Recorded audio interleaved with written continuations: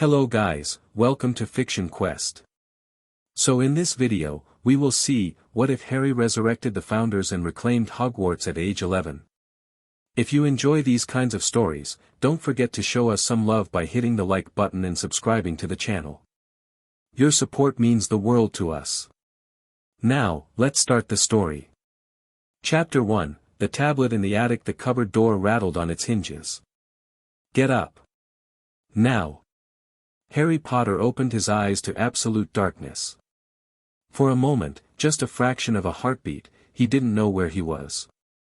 Then the familiar smell of dust and cleaning supplies filled his nose, and the thin mattress beneath him registered against his spine, and reality crashed back in like cold water. The cupboard. Privet Drive. Another day. I won't tell you again. Aunt Petunia's voice could have cut glass.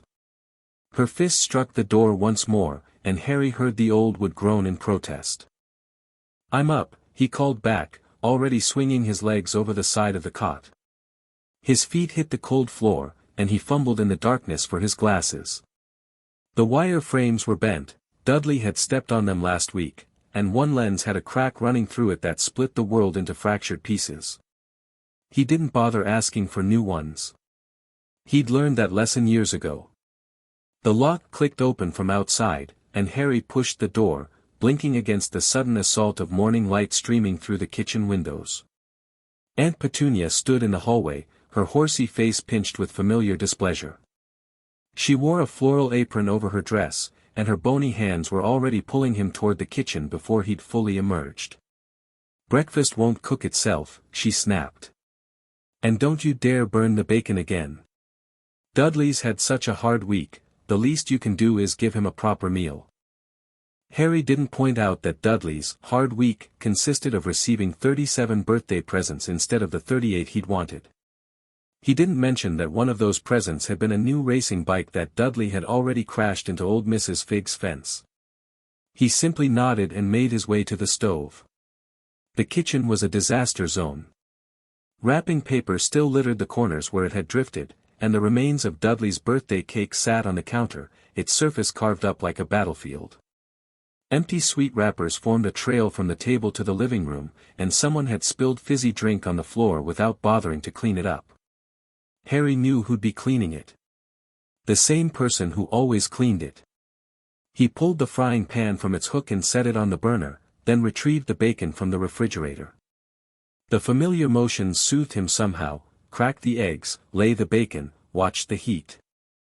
In the kitchen, at least, he had control over something. The bacon would cook or burn based on his attention.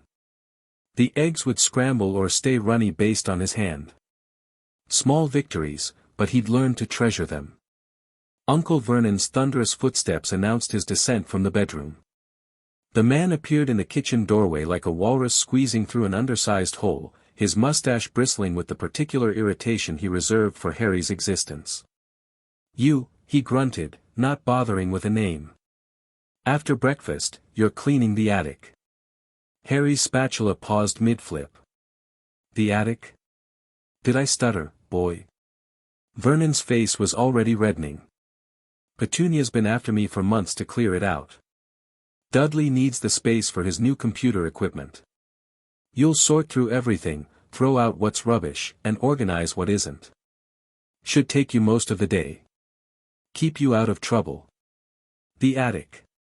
Harry had never been allowed in the attic before.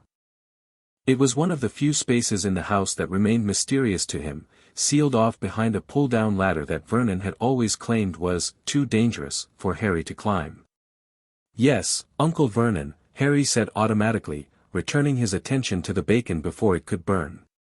But something stirred in his chest, not quite hope, because hope was dangerous, but something close to curiosity.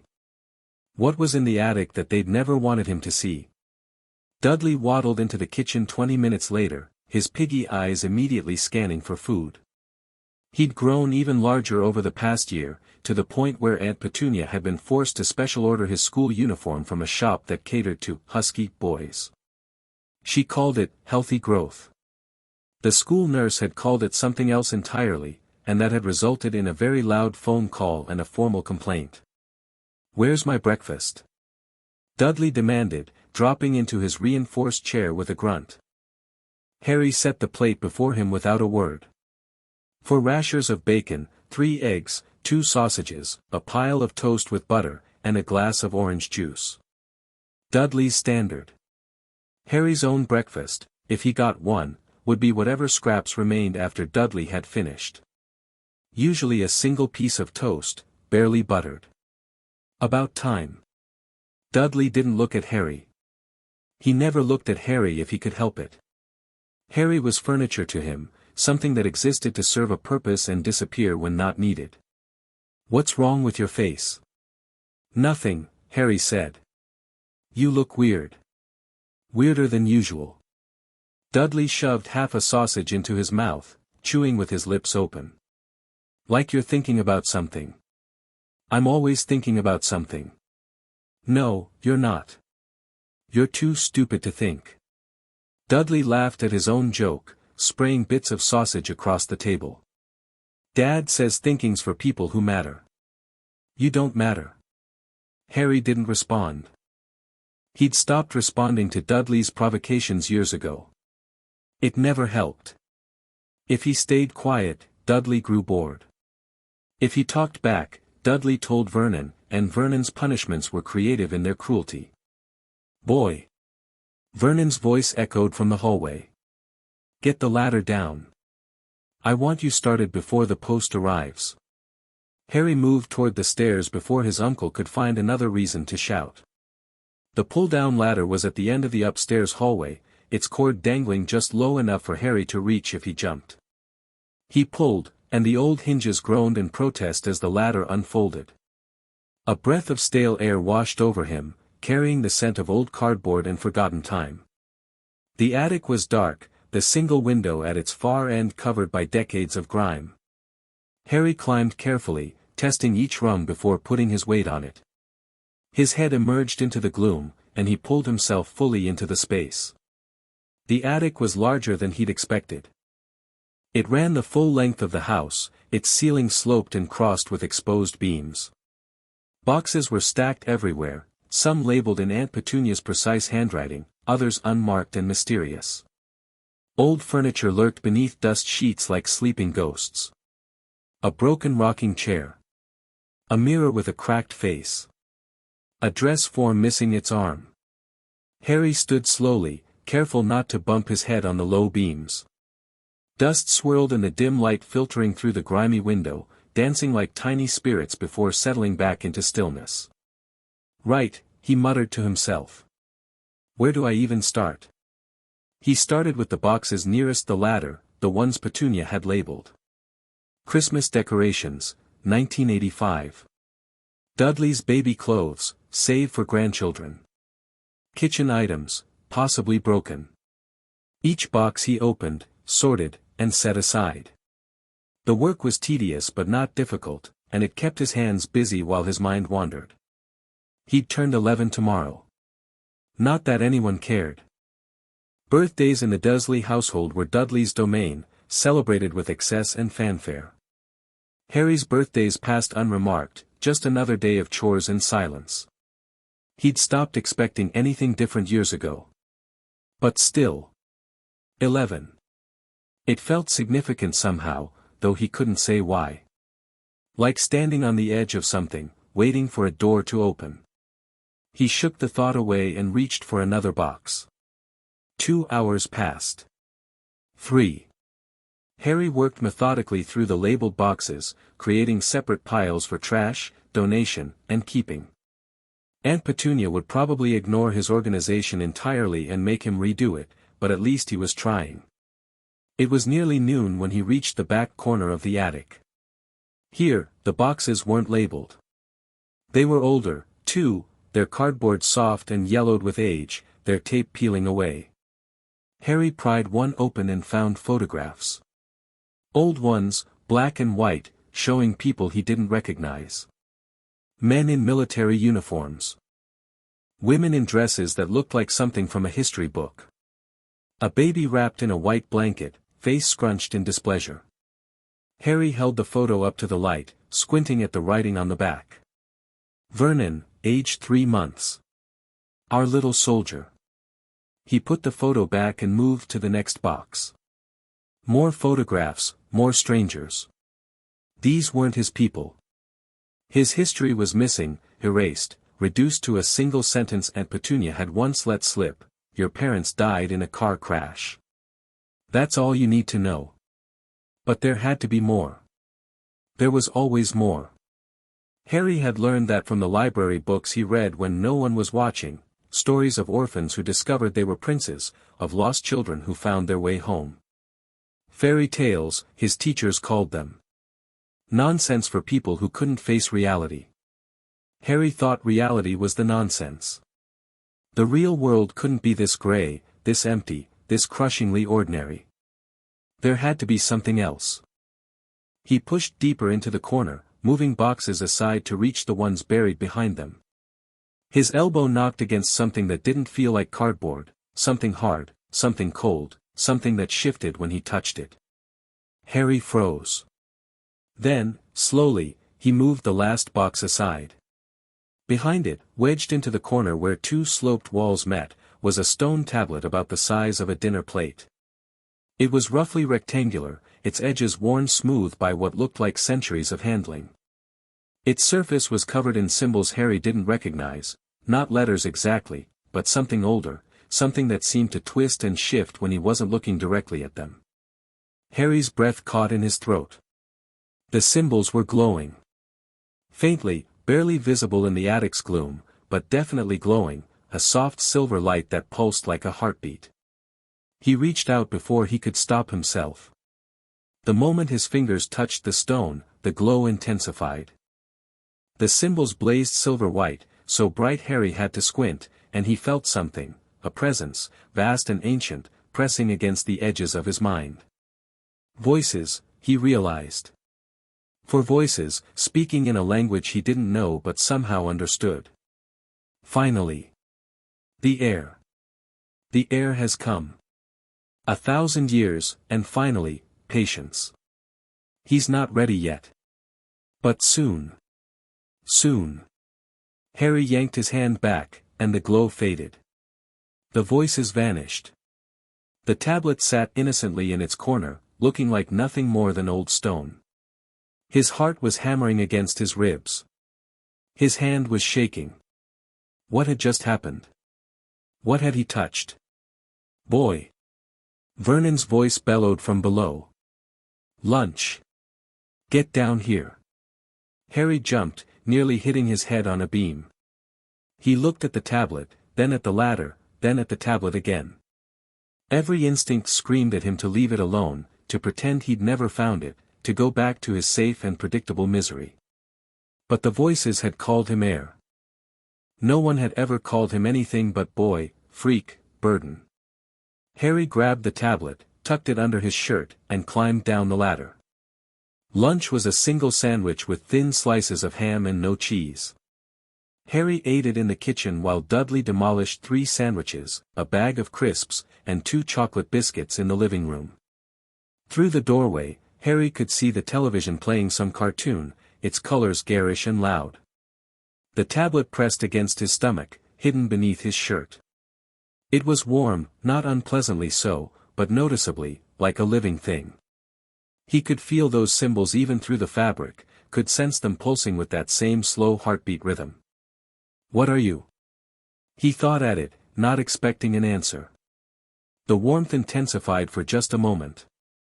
Not words, exactly, but an impression: patience, waiting, soon. Stop daydreaming and finish your chores. Aunt Petunia appeared in the doorway, her lips pressed into their usual thin line. The attic won't clean itself. Yes, Aunt Petunia. He spent the rest of the afternoon in the attic, but his attention kept drifting to the weight beneath his shirt. He moved boxes mechanically, sorted trash mechanically, created piles mechanically. His body worked while his mind circled around the mystery he'd found. The symbols had been old. Older than anything he'd seen, older than the Roman coins in his history textbook, older than the runic inscriptions in the library's encyclopedia. And they'd responded to his touch specifically. Would they glow for Dudley? For Vernon? Harry doubted it somehow.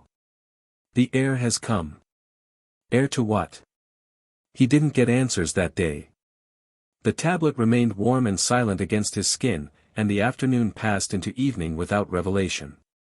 Harry finished his work in the attic, climbed down the ladder, and made dinner for the Dursleys, roast chicken with vegetables, because Dudley had demanded it.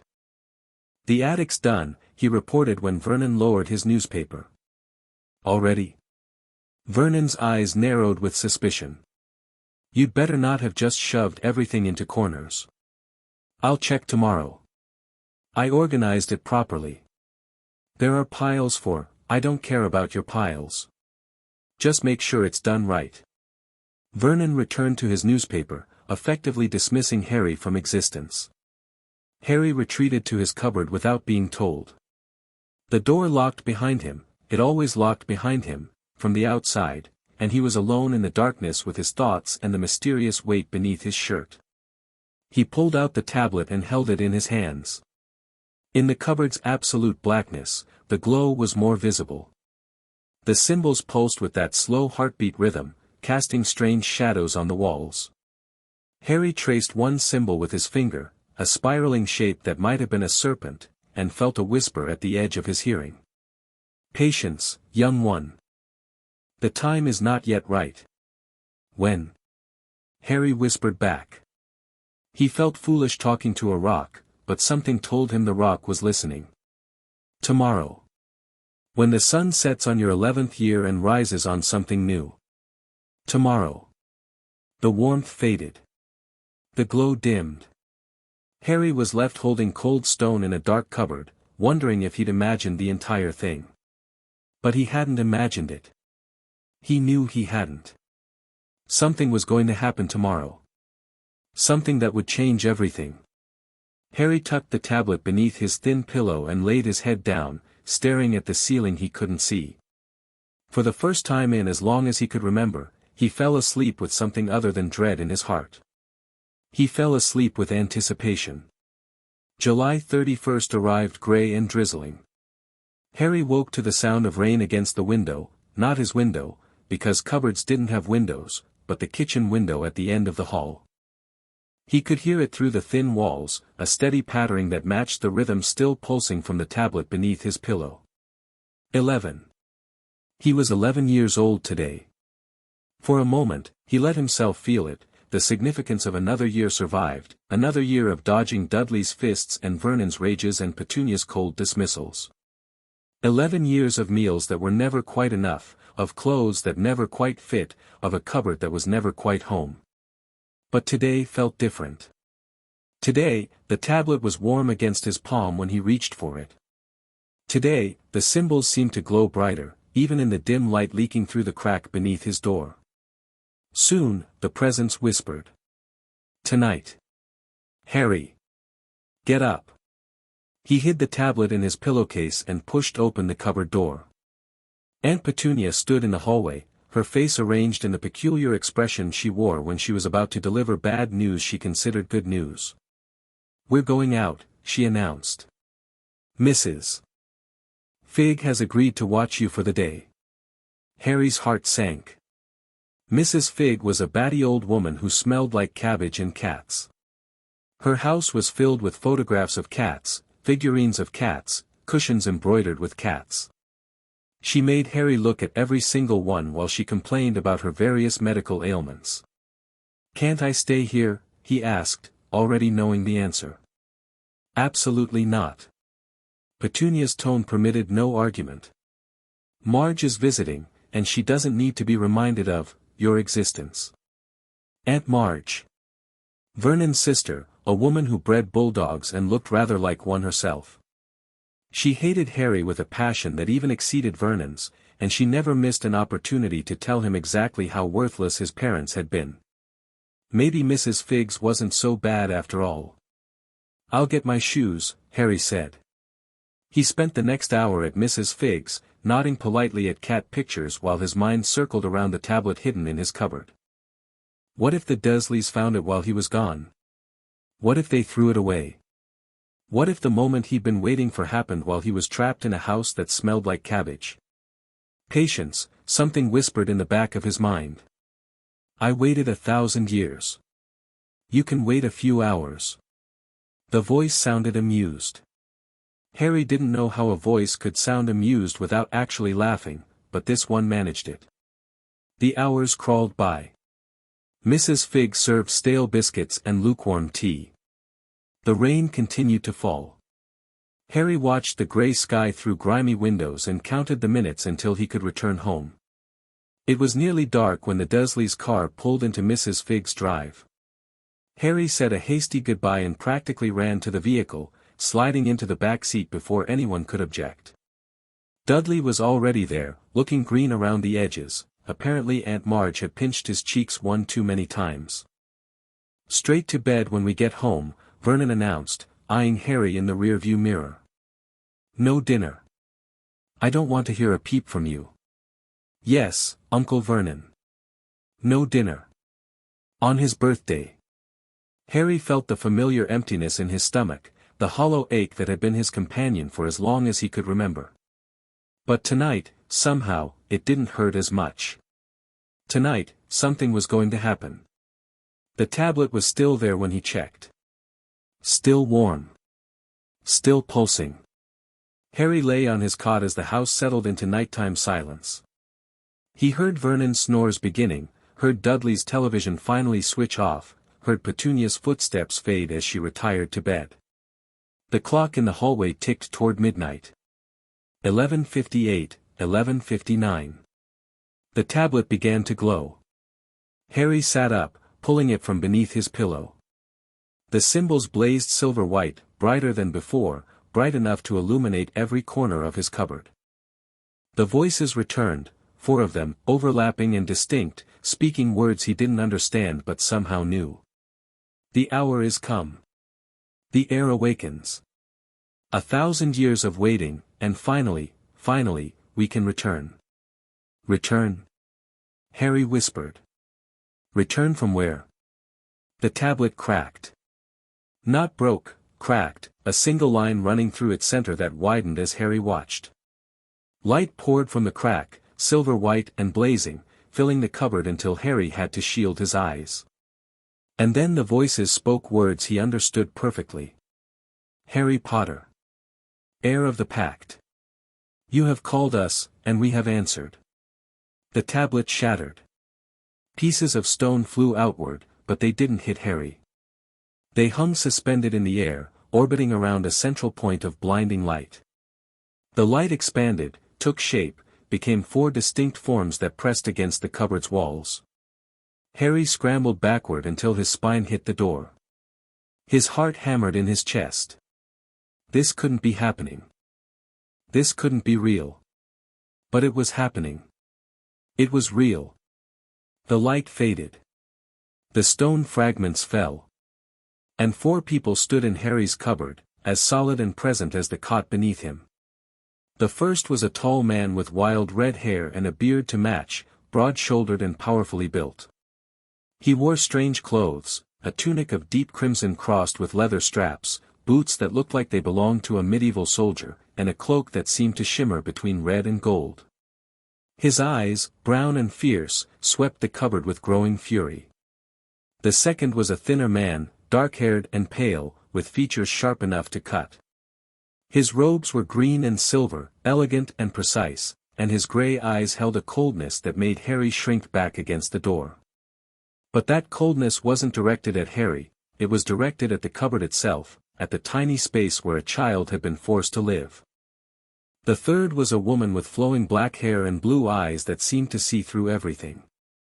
She wore robes of deep blue embroidered with bronze, and her expression was thoughtful, analytical, cataloging everything around her with frightening precision.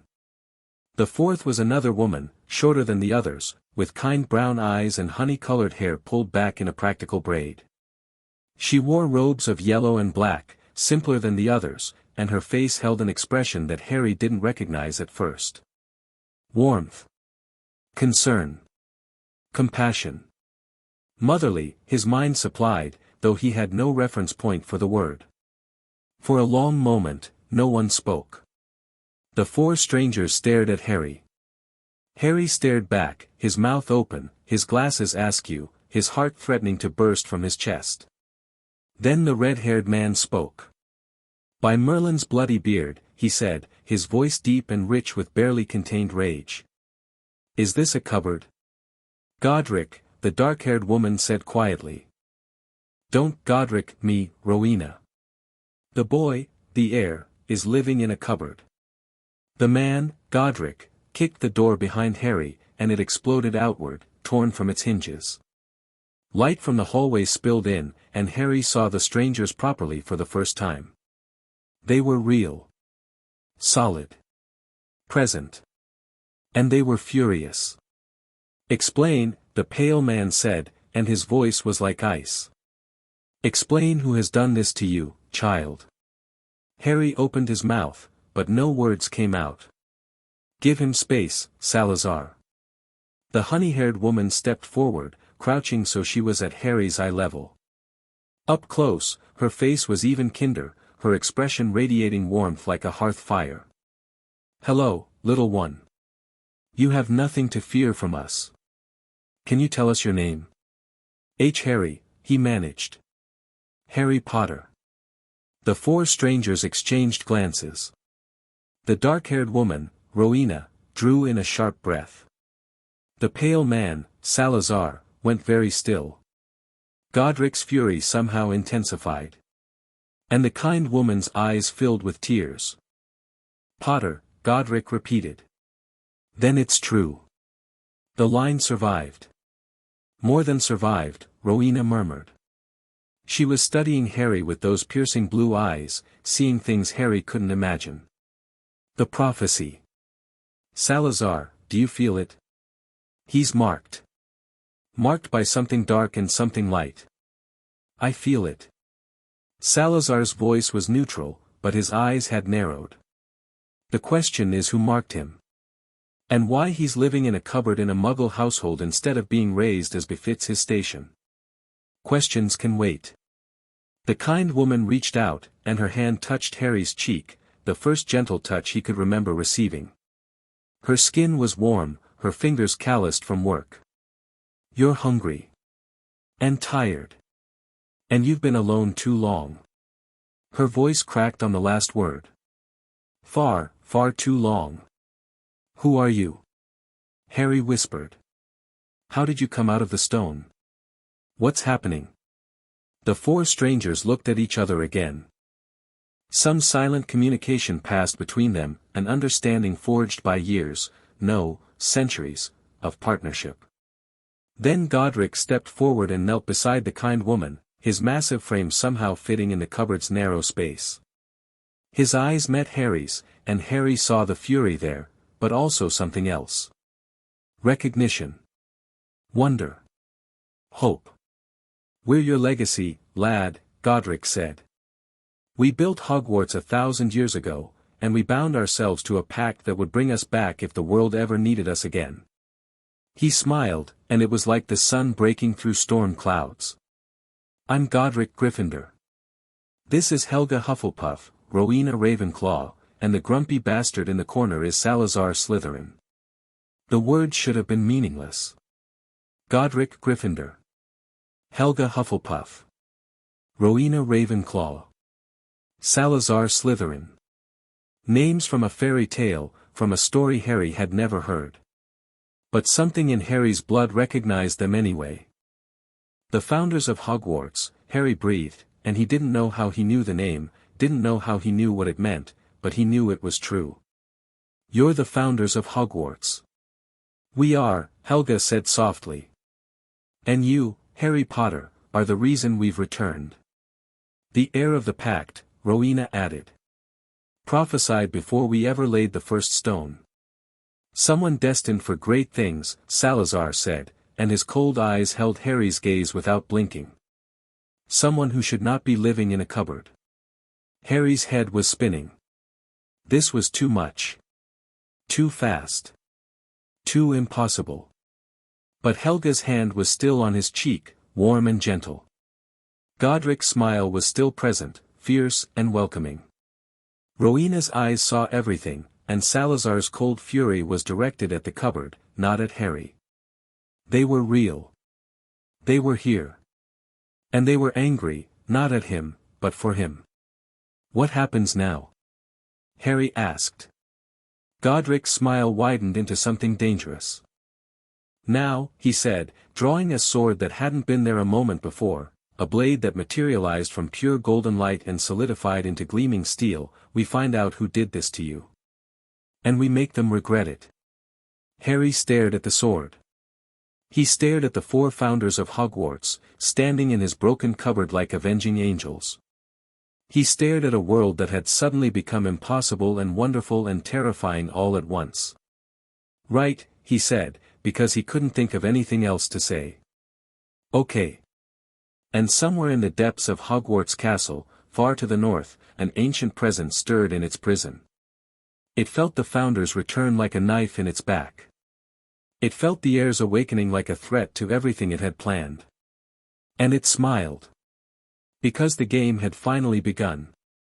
The hallway clock ticked past midnight. Harry Potter was officially 11 years old. He was standing in the ruins of his cupboard with 4 legendary wizards, and a woman he'd never met was making him soup. Sit, Helga Hufflepuff commanded, pointing to the kitchen table. She'd already commandeered the stove, igniting the burner with a wave of her hand and levitating pots and pans from their hooks. You need food before anything else. The conversation can wait. The conversation cannot wait, Salazar argued, but he was studying the kitchen with an expression of mixed fascination and disgust. He picked up the television remote like it might bite him, turning it over in his long fingers. What manner of artifice is this? Later, Salazar. Rowena had taken up position by the window, her eyes fixed on something Harry couldn't see. I'm reading the wards around this house. They're complex. Unusual. Wards. Harry sat at the table because Helga had told him to, and something about her tone brooked no argument. What wards? Blood protection, Rowena murmured. Anchored through familial connection. Remarkably strong, but also remarkably narrow. These wards protect you from a specific threat, Harry, not all threats. She turned from the window, her expression troubled. Someone very powerful established these protections. Someone who knew exactly what they were doing. And someone who clearly didn't care about what happened to you inside the protection. Godric paced the kitchen like a caged lion, his boots heavy on the tile floor. Blood wards. Couldn't they have at least ensured you be treated well? They could have, Salazar said quietly. They chose not to. That tells us something about their priorities. Wait. Harry held up a hand. I don't understand any of this. Blood wards. Protection from specific threats. What threat? Why would someone eat first? Helga placed a bowl of soup in front of him, rich and golden, filled with vegetables and chunks of chicken.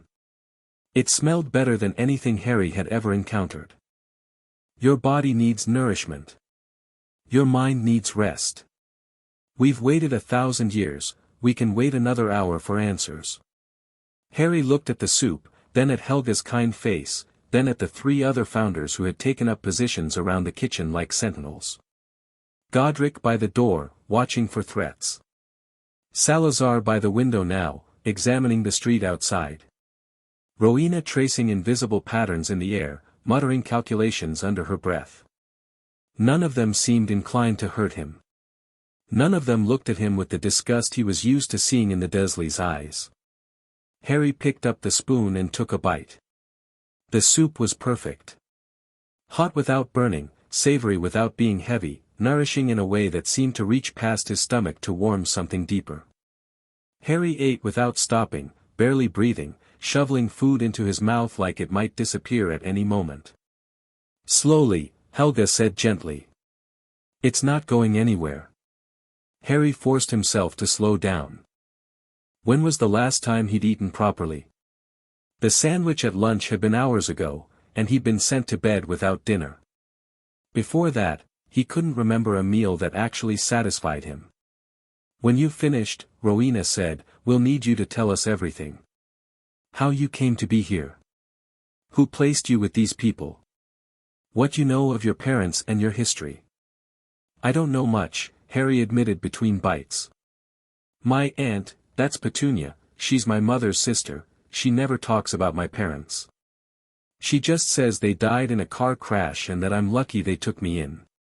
The temperature in the kitchen dropped several degrees. A car crash, Salazar repeated, and his voice could have frozen the Thames. She told you your parents died in a car crash.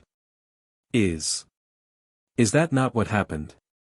The four founders exchanged glances. Some silent conversation occurred, a debate happening in shared looks and subtle gestures. Finally, Godric sighed and pulled out a chair, sitting across from Harry with an expression that was equal parts sorrow and determination. Your parents didn't die in a car crash, lad. They were murdered. Harry's spoon clattered against the bowl. Murdered. By a dark wizard named Voldemort, though he wasn't the first and won't be the last to bear that kind of evil. Godric's voice was measured, careful, like he was handling something fragile. Your father, James Potter, was a descendant of my line. Your mother, Lily, was remarkable. When Voldemort came for them, they died protecting you. Protecting me? Harry's voice was barely a whisper. From what? From him. From the curse he tried to cast on you, the killing curse, which should have ended your life. Godric reached across the table and gently brushed Harry's hair aside, revealing the lightning bolt scar on his forehead. This is where it struck you. And this is why you survived. Harry touched his scar with trembling fingers. He'd always had it, for as long as he could remember. Aunt Petunia said it was from the car crash, from flying glass. Just another lie. How? He asked. How did I survive? That's what we need to figure out. Rowena had moved closer, her blue eyes fixed on the scar with an intensity that was almost uncomfortable. The killing curse cannot be blocked. Cannot be survived. And yet you did. The magical signature I'm reading from that mark is unprecedented. Your mother's sacrifice created the protection we were discussing earlier, Helga added softly. Love, freely given, willingly sacrificed. The oldest magic there is, and the most powerful. She died so you could live, Harry. Never doubt that. Harry's eyes were burning. He hadn't cried in years, crying at the Dursleys only made things worse, but now, hearing about parents who had loved him enough to die for him. Why didn't anyone tell me? He choked out. Why did they lie? Because the truth is dangerous. Salazar's voice was cold, but not unkind. Because knowing what you are, who you are, would have painted a target on your back before you were ready to bear it. Who I am. What am I? You're Harry Potter. Godric smiled, but it was a fierce thing, proud and determined. The boy who lived. The only person ever to survive the killing curse. You're famous in our world, lad. Famous and hunted and essential. There are those who would worship you and those who would destroy you. And that, Salazar said quietly, is why someone hid you here. In a Muggle household, under blood wards, with people who clearly despised magic. It's a clever strategy, I'll grant. No one would think to look for the savior of the wizarding world in a cupboard under the stairs. Clever. Helga's voice was flat with fury. Is that what we're calling it? Abandoning a child to abuse and neglect? I didn't say I approved, woman. I said it was clever. Enough. Rowena's command cut through the rising tension. We can debate the ethics of past decisions later. Right now, we need to focus on what comes next. She turned to Harry.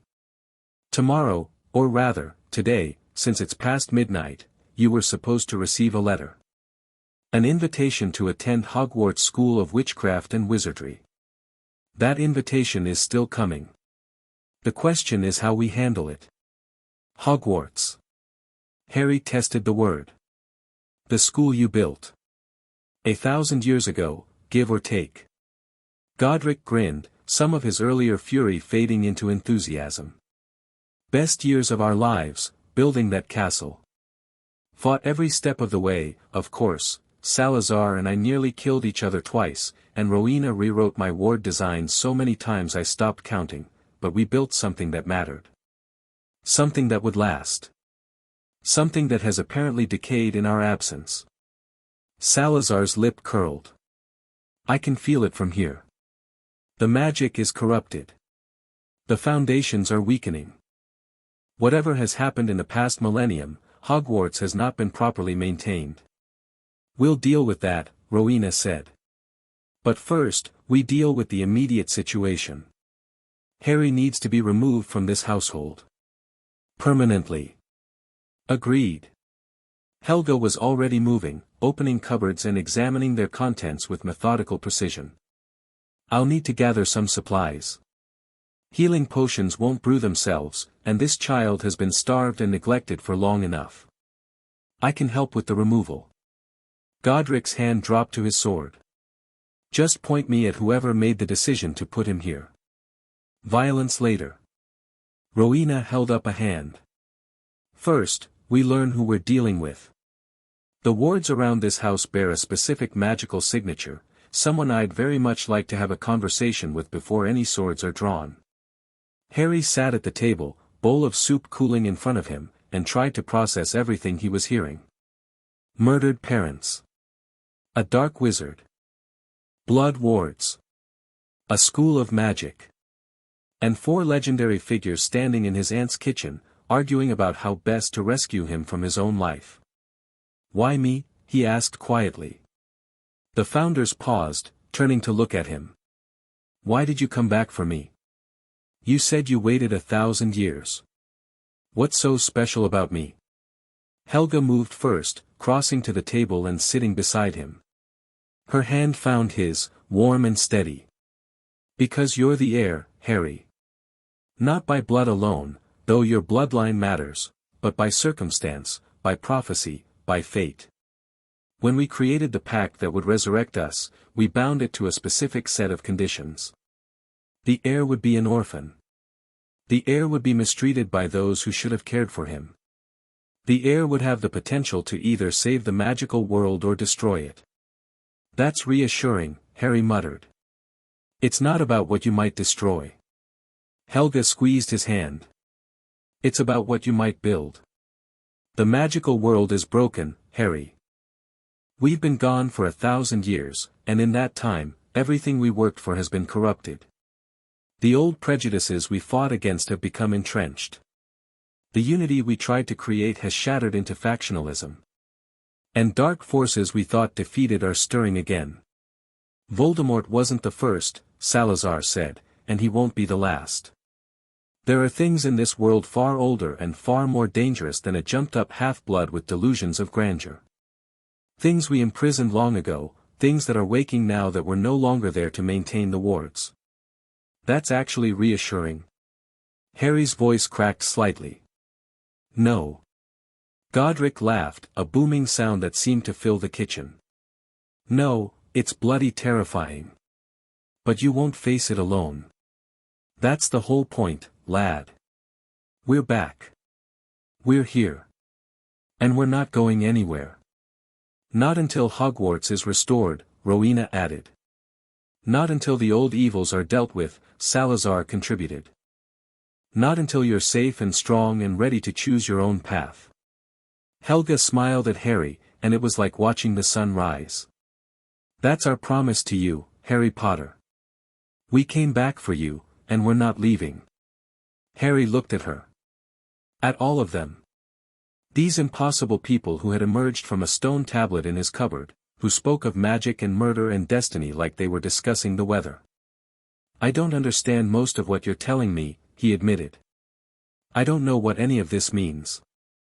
I don't even know if I can do magic. Oh, you can. Salazar's lips twitched into something that wasn't quite a smile. The tablet wouldn't have responded to someone without power. You've done accidental magic before, I'd wager. Strange things happening around you. Things you couldn't explain. Harry thought of the time he'd ended up on the school roof while running from Dudley. The time Aunt Petunia's favorite vase had shattered when she was screaming at him. The time his hair had grown back overnight after a particularly brutal cut. Yes, he said slowly. Things have happened. Strange things. That's your magic responding to your emotions. Rowena's eyes gleamed with intellectual interest. Untrained, uncontrolled, but present. With proper instruction, you'll learn to harness it. To shape it. To become something remarkable. If you choose to, Helga added quickly. This isn't conscription, Harry. We're offering you a path, not forcing you down it. Whatever happens next is your decision. Harry looked at his empty soup bowl. At his hands, still trembling slightly. At the ruined cupboard visible through the kitchen doorway. What choice did he have, really? Stay here, in a house where he was hated, where he was starved and mocked and imprisoned? Return to a life of cleaning and cooking and silent despair? Or go with these strange, impossible people? Learn magic. Discover who he really was. Find out why his parents had died and who had killed them. I want to learn, Harry said. I want to know everything. Godric's grin could have lit up the night sky. Then you will, he promised. Starting right now. The next few hours passed in a blur of activity.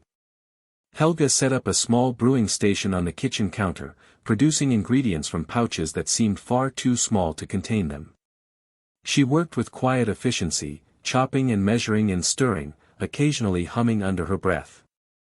Rowena traced complex patterns in the air with her wand, a slender thing of blue-gray wood that she'd drawn from her sleeve, muttering calculations and occasionally making notes on a piece of parchment that appeared from nowhere. Salazar disappeared upstairs. Harry heard doors opening and closing, heard footsteps in places that definitely weren't above the kitchen. When he returned, his expression was carefully blank. 3 bedrooms, he reported. The largest belongs to the adults. The second belongs to a boy roughly Harry's age. The third has been converted into a storage room for broken toys and forgotten gifts. And Harry sleeps in a cupboard. Godric's voice was flat. Harry slept in a cupboard. Past tense. Salazar's gray eyes met Harry's. You'll never sleep in that space again. Where will I sleep? Harry asked. With us, eventually.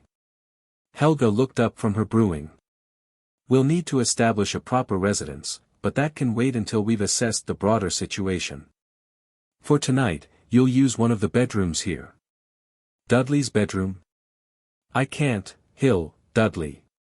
Salazar's lip curled. The boy with his own bedroom and a storage room full of unused gifts, while you slept in a cupboard. He's not so bad, Harry said automatically, then stopped. Why was he defending Dudley? Force of habit, probably. Don't cause trouble. Don't make waves. Survive. But these people weren't the Dursleys. These people had emerged from magic to rescue him. Why was he still acting like he needed to be small? He's terrible, Harry corrected himself. He's fat and mean and he hunts me for sport. Better. Salazar actually smiled, a thin, cold thing, but genuine. The first step to liberation is honesty about your captors. They're not my captors. They're my family. Family doesn't lock children in cupboards. Helga's voice was gentle but firm. Family doesn't starve or neglect or abuse. Whatever these people are to you by blood, they are not your family in any meaningful sense. Harry didn't know how to respond to that. The Dursleys were all he'd ever known. They were horrible, yes, but they were also constant. Predictable. A misery he understood. These founders were unpredictable in every possible way. Someone's coming. Godric moved to the window, peering out into the pre-dawn darkness. Large man. Walking up the path. I sense Hogwarts magic on him. Rowena frowned.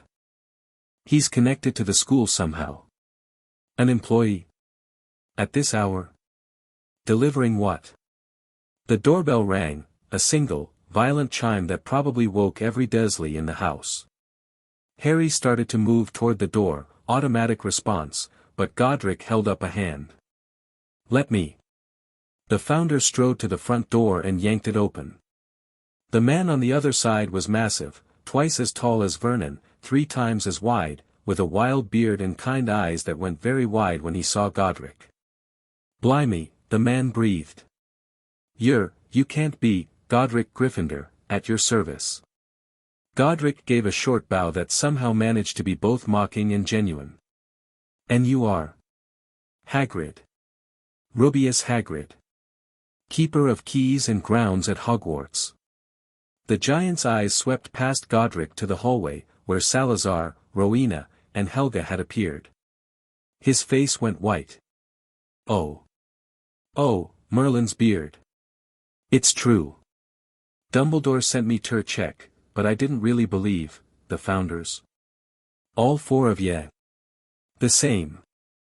Salazar stepped forward, and Harry noticed the giant flinch. You work for Dumbledore? The current headmaster. That's right. Greatest wizard of the age, Dumbledore is. Hagrid's voice held a note of fierce loyalty. He'll want to see ya. All of ya.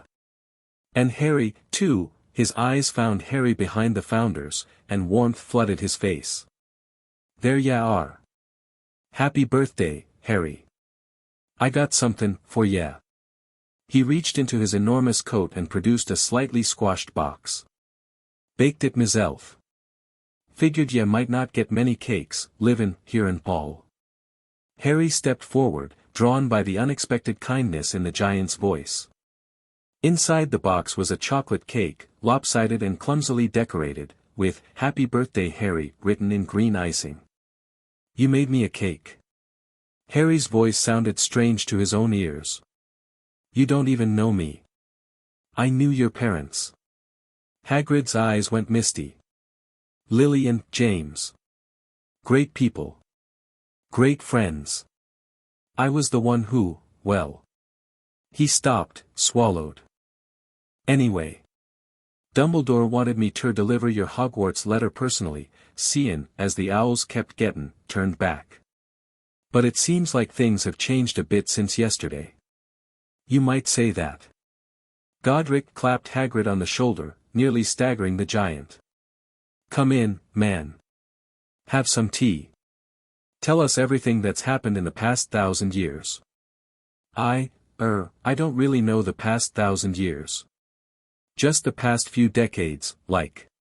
That'll do for a start. The next hour was an education. Hagrid sat at the kitchen table, which groaned under his weight but held, and talked while Helga served tea and Rowena listened with intense focus. He told them about Hogwarts as it stood now, about the 4 houses and the current faculty. He told them about Dumbledore's rise to power, his defeat of Grindelwald, his subsequent position as leader of the Light. He told them about Voldemort's first rise, the terror that had gripped the magical world, and the night at Godric's Hollow when everything had changed. I was the one who pulled Harry from the rubble, Hagrid said, tears streaming into his beard. Just a baby, he was. Cryin', in his crib with that scar fresh on his forehead. And Lily and James, he couldn't continue. You brought him here. Salazar's voice was neutral, but his eyes were sharp. On Dumbledore's orders. That's right. Dumbledore said the Blood Wards would protect him. Said he'd be safe with his family. Safe. Helga's voice dripped with venom. In a cupboard. Starved. Beaten. Is that your definition of safe? Hagrid's face crumpled. I didn't know. Dumbledore said, I didn't know. He turned to Harry, anguish in every line of his face. I'm so sorry. If I'd known, it's not your fault. Harry surprised himself by meaning it. You were following orders. Dumbledore's the one who made the decision. A decision we'll be discussing with him. Godric's sword had rematerialized somewhere during the conversation, resting against the wall within easy reach. At length. He's a great man, Hagrid protested weakly. He has his reasons for everything, great men often do. Salazar's smile didn't reach his eyes. That doesn't make their reasons good ones. The front room's staircase creaked. Heavy footsteps descended. Vernon Dursley appeared in the kitchen doorway, his face purple with rage. What the bloody hell is going on here? Who are all you people? And what are you doing in my... He stopped. His eyes found Godric. Found the sword. Found the 4 strangers in medieval clothing standing in his kitchen with an apparent giant and his nephew. You, Vernon snarled, focusing on Harry as if the others weren't there. What have you done? What freakishness have you brought into my house? Godric moved. One moment he was by the table. The next he was in front of Vernon, his hand around the man's throat, lifting him off the ground with casual ease. Did you just call my heir a freak? Godric's voice was conversational, almost pleasant. Did you just walk into this room and insult the boy your wife's blood is supposed to protect? Vernon's face went from purple to white. He clawed at Godric's hand, but he might as well have been trying to move a mountain. Godric. Rowena's voice was calm. Put him down. We need information. I can get information while holding him. He can't talk while being choked. Godric considered this, then dropped Vernon unceremoniously to the floor. The man collapsed against the wall, gasping for breath. I'm going to ask you questions, Godric said, crouching so his face was level with Vernon's. You're going to answer them truthfully.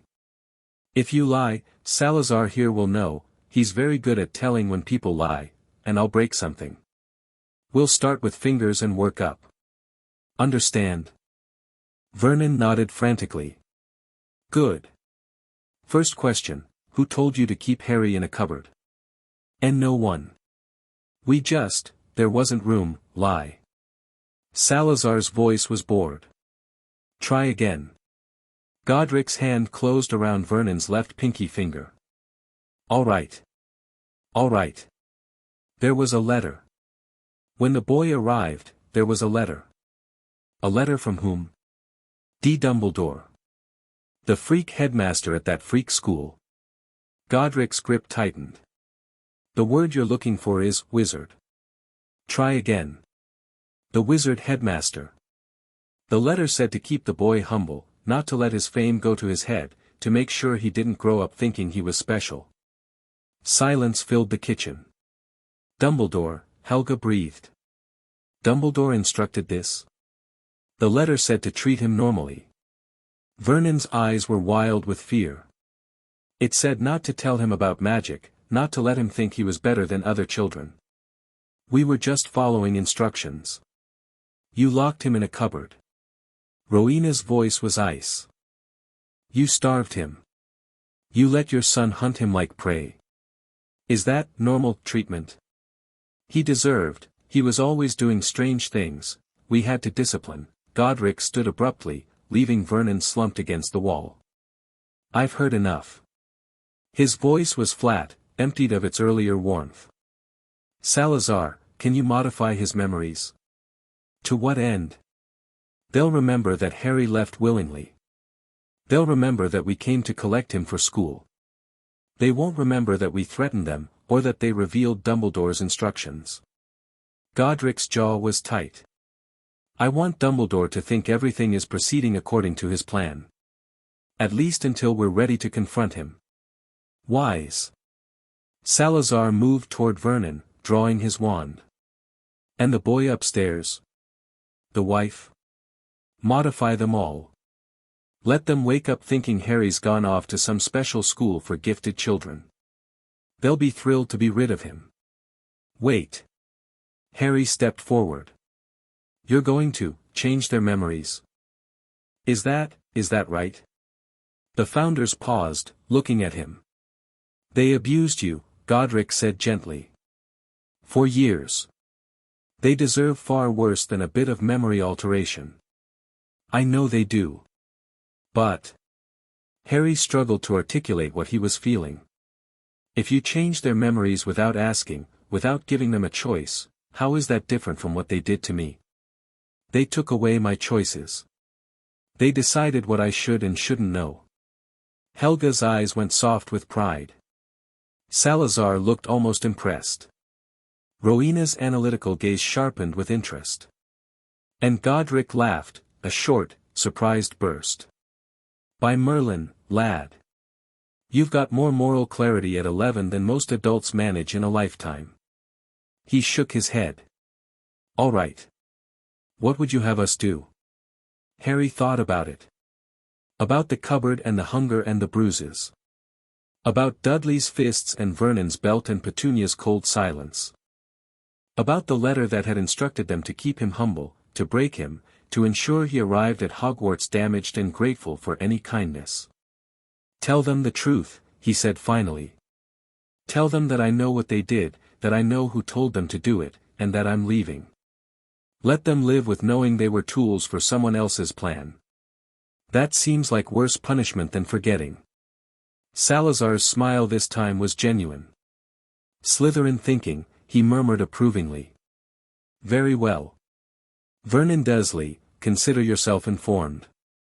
You were a pawn in another man's game, and your cruelty served his purposes more than your own. Your nephew is leaving now, and you will never see him again. Vernon's face went through several complicated emotions, fear, fury, confusion, and finally something that might have been relief. Good riddance, he spat, but his voice was weak. Indeed. Godric turned to Harry. Collect your things, lad. We're leaving. Harry looked around the kitchen where he'd cooked 1,000 meals, where he'd scrubbed 1,000 dishes, where he'd been sent to work and never to eat. I don't have things, he said. Just the clothes on my back. Everything else was Dudley's hand-me-downs. Then we'll get you new things.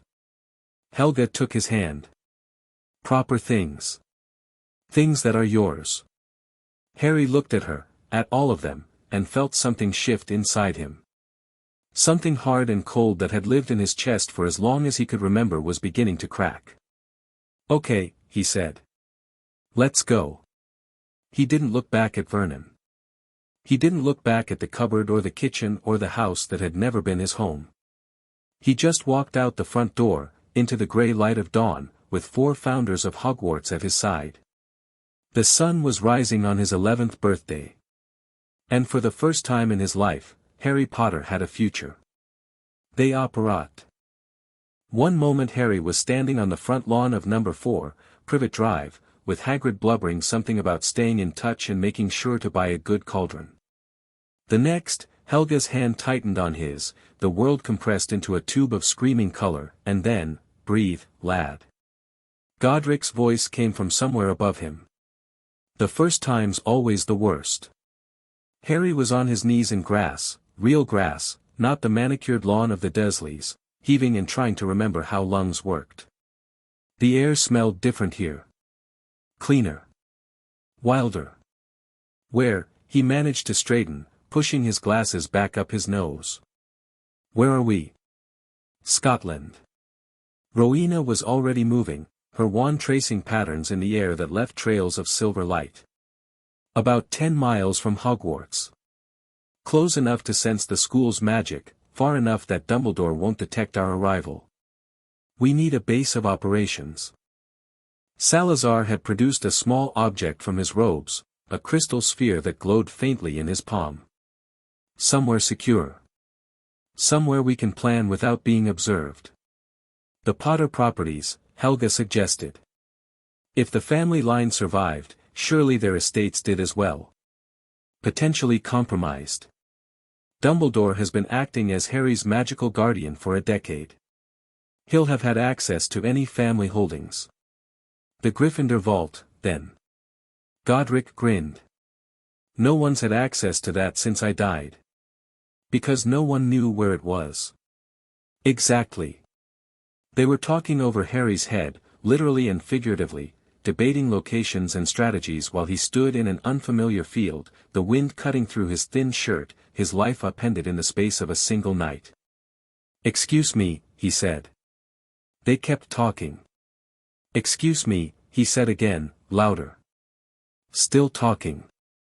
"Oi." Harry's voice cracked on the shout, but it did the trick. All four founders turned to look at him. "I appreciate everything you're doing. Really. But could someone maybe explain what's actually happening? In small words. Because I've just found out magic is real, my parents were murdered by someone named Voldemort." Hagrid had flinched when Harry said the name. The founders didn't. "I've been living in a cupboard because some wizard told my aunt to keep me humble, for legendary magical figures just appeared in my cupboard and took me to Scotland, and I still don't actually understand what the plan is." Silence. Then Godric started laughing. "Fair point," he admitted. "We've been treating you like a package to be moved rather than a person to be informed. Bad habit from the old days. We were always planning campaigns, moving pieces around, and we forgot that the pieces have feelings. Let's start fresh." Helga moved to Harry's side, guiding him to a nearby boulder large enough to serve as a seat. "Sit. Ask questions. We'll answer everything we can." Harry sat. The stone was cold through his thin trousers, but he barely noticed. "Why did you come back?" "Because the pact was triggered." Rowena's answer was precise, academic. 1,000 years ago, when we built Hogwarts, we knew we wouldn't live forever. We also knew that the forces we'd fought, the prejudices, the dark magic, the threats to the magical world, wouldn't die with us. So we created a failsafe. A binding that would resurrect us if certain conditions were met. What conditions? An heir would be born. Helga took over, her voice gentler. A child of all four bloodlines, not directly, but through the tangled web of magical ancestry. That child would be orphaned, would be mistreated, would possess the potential for extraordinary power. And that child would find the tablet we left behind. All four bloodlines. The Potters descend from Godric. Salazar's voice was neutral, informative. Your mother, Lily Evans, carried Ravenclaw blood through her maternal line, diluted over centuries, but present. The Peverils, from whom you also descend, intermarried with Hufflepuff's line some 500 years ago. And the Slytherin connection. His lip curled slightly. Comes through your scar. Harry touched the lightning bolt on his forehead. My scar connected me to Slytherin. To Voldemort. Who is a descendant of mine. Salazar's expression was complicated, disgust, perhaps, and something like grief. A twisted, broken branch of my family tree, but connected nonetheless.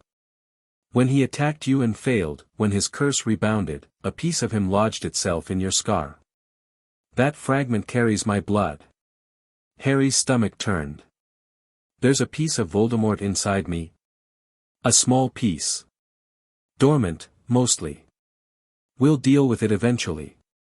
Salazar waved a hand dismissively. The point is that you satisfied all the conditions of the pact. You're the heir. Our return is tied to you, to your protection and your training and your eventual destiny. What destiny? The founders exchanged glances. That's not for us to decide, Helga said carefully. The pact brings us back to guide and protect you.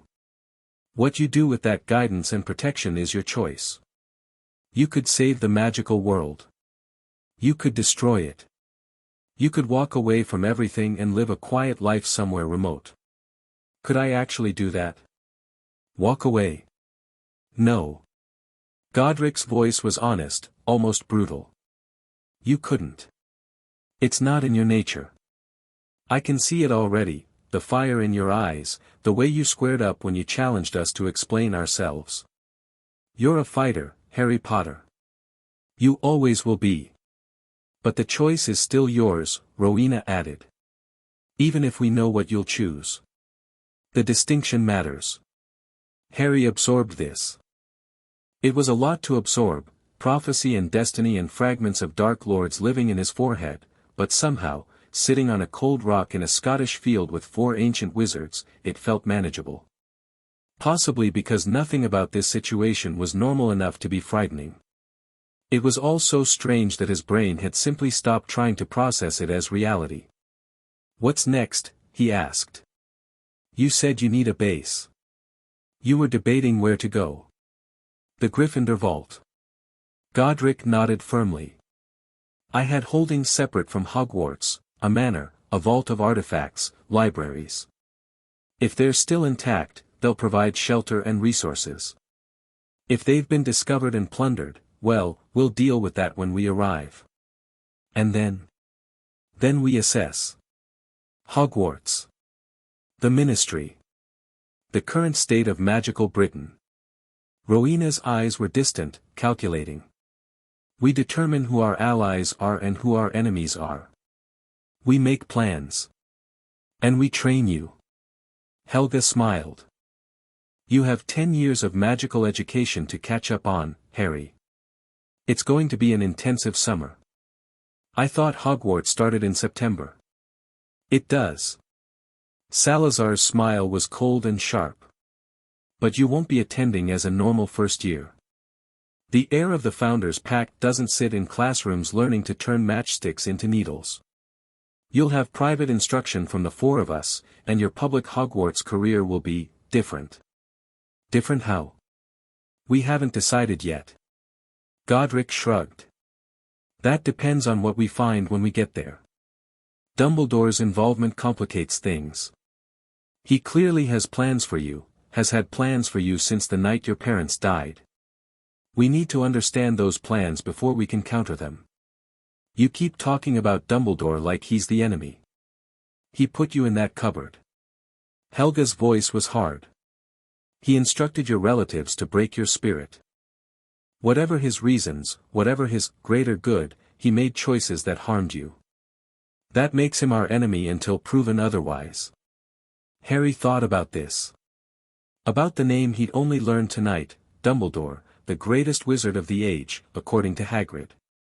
The man who defeated Grindelwald, who led the fight against Voldemort, who ran Hogwarts and protected the magical world. And who decided that Harry Potter needed to be kept humble in a cupboard.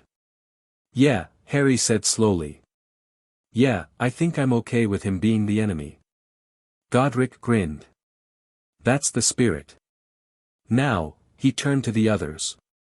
"Shall we? The vault's about 50 miles east, if my memory serves."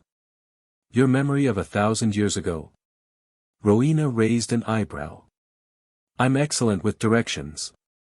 You got us lost for 3 days looking for that dragon nest in Wales. That was Salazar's fault." "My fault?" "You were the one who insisted we head toward the children," Helga interrupted, sounding fond and exasperated. "We're scaring Harry." Harry wasn't scared.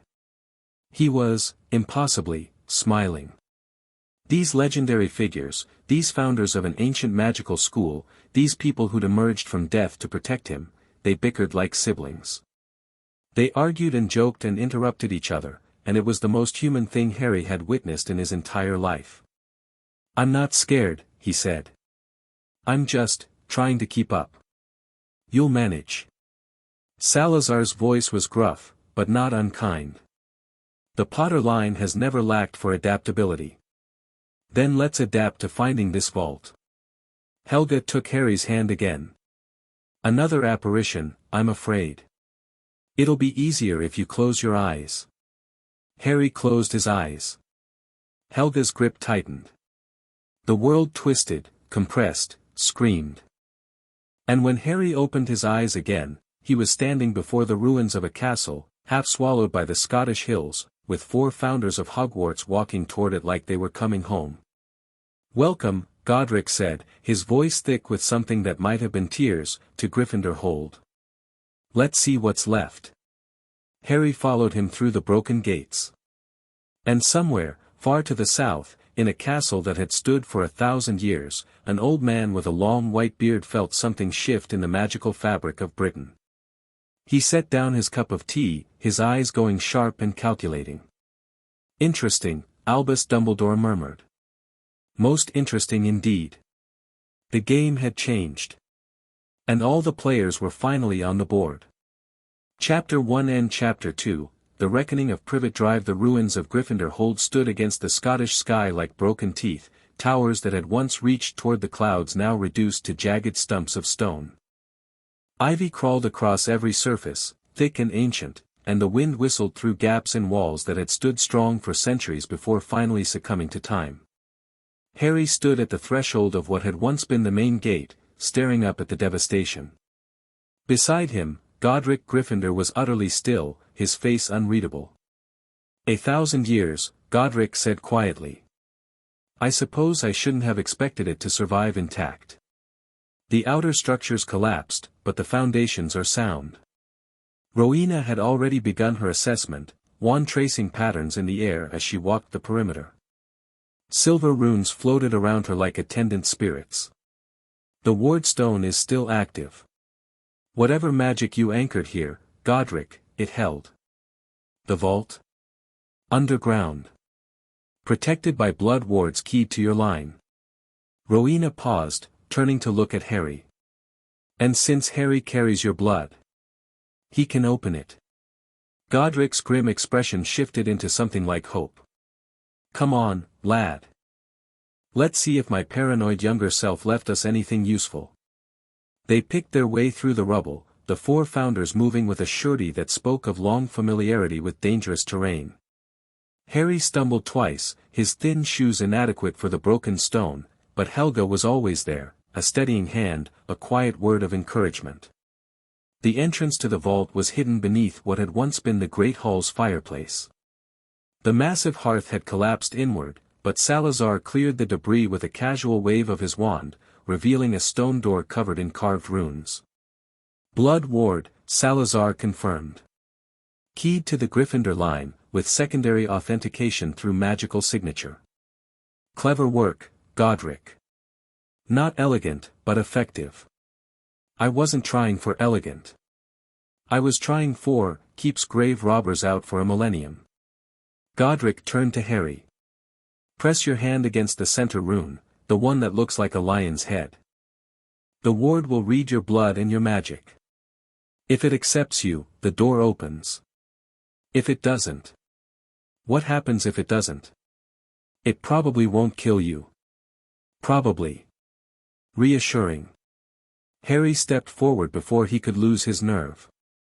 The stone was cold against his palm, the carved runes rough beneath his fingers. For a moment, nothing happened. Then heat bloomed from the door, spreading up his arm like warm water. The runes began to glow, gold and red, Gryffindor colors, and Harry felt something press against his mind. Not hostile, exactly. More like a question. A challenge. Who are you? The words weren't spoken aloud. They resonated in his skull, vibrating through his bones.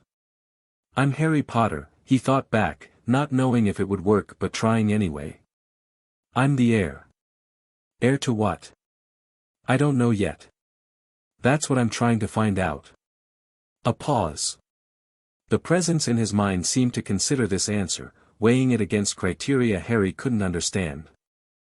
Honest, the voice finally said. Uncertain, but honest.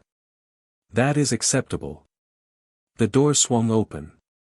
Beyond lay stairs descending into darkness, but as Harry watched, torches flickered to life along the walls, illuminating a passage that plunged deep into the earth. Well done.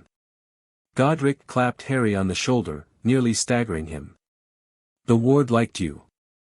That's a good sign. It was designed to reject anyone who wasn't true Gryffindor at heart, regardless of bloodline.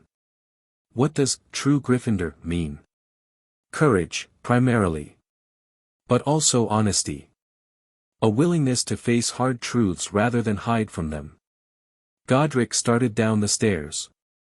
My house was never about recklessness, whatever it became in later years. It was about the strength to stand for what you believe, even when standing alone. The stairs went down for what felt like miles. Harry counted steps at first, 100, 200, 300, before losing track somewhere around 500. The air grew cooler as they descended, and the torches shifted from warm orange to pale blue, casting strange shadows on the carved walls. Finally, they emerged into a vast underground chamber. Harry's breath caught. The vault was enormous, a cavern the size of a cathedral, its ceiling lost in darkness high above. Shelves lined every wall, stretching up and up until they vanished into shadow, and every shelf was packed with objects that glowed and glittered and pulsed with contained power. Books. Thousands of books, their spines marked with runes that shifted when Harry looked at them directly. Weapons hung in racks, swords and spears and things Harry didn't have names for, each one radiating an aura of danger. Potions gleamed in crystal vials, their contents swirling in colors that didn't exist in nature. Artifacts of every description sat on pedestals and in cases, protected by wards that hummed at the edge of hearing. Merlin's beard, Harry whispered. Merlin had nothing to do with it. Godric's voice was thick with emotion. This is everything I saved. Everything I couldn't bear to lose. He moved forward, running his hand along a shelf of books. I started collecting after the first war against Malachar. So many libraries burned, so much knowledge lost. I swore I'd preserve what I could. Malachar? Harry asked. The founders went still. We'll explain later, Helga said, but her voice had gone tight. For now, let's focus on what we can use. Godric, is there anything here that would help establish a proper residence? Several things. Godric shook off whatever mood had gripped him and moved deeper into the vault. I stored emergency supplies, enchanted tents, preserved food, medical equipment. And if I remember correctly. He rounded a corner and let out a whoop of triumph. Yes. The portable manor. He emerged carrying a small wooden box, no larger than a jewelry case, carved with intricate patterns. A portable manor? Harry asked. Spatial compression. Rowena took the box, examining it with professional interest. The manor exists in a pocket dimension accessible through this container. Very advanced work. I didn't know you had the patience for dimensional magic, Godric. I didn't. I commissioned it from a team of enchanters, cost me a fortune, but worth every galleon. He grinned at Harry. This, lad, is going to be our home for the foreseeable future. 3 floors, 12 bedrooms, full library, training room, and, if the preservation charms held, a fully stocked kitchen. You put a house in a box. Magic, Godric said cheerfully. Gets you every time. They set up the portable manor in a clearing a few miles from the ruined hold, far enough to avoid the collapsed structures, close enough to access the vault when needed. Godric placed the box on the ground, spoke a word in a language Harry didn't recognize, and stepped back. The box began to unfold. There was no other word for it. Walls emerged from impossible angles, stretching and multiplying, wood and stone materializing from nothing. Windows appeared, doors formed, a roof sealed itself into place. Within 30 seconds, a 3-story manor house stood where there had been empty grass. That, Harry said faintly, is the most incredible thing I've ever seen. Wait until you see the inside. Helga was already walking toward the front door. I remember when this was commissioned. I helped design the kitchen. The interior was even more impressive than the exterior. Warm light emanated from floating orbs near the ceiling. The furniture was comfortable and well maintained, showing no signs of the millennium it had spent in storage. A fire crackled in the hearth, despite no one having lit it. The preservation charms held perfectly. Rowena nodded approvingly. This will serve admirably as a base of operations. Base of operations for what, exactly? Harry had been patient, incredibly patient, he felt, given the circumstances, but his curiosity was reaching its limit. You keep talking about plans and assessments and enemies.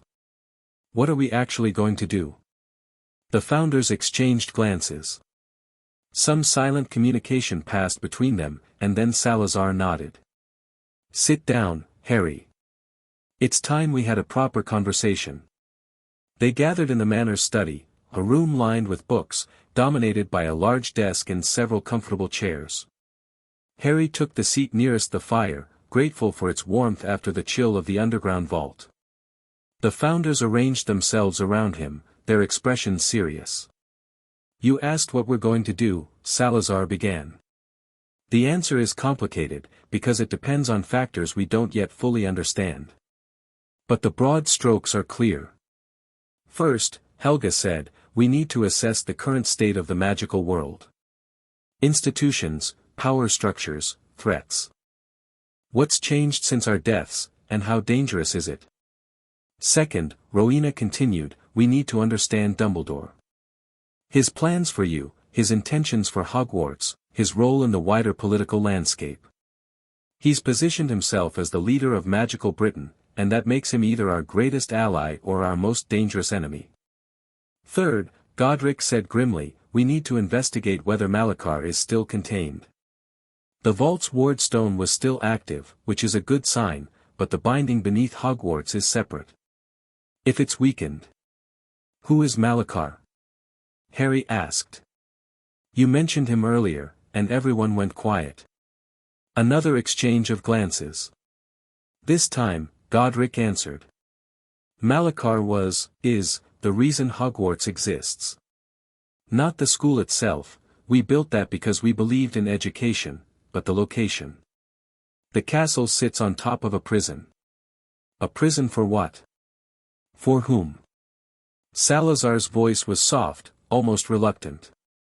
"Malachar Ashworth was a wizard who lived during our time. Brilliant. Powerful. And utterly, irredeemably insane. He started out well enough," Helga added. "A crusader for magical rights during the Muggle persecutions. He watched his family burn, and he swore to never let it happen again. But his methods." Rowena shook her head. "He began experimenting with dark magic. Blood rituals. Soul manipulation. He believed that if he could make himself powerful enough, he could protect all wizarding kind forever. It didn't work out that way." Godric's jaw tightened. "The rituals changed him. He stopped caring about protection and started caring about power. By the time we faced him, he'd killed thousands, wizards and muggles alike. He was trying to collapse the barrier between the living world and whatever lies beyond it. He wanted to unmake reality itself." Harry felt cold despite the fire. "You stopped him?" "We imprisoned him." Salazar's voice was flat. "We couldn't kill him, the rituals had made him something more than human. But we bound him to the ley lines beneath Scotland and built Hogwarts as a seal. As long as the castle stands, as long as the wards hold, Malachar remains trapped. But the wards are weakening." Rowena met Harry's eyes directly. "We could feel it even from the Gryffindor vault. Something is eroding the binding. Whether it's natural decay, deliberate sabotage, or the ripple effects of other dark magic, like Voldemort's activities, we don't know yet. So there's a mad god wizard trapped under my school, and he might be waking up." "Essentially, yes." Harry leaned back in his chair and stared at the ceiling. "This is a lot." "We know." Helga moved to sit on the arm of his chair, her hand finding his shoulder. "And we're sorry to burden you with it so soon. But you asked for the truth, and we promised not to lie to you. I appreciate that." "I do." Harry rubbed his eyes beneath his glasses. "It's just. Yesterday morning, I was cleaning an attic and thinking about how no one cared that it was my birthday. Now I'm learning that I'm the heir to 4 legendary wizards, my parents were murdered by a Dark Lord, there's a piece of that Dark Lord in my head, and an even worse Dark Lord is maybe waking up under the school I'm supposed to attend. When you put it that way, it does sound rather overwhelming." Godric's attempt at lightness fell slightly flat. "What I'm wondering," Harry said slowly, "is why me? Not why the pact chose me, you explained that, the bloodlines and the conditions. But why would anyone design a system that puts this much responsibility on an 11-year-old? You're all legendary wizards. You fought Malachar the first time. Why do you need me at all? The founders were quiet for a moment. Then Rowena spoke, her voice thoughtful. The pact wasn't designed to put responsibility on you, Harry. It was designed to give you choices. When we created it, we couldn't know what the world would look like when we returned. We couldn't know what challenges would face us. So we built in flexibility, a human anchor, someone native to the time, who could guide us and be guided by us in turn. You're not a weapon, Helga added firmly. You're not a tool. You're a partner. We're here to protect and train you, yes, but also to learn from you. To understand this world through your eyes. And, Salazar said, his tone practical, there are things you can do that we cannot. The binding on Malachar is key to the heir of the pact, that's you. When the time comes to reinforce or rebuild it, you'll be essential. Not because of your power, but because of your position. I'm a key. If you want to be reductive about it. Salazar's lips twitched. But a key that can think, and fight, and make choices of its own. That's rather more useful than a piece of metal. Harry absorbed this. It wasn't comforting, exactly, but it was honest. These people, these founders, weren't treating him like a child to be managed. They were treating him like a person whose role in events was different from theirs but no less important. Okay, he said finally. So what do we do first? First, we eat. Helga stood, her expression brooking no argument. You've had nothing but soup and stress since last night. The conversation can continue over breakfast. It's nearly noon. Then it'll be a very late breakfast. Come. The kitchen was, as promised, fully stocked, a preservation charm so effective that the bread was still warm from an oven that had been cold for 1,000 years. Helga took command, directing Godric to set the table while Rowena examined the pantry's contents and Salazar sat in a corner looking vaguely offended at being expected to participate in domestic tasks. Harry found himself seated at a massive wooden table, watching the four most legendary wizards in British history argue about whether eggs should be scrambled or fried. Scrambled is more nutritious, Helga insisted. Fried has better texture, Godric countered. The nutritional difference is negligible. Rowena didn't look up from the spice rack she was cataloging. None of this matters if we don't have eggs, Salazar pointed out. The preservation charm on animal products rarely. Helga opened the cold cabinet and produced a basket of perfectly preserved eggs. You were saying. Salazar subsided into dignified silence. Breakfast, lunch, really, was the best meal Harry had ever eaten. Not because the food was extraordinary, though it was good. Because he was eating at a real table, with people who included him in their conversation, who asked his opinion and listened to his answers. So Hogwarts still divides students into 4 houses? Godric asked, cutting into his sausage with enthusiasm. Named after us? According to Hagrid, yes. And there's a magic hat that sorts them. The sorting hat. Rowena smiled slightly. That was my contribution. A repository for our collective wisdom, designed to evaluate students and place them where they'd thrive best. Hagrid said Slytherin House has a reputation. Harry glanced at Salazar. For producing dark wizards. Salazar's expression didn't change, but something cold flickered in his eyes. A reputation, he repeated. And what, precisely, is this reputation based on? He said Voldemort was a Slytherin. And that you only wanted to accept pure-blood students. The temperature in the kitchen seemed to drop several degrees. I see. Salazar set down his fork with deliberate care. And did your giant friend explain why I supposedly held these views? He just said you and Godric had a falling out. That you wanted to be more selective about who was taught magic. Selective. Salazar's laugh was bitter. Is that how history remembers it? He turned to look at Godric. Did we have a falling out over blood purity? We had a falling out over security protocols. Godric met Harry's eyes, his expression serious. Salazar wanted stricter vetting of students' families, not their blood status, but their loyalties. We were still fighting Malakar's remnant followers at the time. The idea was to prevent infiltration. I wanted to ensure that no child brought to Hogwarts would be used as a weapon against us. Salazar's voice was controlled, but Harry could hear the old anger beneath it. Several students' parents were secret Malakar sympathizers. One attempted assassination. 2 attempted sabotage. I argued that we needed better screening processes, not to exclude Muggle-borns, but to exclude families with dangerous allegiances.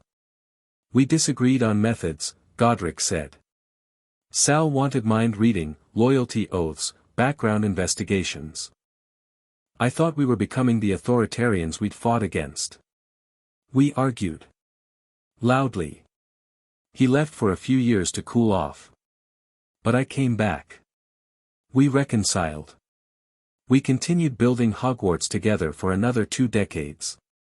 Salazar's jaw was tight.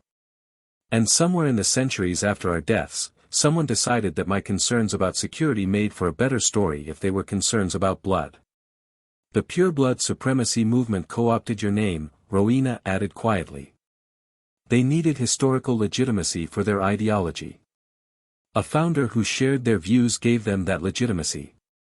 They twisted everything. Salazar stood abruptly, moving to the window.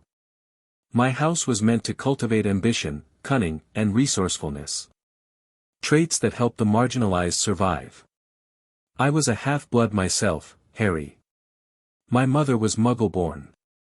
The idea that I would champion pure-blood supremacy is obscene. Harry stared at him. This wasn't what he'd expected. The stories Hagrid had told, the whispers about Slytherin House, they painted a picture of a dark wizard, a bigot, a villain. But the man at the window looked more wounded than evil. I'm sorry, Harry said. For bringing it up. Don't be. Salazar turned, and his expression had smoothed back into neutral calm. You asked an honest question based on the information you had. That's not something to apologize for. He returned to his seat, picking up his fork again. But understand this, when we return to Hogwarts, I will be addressing what my house has become. Personally. That might cause some problems with the current students. Good. They need problems. They need someone to challenge the comfortable lies they've been raised with. Salazar's smile was sharp. It's been 1,000 years. Time for Slytherin House to remember what it was actually meant to be. After breakfast, they returned to the study to continue planning. But before they could dive into strategy, Rowena raised a concern. We need to address the immediate situation at Privet Drive. Harry frowned. I thought we were leaving them alone. Letting them live with knowing they were tools. We are. But there are complicating factors. Rowena produced a piece of parchment, Harry had no idea where from, and began sketching as she talked. The blood wards Dumbledore established are anchored to your aunt. They protect you from magical detection and from direct attack by those who wish you harm. But they only function if you call that place home. I don't call it home. I never did. Precisely. Which means the wards are already failing. Within days, perhaps hours, anyone tracking you magically will be able to find you. Including Voldemort's supporters, Salazar added. There are still Death Eaters at large, those who escaped justice by claiming the Imperious defense. If they learn Harry is vulnerable, then we need new protections. Godric leaned forward. Can we establish wards here? At the manor? We can, but it will take time to make them as robust as the Privet Drive protections. Dumbledore had a decade to layer and strengthen his wards. We have days at most. Then we work fast. Helga's voice was firm. Rowena designs the ward schema. Salazar and I handle the ritual components. Godric provides the power anchoring. And Harry? Harry learns. Rowena looked at him appraisingly.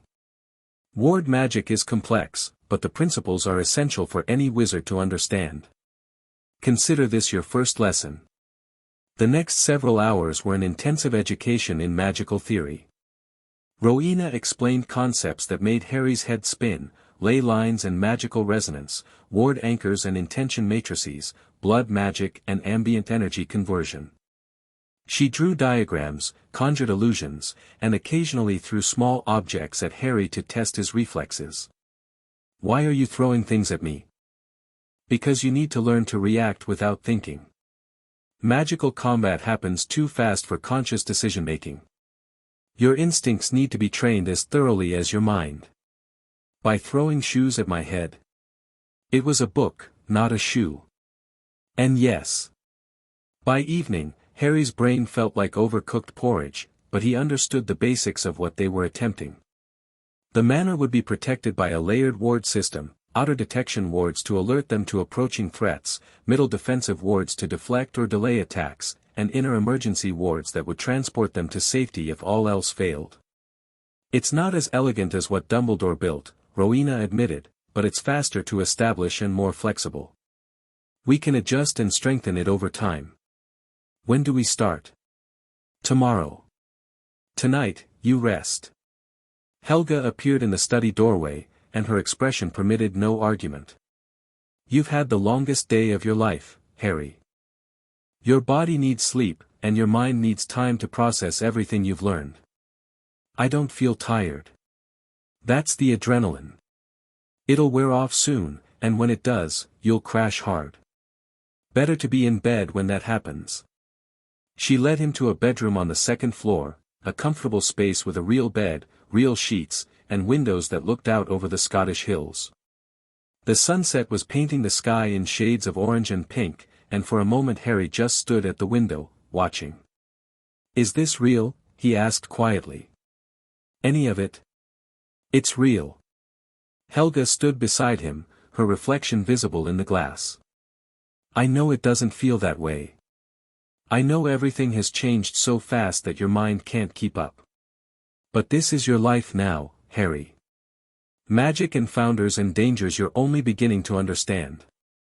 I keep expecting to wake up in the cupboard. You won't. I promise. She turned him gently away from the window. Lie down. Sleep. We'll still be here in the morning. Harry climbed into the bed, the first real bed he could remember sleeping in, and pulled the covers up to his chin. The mattress was soft, the pillow was perfect, and the sheets smelled like lavender. Helga. Yes. Thank you. For all of this. Her smile was like sunrise. You're welcome, Harry. Sweet dreams. She left, closing the door softly behind her.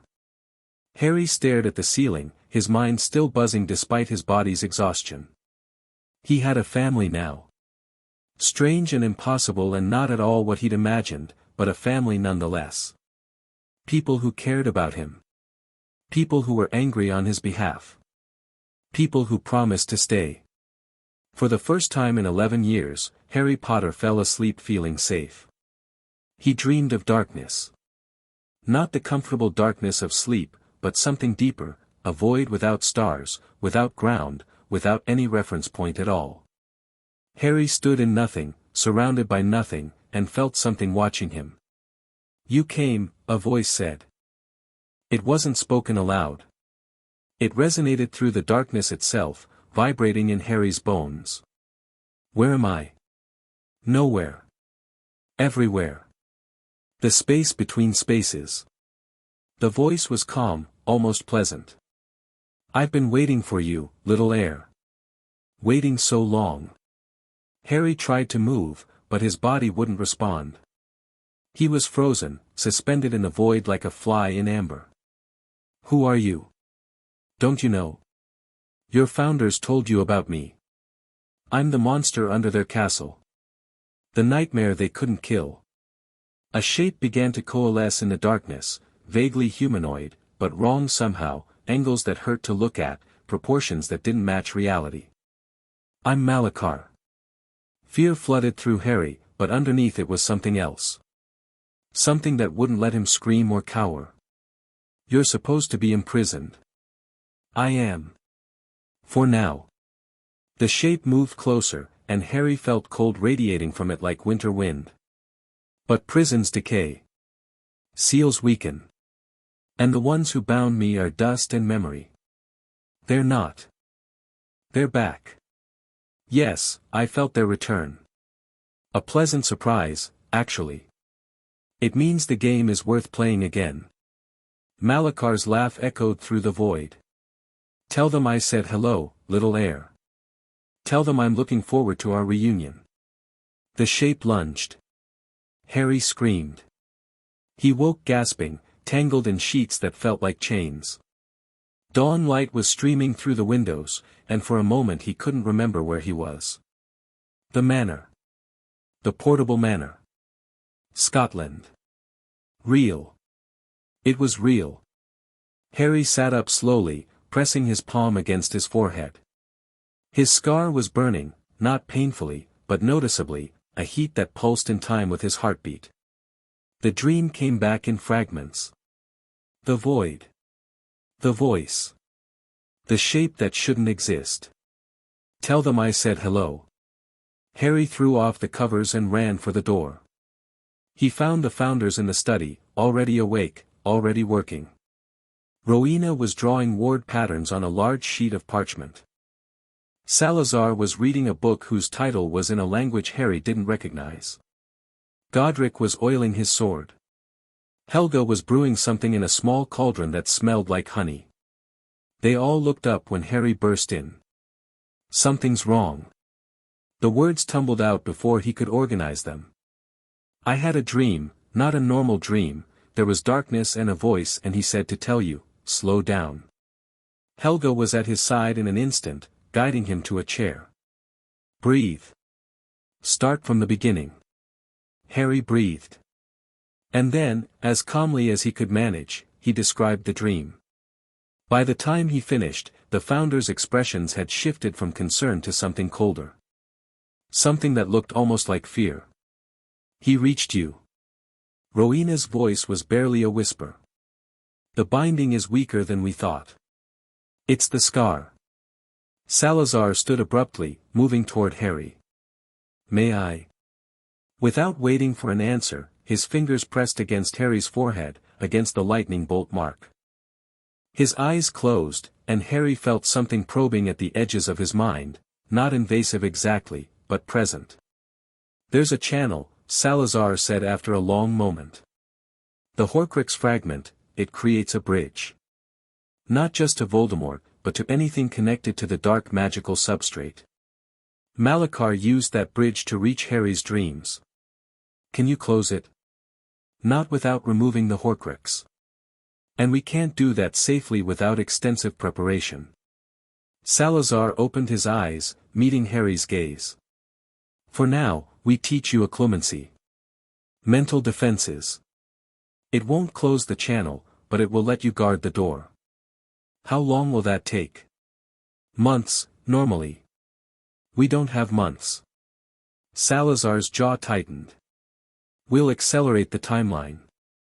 Crash course in mental defense, starting today. What about the wards? Helga asked.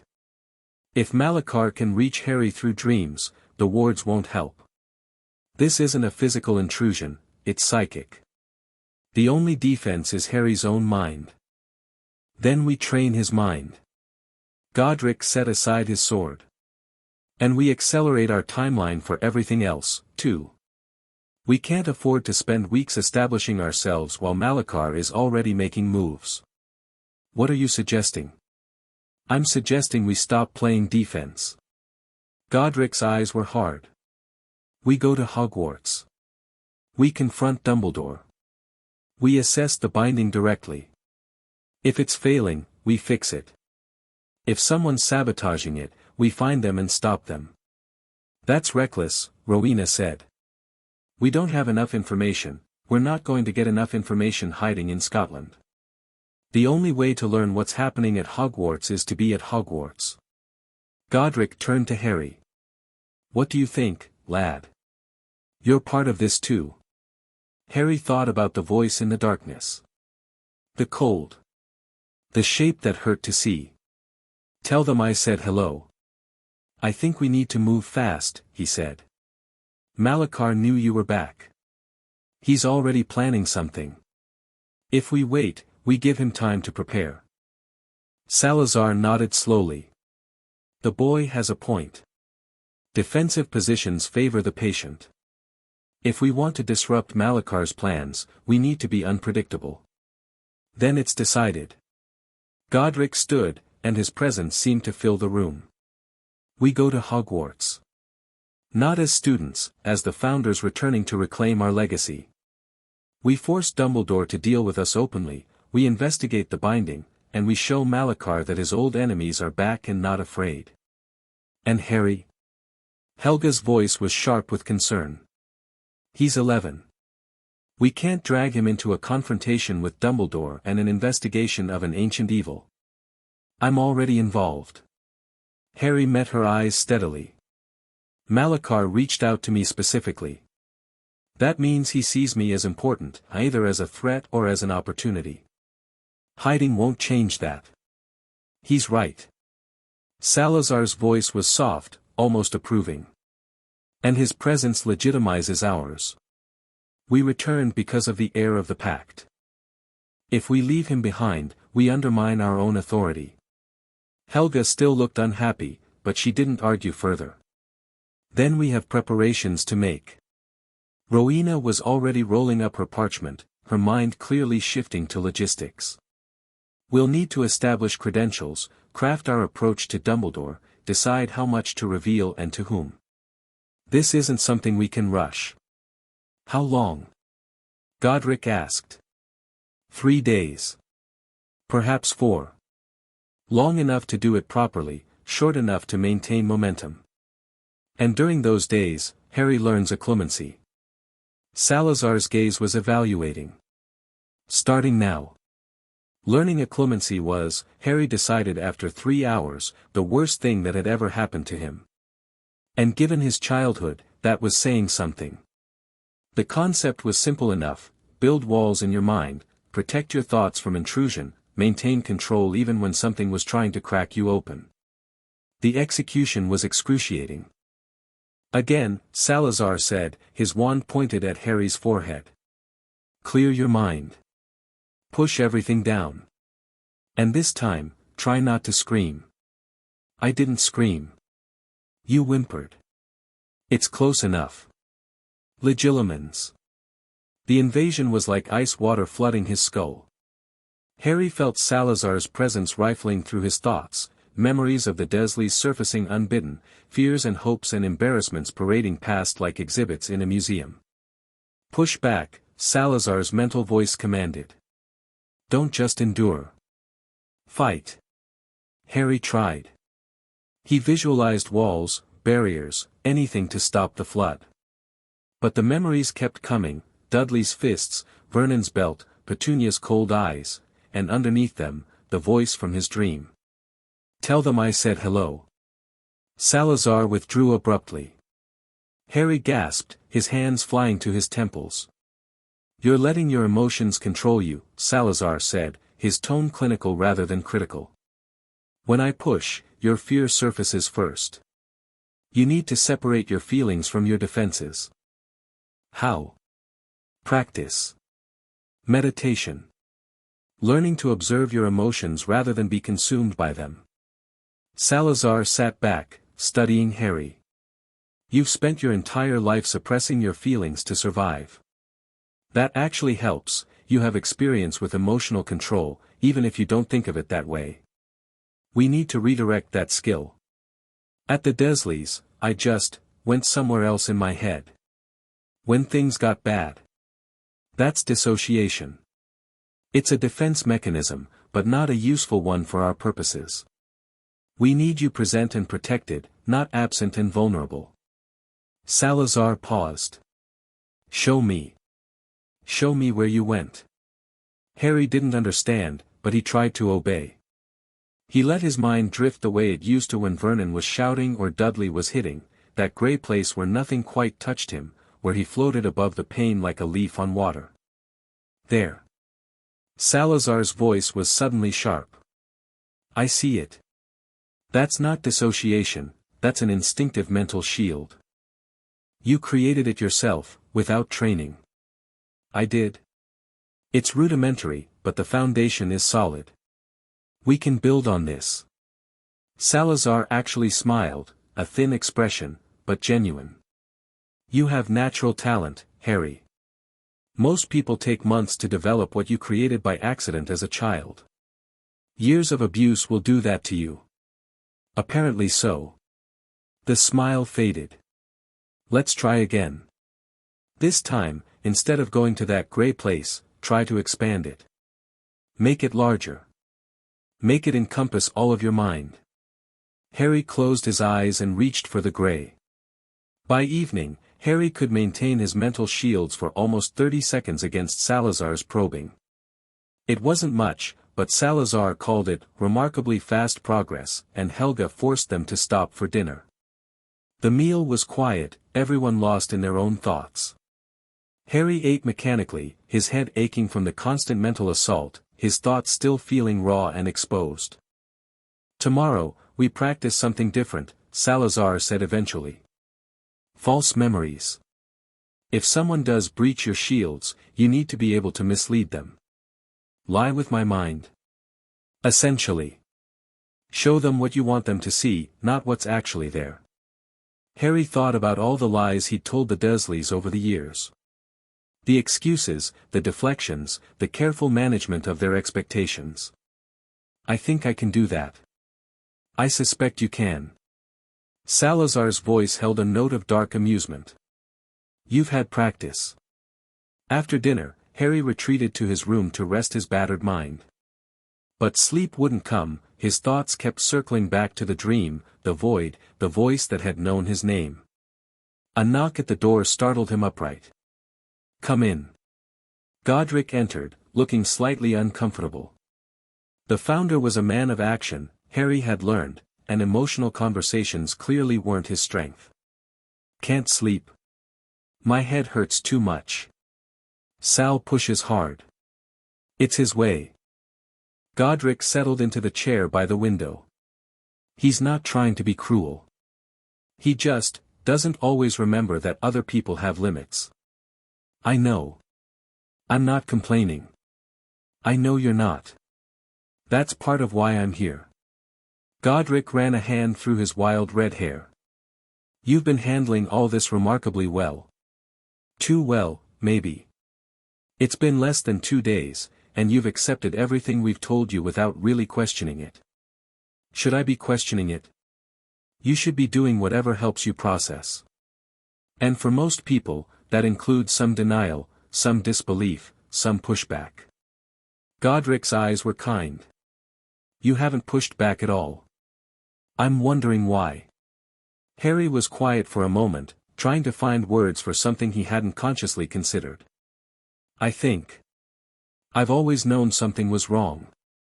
With my life, with the Dursleys, with everything. He stared at his hands. This, magic, founders, ancient evils, it's not what I expected.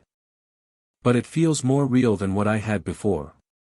The cupboard, the chores, the hatred, that never made sense. This does. That's actually quite profound for an 11-year-old. I've had a lot of time to think. There's not much else to do in a cupboard. Godric was silent for a long moment. When he spoke again, his voice was rough. I'm sorry. For what you went through. For the fact that we weren't there to prevent it. You were dead. That's a pretty good excuse. Even so. Godric leaned forward, his expression intense. I want you to understand something, Harry. What happened to you wasn't your fault. It wasn't because you were bad, or worthless, or any of the other lies those people told you. It happened because adults failed you, Dumbledore, the Ministry, everyone who should have been watching out for the boy who lived. I don't think of myself as the boy who lived. Good. That's a title other people gave you. It doesn't define who you are. Godric's hand landed on Harry's shoulder, warm and heavy. Who you are is someone brave, and smart, and stronger than he knows. Who you are is the heir of the Founder's Pact, not because of some ancient magic, but because of what's inside you. We didn't choose you randomly, Harry. The Pact chose you because you have the potential to be extraordinary. Harry didn't know what to say. No one had ever talked to him like this, like he mattered, like his existence had value, like his future held anything but more cupboards and chores. Thank you, he managed. Don't thank me. Just prove me right. Godric stood, heading for the door. Get some sleep. Tomorrow's going to be another long day. Harry lay back on the bed, staring at the ceiling. The Pact chose you because you have the potential to be extraordinary. He didn't feel extraordinary. He felt tired, and overwhelmed, and scared. But for the first time in his life, he also felt like maybe, just maybe, he could become something more than what he'd been. Sleep, when it finally came, was mercifully dreamless. The next 3 days blurred together in a haze of training and preparation. Mornings were a clemency with Salazar, grueling sessions that left Harry's head pounding but his mental shields incrementally stronger. By the third day, he could maintain a basic defense against Salazar's probing for nearly a minute, and could project a simple false memory, an image of Dudley eating cake, convincingly enough to fool a casual examination. Good, Salazar said after one session. Not sufficient to stop a determined legilimens, but enough to buy you time. We'll continue refining. Afternoons were magical theory with Rowena, lectures and demonstrations that expanded Harry's understanding of how magic actually worked. He learned about magical cores and energy channels, about wand movements and verbal components, about the difference between accidental magic and controlled casting. Magic is not a supernatural force, Rowena explained. It's a natural one, just one that most humans can't perceive or manipulate. Wizards and witches have an additional sense, an additional capability, that lets us interact with the magical substrate of reality. Understanding that substrate is the first step to mastering it. Evenings were practical exercises with Godric, physical training, combat awareness, and the basics of magical dueling. Harry had no wand yet, but Godric insisted on teaching the foundational movements anyway. A wand is a focus, not a crutch, Godric said, demonstrating a defensive stance. The magic comes from you. The wand just helps direct it. If you learn the principles first, the wand becomes a tool rather than a limitation. And throughout all of it, Helga was there, making sure Harry ate, slept, and didn't push himself past breaking. She also taught him more subtle things, how to read people, how to project calm in stressful situations, how to recognize when someone was lying. Politics is combat by other means, she said during one lesson. You'll face enemies who never draw a wand but are just as dangerous as any dark wizard. Learn to see through masks, and learn to wear your own when necessary. By the fourth day, Harry felt like a different person. Still 11, still untrained in the formal sense, but no longer helpless. He had shields in his mind. He had knowledge in his head. He had the beginnings of skills that could protect him. And he had family. Strange, impossible family, but family nonetheless. We're ready, Godric announced at breakfast on the fourth morning. The approach is planned, the contingencies are in place, and Harry's shields are strong enough to protect his surface thoughts. It's time to go to Hogwarts. Today. Harry's stomach flipped. Today. We'll approach through Hogsmeade, the village near the school. From there, we'll send word to Dumbledore requesting a meeting. Requesting? Salazar raised an eyebrow. We're the founders. We don't request. We also don't antagonize unnecessarily. A meeting request is polite. If he refuses or delays, we escalate. Godric grinned. But I suspect he won't refuse. He'll be too curious about who we are and what we want. And what do we want? Harry asked. What's our actual goal for this meeting? Information. Rowena took over, her voice precise. We want to assess Dumbledore, his capabilities, his intentions, his knowledge of the Malachar situation. We want to examine the castle's wards and the binding beneath. And we want to establish ourselves as a power he has to reckon with. Show of strength, Salazar summarized. Without being overtly hostile. We make clear that we're back, that we have authority over Hogwarts, and that his cooperation would be wise. And if he doesn't cooperate? The founders exchanged glances. Then things get complicated, Godric said. But we'll deal with that if it happens. For now, let's focus on the plan that doesn't involve me stabbing anyone. A novel approach for you, Salazar murmured. I'm growing as a person. Harry couldn't help it. He laughed. And just like that, some of the tension in the room dissolved. These people, these legendary figures, bickered and joked and gave each other grief like any family might. They were powerful and dangerous and ancient, but they were also human. Harry had found his people. Now it was time to face the world that had forgotten them. Let's go, he said. And they did. Chapter 2 and Chapter 3, The Letters and the Lies. Hogsmeade looked like something out of a storybook. Harry stood at the edge of the village, taking in the crooked chimneys and thatched roofs, the shop windows glowing with magical light, the cobblestone streets that seemed to wind in impossible directions.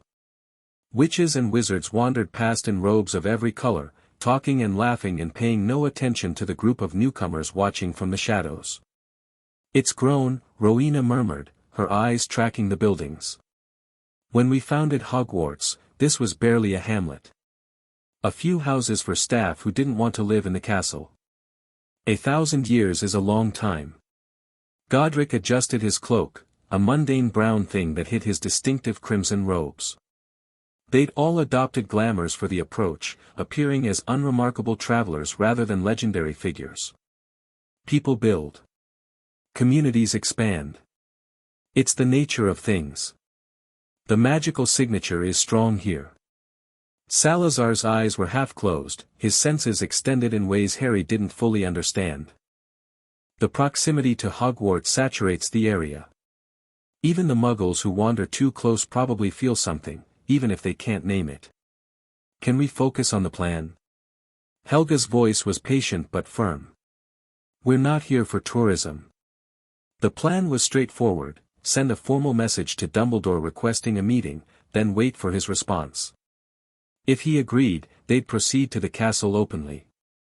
If he refused or delayed, they'd enter anyway and force the confrontation. The 3 broomsticks, Rowena said, pointing toward a pub with a worn wooden sign. We can send our message from there and wait for a response. Public setting, neutral ground. They made their way through the village, Harry sticking close to Helga's side. Even disguised, he felt exposed, like everyone was watching. Everyone knew he didn't belong. The feeling was irrational, but hard to shake. The 3 broomsticks was warm and crowded, filled with the smell of butterbeer and roasting meat. A woman behind the bar, middle-aged, with a kind face and impressive figure, looked up as they entered. Travelers, she called out.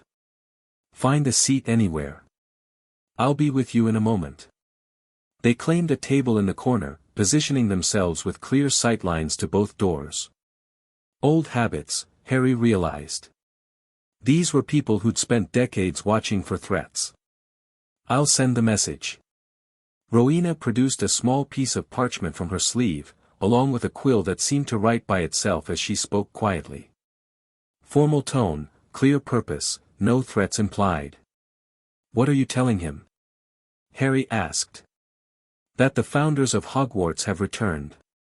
That we request a meeting with the current headmaster to discuss matters of mutual concern. That will await his response at this establishment. Rowena paused, reviewing the text. Simple. Direct. It puts the ball in his court. She folded the parchment into an intricate shape, an origami bird, Harry realized, and breathed on it softly. The paper shimmered, took on color and texture, and suddenly a living owl sat on the table, blinking at them. "Go," Rowena murmured. "Find Albus Dumbledore. Wait for a response." The owl launched itself into the air, weaving between patrons and out through a window that hadn't been open a moment before.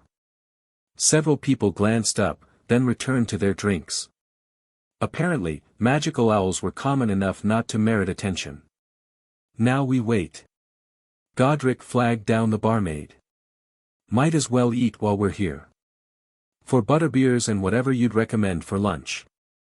The food arrived quickly: hearty stew, fresh bread, and flagons of butterbeer that foamed and sparkled with an inner light. Harry took a cautious sip and found it delicious, sweet and warming, with a slight fizz that tickled his nose. "Good." Helga smiled at his expression. "Really good. Butterbeer hasn't changed much, then. We used to serve it at the castle, back in the early days. The house elves had a recipe that—" She stopped, her head turning sharply toward the door. Harry followed her gaze and felt his stomach drop. A man had entered the pub, tall and thin, with a long white beard and half-moon spectacles perched on a crooked nose. He wore robes of deep purple, embroidered with silver stars, and carried himself with the easy confidence of someone who expected to be recognized and respected. "Albus Dumbledore." "Well," Salazar murmured, not looking up from his stew. "That was faster than expected." Dumbledore's eyes swept the room, passing over other patrons before landing on their corner table. His expression was pleasant, grandfatherly, utterly unreadable. He made his way toward them without hurrying, nodding greetings to people who called out his name. "May I join you?" His voice was warm, conversational. "I received your most intriguing message and thought I'd respond in person." "Please." Godric gestured to an empty chair. "We were just discussing whether you'd send a response or come yourself. I've found that some conversations are best had face-to-face." Dumbledore settled into the chair, his eyes twinkling behind his spectacles. "Particularly conversations with people claiming to be thousand-year-old founders risen from the dead." "Claiming?" Salazar's voice was silk over steel. "A reasonable skepticism, I think you'll agree. The founders of Hogwarts have been dead for centuries. Their return would be unprecedented. And yet, here we are." Rowena's tone was equally smooth. "Would you like proof, headmaster? I could describe the ward schema I designed for the castle. Salazar could open the chamber of secrets that bears his name. Godric could demonstrate magic that hasn't been seen since the medieval period. Or we could simply walk into Hogwarts and let the castle itself confirm our identity." Godric leaned back, his posture relaxed but his eyes sharp. "The stones know their builders. The wards know their creators. We could settle this question in minutes." Dumbledore's twinkle didn't falter, but something shifted behind his eyes. "A calculation. An adjustment. Perhaps that won't be necessary." He steepled his fingers. "Let us assume, for the moment, that you are who you claim to be. The founders of Hogwarts, returned after a millennium. The more pressing question becomes, why now? And what do you want?" "We want what we've always wanted." Helga's voice was firm. "To protect Hogwarts and the students it serves. To preserve magical knowledge and traditions. To stand against threats that would harm our world. Noble goals. But rather vague." Dumbledore's gaze drifted to Harry, and something flickered across his face, surprise, perhaps, or concern. "And who is your young companion? He seems familiar somehow." Harry felt the founders stiffen around him. This was the moment they'd prepared for, the first direct acknowledgement. "This is Harry Potter." Godric's voice was steady. "The air of the founders packed. The reason we've returned." Silence. Dumbledore's twinkling expression didn't change, but Harry could feel the sudden tension radiating from the old wizard. "Harry Potter," Dumbledore repeated slowly. "I see. And how did you come to be in the company of these founders?" "They appeared in my cupboard." Harry met Dumbledore's gaze directly, refusing to look away. On my birthday. After I found the tablet that summoned them. Your cupboard. The cupboard under the stairs. At number 4, Privet Drive. Where I've been sleeping for the past 10 years. Another silence, longer this time. Dumbledore's expression remained pleasant, but Harry thought he saw something crack behind those half-moon spectacles. I see, Dumbledore said again. That is. Most unfortunate. Unfortunate. Salazar's voice could have frozen fire. Is that the word you'd use? The Dursleys were meant to provide Harry with a safe home. The blood wards I established protected him from external threats while allowing internal abuse to flourish. Rowena cut in. We've examined your wards, Headmaster. Clever work. But they only guard against those who wish Harry harm from outside the family. His relatives were free to neglect and mistreat him without triggering any protections. An oversight, was it? Godric leaned forward. Or was it intentional? We've spoken to Harry's uncle. He told us about your letter. The one that instructed them to keep Harry humble, to ensure he didn't grow up thinking he was special. Dumbledore's expression flickered, just for an instant, before smoothing back into benevolent calm. The letter was meant to prevent him from becoming arrogant. Fame can corrupt a young mind. I thought a grounded upbringing would serve him better. Grounded. Helga's laugh was harsh and utterly without humor. Is that what you call sleeping in a cupboard? Being starved? Being beaten by his cousin while his aunt and uncle watched? I did not intend for any of that to happen. But it did happen. And you never checked. 10 years, Dumbledore. 10 years, and you never once visited to see how the boy who lived was actually living. The pub had grown quieter around them. Other patrons were shooting glances at their table, sensing the tension even if they couldn't hear the words. The barmaid hovered uncertainly near the bar. Dumbledore was silent for a long moment. When he spoke again, his voice had lost some of its warmth. I made decisions based on the information I had. The blood wards were essential for Harry's protection. Placing him with his relatives was the only way to maintain them. If his upbringing was less than ideal, then I bear some responsibility for that. But my intentions were to keep him alive and safe. Safe for what? Harry asked quietly. Dumbledore's eyes snapped to him. What do you mean, my boy? You kept me alive. You kept me hidden. You made sure I grew up knowing nothing about magic, nothing about my parents, nothing about why they died. Harry's voice was steady, but his hands were clenched beneath the table. You've been planning something.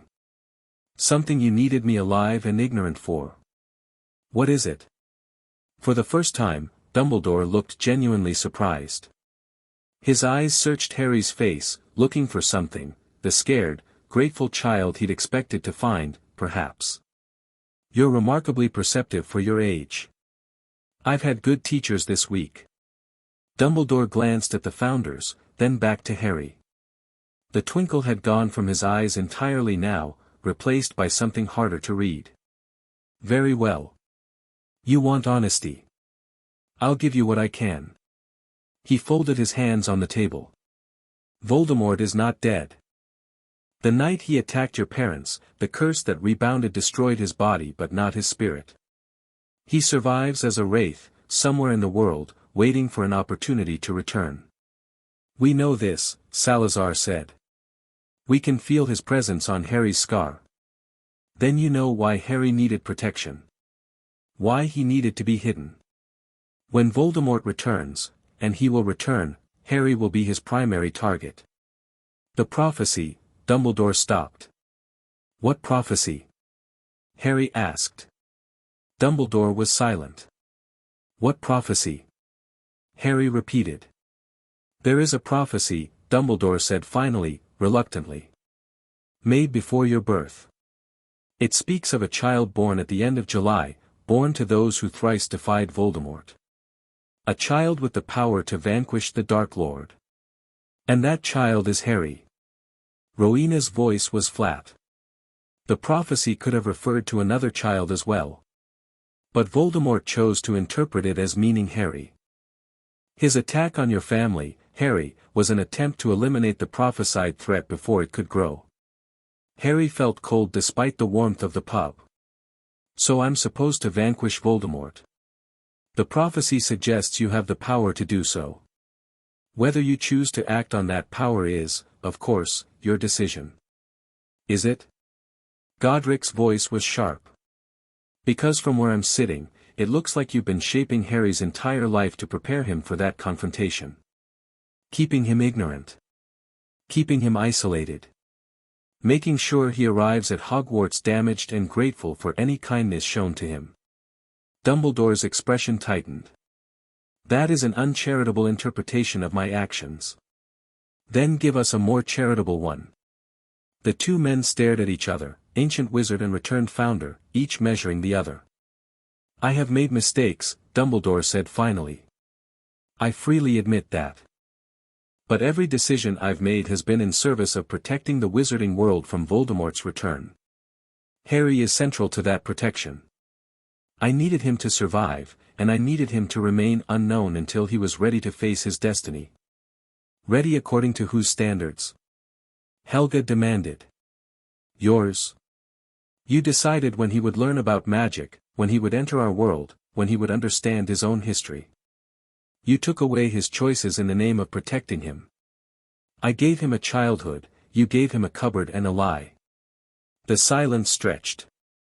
Around them, the pub's other patrons had gone very quiet, clearly aware that something significant was happening even if they couldn't follow the details. Perhaps, Dumbledore said slowly, we should continue this conversation somewhere more private. The castle, perhaps. An excellent suggestion. Godric rose to his feet. Lead the way, headmaster. Let's see what's become of our school. The walk to Hogwarts took 20 minutes, during which nobody spoke. Harry used the time to study Dumbledore, trying to reconcile the grandfatherly image with the manipulator the founders had described. The old wizard walked with easy grace despite his apparent age, nodding to people they passed, seemingly untroubled by the tension surrounding him. Was he evil? Harry didn't think so. The founders hadn't called him evil either, they'd called him dangerous, controlling, certain of his own righteousness. A man who did terrible things for what he believed were good reasons. Harry wasn't sure if that was better or worse than simple villainy. The castle appeared gradually, emerging from the Scottish mists like a dream becoming real. Towers and turrets, walls and windows, a sprawling structure that seemed to defy architectural logic. It should have been overwhelming, and it was, in a way, but Harry also felt something else as they approached. Recognition. Welcome. Home. You feel it, Helga murmured beside him. The castle knows you. How is that possible? I've never been here before. The castle isn't just stone and mortar. It's magic made manifest, shaped by the will and power of its founders. We poured part of ourselves into every wall, every ward, every enchantment. Her voice was soft, almost reverent. You carry our blood, Harry. The castle recognizes that blood. It's been waiting for you. The gates swung open as they approached, not in response to Dumbledore, Harry noticed, but before he even raised his hand. The headmaster's eyes narrowed slightly at this, but he said nothing. The entrance hall was vast and echoing, lit by floating candles that cast dancing shadows on the stone walls. Portraits watched from their frames, whispering to each other as the group passed. A few of them gasped audibly when they saw the founders. Is that, it can't be, by Merlin's grace, it's them. Dumbledore led them up a moving staircase, through corridors that seemed to shift and change, until they reached a stone gargoyle guarding a recessed doorway. Sherbet lemon, Dumbledore said. The gargoyle leaped aside, and the wall behind it split to reveal a spiral staircase. Your office? Rowena asked. The headmaster's office. It will give us privacy. They ascended the stairs and emerged into a circular room filled with strange silver instruments, portraits of previous headmasters, and an enormous desk covered in parchment. A beautiful red and gold bird sat on a perch near the window, watching them with intelligent eyes.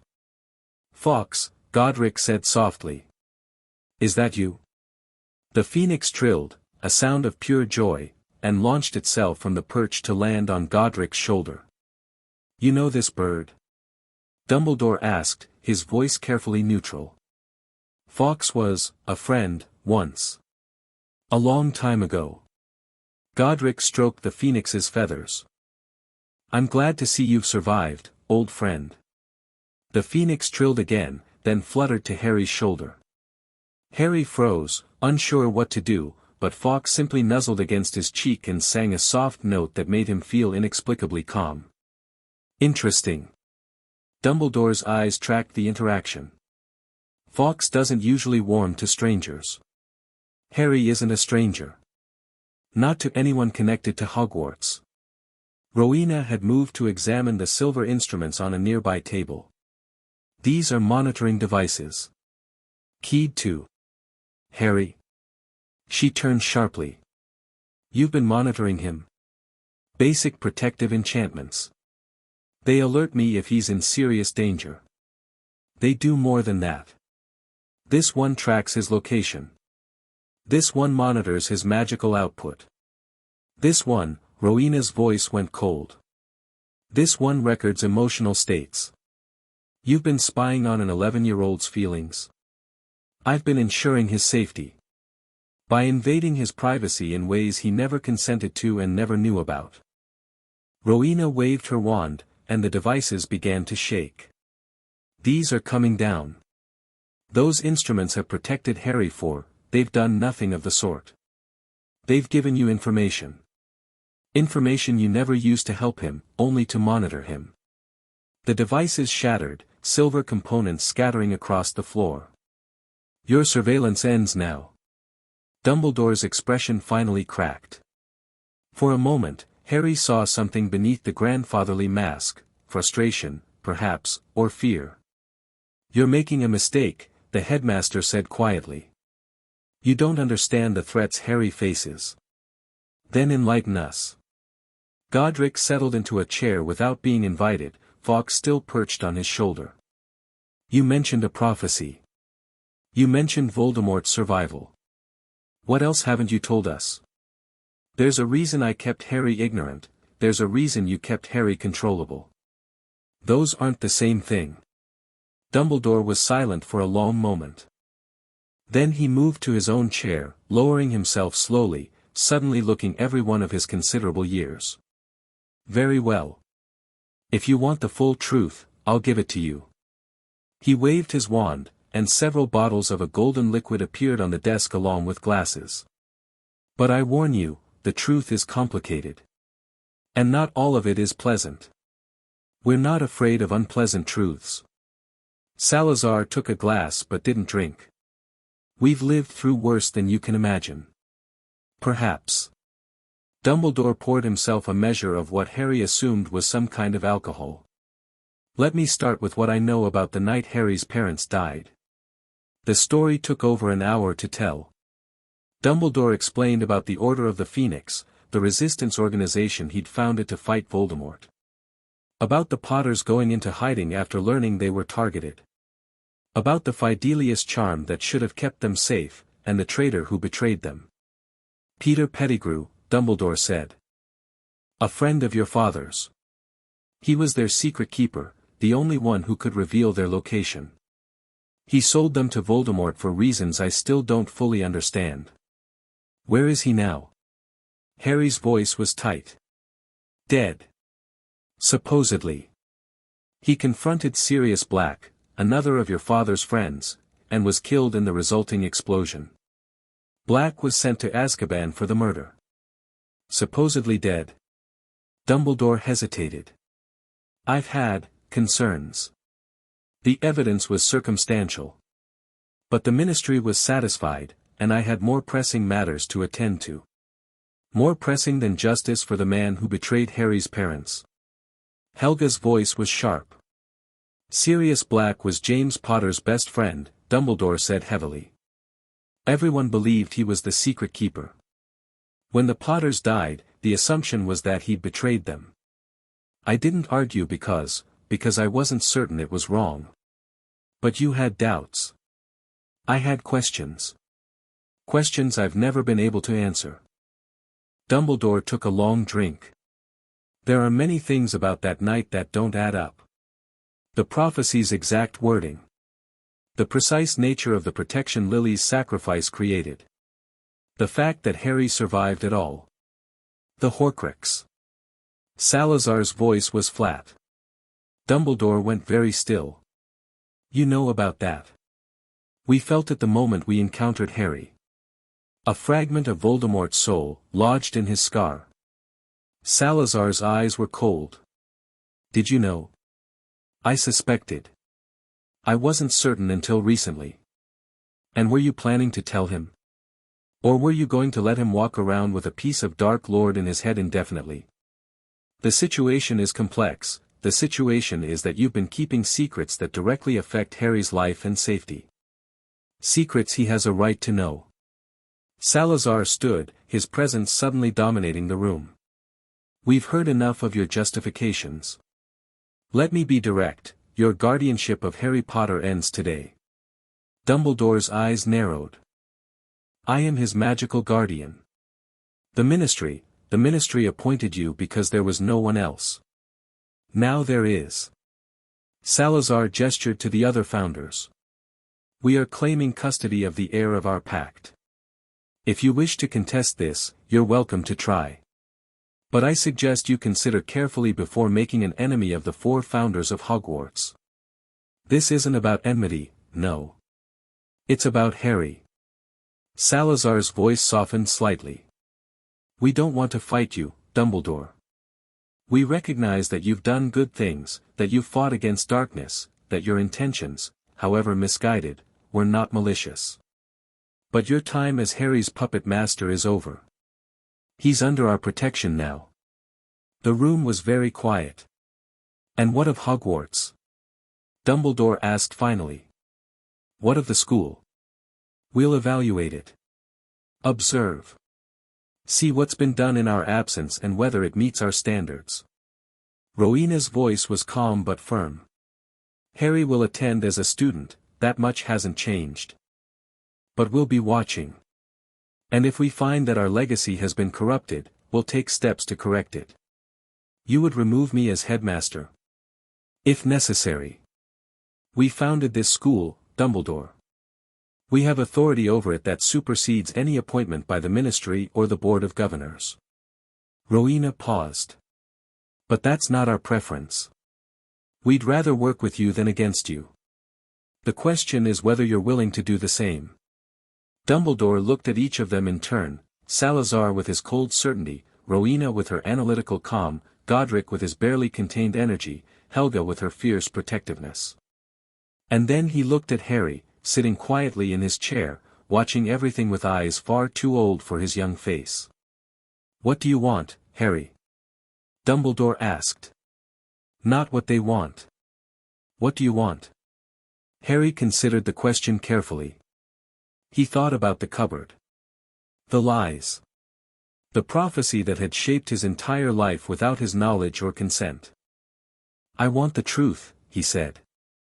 All of it. No more secrets, no more manipulation, no more decisions made about my life without my input. He met Dumbledore's eyes steadily. The founders have been honest with me since the moment they appeared. They've told me hard things, scary things, but they've told me. Can you say the same? Dumbledore was silent. I didn't think so. Harry stood. I'm willing to give you a chance, Professor. The founders say you're not evil, just controlling. Maybe they're right. But if you want my trust, you're going to have to earn it. Starting now. A long pause.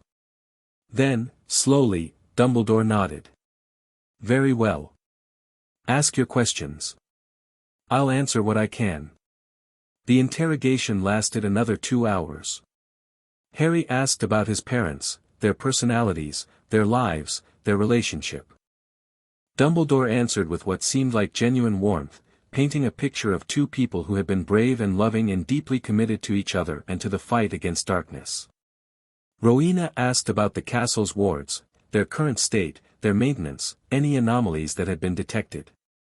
Dumbledore admitted that some of the older protections had weakened over the centuries, but insisted that the core defenses remained strong.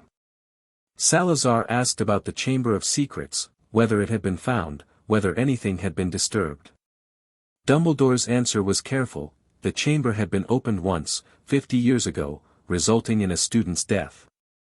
It had been sealed again, and the perpetrator, a student named Tom Riddle, had been expelled. Tom Riddle. Salazar's eyes narrowed. That name means something to you. Tom Riddle grew up to become Lord Voldemort. The temperature in the room seemed to drop. You knew.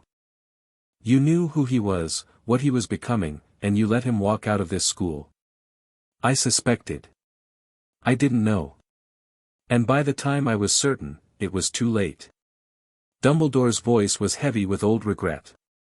Tom was brilliant and charming and utterly without conscience. He fooled everyone, myself included. He didn't fool my house. He corrupted it. Salazar's voice was tight with controlled fury. 50 years. For 50 years, my legacy has been associated with the man who became Voldemort. Do you have any idea what that means? I do. And I'm sorry. Sorry isn't sufficient. Godric asked about the staff, who taught what, who could be trusted, who might be problematic. Dumbledore provided a rundown: McGonagall in Transfiguration, Snape in Potions, Flitwick in Charms, and so on. When he mentioned Snape, the founders exchanged glances. Severus Snape, Helga said. The potions master. He was a Death Eater, wasn't he? He was. He turned spy for us before Voldemort's fall. He's been loyal to our cause ever since. And you trust him with children? I trust him completely. Based on what? Dumbledore hesitated. Based on information I cannot share. Suffice it to say that Severus has reasons, deeply personal reasons, to oppose Voldemort and everything he represents. That's not good enough. Salazar leaned forward. You're asking us to accept that a former Death Eater, a man who followed Voldemort willingly, who participated in his atrocities, should be allowed to teach students in our school. We need more than vague assurances. Then you'll have to take my word for it. Some secrets are not mine to share. The standoff lasted several seconds. Then Salazar sat back, his expression unreadable. We'll be watching him closely. I would expect nothing less. Finally, Harry asked the question that had been burning in his mind since the beginning. The piece of Voldemort in my head. How do we remove it? Dumbledore went very still. I don't know. You don't know. Horcruxes, soul fragments, are among the darkest magic known to wizard kind. They're not supposed to be removable without destroying the vessel. In your case, the vessel is your own body. Dumbledore's voice was soft. I've spent years researching, trying to find an alternative. So far, I've found nothing. So I'm stuck with a piece of Dark Lord in my head forever. I'm hoping for another solution. But yes, for now, that appears to be the case. Harry felt cold. He'd known about the Horcrux since the founders had told him, but hearing Dumbledore confirm that there was no known cure. We'll find a way. Helga's hand found his shoulder. There's always a way. We just haven't discovered it yet. The founders' combined knowledge exceeds my own, Dumbledore admitted. Perhaps with fresh perspectives. Perhaps. Rowena's voice was thoughtful. We'll need access to your research. Everything you've learned about Horcruxes and their destruction. Of course. I'll have it compiled for you. The conversation wound down after that.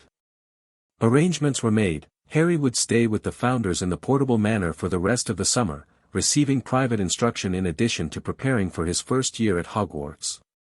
The founders would be given guest quarters in the castle, allowing them to observe classes and evaluate the current state of magical education. A formal announcement would be prepared for the start of term, introducing the founders to the school and explaining their role. "One more thing," Dumbledore said as they prepared to leave. "The Philosopher's Stone." The founders paused. "What about it?" "It's here. In the castle. I'm using Hogwarts as protection against someone who wishes to steal it." Nicholas Flamel's stone. Rowena's eyes widened. "I thought that was legend." "Nicholas is very real, and so is his stone.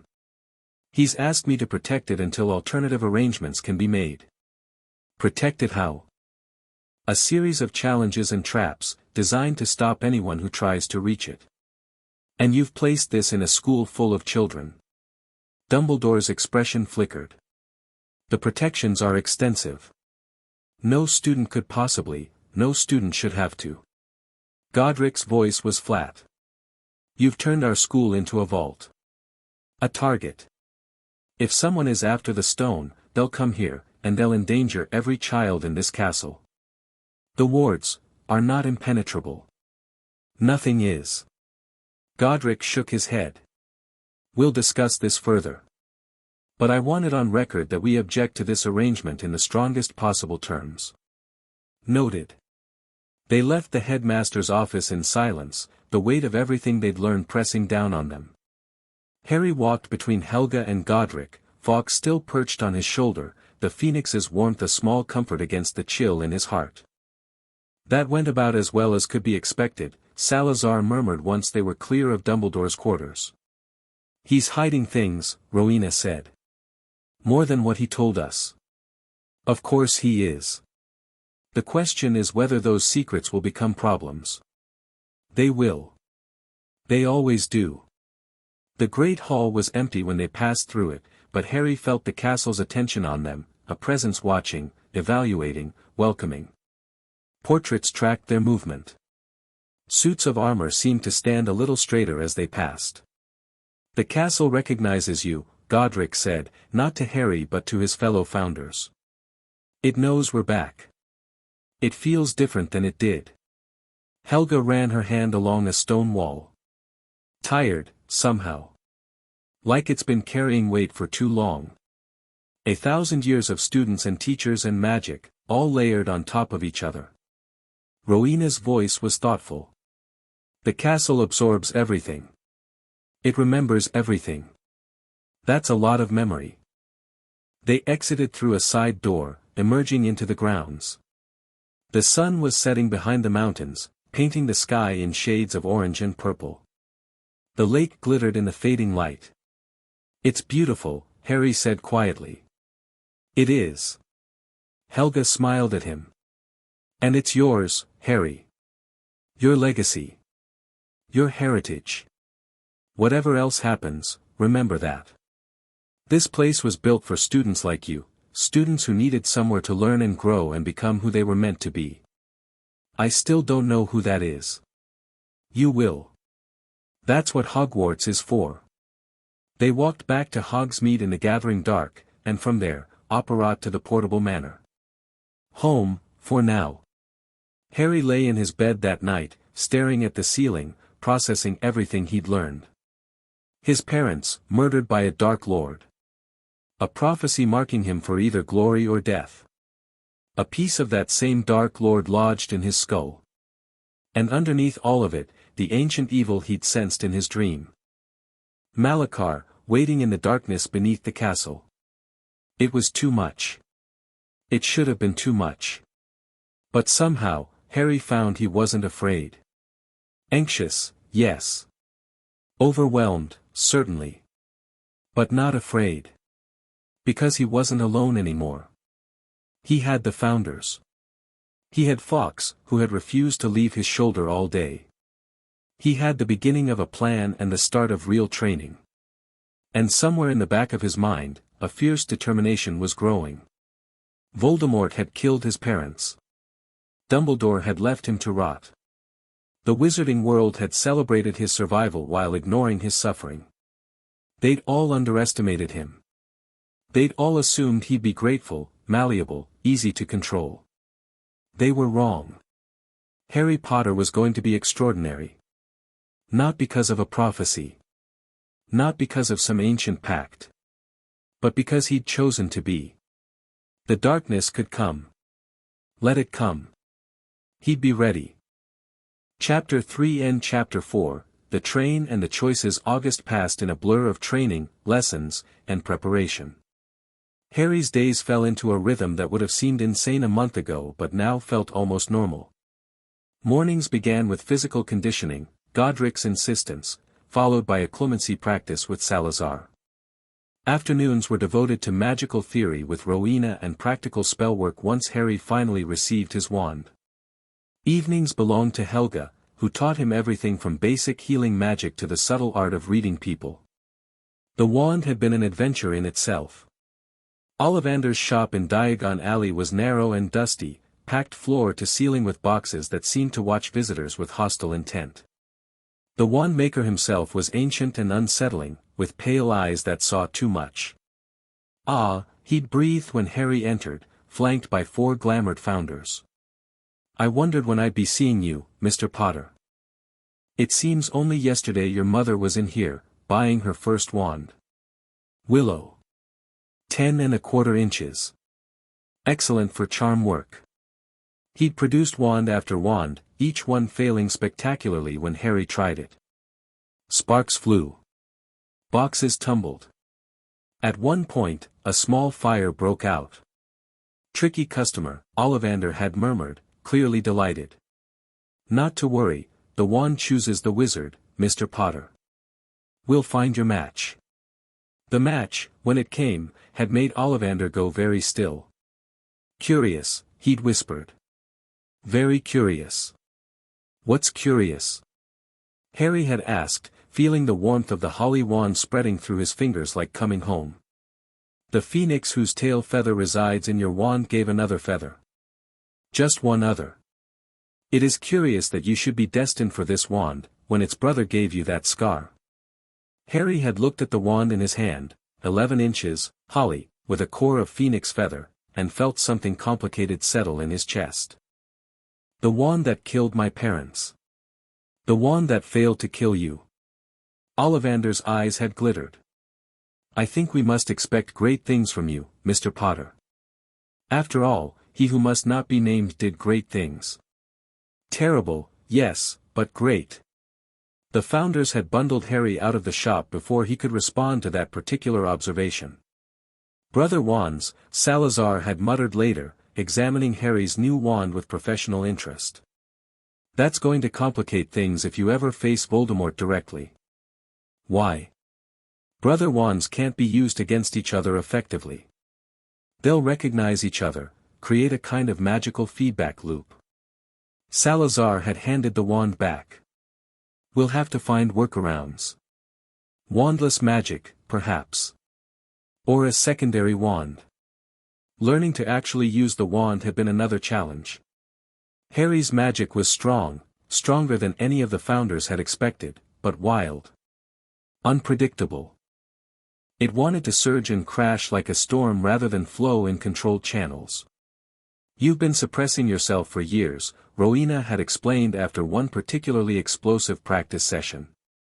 "Your magic has been building up pressure with no release.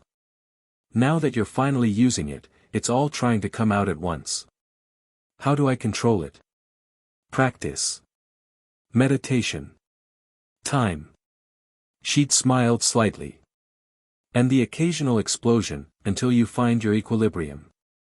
By the end of August, Harry could cast basic spells reliably, Lumos, Wingardium Leviosa, Alohomora, and a handful of others.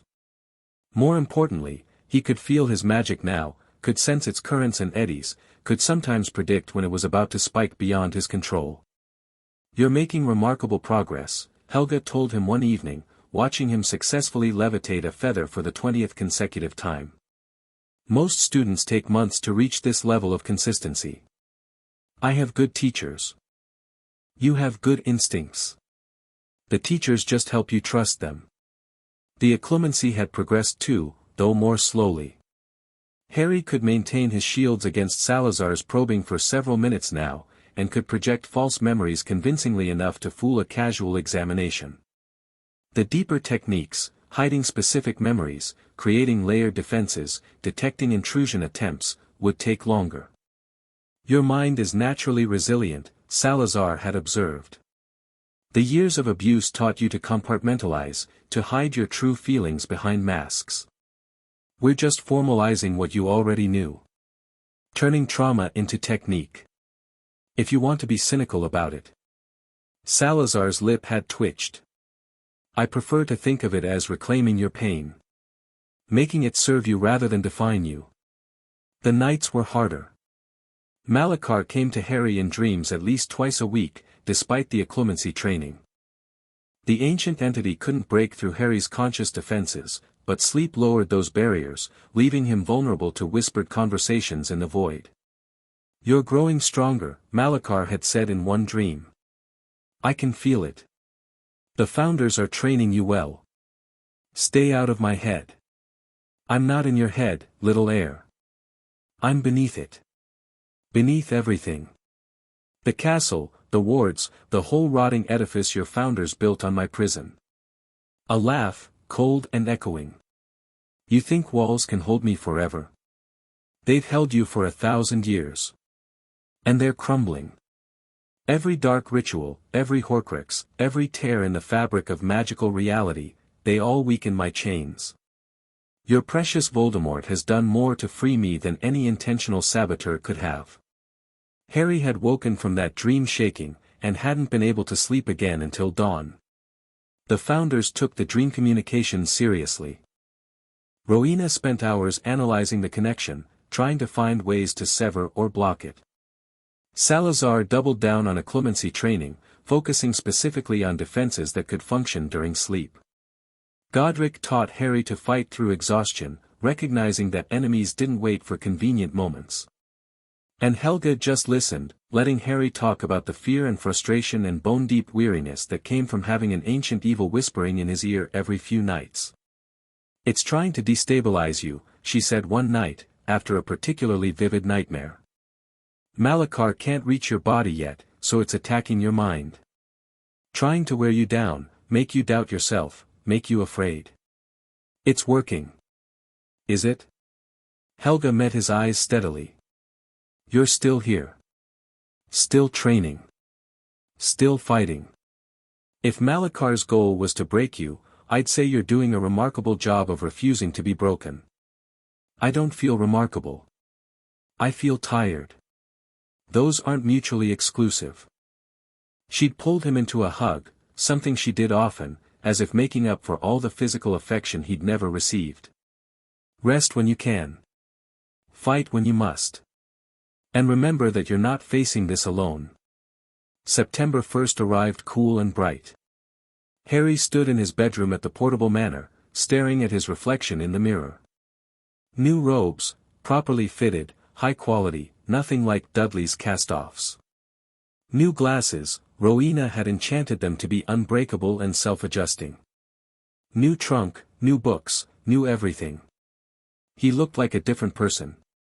A wizard, heading off to magical school, with 4 legendary mentors and a phoenix that had bonded to him for reasons no one fully understood. A knock at the door. Ready?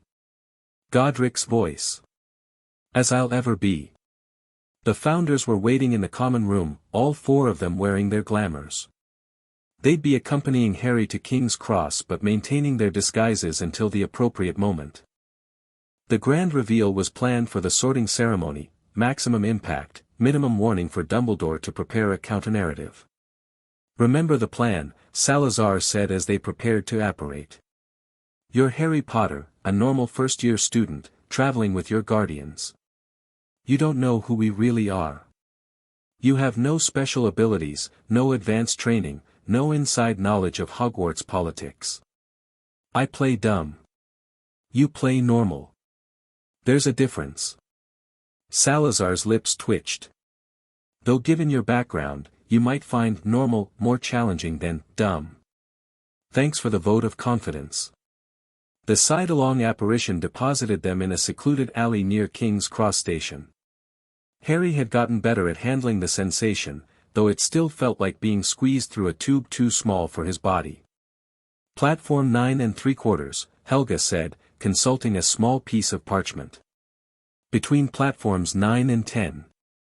The barrier is disguised as a solid wall. Of course it is. They made their way through the station, Harry's trunk floating behind them under a subtle levitation charm. Muggles flowed around them, oblivious to the magic in their midst. A few glanced at Harry's owl, Hedwig, a birthday gift from Hagrid, white and beautiful and supremely unimpressed by everything, but most were too absorbed in their own concerns to notice anything unusual. The barrier was exactly where the parchment said it would be, a brick pillar between platforms 9 and 10, looking exactly like every other brick pillar in the station. Just walk through? Harry asked skeptically. Just walk through. Don't hesitate, don't slow down, don't think too hard about the physics. Godric grinned. Magic doesn't like overthinking. Harry took a breath, aimed himself at the apparently solid wall, and walked. The bricks dissolved around him like mist, and suddenly he was somewhere else entirely. A platform crowded with wizards and witches, a magnificent scarlet steam engine, and noise, so much noise, voices and animals and the hiss of steam mixing into a symphony of controlled chaos. Welcome to platform 9 3/4, Rowena murmured, appearing beside him. The Hogwarts Express awaits. The train was beautiful in an old-fashioned way, all polished brass and gleaming paint. Students swarmed around it, loading trunks and saying goodbye to families and calling to friends. Harry watched a pair of red-headed twins levitate what looked like a toilet seat into a compartment window while their mother shouted ineffective protests. The Weasleys, Helga said quietly, following his gaze. Old family. Good people, mostly, though a bit obsessed with blood purity in reverse. What does that mean? They pride themselves on being blood traders, purebloods who reject pureblood supremacy. It's admirable, but it can become its own kind of identity trap. She paused. Their youngest son, Ron, will be starting at Hogwarts this year. The same age as you. Harry filed that information away. He'd been briefed on several families during the summer, who to watch for, who to avoid, who might be potential allies. The Weasleys were firmly in the potential ally category, though Salazar had reservations about their closeness to Dumbledore. Time to board. Godric clapped Harry on the shoulder. We'll take a separate compartment, give you space to make friends your own age. But if you need us, we're a mirror call away. I know the plan. Knowing and remembering under pressure are different things. Godric's voice softened. You're going to be fine, Harry. You're smarter than you know, stronger than you think, and better prepared than any first year in history. No pressure. All the pressure. That's how Gryffindors work. Godric grinned and gave Harry a gentle push toward the train. Go. Make friends. Try to enjoy yourself.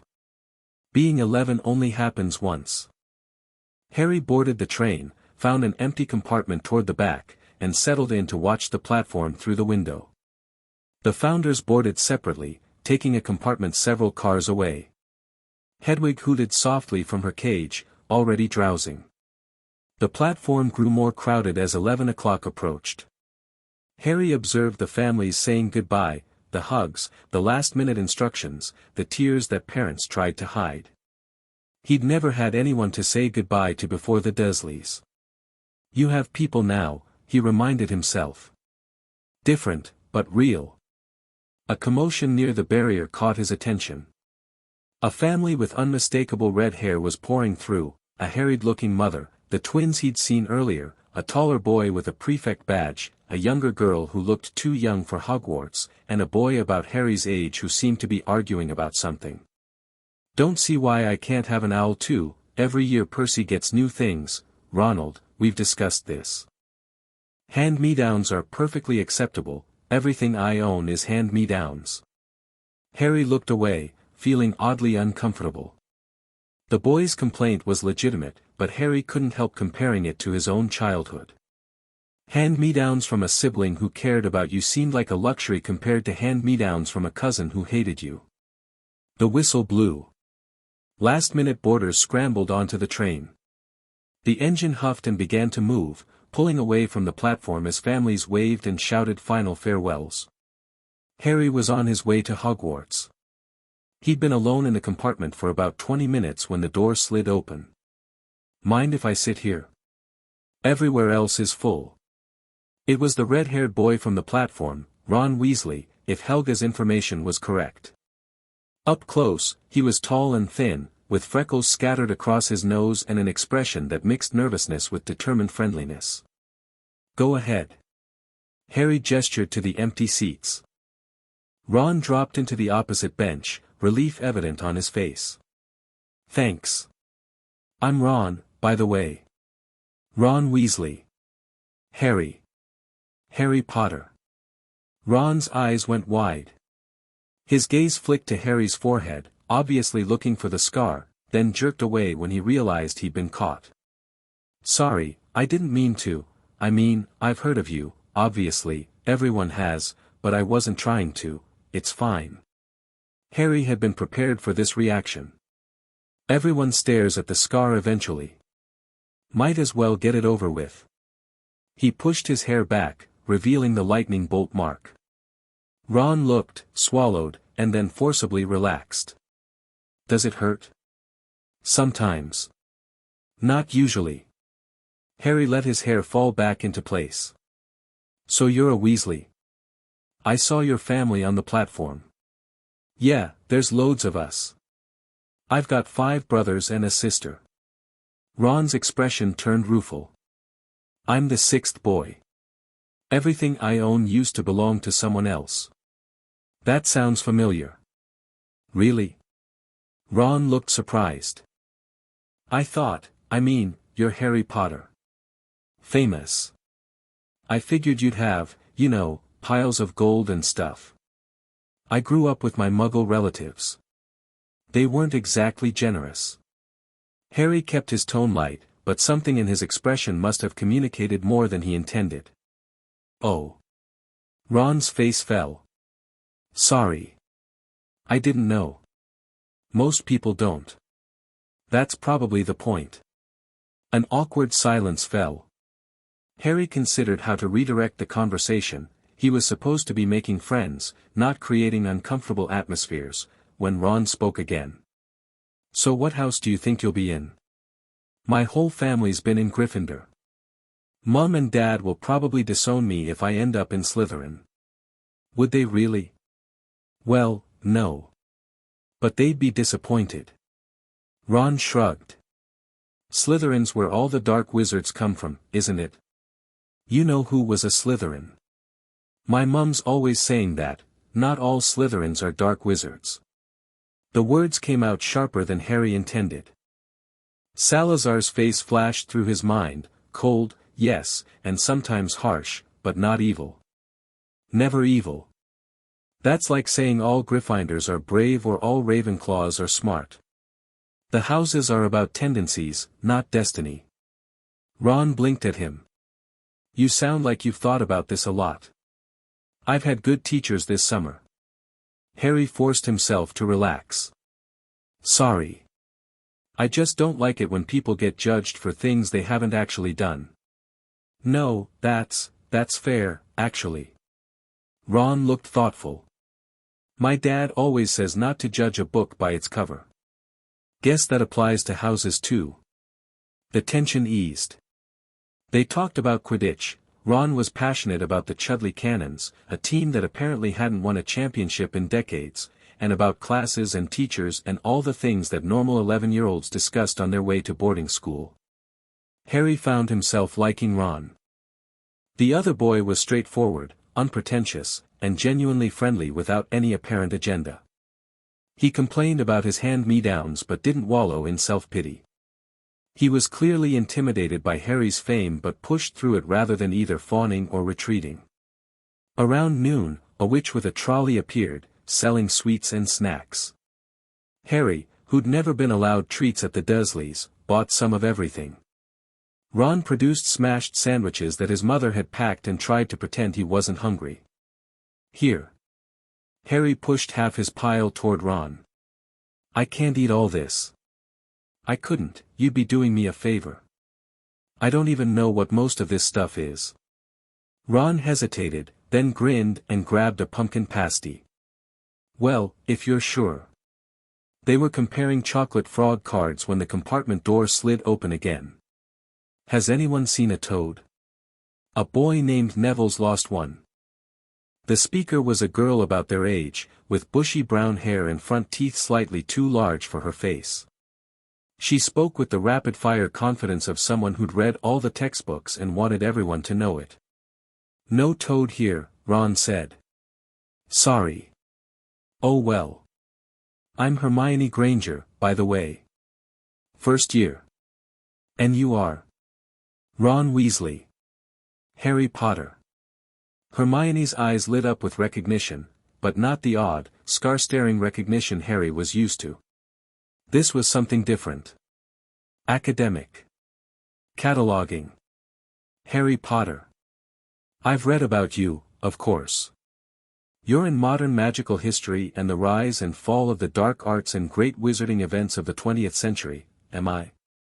Harry hadn't read any of those books, though he probably should have. Oh yes.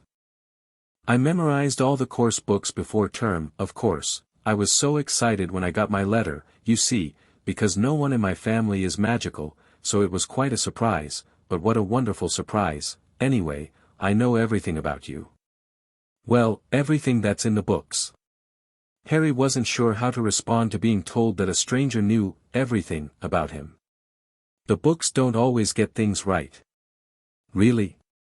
Hermione's eyes went even brighter. What do they get wrong? I'd love to know. Accuracy is so important in historical texts. Maybe we could talk about it later. We should probably help find that toad. Oh. Yes, you're right, poor Neville's been looking everywhere. Hermione bustled out, then paused at the door. You two should change into your robes, by the way. I expect we'll be arriving soon. She vanished before either of them could respond. Mental, that one, Ron said, but not unkindly. Imagine memorizing all the textbooks. She seems enthusiastic. That's one word for it. They did change into their robes, and Harry noticed Ron's were clearly second-hand, slightly faded, with the cuffs let out multiple times. Ron noticed him noticing and flushed. Yours are nice, Ron said, a bit defensively. New. First new clothes I've ever owned. Harry kept his voice matter-of-fact. Like I said, my relatives weren't generous. Ron's expression shifted, from embarrassment to something like understanding. Guess we both got things to complain about, yeah? Guess so. They grinned at each other, and Harry felt something settle into place. Not quite friendship yet, but the foundation for it. A connection based on shared understanding rather than hero worship. The train began to slow. Outside the windows, the landscape had shifted from countryside to wilderness, mountains and forests and, in the distance, the first glimpse of towers against the darkening sky.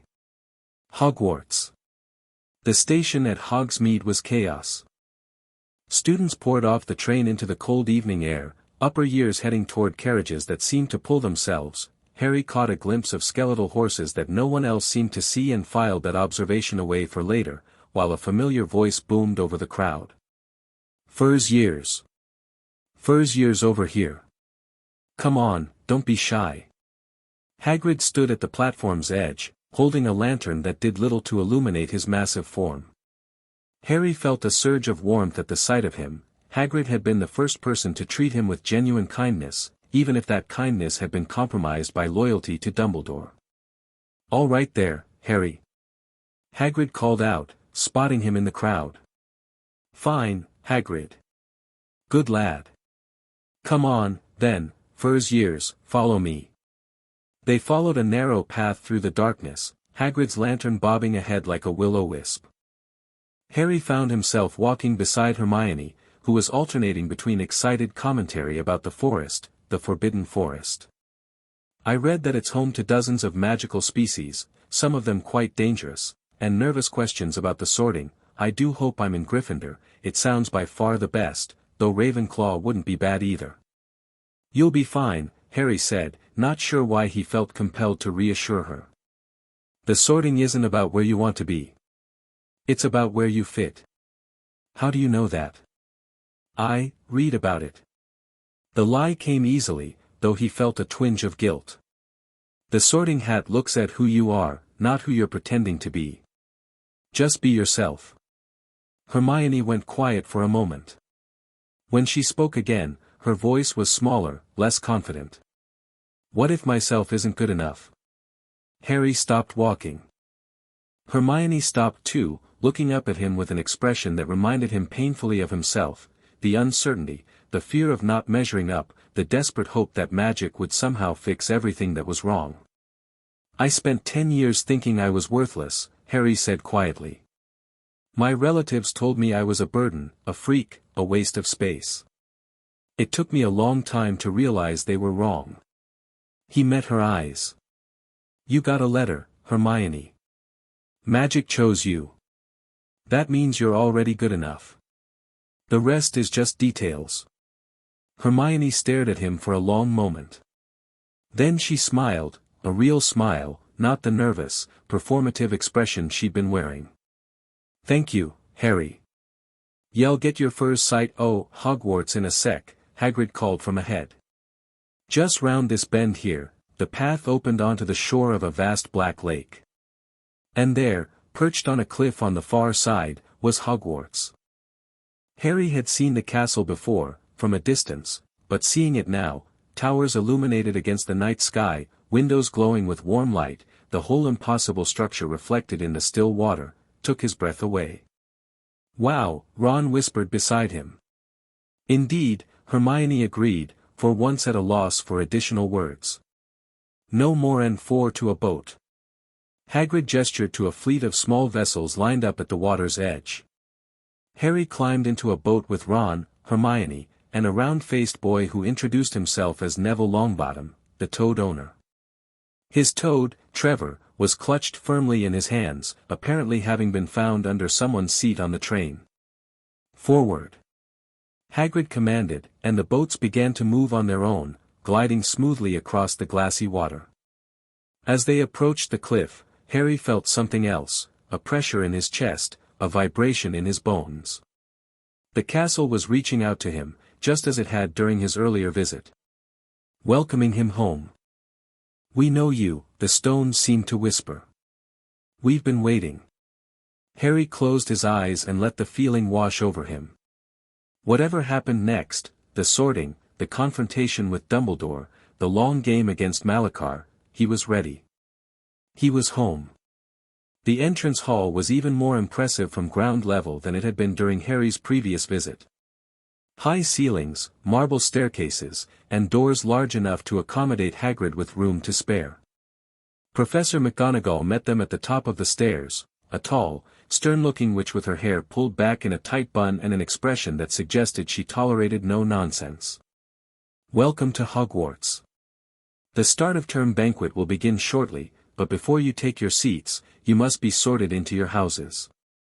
She explained the house system, points, competitions, the importance of good behavior, but Harry barely listened.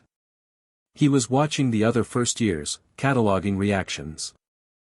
Draco Malfoy, whom he'd met briefly in Diagon Alley, stood apart from the rest, flanked by 2 thuggish boys who looked like bodyguards.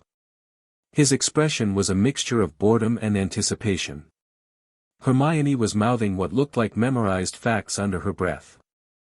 Ron had gone slightly green. Neville was clutching Trevor so tightly the toad looked ready to pop. "I shall return when we are ready for you," McGonagall said. "Please wait quietly." She disappeared through a door, and immediately the hall erupted in whispers. "How exactly do they sort us?" Harry heard someone ask. "Some sort of test, I think," Ron said. "Fred said it hurts a lot, but I think he was joking." It's a hat, Harry said, loud enough for nearby students to hear. The sorting hat. It looks into your mind and decides where you belong. Several faces turned toward him with expressions of relief. Draco Malfoy's eyes narrowed. Potter. The blond boy pushed through the crowd. So the rumors are true. Harry Potter, come to Hogwarts at last. Malfoy. You remember me. Draco seemed pleased by this. I suppose you've thought about what I said in Diagon Alley. About choosing your friends wisely. I have, actually. Harry kept his voice neutral. I've decided I'm quite capable of choosing my own friends without advice from strangers. Draco's expression flickered, surprise, perhaps, or the beginning of offense. Stranger. My family is one of the oldest and most prestigious pure bloodlines in Britain. Yes, I know. I've done my research. Harry met Draco's eyes steadily. I also know that your father was a Death Eater who claimed Imperius to avoid Azkaban, that your family's fortune is built on political manipulation, and that your mother's maiden name is Black, connecting you to some of the darkest wizards in recent history. The whispers around them went silent. Draco's face drained of color. Research goes both ways, Malfoy. I'd suggest you remember that before trying to tell me who to associate with. Before Draco could respond, McGonagall reappeared. We're ready for you. Form a line and follow me. The Great Hall was everything Harry remembered, floating candles, enchanted ceilings showing the night sky, for long tables filled with students in color-coded robes. At the head of the room, the staff table stretched across a raised platform, Dumbledore at its center. Harry felt the old wizard's eyes on him immediately. He didn't look up, focusing instead on the battered hat sitting on a stool in front of the staff table. The hat's brim opened like a mouth, and it began to sing. Harry listened to the song, a history of the four houses, their founders, their values, and felt a strange mix of emotions. Pride, at hearing his mentors described. Frustration, at the simplified and sometimes inaccurate characterizations. And anticipation, because in a few minutes, everything was going to change. The song ended. McGonagall stepped forward with a long scroll. When I call your name, you will put on the hat and sit on the stool to be sorted. Abbott, Hannah. A girl with blonde pigtails stumbled forward, sat on the stool, and had the hat dropped over her eyes. Hufflepuff. The table on the right exploded into cheers. Harry watched Hannah Abbott hurry toward it, face flushed with relief. More names followed. Bones, Susan, Hufflepuff. Boot, Terry, Ravenclaw. Brocklehurst, Mandy, Ravenclaw. Brown, Lavender, Gryffindor. Granger, Hermione. Hermione practically ran to the stool, jamming the hat onto her head with hands that shook slightly. A long pause. Then, Gryffindor. Hermione beamed and headed for the Gryffindor table. Harry caught her eye and gave her a small nod. She smiled back, some of her nervous energy replaced by genuine happiness. Longbottom, Neville. The hat took even longer with Neville, nearly a full minute of deliberation. Finally, Gryffindor. Neville went to the table still wearing the hat, had to return to give it back amid scattered laughter, and looked ready to die of embarrassment. Harry made a mental note to be kind to him, the boy clearly needed allies. Malfoy, Draco. The hat barely touched Draco's head before screaming, Slytherin. He swaggered to his table, looking smug. More names. Moon. Not. Parkinson, Slytherin, to no one's surprise. Patil twins, one to Gryffindor and one to Ravenclaw. Potter, Harry. The whispers that erupted were like a wave. Potter? The Harry Potter? Did she say Potter? The boy who lived. Harry walked to the stool, keeping his face carefully neutral. He sat. McGonagall lowered the hat onto his head. Darkness. Then a voice, small and thoughtful, speaking directly into his mind. Oh my. This is unprecedented. Hello, Harry thought back. I believe we've met before, in a sense. Your mentors told you about me. I can see their influence, all four of them, woven through your mind like threads in a tapestry. The hat seemed to laugh. The founders have returned. I never thought I'd see this day. Are you going to sort me? That's the question, isn't it? Where does one place a student who carries the legacy of all four houses? The hat was quiet for a moment. You have courage, the bone-deep kind that doesn't require proving. You have cunning, not the petty manipulation of politicians, but the strategic mind of a survivor. You have wisdom, or at least the hunger for it. And you have loyalty, fierce and protective and newly awakened. So where do I belong? Everywhere. Nowhere. You're the heir of the pact, Harry Potter. You don't fit neatly into categories. The plan is for you to declare that. To announce the founder's return. I know. I can see it in your thoughts. Another pause. It's a good plan. Dramatic. Effective. But before I play my part, I need to know, is this what you want? Not what they want, what you want. Harry considered the question carefully. Did he want to be singled out, made even more different than he already was? Did he want to carry the weight of four legacies instead of just one? No. Not particularly. But did he want to hide? To pretend he was something he wasn't? To let Dumbledore's narrative go unchallenged? Absolutely not. Do it, he thought. Make the announcement. Very well. The hat seemed to take a breath. Brace yourself. Then it screamed, not the name of a house, but words that echoed through the suddenly silent hall. The heir of the pact cannot be divided. He belongs to all houses and none. The founders have returned, and Hogwarts will be made whole. Chaos erupted. Students leaped to their feet, shouting questions. Teachers rose from the staff table, wands appearing in hands. Dumbledore's face had gone carefully blank, but Harry could see the calculation behind his eyes. And then, with a boom that shook the enchanted ceiling, the main doors of the great hall flew open. Four figures strode through, glamours falling away like shed skin, revealing crimson and green and blue and gold, revealing faces that matched portraits on the walls, revealing power that pressed against the air itself. Godric Gryffindor. Salazar Slytherin. Rowena Ravenclaw. Helga Hufflepuff. The founders of Hogwarts had come home. The silence that followed their entrance was absolute.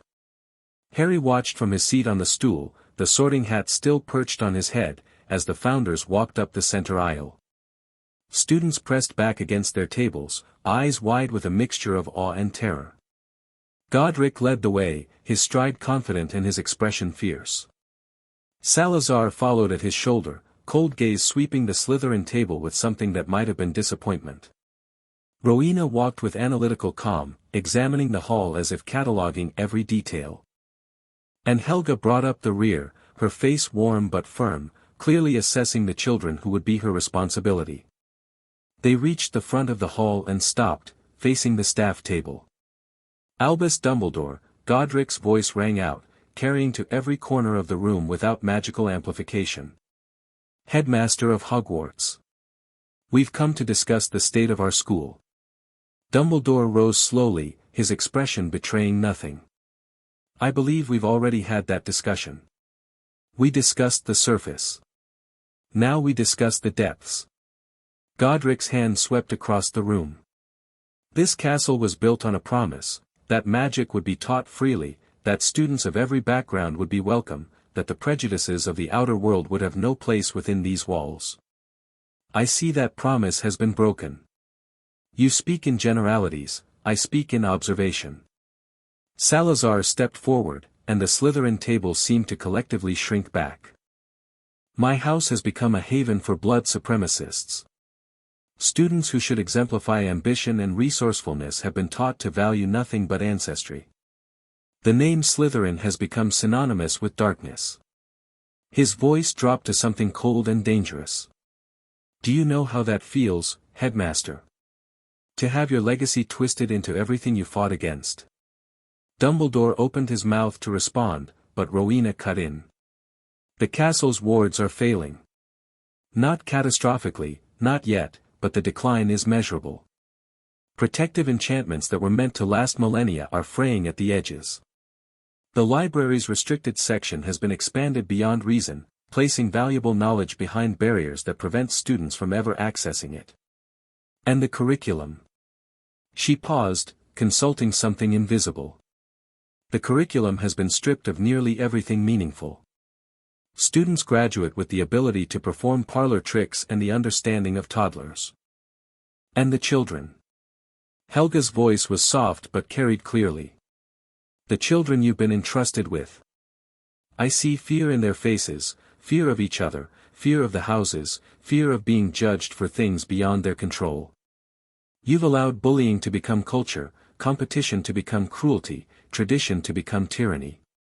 You've been here for one evening, Dumbledore said, his voice carefully measured. Perhaps your assessments are premature. We've been here for 1,000 years. Godric's smile was fierce. This castle is our legacy, our creation, our responsibility. We know its bones better than we know our own. And we can feel that something is deeply, fundamentally wrong. What would you have me do? Step aside. The words hung in the air. Every eye in the hall fixed on the confrontation. I beg your pardon. Not permanently. Not yet. Godric's tone shifted from confrontational to something more measured. We're not here to overthrow you, Dumbledore. We're here to observe, to assess, to determine whether Hogwarts can be salvaged under your leadership. And if you determine it cannot, then we reclaim what is ours. Peacefully, if possible. By force, if necessary. Godric's eyes met Dumbledore's. But that's a conversation for later. For now, we're asking for cooperation. Guest quarters. Access to the castle. The opportunity to see for ourselves what's been done in our absence. A long pause. Harry could see Dumbledore's mind working, calculating options and outcomes. And if I refuse? Then we take what we need without your permission. Salazar's voice was silk over steel. The castle will obey its founders before any appointed headmaster. We could seal you out of your own office with a word. We choose not to, because cooperation serves everyone's interests. Another pause. Then, slowly, Dumbledore inclined his head. Guest quarters will be arranged. You'll have access to the castle within reasonable bounds. But I must insist on being kept informed of your assessments. Naturally. Rowena's smile didn't reach her eyes. Transparency is important. Then we have an agreement. Dumbledore turned to face the stunned student body. It appears we have unexpected guests this year. The founders of Hogwarts, returned after a millennium. I trust you will all treat them with appropriate respect. One more thing. Helga stepped forward, her gaze sweeping across the 4 house tables. The heir of the pact, Harry Potter, is under our direct protection. He will not be sorted into a single house. Instead, he will have access to all 4 common rooms, all 4 tables, all 4 groups of students. He belongs to Hogwarts as a whole, not to any fraction of it. Murmurs swept through the hall. Harry felt 100 eyes on him and kept his expression neutral. Is that acceptable, headmaster? Helga's tone suggested it wasn't really a question. Dumbledore's gaze flicked to Harry, then back to Helga. It is, unprecedented. But given the circumstances, I see no reason to object. Excellent. Helga smiled, and this time it reached her eyes. Then let the feast begin. The children are hungry, and we've disrupted their evening long enough. She waved her hand, and the empty plates on every table suddenly filled with food, not through the house elves' normal process, but through direct magical conjuration. A demonstration of power, subtle but unmistakable. The founders moved to take seats at the staff table, arranging themselves at the end opposite Dumbledore. Harry finally removed the sorting hat, which winked at him before resuming its inanimate appearance, and walked to the Gryffindor table. He sat beside Ron, who was staring at him with an expression of complete disbelief. You knew. The whole time. You knew who they were. I couldn't tell you. It had to be a surprise. A surprise? Harry, those are the founders of Hogwarts. They've been dead for 1,000 years. They got better. Ron sputtered. Hermione, across the table, leaned forward with eyes blazing with curiosity. How? How is that even possible? There's no magic that can truly resurrect the dead, the closest are inferi and ghosts, neither of which, it's complicated. I'll explain later. Harry reached for a roll, suddenly realizing how hungry he was. For now, can we just eat? Eat? Harry, I just survived the most stressful sorting in Hogwarts history. I'd like some chicken. Hermione huffed but subsided. Ron continued to stare for a moment longer, then shook his head and grabbed a chicken leg. Mental, he muttered. Absolutely mental. Harry smiled and dug into his meal. The game had changed. The board was set. And for the first time, Harry was a player, not a piece. The rest of the feast passed in a blur of food and whispered speculation. Harry could feel eyes on him from every direction, students trying to reconcile the famous boy who lived with the apparently unknown heir of the pact. He ignored them as best he could, focusing on his meal and the occasional comment from Ron or Hermione. The staff table was a study in tension. Dumbledore maintained his genial expression, but Harry could see the tightness around his eyes. McGonagall kept shooting looks at the founders that mixed disbelief with something like hope. Snape, the greasy-haired potions master Harry had heard about, was staring at Harry with an expression of pure loathing. That's going to be a problem, Harry thought. He'd been warned about Snape's hatred for his father, but seeing it in person was different from hearing about it. The founders ate and drank and occasionally exchanged words with nearby staff members, projecting an air of casual confidence that Harry recognized as carefully calculated. They were establishing presence, making it clear that they belonged here, that their authority was natural and unquestionable. Finally, Dumbledore rose to give the start-of-term announcements. Forbidden Forest, Forbidden Corridor on the 3rd floor, with a dark hint about painful death that made Harry's ears perk up, and the usual reminders about behavior and curfews. I would also like to introduce our guests properly, Dumbledore continued. The founders of Hogwarts, Godric Gryffindor, Salazar Slytherin, Rowena Ravenclaw, and Helga Hufflepuff, have returned after a millennium of absence. The circumstances of their return are, I'm told, connected to ancient magic beyond our current understanding. They will be observing our school this year and offering guidance where appropriate. He didn't mention Harry's role in their return, or the confrontation that had just occurred. Harry noted the omission and filed it away. Now, off to bed. First years, follow your prefects. The hall erupted into motion. Harry rose with the others, but before he could move toward any of the house groups, Helga appeared at his side. You'll come with us tonight, she said quietly.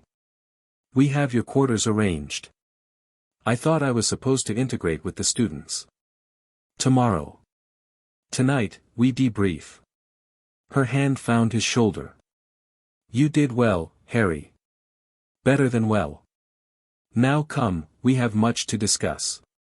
Harry caught Ron's eye across the crowd and mouthed, tomorrow. Ron nodded, still looking slightly shell-shocked. He followed Helga out of the hall, the other founders falling into step around him. The castle seemed to shift as they walked, corridors straightening and doors appearing where none had been before. The castle remembers us, Rowena murmured. It's been so long since anyone truly understood it. Where are we going? Harry asked. The founder's suite. Godric grinned. Private quarters we built for ourselves, back when we actually lived here. The room's been sealed for 900 years, opened just before the feast when we commanded it.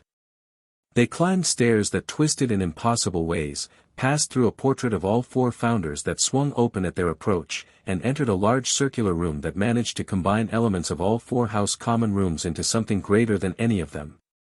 A fire crackled in a massive hearth. Comfortable furniture was scattered throughout. Bookshelves lined one wall, while windows on another showed a view of the lake that shouldn't have been possible from this location.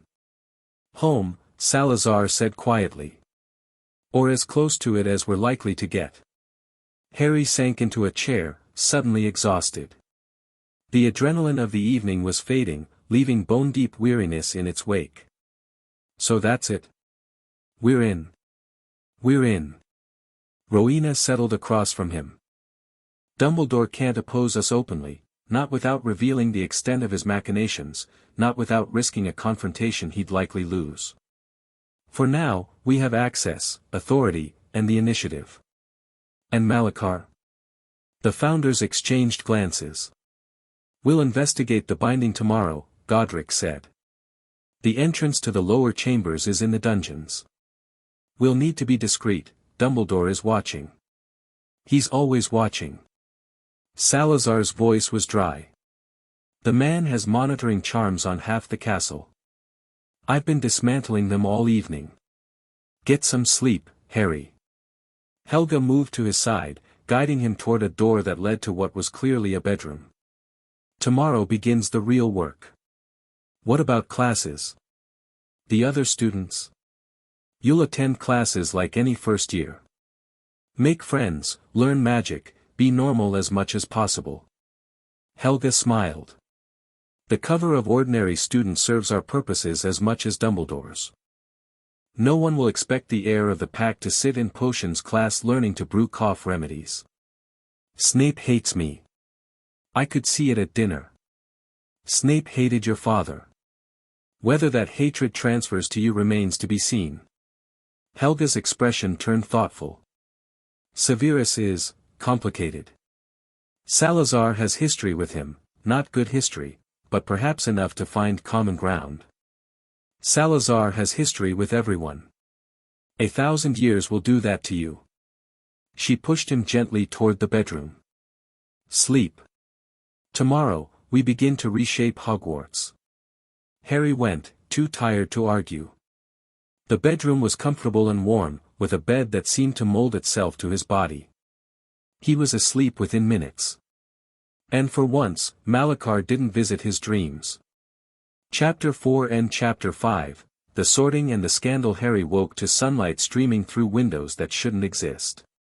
For a moment, he lay still, orienting himself. The Founder's Suite. Hogwarts. The dramatic entrance, the confrontation with Dumbledore, the chaos of the sorting ceremony. It all came flooding back in a rush of memory and emotion. He was really here. He was really doing this. A knock at the door pulled him from his thoughts. Harry. Helga's voice. Breakfast in 10 minutes.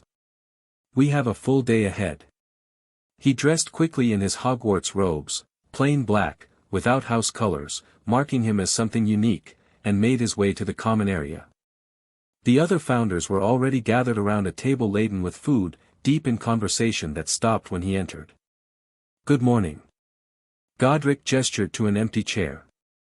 Sleep well? Better than expected. No dreams.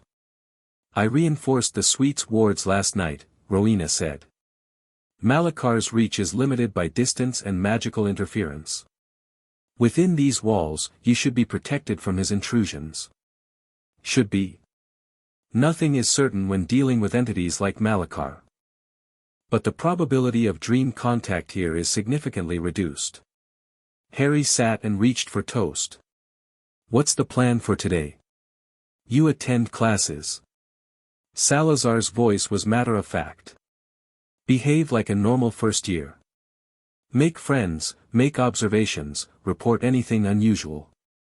And you? We investigate. Godric's expression turned serious.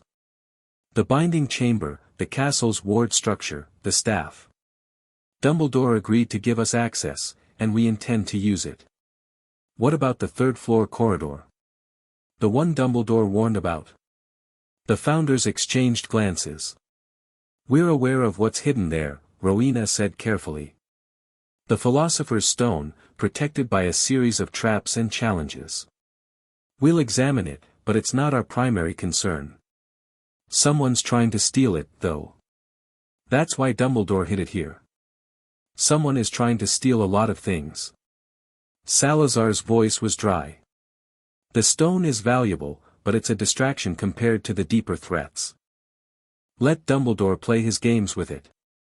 We have more important matters to attend to. Harry nodded, though something about dismissing the stone bothered him.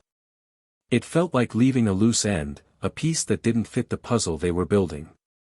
Your first class is Transfiguration with McGonagall, Helga said, consulting a parchment. Then Charms with Flitwick. Lunch, then double potions with Snape. Saving the best for last. Snape will be challenging. Helga's expression was sympathetic.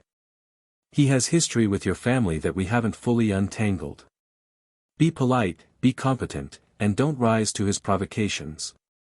And if he attacks me? He won't attack you physically. His weapons are words and humiliation. Salazar's lips twitched. I'll be having a conversation with him later today. Whatever his grievances, they don't justify targeting students. Will that help? It will remind him that he answers to higher authorities than Dumbledore. Salazar's smile was cold. Severus Snape fancies himself a master manipulator. He's about to discover what real manipulation looks like. Harry finished his breakfast quickly, aware of the time. He grabbed his bag, already packed with books and supplies, and headed for the door. Harry. Godric's voice stopped him. Remember, you're not just gathering information. You're building relationships. The students you befriend today could be allies for years to come. Choose wisely, but don't be so calculating that you forget to actually connect. I'll try. That's all any of us can do. The castle was different in daylight. Where the evening had been all shadows and mystery, morning brought warmth and activity. Students hurried through corridors, portraits called greetings and gossip, and the sheer magical energy of the place hummed beneath Harry's feet like a living heartbeat. He made his way to the Transfiguration classroom, following directions that seemed to appear in his mind unbidden. The castle was helping him, he realized, guiding him through its maze of corridors like a friend showing the way. The classroom was already half full when he arrived. Hermione was in the front row, of course, books spread across her desk and quill at the ready. Ron had claimed a seat toward the back, looking half asleep. The Slytherin students clustered on one side of the room, Gryffindors on the other, with a clear no-man's land between them. Harry ignored the invisible boundary and sat in the middle, where both groups could see him but neither could claim him. Interesting choice. The voice came from his left. Harry turned to find a girl with dark hair and pale features watching him with calculating eyes. Slytherin robes, expensive fabric, an air of careful neutrality. Daphne Greengrass, right? Her eyebrows rose slightly. You know my name. I make it a point to learn about the people around me. Harry kept his voice friendly but not eager. You're from one of the sacred 28 families, but your parents stayed neutral during the last war. Neither Death Eaters nor Resistance fighters. You've done your research. Someone wise told me that knowledge is the best defense. Daphne studied him for a moment, then inclined her head slightly. I heard about last night. The Founder's return. Your unique status. Heir of the Pact. It's a lot to take in. I imagine so. She paused. Most students don't know what to make of you. The Gryffindors want to claim you as one of their own, Harry Potter, son of James and Lily, obvious hero material. The Slytherins are suspicious. You rejected Draco Malfoy's offer of friendship and apparently have the support of Salazar Slytherin himself. And you? I prefer to observe before forming opinions. Her smile was slight but genuine. Though I will say, anyone who can make Draco Malfoy sputter like a landed fish has earned a certain amount of respect.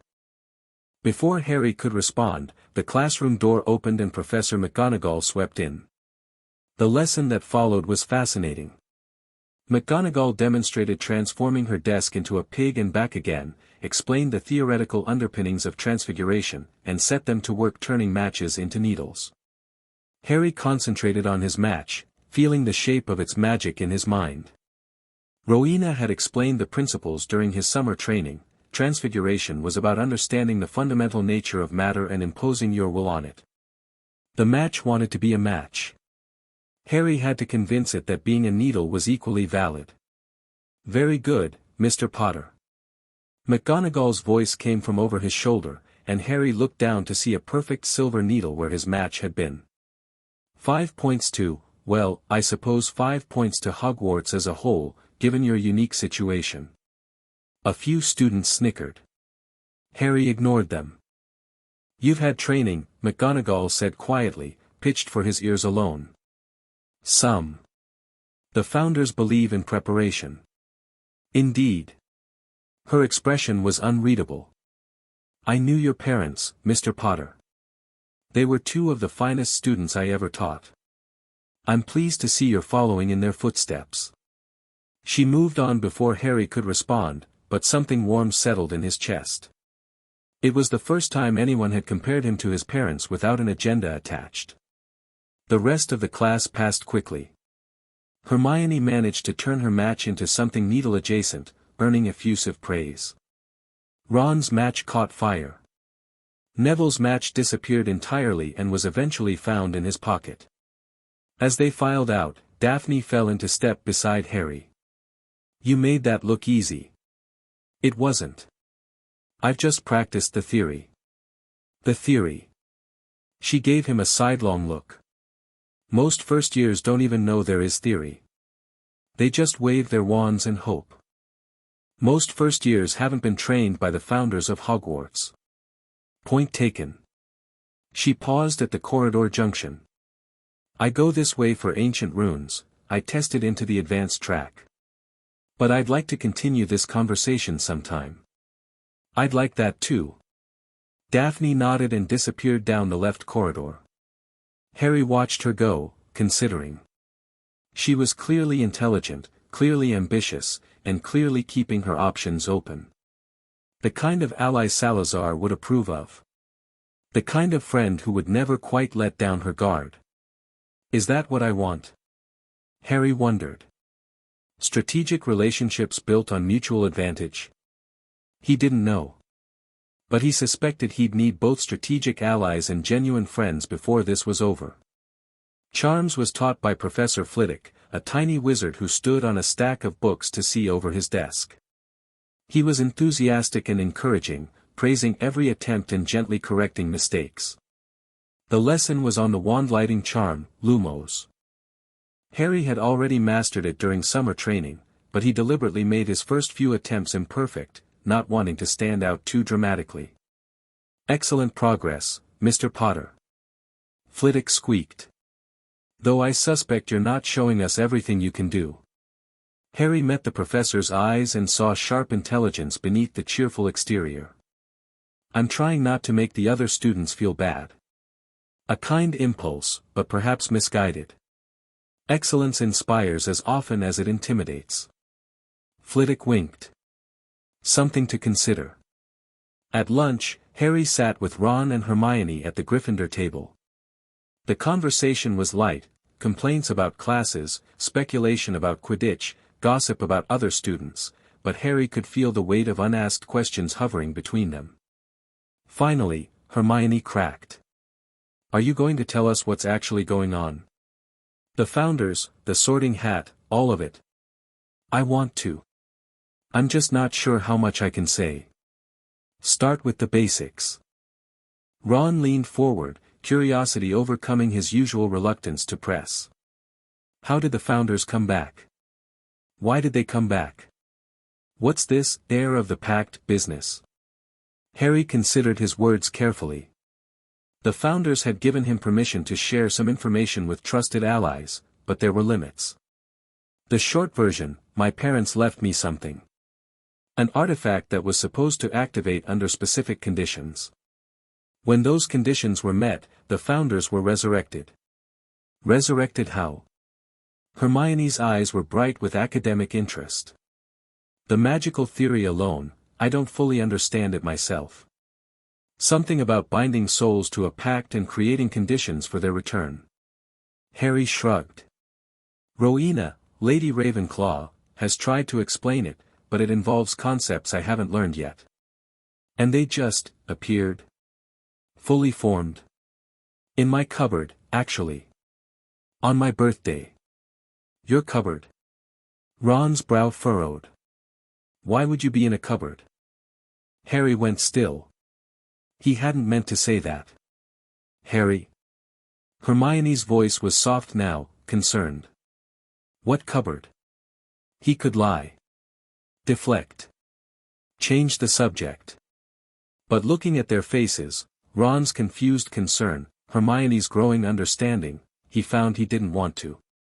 The cupboard under the stairs. At my relative's house. He kept his voice flat, matter of fact. That's where I slept. For 10 years. Silence. They put you in a cupboard? Ron's voice was strangled. It's complicated. Dumbledore, Harry stopped himself. This wasn't the place for that conversation. It doesn't matter now. The founders got me out. I'm never going back. But that's, Harry, that's abuse. Hermione's face had gone pale. There are laws, both Muggle and magical, I know.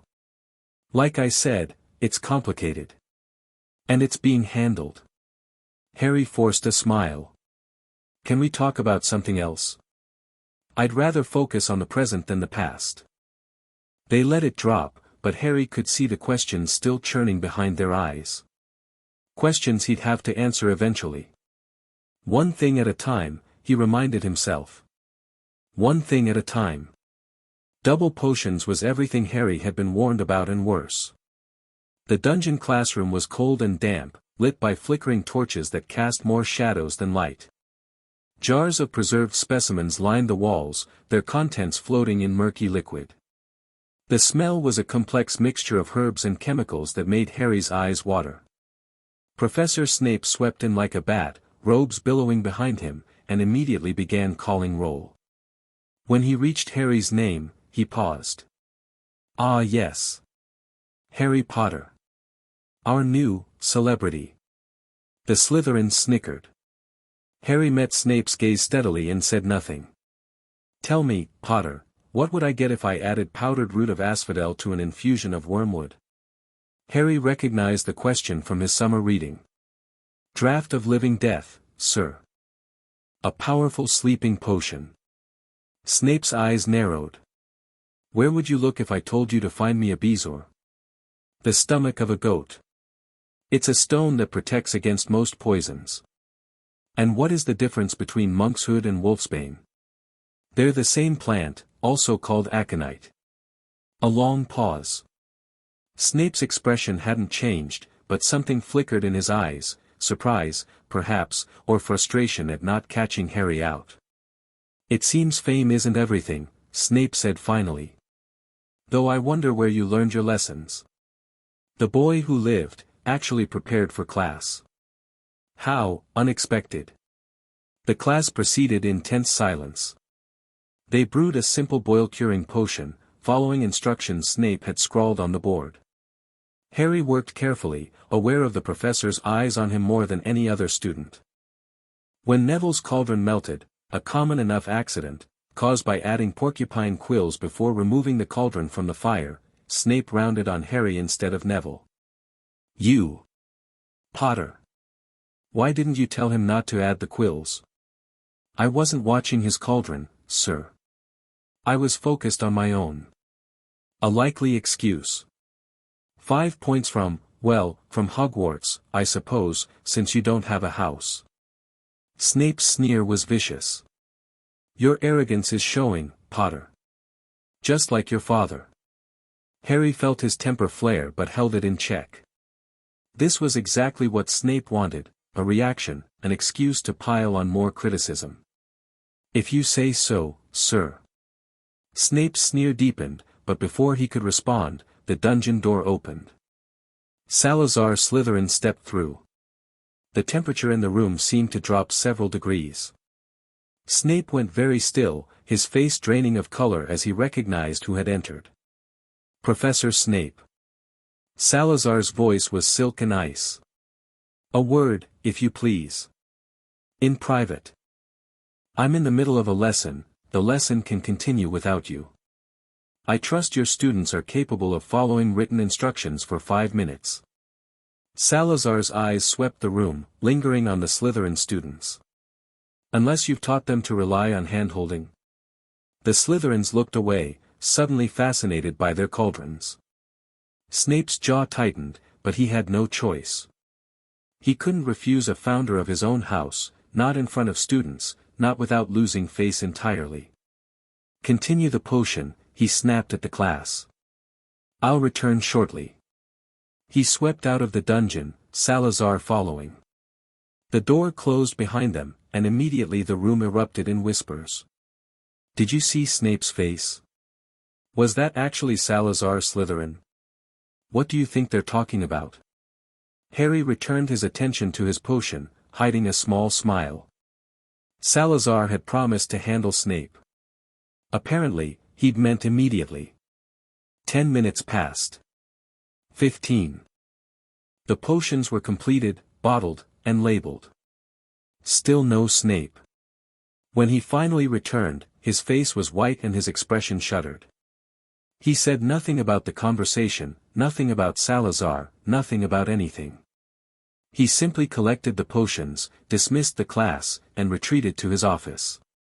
Harry was the last to leave. As he reached the door, Snape's voice stopped him. Potter. Harry turned. The professor was standing behind his desk, hands flat on the surface, looking at Harry with an expression he couldn't read. Sir. A long pause. Something shifted in Snape's eyes, not warmth, exactly, but a slight lessening of hostility. Your potion was acceptable. Coming from Snape, Harry suspected that was practically a glowing endorsement. Thank you, sir. He left before Snape could change his mind. What did you say to him? Harry found Salazar in the Founder's suite, lounging in a chair by the fire with a book in his hands. Nothing he didn't need to hear. That's not an answer. No, it isn't. Salazar looked up, his expression unreadable. Severus Snape is a complicated man. He has grudges, grievances, and guilt in equal measure. I reminded him that his grudge against your father, however justified, has no place in a classroom. You threatened him. I informed him of realities he'd been ignoring. Salazar's lips twitched. The nature of those realities may have included certain consequences should his behavior continue. What kind of consequences? The kind that would end his career at Hogwarts. Possibly his career anywhere. Salazar set down his book. I also told him certain truths about your mother that he seems to have forgotten. Or perhaps chose to forget. Harry's breath caught. My mother? Lily Evans was one of the most talented witches of her generation. Severus knew her, once. Cared for her, perhaps.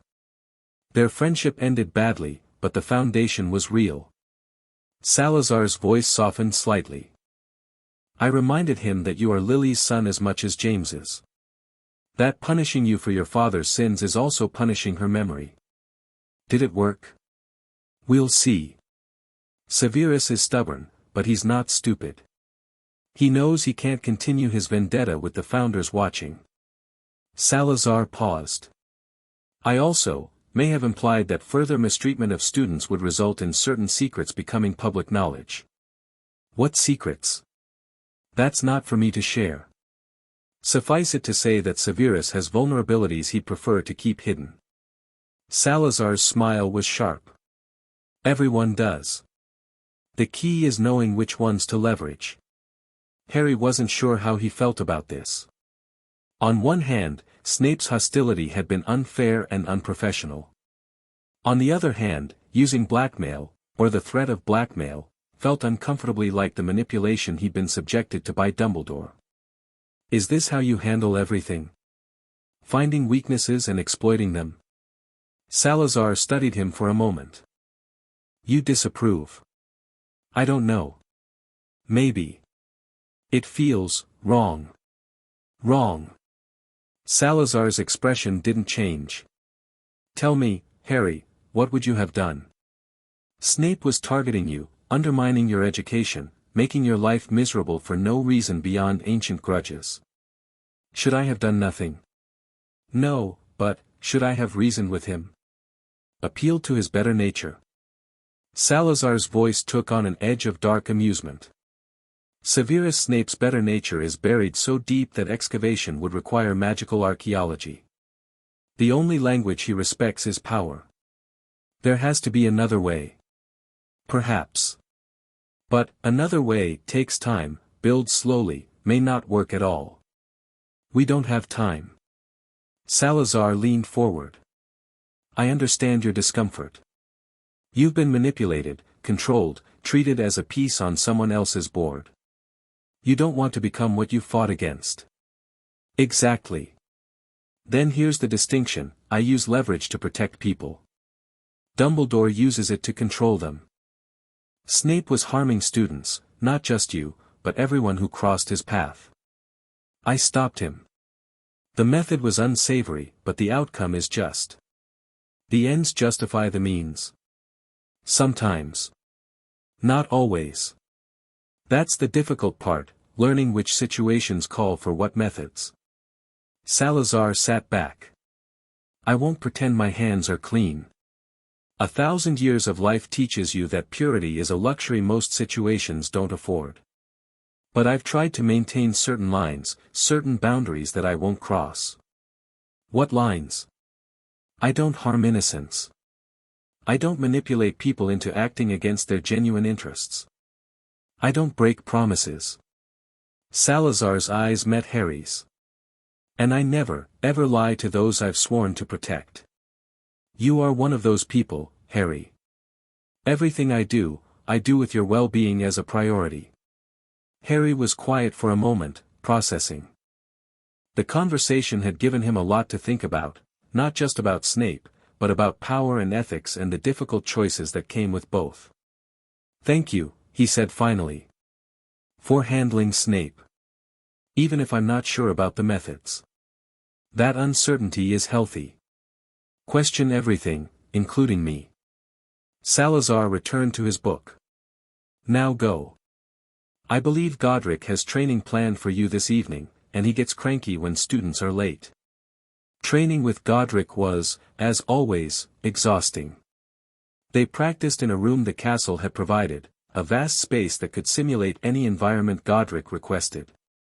Today, it was an obstacle course of shifting platforms, swinging pendulums, and targets that appeared and disappeared unpredictably. The goal isn't to hit every target, Godric called from his observation platform. It's to maintain awareness. Know where the threats are, know where the safe zones are, and keep moving. Harry dodged a swinging log, fired a stunning spell at a target that popped up on his left, rolled under a pendulum, and barely avoided a jet of water that shot from the floor. Better. But you're still thinking too much. Your body knows what to do, trust it. Easy for him to say. Godric had been a warrior for decades before his death. Harry had been training for less than 2 months. Still, he could feel improvement. His reflexes were sharper, his movements more efficient, his spellcasting more instinctive. The wild magic that had surged uncontrollably at the beginning was settling into something more manageable. The session ended with Harry flat on his back, gasping for breath, while Godric stood over him with a critical expression. Not bad. You're slower than I'd like, but your accuracy is improving. Thanks. I think. It's a compliment. Godric offered a hand and pulled Harry to his feet. You have good instincts.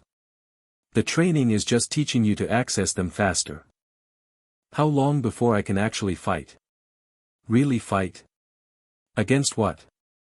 Godric's expression turned serious. A schoolyard bully? A few months. A trained adult wizard? Years. Something like Malachar. He shook his head. You won't fight Malachar directly. That's not how this works. Then what's the point of all this training? To keep you alive long enough to play your actual role. Godric moved to a bench at the room's edge, gesturing for Harry to join him. You're the heir of the pact. That means you have a specific function in the binding, a key, as Salazar put it. Your job isn't to defeat Malachar in combat. It's to be in the right place at the right time, do the right thing, and let the binding do its work. And if I can't be in the right place, then we make sure you can be. That's why we're here. Godric's voice softened. You're not alone in this, Harry. I know it feels like the weight of the world is on your shoulders, but it's not. We're sharing that weight.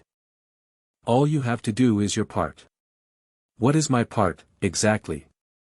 I know I'm a key, but what does that mean practically? We're still working that out. Godric admitted.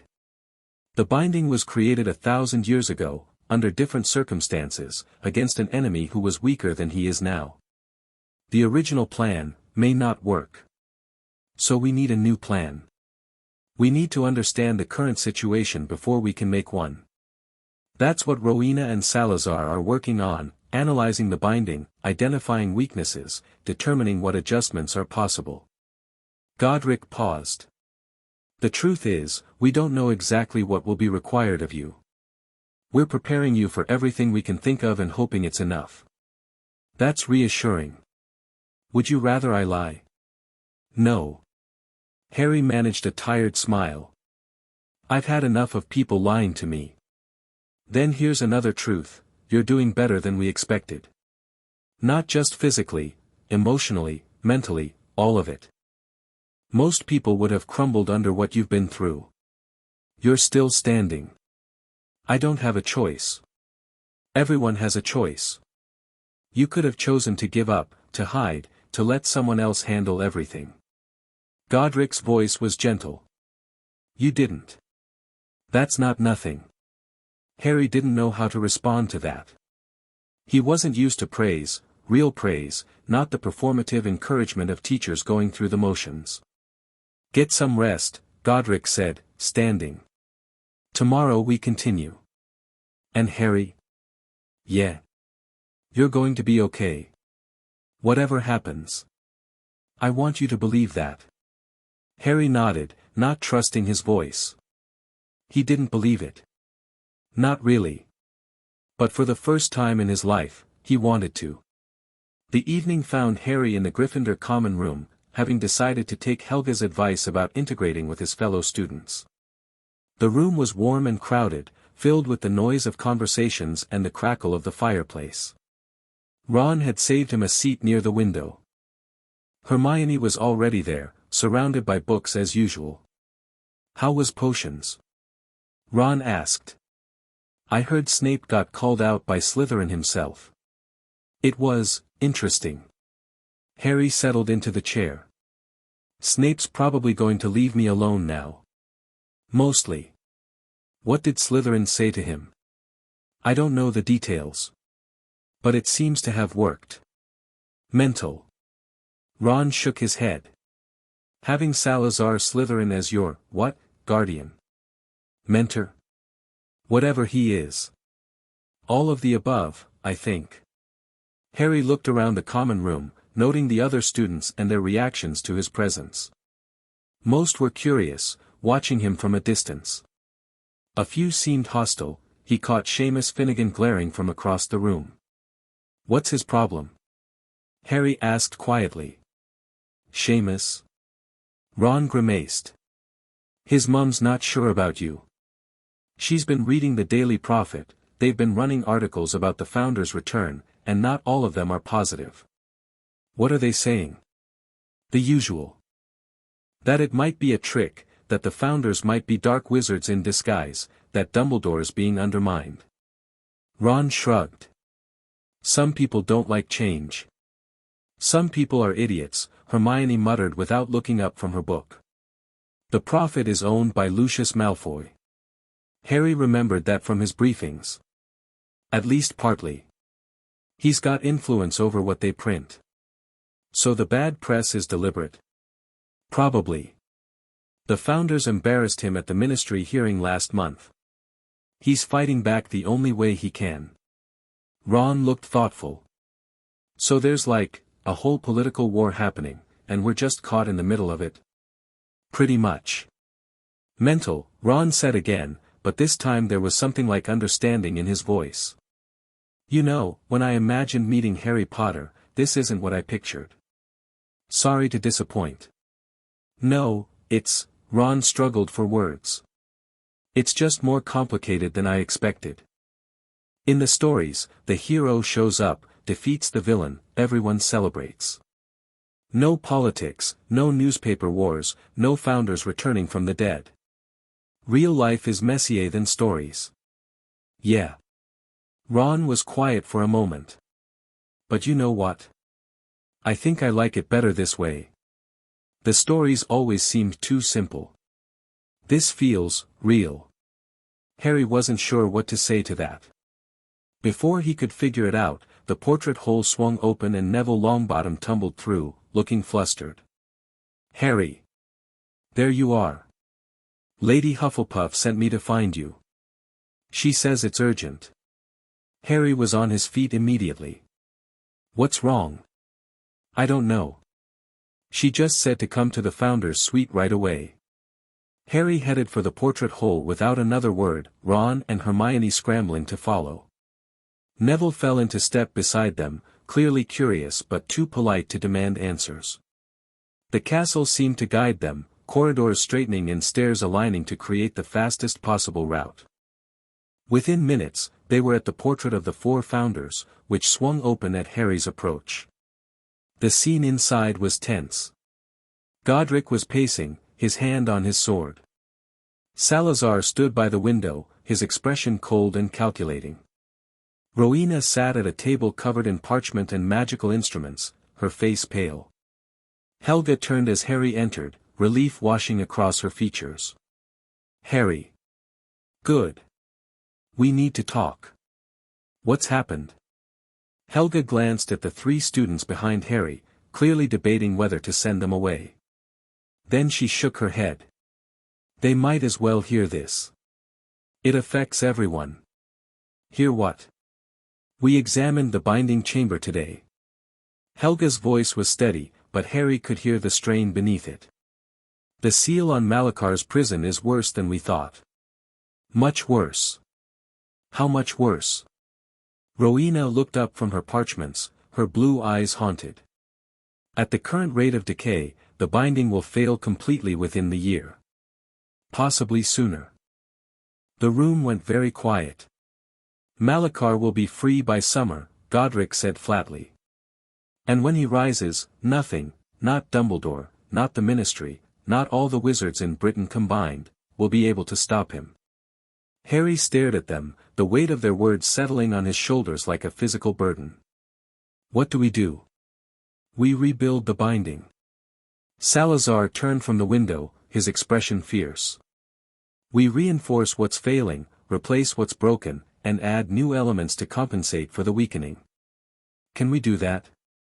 In theory, yes. The original binding was created by the four of us working together.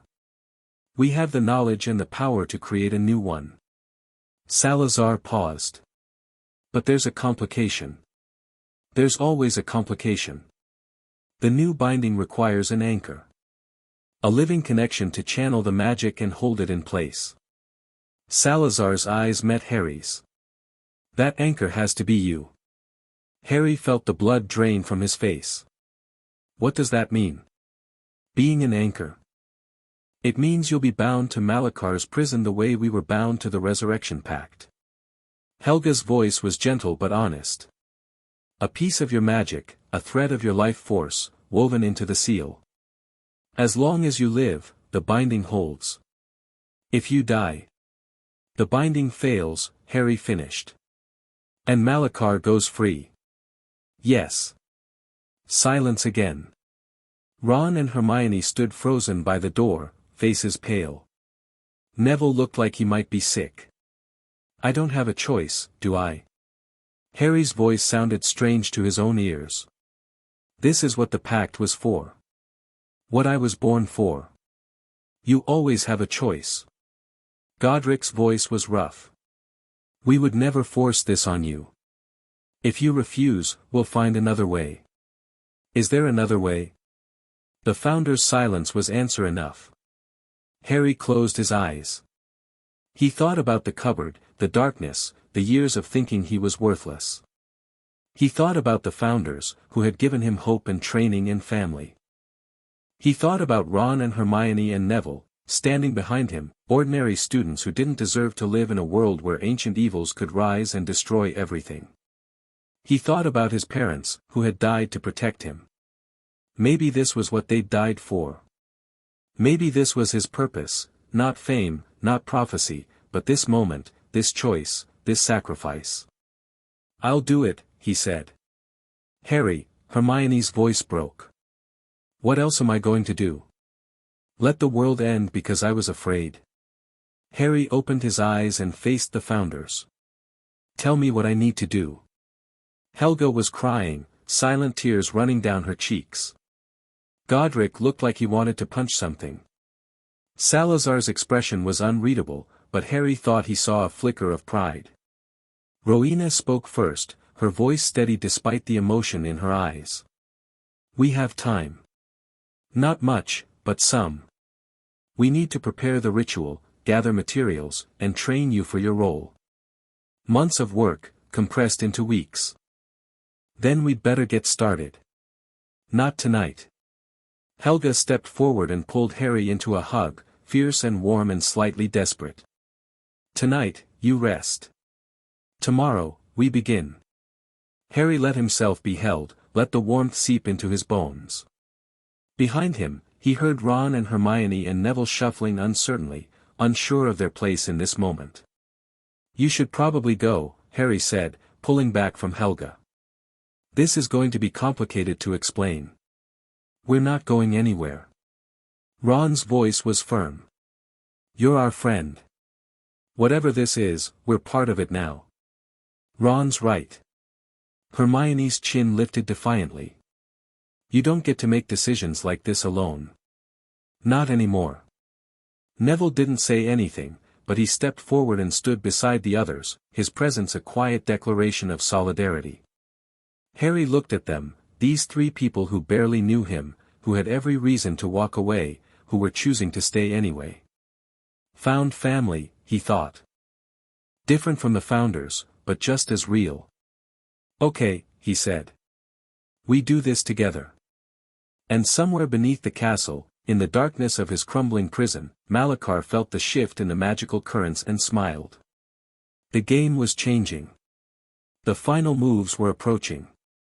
And one way or another, the world would never be the same. Chapter 5 and Chapter 6, the first lessons. The morning after the revelation dawned gray and cold. Harry hadn't slept well. Every time he closed his eyes, he saw the Founders' faces, the grief, the determination, the unspoken apology for the burden they were placing on his shoulders. And beneath it all, the whisper of Malachar's presence, pressing against the edges of his consciousness like fingers testing a locked door. Soon, the ancient voice promised. So very soon.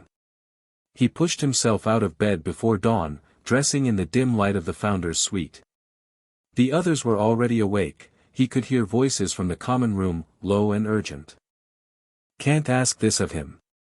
He's 11 years old, we're not asking. He volunteered. Salazar's voice, cold and precise. Because he felt he had no choice. Helga, nearly shouting. We told him the world would end if he refused. What kind of choice is that? The only kind that matters.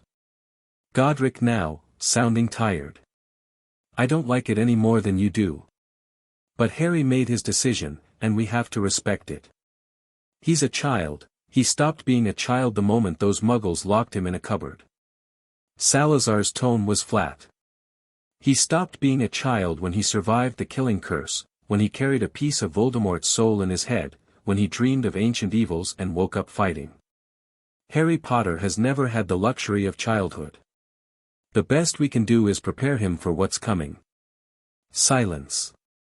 Harry pushed open the door and stepped into the common room. The founders turned to look at him, Helga with tears in her eyes, Godric with grim determination, Salazar with something that might have been respect. Rowena stood apart, studying a complex diagram that floated in the air before her. "I heard you arguing," Harry said. "About me." "We weren't," Helga started. "You were. And it's okay." Harry moved to the table where breakfast had been laid out, toast, eggs, fruit, all untouched. "I know this is hard for you. It's hard for me too. But standing around feeling bad about it isn't going to help." He grabbed a piece of toast and took a bite, chewing mechanically. He wasn't hungry, but Helga would fuss if he didn't eat. "What's the plan for today?" he asked. The founders exchanged glances. Then Rowena stepped forward, dispelling the floating diagram with a wave of her hand. "Training. Intensive and immediate."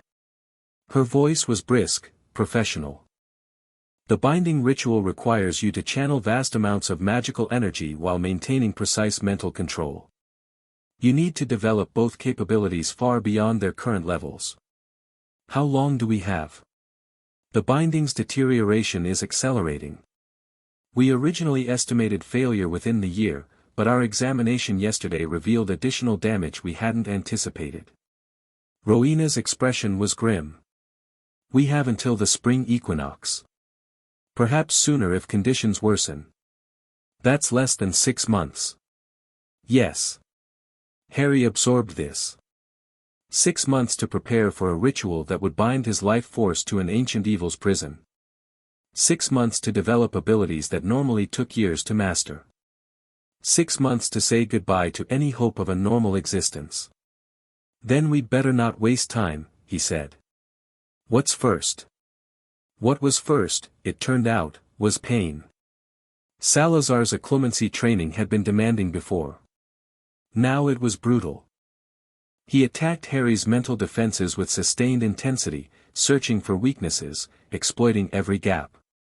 "The binding will require you to maintain barriers while channeling enormous power," Salazar explained between assaults.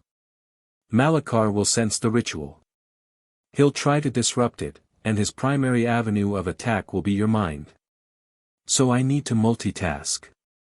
You need to do 3 impossible things simultaneously while an ancient evil tries to drive you insane." Salazar's smile was thin. Multitasking is an understatement. By mid-morning, Harry's head felt like it had been used as a bludger. His shields were stronger than they'd ever been, but Salazar kept finding new angles of attack, new methods of intrusion.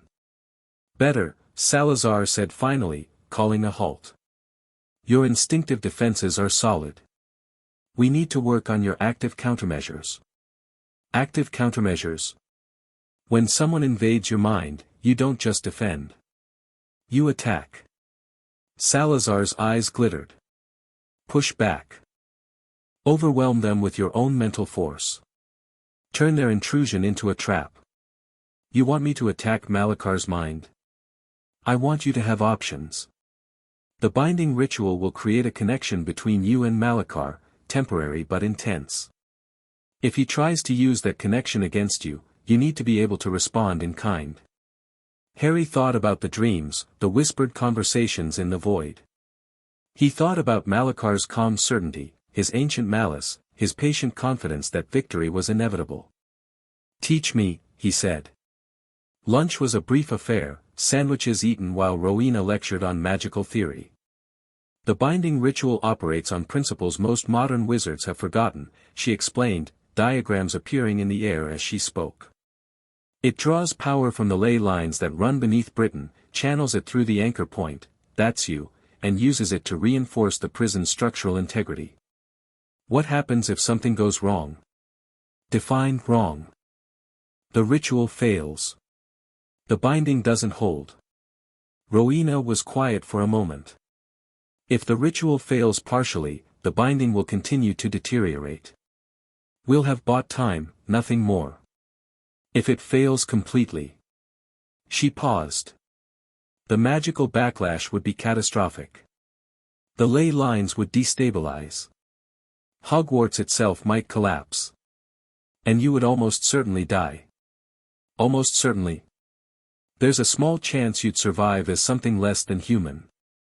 A vessel for wild magic, unable to control or contain it. Rowena's voice was clinical, but Harry could see the pain in her eyes. Death would be preferable. Good to know. Harry took another bite of his sandwich, using the action to hide his reaction. What about the third option? The ritual succeeds, the binding holds, I survive intact. Then you become the anchor. Your life force sustains the prison. As long as you live, Malachar remains contained. And when I die, the binding dies with you. Unless we can find a way to transfer the anchor point to someone else, or create a more permanent solution, Malachar will eventually be free. So I'm not solving the problem. I'm delaying it. Yes. Rowena didn't soften the truth. The original binding was meant to last millennia. It failed because of factors we didn't anticipate, the accumulation of dark magic, the damage caused by Voldemort's activities, the general decay of magical traditions. A new binding might face the same problems. Then what's the point? Time. Rowena's voice softened. Time to find a better solution. Time to develop new methods.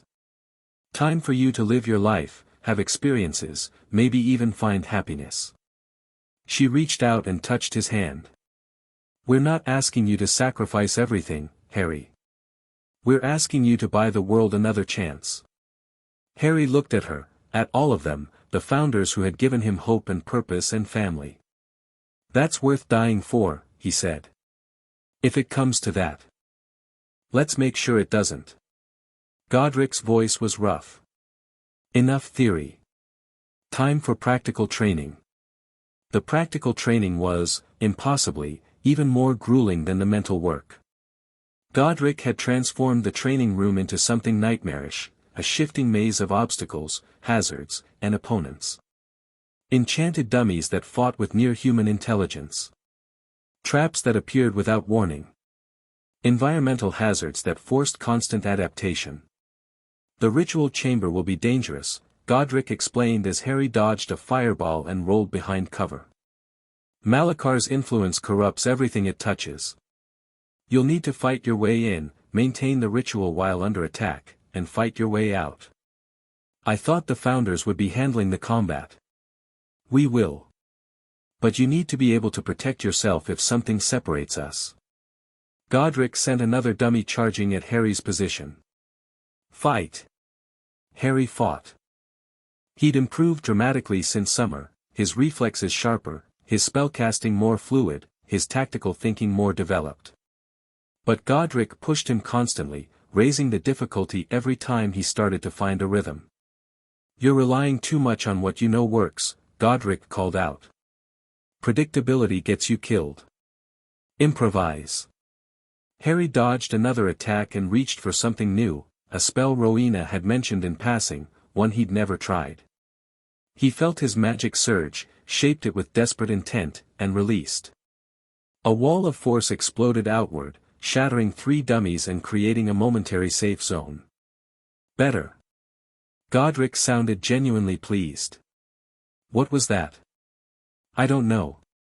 Something just happened. Instinctive magic. Your power responding to need rather than training. Godric nodded approvingly. That's what we need to develop. The binding ritual will push you beyond your trained abilities.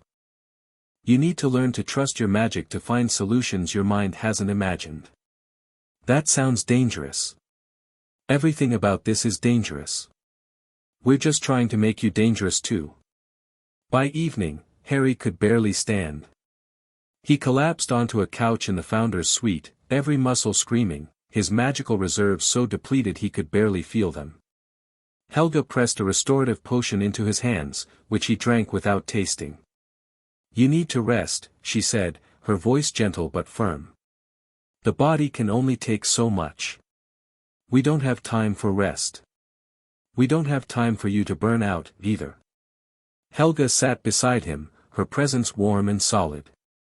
"The training schedule we've created is aggressive, but it includes recovery periods. You can't learn if you're too exhausted to think. I've been exhausted my whole life. I'm used to it. That's not something to be proud of." Helga's hand found his. "Harry, I need you to understand something. This training, this ritual, this entire situation, none of it is your fault. You didn't choose to be the heir. You didn't choose to have this burden placed on you. And you don't have to pretend to be okay with it. I am okay with it. Are you?" Harry was quiet for a moment. The honest answer was complicated, a mixture of acceptance and fear, determination and doubt. "I'm scared," he admitted. "I don't want to die. I don't want to spend my whole life connected to something evil. But I also don't want the world to end because I was too afraid to act. Both things can be true." Helga squeezed his hand. "You can be scared and brave at the same time. You can resent this burden and still choose to carry it. The feelings don't cancel each other out. Is that how you felt when you first faced Malachar?" Helga was quiet for a long moment. "I was terrified," she said finally. "We all were, though Godric would never admit it and Salazar would claim he was merely cautious. Malachar was unlike anything we'd encountered, ancient, powerful, utterly convinced of his righteousness. Fighting him felt like fighting a force of nature. How did you win? We didn't fight fair." Helga's smile was sad. "We couldn't match his power, so we cheated. Tricked him, trapped him, bound him with magic he didn't see coming. It wasn't heroic. It was desperate and messy and we nearly died a dozen times. But you succeeded. We survived.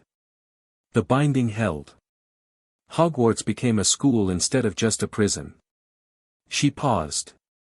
"But we never truly won. Malachar is still there, waiting. All we did was delay the inevitable. And now I'm supposed to delay it again." "Yes. Unless we can find a way to end it permanently." Helga met his eyes. "That's what Rowena and Salazar are working on, not just a new binding, but a true solution. Something that doesn't require an anchor, that doesn't depend on one person's life. Do they think they can find it? They don't know. Neither do I." Helga's voice was honest. "But we're trying. We'll keep trying for as long as it takes." Harry absorbed this. The uncertainty was almost worse than the burden itself, the knowledge that even the founders, with all their power and wisdom, didn't have all the answers. What if they can't? What if the binding is the only option? Then we make the best of it. Helga's voice steadied. "We train you, prepare you, give you every tool we can. And we make sure your life, however long it is worth living." That's not very reassuring. It's the truth. That's all I can offer. Helga stood, releasing his hand. "Now rest. Tomorrow we continue." She left the room, and Harry was alone with his thoughts. He didn't sleep immediately. Instead, he made his way to the Gryffindor common room, ignoring his exhaustion. He needed to see normal students doing normal things, to remind himself what he was fighting for. The common room was busy, students working on homework, playing chess, gossiping about the day's events. Ron and Hermione had claimed their usual corner, and Harry joined them without announcement. "You look terrible," Ron said bluntly. "Thanks. I mean it. What have they been doing to you?" "Training." Harry dropped into a chair. "Lots of training. For the binding thing?" Hermione's voice was low, pitched to avoid eavesdroppers. "The one you told us about last night?" "Yeah. Harry. Hermione hesitated. I've been doing research. I found some references to binding rituals in the library, historical accounts, mostly, from the medieval period. They're incredibly dangerous. The failure rate is, I know. You could die. I know. And you're still going to do it? Harry met her eyes. What else am I supposed to do? Let Malachar destroy everything? Hermione didn't have an answer for that. We want to help, Ron said. I know we're just first years, and we don't have the kind of power you and the founders do. But there has to be something we can do. You're helping now. Harry gestured at the common room. This, normal conversations, normal friendships, this is what keeps me grounded. If I only ever talked to the founders, I'd go crazy. That's not enough. Ron's jaw set stubbornly. You're carrying this huge weight, and we're just sitting here being normal. Normal is valuable. Trust me. Harry's right, Hermione said slowly. But Ron has a point too. There must be practical ways we can contribute. Research, if nothing else. I'm good at research. The founders have 1,000 years of research. But they've been dead for 1,000 years. They don't know the current state of magical theory, the developments since their time. Maybe there's something in modern scholarship that could help. Hermione's eyes lit up with the familiar fire of intellectual challenge. Let me look. What do we have to lose? Harry thought about it. The founders were brilliant, but they were also proud. They might overlook something simply because it came from wizards they considered inferior. Okay, he said. Look into binding theory, soul magic, anything related to containing powerful entities. But be careful, some of that stuff is in the restricted section for a reason. I'll be careful. Hermione was already planning, her mind clearly racing through possibilities. What about me? Ron asked. I'm rubbish at research. You're good at chess. What's chess got to do with anything? Strategic thinking. The founders are planning for the ritual like a military operation, but they might be missing angles. Fresh perspective could help. Ron looked skeptical but nodded. I'll try. No promises I'll be useful, though. Just being here is useful. Harry leaned back in his chair, letting the warmth of the fire wash over him. I meant what I said. You too, and Neville, and maybe some others, you're the reason this matters. Saving the world is an abstract concept. Saving your lives, giving you a future, that's concrete. That's a lot of pressure, Ron said. Sorry. No, I mean, Ron struggled for words. It's kind of nice, actually. Knowing that we matter to you. That you're not just doing this out of some abstract sense of duty. It started as duty, Harry admitted. The pact, the heir, all that. But it's become more. You're my friends. The first real friends I've ever had. Silence fell, comfortable, warm, understanding. We're with you, Hermione said quietly. Whatever happens. We're with you. Same, Ron added. Harry didn't trust his voice to respond. He just nodded, and let the moment stretch, and tried to memorize the feeling of belonging. The days that followed fell into a brutal rhythm. Mornings, a clemency with Salazar, increasingly focused on active countermeasures and mental offense. Midday, magical theory with Rowena, covering everything from ley line dynamics to soul manipulation to the precise mechanics of binding rituals. Afternoons, combat training with Godric, emphasizing improvisation, instinctive magic, and endurance. Evenings, recovery and practical application with Helga, who taught Harry healing magic, protective charms, and the subtle art of maintaining composure under impossible pressure. Between sessions, Harry attended regular classes, maintaining his cover as a normal student, gathering information, watching for anything unusual. The founders took turns observing the faculty, the students, the castle itself, looking for signs of Malachar's influence. They found some. 3 students in the past week have reported unusual dreams, Rowena reported during one evening briefing. All involving darkness, whispered voices, promises of power. Malakar's reaching further than we thought. Salazar's expression was grim. The binding's deterioration is accelerating. Can we identify the students? Help them? We've provided protective amulets to the worst affected. But the dreams will continue until we address the source. Rowena's eyes met Harry's. Every day we delay, his influence grows. Then we move faster. We're already moving as fast as safely possible. Any faster and we risk Harry's health, his magical development, his sanity. I'm fine. You're not fine. You're running on determination and desperation. Rowena's voice softened. We see it, Harry. The exhaustion, the stress, the weight you're carrying. We're trying to balance the urgency against your limits. My limits don't matter if we fail.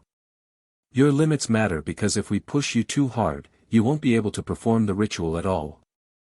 Rowena stood, moving to the window. This is a marathon, not a sprint. We have to pace ourselves. Harry wanted to argue, but he knew she was right. He could feel the strain in his body, his mind, his magic. Every day pushed him closer to some invisible edge. Fine, he said. We maintain the current pace. But if things get worse, we adapt. Godric's voice was firm. That's what we do. We read the situation, we adjust our approach, we find a way forward. And if there is no way forward? There's always a way forward. Godric met Harry's eyes. Maybe not the way we wanted, maybe not the way we planned. But there's always something. Harry wanted to believe him. He wasn't sure he could. 2 weeks into the intensified training, something unexpected happened. Harry was in the library, ostensibly studying for transfiguration but actually reviewing notes Rowena had given him on binding theory. Hermione sat across from him, surrounded by her own stack of books, occasionally muttering to herself about inadequate indexing systems. Harry Potter. He looked up. A girl stood at the end of their table, dark-haired, pale-featured, with Slytherin robes and a carefully neutral expression. Daphne Greengrass. Greengrass. Harry gestured to an empty chair. Something I can help you with? Perhaps. She sat, arranging her robes with precise movements. I've been observing you these past weeks. Your training regimen is impressive. You know about my training. Everyone knows something is happening. The founders appear and disappear at odd hours. You're absent from the common areas more often than not. And you've developed a haunted look that suggests extreme stress. Her voice was clinical, analytical. I've put the pieces together. What pieces? You're preparing for something dangerous. Something connected to the founder's return, something that explains why they're so focused on you specifically. Daphne's eyes met his. Something you're not sharing with most of your fellow students. Harry said nothing, waiting. I'm not asking you to share it with me, Daphne continued. Your secrets are your own. But I want to make you an offer. What kind of offer? Alliance. The word hung in the air. I represent a faction within Slytherin House, students who don't subscribe to the blood purist ideology, who've been looking for alternatives. The founder's return has created opportunities for us to break with the old power structures. And you want my support? I want your awareness. Whatever you're planning, whatever's coming, we want to be on the right side of it. Daphne's expression remained neutral, but Harry caught something in her eyes, hope, perhaps, or desperation. We're tired of being lumped in with Death Eater sympathizers. We want to build something different. Harry considered her carefully. Salazar had mentioned the political factions within his house, the true believers, the pragmatists, the quiet dissidents. Daphne apparently represented the latter group. What do you want from me specifically? Nothing yet. Just acknowledgement. A line of communication. Daphne slid a small piece of parchment across the table. This will let you contact me if you need to pass information or coordinate activities. No strings attached. Harry picked up the parchment. It was charmed, he could feel, probably some kind of secure communication method. Why me? Why not approach the founders directly? Because you're approachable. The founders are intimidating, distant, operating on levels most of us can't comprehend. Daphne's lips twitched slightly. You're just Harry Potter. The boy who lived, yes, but also a first-year student trying to survive the same classes as the rest of us. I'm not sure that's still accurate. Maybe not. But you're more human than they are. More relatable. She stood, preparing to leave. Think about it. The offer stands. She was gone before Harry could respond. What was that about? Hermione asked, looking up from her books. Politics. Harry pocketed the parchment. Slytherin politics. Should you be getting involved in that? I don't think I have a choice. Harry returned his attention to Rowena's notes. Everything's connected, Hermione. The houses, the factions, the old conflicts and new alliances. If we want to actually fix things, not just survive them, we have to engage with all of it. That sounds exhausting. It is. Harry smiled tiredly. But someone wise told me that everything worth doing is difficult. Who said that? Salazar, I think. Or maybe Godric. They blur together after a while. Hermione laughed, and for a moment, the weight of everything lifted slightly. Harry held on to that feeling, knowing it wouldn't last. That night, Malachar came to him in dreams. You're preparing, the ancient voice observed. Training, studying, building your power. Do you think it will be enough? Harry stood in the void, his mental shields raised and active. He could feel Malachar's presence pressing against them, testing for weaknesses. I think you're scared, Harry replied. You wouldn't be visiting me this often if you weren't worried about what we're planning. Laughter, cold and echoing. Scared? Of a child and 4 ghosts clinging to their second chance. Malachar's presence shifted, becoming somehow larger. I was ancient when your founders were born. I've seen empires rise and fall, watched civilizations bloom and wither, witnessed magic itself evolve and decay. You are nothing. A flicker of light in an endless dark. Maybe. But flickers can start fires. Pretty words. Let me show you something, little heir. The void changed. Harry found himself standing in a landscape of devastation, fields of ash, ruined cities, skies choked with smoke. Bodies littered the ground, wizards and muggles alike, their faces frozen in expressions of terror. This is the future, Malachar said. Not certain, not inevitable, but probable. The world that awaits if you fail. You're trying to scare me. I'm trying to educate you. Your founders told you about my goals, unmake reality, collapse the barriers between worlds, end the painful farce of existence. Do you know why I want these things? Harry didn't answer. Because I've seen enough. Malachar's voice turned almost gentle. I was human once. I watched my family burn because they were different, because they could do things others couldn't. I swore to protect our kind, to make a world where magical people would never fear persecution. And instead you became a monster. I became honest. The only way to end fear is to end the things that cause fear. The only way to create lasting peace is to remove the beings capable of conflict. The devastated landscape shifted, becoming something else, a void, empty and still, utterly peaceful. No more suffering. No more hate. No more loss. Just silence. That's not peace. That's death. Is there a difference? Harry felt the question resonate through the void, not just Malachar's words, but the genuine belief behind them. The ancient entity wasn't lying. He truly thought oblivion was mercy, that destroying everything was an act of kindness. It was the most terrifying thing Harry had ever encountered. "You're insane," he said. "Perhaps. Or perhaps I've simply lived long enough to see through the comfortable illusions everyone else clings to." Malakar's presence receded slightly. "Think about what I've shown you, little heir. When the time comes, you'll have to choose, struggle against the inevitable, or accept the peace I'm offering." "I'll never accept anything from you." "We'll see."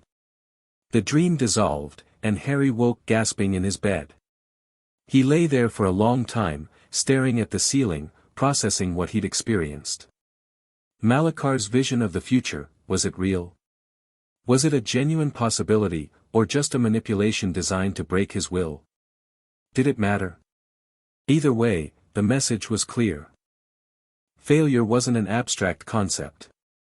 It was ash and bodies and the end of everything. Harry got out of bed, dressed, and went to find the Founders. There was no time to waste. Chapter 6 and Chapter 7, The Serpent's House. October brought rain and cold and a deepening sense of urgency.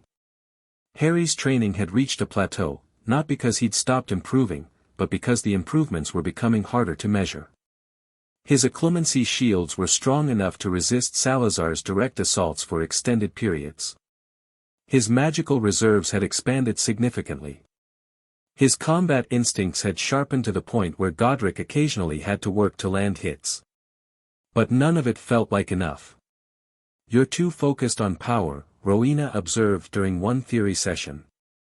"The binding ritual doesn't require you to be the strongest wizard in the room. It requires you to be the most precise." "I thought I needed to channel enormous amounts of energy." "You do. But channeling isn't the same as generating. The ley lines provide the power, you just have to direct it without letting it consume you." Rowena traced a diagram in the air.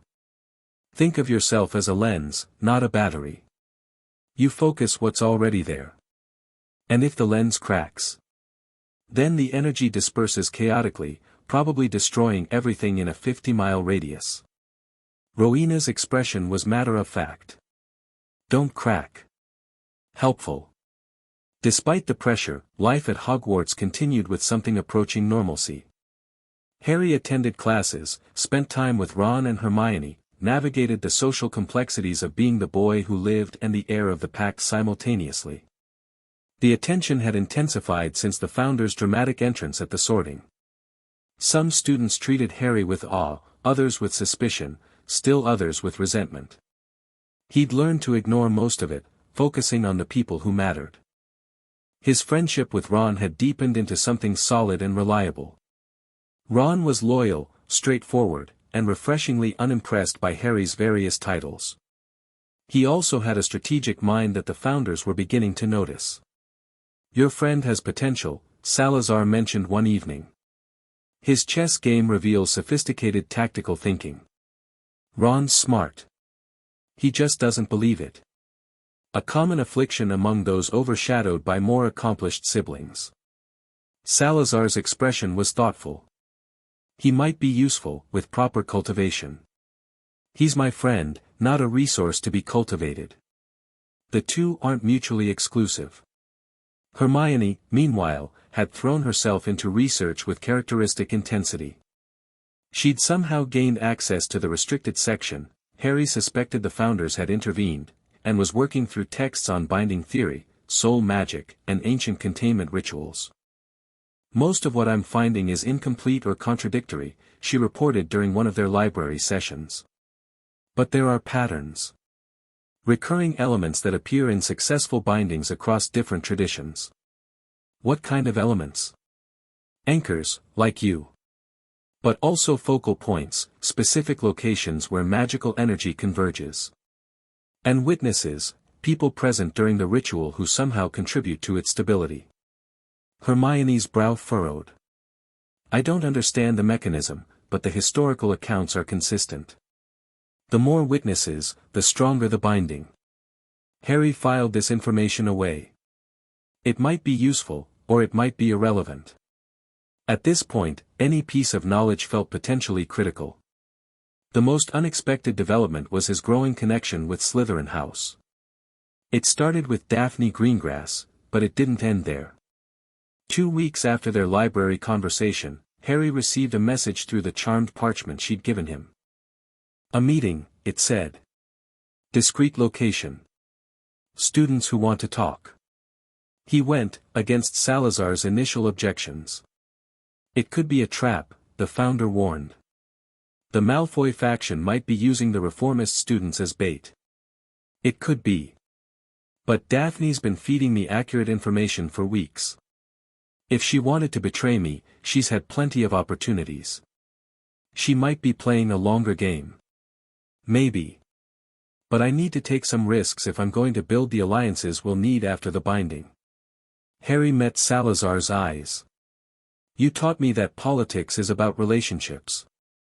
I can't build relationships from a distance. Salazar studied him for a long moment, then nodded. Go. But take precautions. And report everything to us afterward. The meeting took place in an unused classroom on the 4th floor, far from the Slytherin dungeons, neutral territory. Harry arrived to find a dozen students waiting, all wearing green and silver, all watching him with expressions ranging from hope to suspicion. Daphne stood at the front, flanked by a blonde girl Harry recognized as Tracy Davis and a dark-skinned boy named Blaise Zabini. Thank you for coming, Daphne said. I know this is a risk for you. It's a risk for all of us. Harry looked around the room, memorizing faces. What did you want to talk about? The future of Slytherin House. The conversation that followed was illuminating. These students, the reformists, as they called themselves, were caught between two impossible positions. On one side, the blood purist faction led by Draco Malfoy and backed by powerful families. On the other, the rest of Hogwarts, which viewed all Slytherins as potential dark wizards. We're not Death Eaters, a 5th year named Marcus Flint said, frustration evident in his voice. My grandfather fought against Grindelwald. But every time I try to have a normal conversation with someone from another house, they look at me like I'm about to hex them. The reputation sticks, Tracy added. Even when we actively oppose the purists, we're still tainted by association. What, you have the founder's ear? Especially Salazar Slytherin. Daphne's gaze was intense. He's the only one who can change how the house is perceived, both internally and externally. He's already working on that. We know. We've heard his speeches, seen him confronting the pure-blood supremacists. A hint of something like awe entered Daphne's voice. Last week, he cornered Theodore Nott and made him explain the actual historical origins of his family's traditions. Theo couldn't answer, none of us could, because the traditions are invented. Made up to justify prejudice. Salazar's been doing that with a lot of students. Challenging the ideology directly. It's working. For some of us. Daphne's expression hardened. But the Malfoy faction is pushing back. They're spreading rumors that Salazar is an imposter, that the real founder would never reject blood purity. And people believe that? Some do. The ideology runs deep. It's easier to believe the founders are fake than to accept that everything you've been taught is wrong. Harry thought about this. The resistance to change wasn't surprising, but its intensity was troubling. What do you need from me specifically? Visibility. Support. If you publicly align with the reformist faction, attend some of our meetings, be seen working with Slytherins, it legitimizes our position. Daphne's voice dropped. And if Salazar could attend one of these meetings himself, speak to us directly, that would change everything. I'll ask him. That's all we can ask. Daphne extended her hand. Welcome to the Resistance, Potter. Harry shook it. Salazar did come to the next meeting. His arrival was characteristically dramatic, appearing from shadows that hadn't been there a moment before, his presence filling the room like cold water. Students who had been talking fell silent. A few looked ready to bolt. Sit, Salazar said, his voice carrying easily. I didn't come here to punish you. Slowly, nervously, the students took their seats. Harry positioned himself near the front, where he could observe both Salazar and the assembled Slytherins. My house has been corrupted. Salazar didn't soften the words. What was meant to be a sanctuary for the ambitious and resourceful has become a breeding ground for hatred and stagnation. I've seen the result, students who can barely think for themselves, who mouth slogans instead of forming opinions, who would rather destroy than create. He began to pace, his robes swirling. Do you know why I created Slytherin House?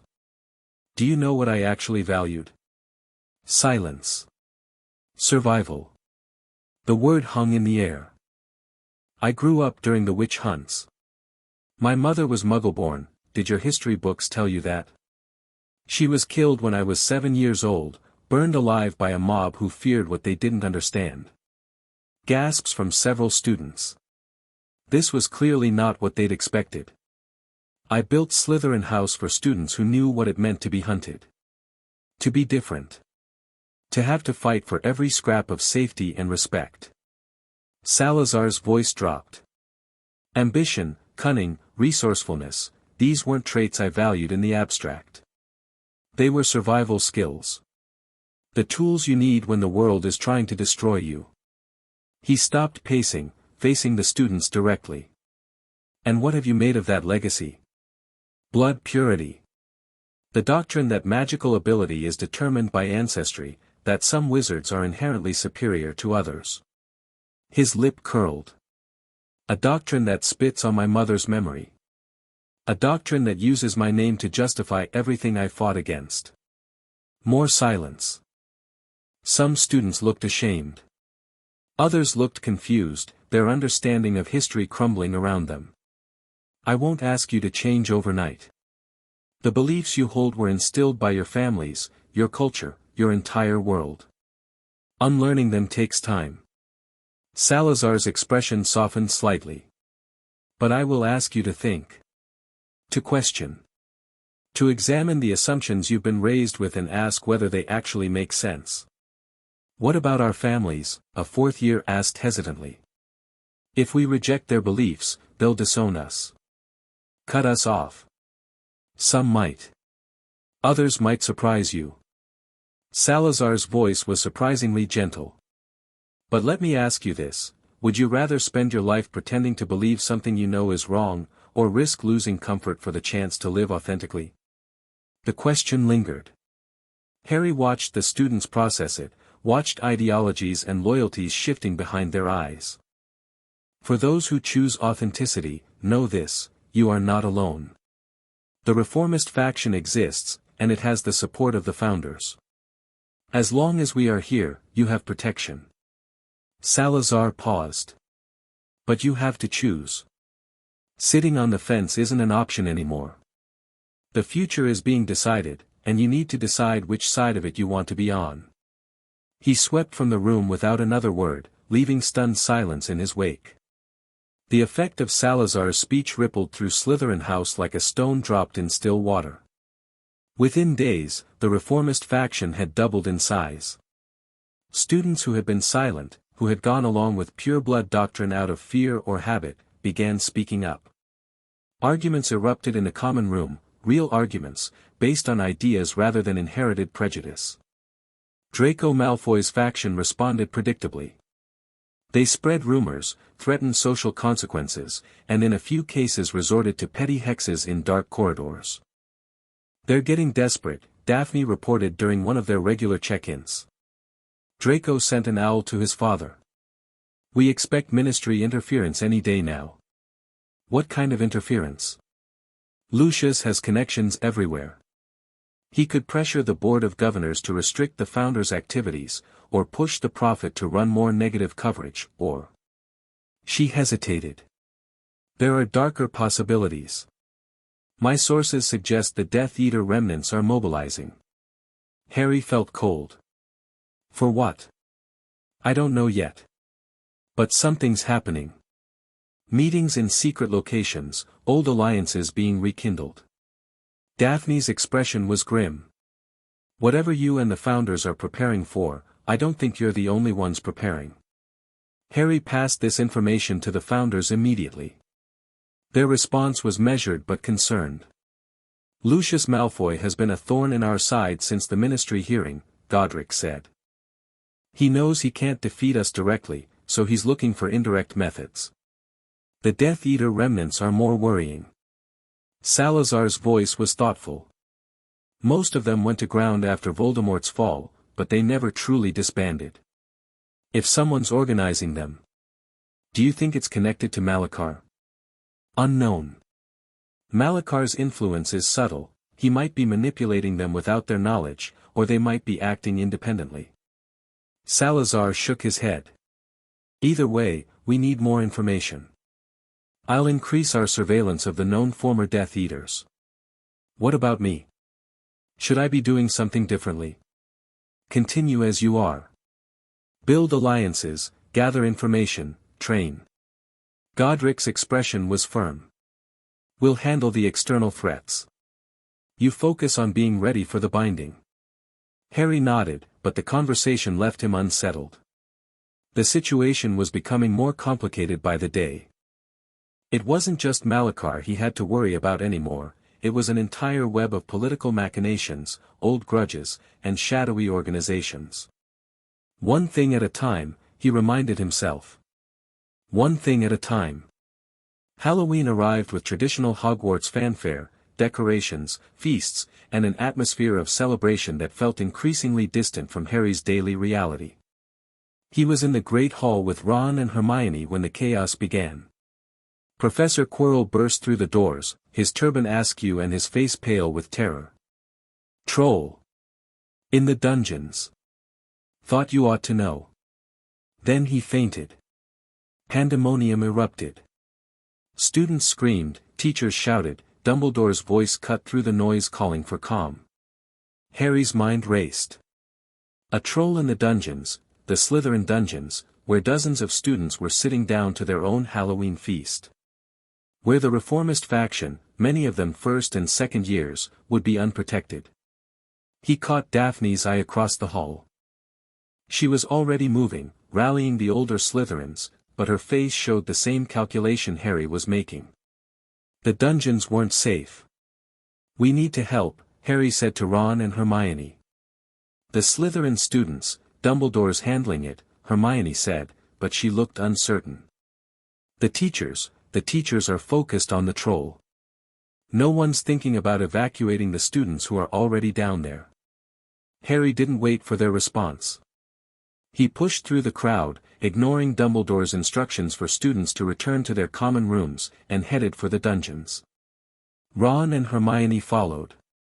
The dungeon corridors were dark and echoing.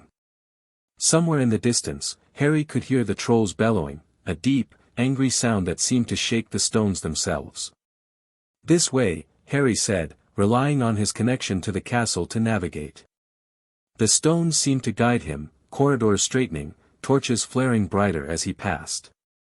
They found the Slytherin students clustered in a side passage, cut off from their common room by the troll's rampage. Daphne was at the front of the group, wand drawn, her face set in determined lines. Potter. What are you doing here? Getting you out. Come on, I know another route. He led them through servant passages and hidden shortcuts, the castle opening paths that shouldn't have existed. The younger students huddled in the middle of the group, protected by the older ones. No one complained about taking direction from a Gryffindor. They were almost to the main staircase when the troll found them. It came around a corner without warning, 12 feet tall, gray and lumpy, carrying a club the size of a small tree. Its tiny eyes fixed on the group of students, and it let out a roar that made Harry's ears ring. Run! Daphne shouted, shoving younger students behind her. Get them out. But there was no running. The corridor was too narrow, the students too many. The troll blocked their only escape route. Harry stepped forward. What are you doing? Ron grabbed his arm. Buying time. Get them to safety. Harry, G.O. Ron hesitated, then nodded and started herding students down a side passage Harry hadn't consciously noticed. Hermione stayed, her wand raised, face pale but determined. "You're not doing this alone. Hermione, shut up and fight." The troll charged. Harry's training took over. He dodged the first swing of the club, rolling under it and coming up with a stunning spell already on his lips. The red light hit the troll's chest and splashed off harmlessly. "Its hide's too thick," Hermione called. She was casting something complex, her wand moving in patterns Harry didn't recognize. "Distract it." Harry sent a series of stinging hexes at the troll's face, not powerful enough to hurt it, but enough to annoy. The creature swung wildly, its club smashing into the wall and sending stone chips flying. "Got it." Hermione thrust her wand forward, and suddenly the floor beneath the troll became slick as ice. The creature's feet went out from under it, and 12 feet of ugly went crashing to the ground. "Now." Harry pointed at the ceiling. "Bring it down." They cast together, blasting curses, not aimed at the troll but at the ancient stones above it. The ceiling groaned, cracked, and collapsed, burying the troll under tons of rubble. Silence. Then, from behind them, that was either incredibly brave or incredibly stupid. Harry turned. Godric Gryffindor stood at the passage entrance, sword drawn, flanked by Salazar and Professor McGonagall. The professor looked like she might faint, from shock or fury, Harry couldn't tell. "The students," Harry said. "Are they safe?" "Ron got them out. They're in the Great Hall now."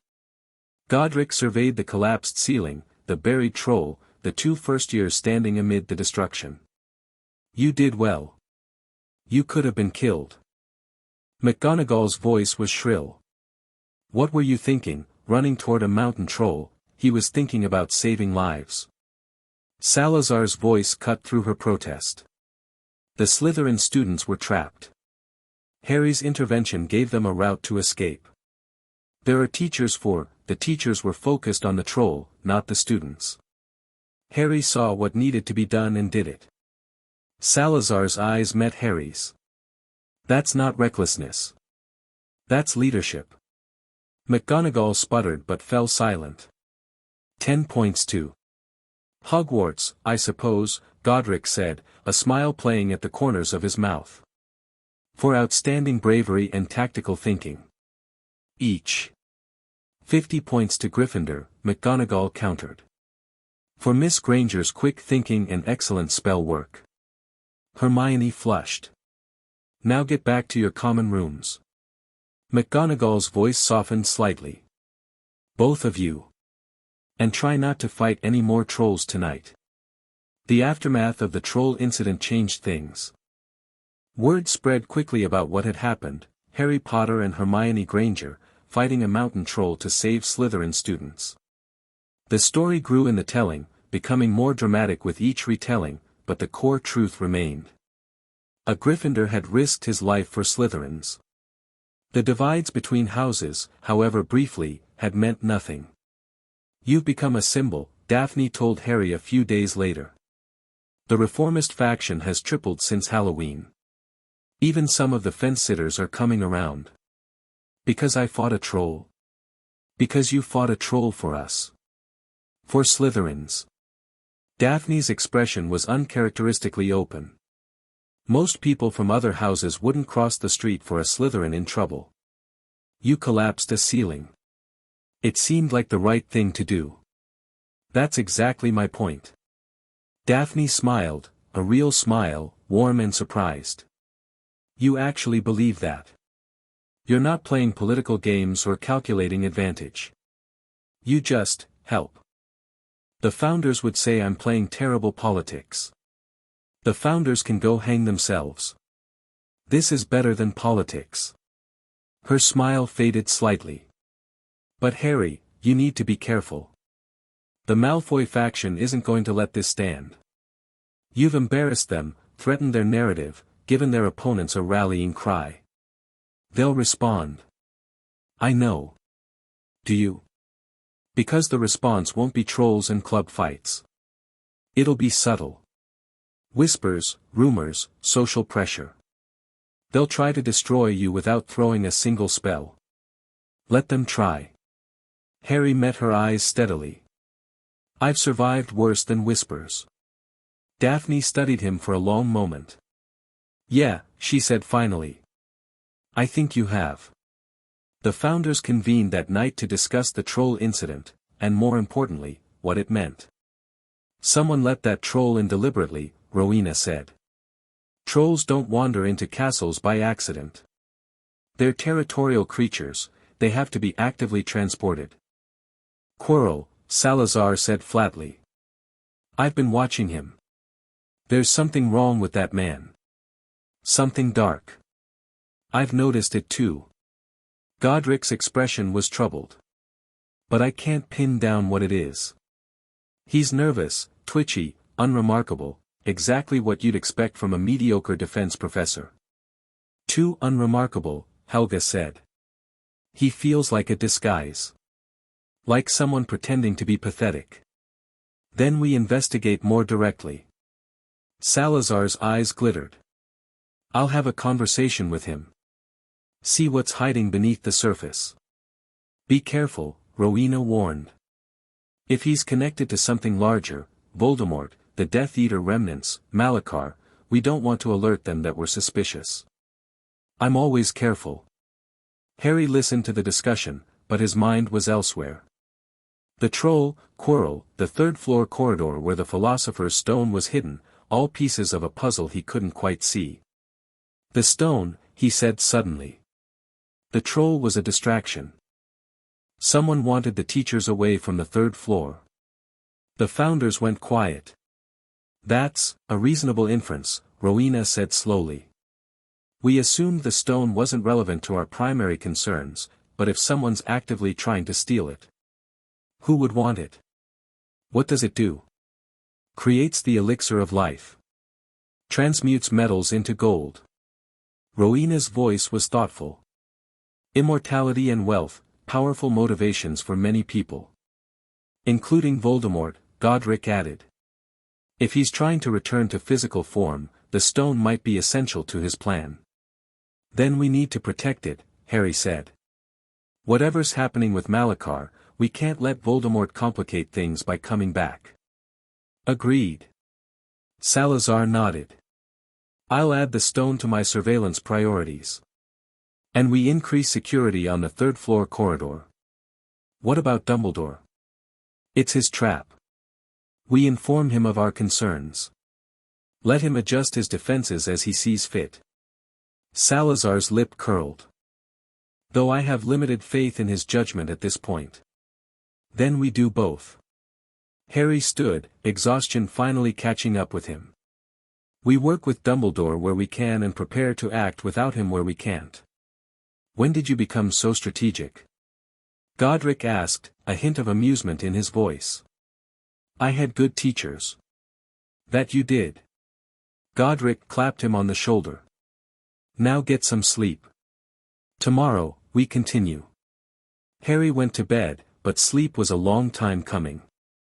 His mind kept circling back to the connections he couldn't quite see, Quirrell, the stone, the troll, the Death Eater remnants, Malachar's influence. Everything was connected. He just had to figure out how. Chapter 7 and Chapter 8, The Trials of the Troll. November settled over Hogwarts like a cold grey blanket. The days grew shorter, the nights longer, and Harry's training intensified to match the darkening season. The binding ritual loomed on the horizon, still months away, but approaching with the inevitability of a winter storm. Your control has improved significantly, Rowena observed during one theory session. But we need to work on your capacity. The ritual will require you to channel more energy than you've ever handled before. How much more? Imagine the most powerful spell you've ever cast. Now multiply that by a factor of roughly 100. Harry stared at her. That's impossible. It's extremely difficult. Impossible is not a word we use. Rowena's expression softened slightly. The ley lines will provide most of the power. Your job is to shape it, direct it, keep it from tearing you apart. Think of it as, surfing a tidal wave rather than creating one. I've never surfed. Then you'll learn. The practical exercises that followed were unlike anything Harry had experienced. Rowena led him to a chamber deep beneath the castle, an intersection point where multiple ley lines converged, thrumming with raw magical energy. Feel it, she instructed. Don't try to draw on it yet. Just sense its presence.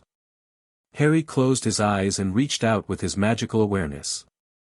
The energy was overwhelming, a torrent of power rushing through invisible channels beneath his feet. It felt alive, almost sentient, and utterly indifferent to human concerns. Now touch it. Just the edge. He extended his awareness further, brushing against the current.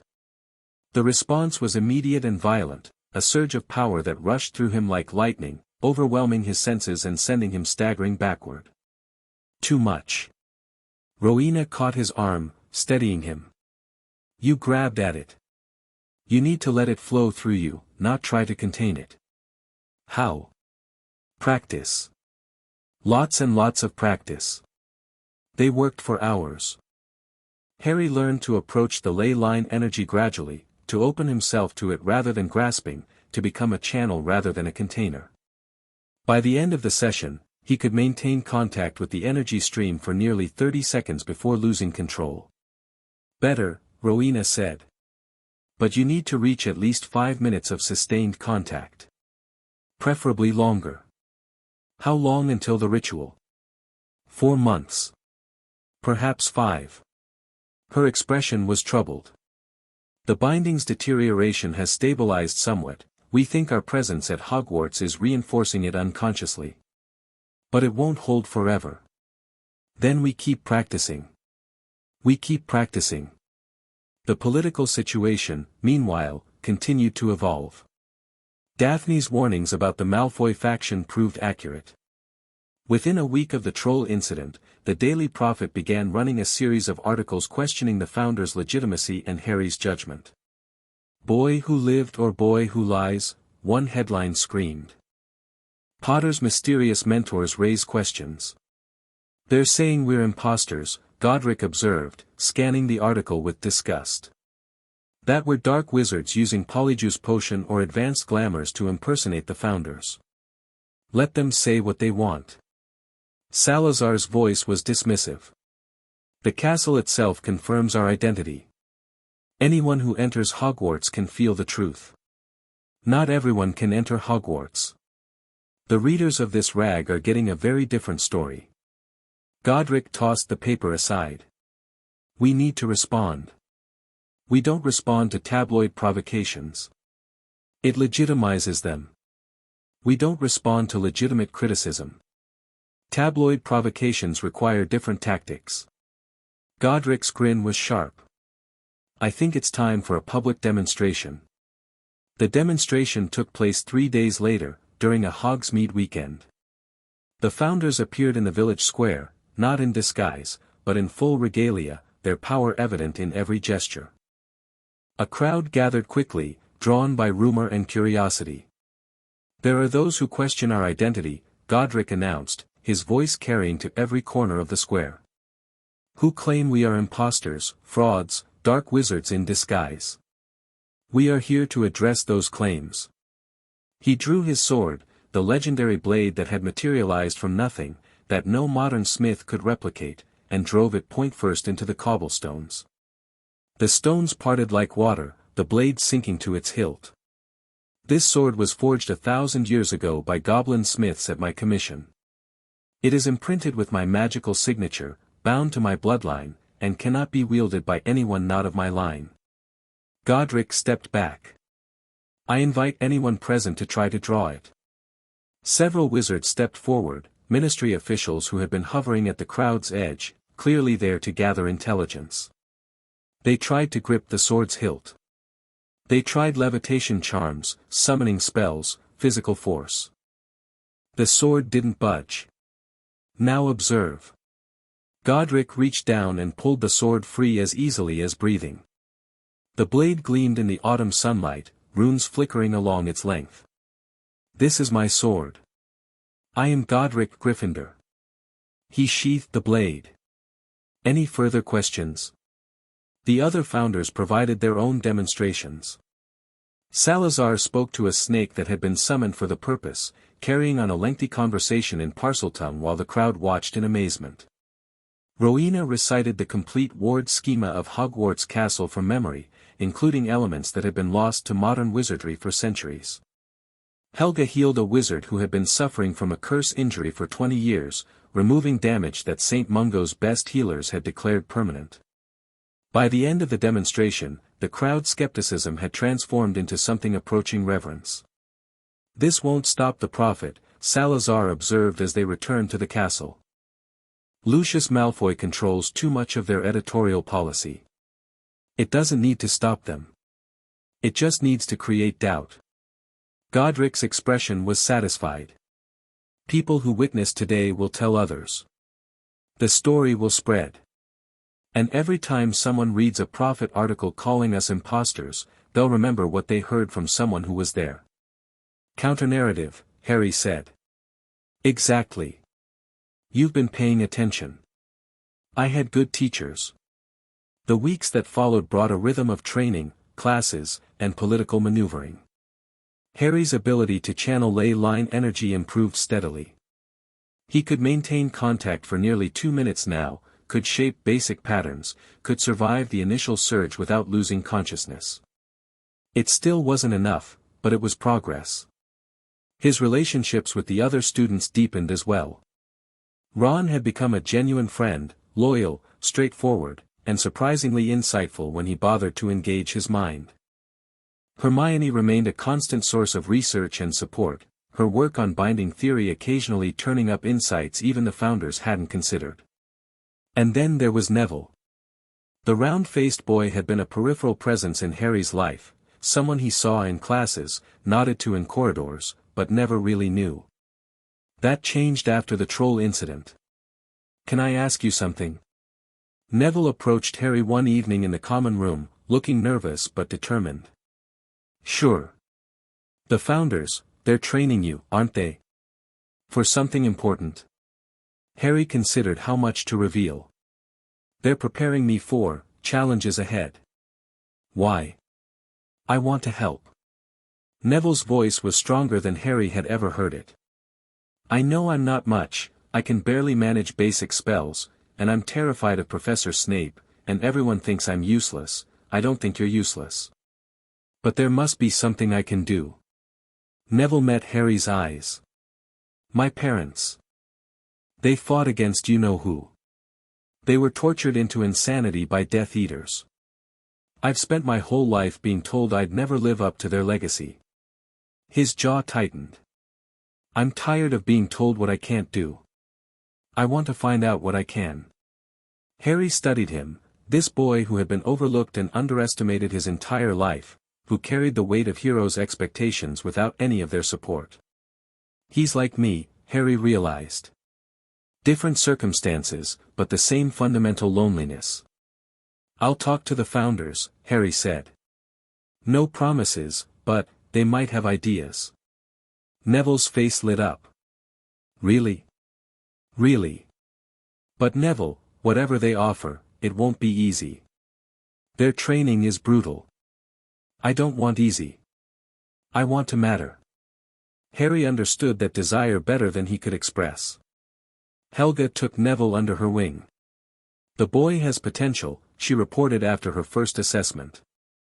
His magical core is strong, stronger than his performance would suggest. Something's blocking him. What kind of block? Psychological, mostly. He's been told he's a failure for so long that he believes it.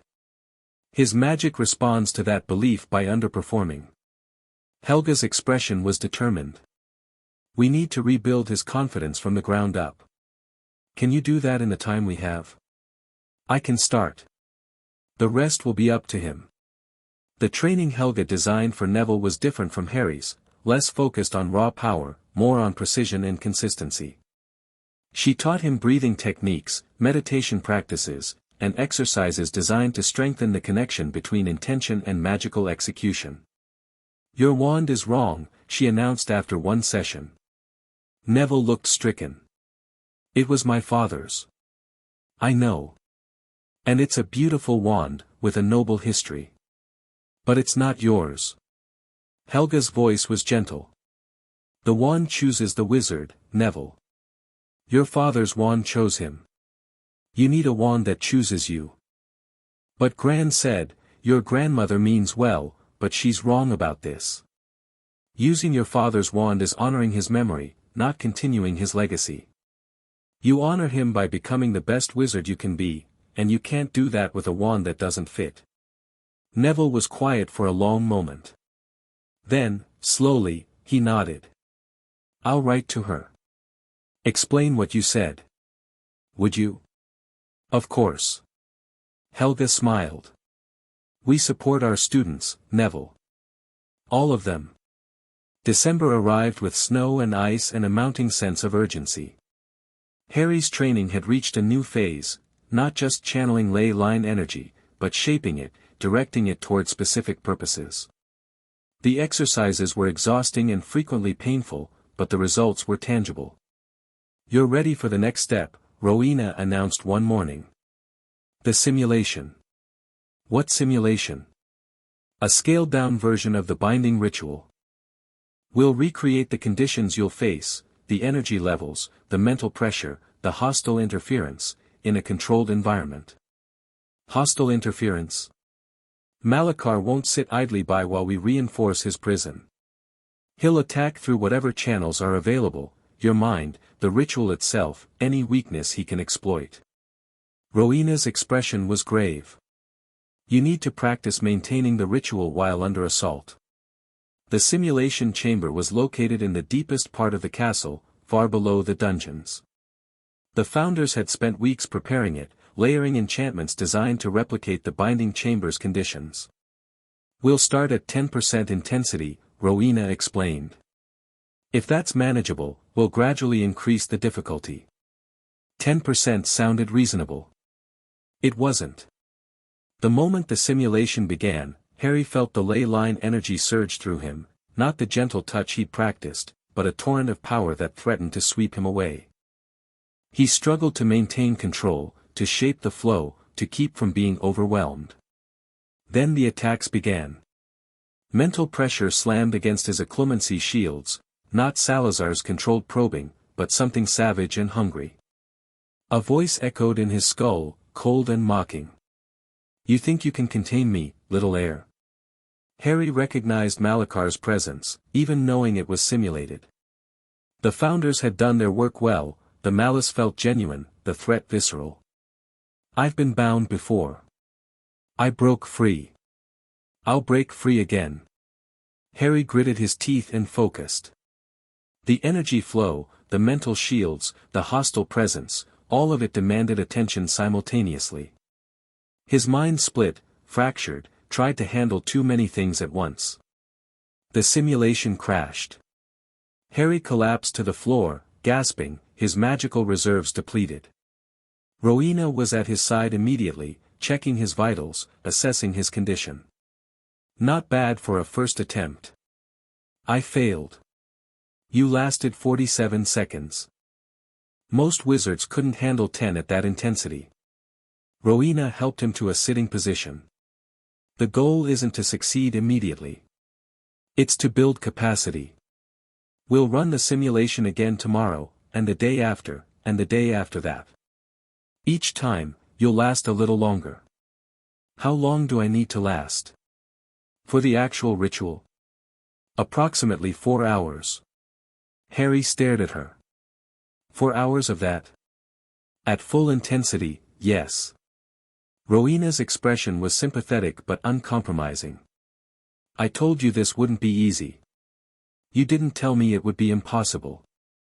It's not impossible. It's just very, very difficult. She stood, offering him a hand. Come. You need rest before we try again. The simulation sessions became part of Harry's routine, brutal, exhausting, and slowly but surely productive. His time improved incrementally, 47 seconds became a minute, then 2, then 5. The attacks became more manageable as he learned to partition his attention, to handle multiple threats without losing focus on the primary goal. "You're developing a technique," Salazar observed after one session. "Layered defense, addressing threats in priority order rather than trying to handle everything simultaneously. Is that good?" "It's effective. Whether it's good depends on how well it scales." Salazar's expression was thoughtful. "The real ritual will be more intense than any simulation we can create. You need to be prepared for the unexpected." "I'm trying. I know." A rare note of warmth entered Salazar's voice. "You're doing better than we had any right to expect. But better might not be enough. We need to find additional resources." "What kind of resources?" "Witnesses." Salazar glanced at Rowena, who had joined them. "Your research suggested that the presence of witnesses strengthens binding rituals." "The historical accounts are consistent," Rowena confirmed. "Something about collective intent, shared belief, multiple magical signatures reinforcing the anchor. The mechanism isn't clear, but the effect is documented." "So we need people present during the ritual?" "Not just present. Actively participating, contributing their will and their magic to the binding." Rowena's voice was careful. "It's not without risk. If the ritual fails catastrophically, everyone present could be affected." Harry thought about this. How many witnesses would we need? The more the better, theoretically. But there are practical limits. The binding chamber can only hold so many people, and they all need to have sufficient magical power to contribute meaningfully. The students. Harry's mind was racing. The reformist faction, my friends, the people who've been supporting us, they could be witnesses. They could. If they agreed to participate, knowing the risks. Would you allow that? Harry looked at Salazar. Would you put students in danger? I would give them the choice. Salazar's expression was complex. Adults have the right to risk themselves for causes they believe in. Students, that's more complicated. They're not children. Most of them are barely younger than I am. You're 11. By any reasonable standard, you're all children. Salazar shook his head. But I take your point. The choice should be theirs, with full understanding of the risks involved. Then we ask them. Explain what we're doing, what could happen, and let them decide. We will. When the time is right. Salazar glanced at the calendar. We still have months of preparation ahead. The witness question can wait until we're closer to the actual ritual. Harry nodded, but his mind was already planning. The reformist faction, Ron and Hermione and Neville, maybe others, people who had shown they were willing to stand up for what was right. If they agreed, if they were willing to share the risk, the binding might be stronger than anyone expected. If they agreed. Christmas approached with surprising speed. The castle decorated itself for the season, enchanted ornaments, floating candles, trees that appeared overnight in every common room. Students became giddy with anticipation, counting down the days until the holiday break. Harry had never experienced a real Christmas. The Dursleys had made a point of excluding him from their celebrations. He'd spent most Christmas days doing extra chores while Dudley unwrapped mountains of presents. This year would be different. You're staying at Hogwarts for the holiday? Ron asked, surprised. I assumed you'd go with the founders to their manor. The manor's being used for ritual preparation. The founders thought I'd be safer here, where the castle's protections are strongest. Harry shrugged. Besides, I've never had a proper Hogwarts Christmas. I want to experience it.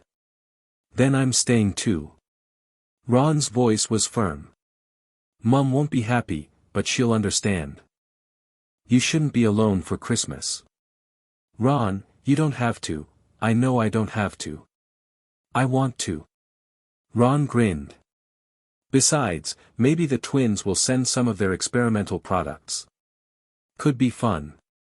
Hermione, predictably, was going home to see her parents. They've barely seen me since September, she explained apologetically. And they're still adjusting to the whole magic thing. I need to spend time with them. That's fine. Family's important. So are you. Hermione hugged him fiercely. I'll be back before the new year.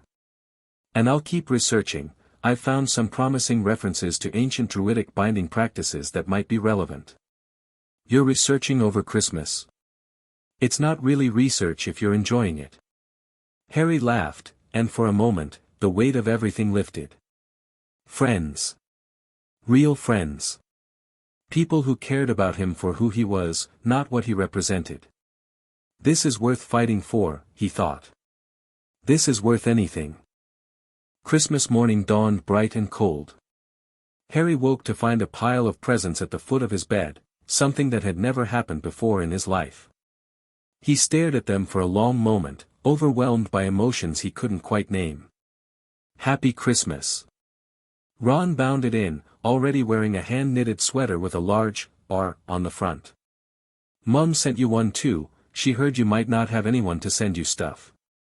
The sweater was green with a silver H, an acknowledgement, Harry suspected, of his unique position between houses. It was slightly lumpy, clearly handmade, and absolutely perfect. Tell her thank you, Harry managed. Tell her yourself. She wrote you a letter too. The other presents were equally touching. Books from Hermione, Advanced Magical Theory, of course. A box of chocolate frogs from Neville. A set of Slytherin-colored gloves from Daphne, with a note that said, for when you visit our common room. And from the Founders, a small silver pendant on a fine chain. It's a communication focus, Helga explained when Harry found her in the Founders' suite. More reliable than the mirror, harder to intercept, and it contains emergency protections. If you're ever in serious danger, press it 3 times and we'll know immediately. You didn't have to, we wanted to. Helga's eyes were bright. Happy Christmas, Harry. The feast that evening was the largest Harry had ever seen, mountains of turkey and ham, rivers of gravy, desserts that seemed to multiply as fast as people could eat them. The great hall was decorated magnificently, and even Dumbledore seemed to be in good spirits, pulling magical crackers and wearing an enormous purple wizard's hat. Harry sat with Ron and the handful of other students who had stayed for the holiday, feeling warm and full and content. This is what Christmas should be, he said quietly. It's always like this at Hogwarts. Ron's voice was matter-of-fact. Good food, good company, no responsibilities for a day. Mum says it's the one time of year everyone remembers to be kind to each other. Then why doesn't it last? Because people are people. They go back to their regular lives, their regular problems, their regular grudges. Ron shrugged. But for one day, we all pretend things could be different. That's something, isn't it? Yeah, Harry said. That's something. The day after Christmas, Harry found an unexpected gift in his room. It was wrapped in simple paper, with no card or note attached. Inside was a cloak, silver and flowing, lighter than air, shimmering with an inner light that had nothing to do with the torches. Harry recognized it immediately. The Founders had described it during his training, an artifact of legendary power, one of the 3 Deathly Hallows. The Cloak of Invisibility. It was your father's, Godric said when Harry brought it to the Founders. Left to him by his father, and his father before him. The Potter line has guarded it for centuries. Who sent it to me? Dumbledore, almost certainly. Salazar examined the cloak with professional interest. He's been keeping it since your parents' death. I suspect he's returning it now as a gesture, an attempt to build goodwill after we've been so openly critical of him. Should I keep it? It's yours by right. The cloak belongs to the Potter bloodline. Godric's expression was complicated. But be careful how you use it. True invisibility is a powerful tool, and a dangerous temptation. What do you mean? The cloak can hide you from almost anything, spells, detection wards, even death itself according to legend. But it can also isolate you. Godric met Harry's eyes. People who rely too much on hiding become comfortable with secrets. They start seeing the world as something to observe rather than participate in. Don't let that happen to you. Harry looked at the cloak in his hands, his father's cloak, a connection to a lineage he'd never known. I'll be careful, he promised. Good. Godric clapped him on the shoulder. Now come, we have a new training exercise to try, and it involves the cloak. Harry followed, the silver fabric flowing behind him like liquid moonlight. The holidays were ending. The real work was about to begin. Chapter 8 and Chapter 9, The Quidditch Crisis. January arrived with bitter winds and a renewed sense of urgency.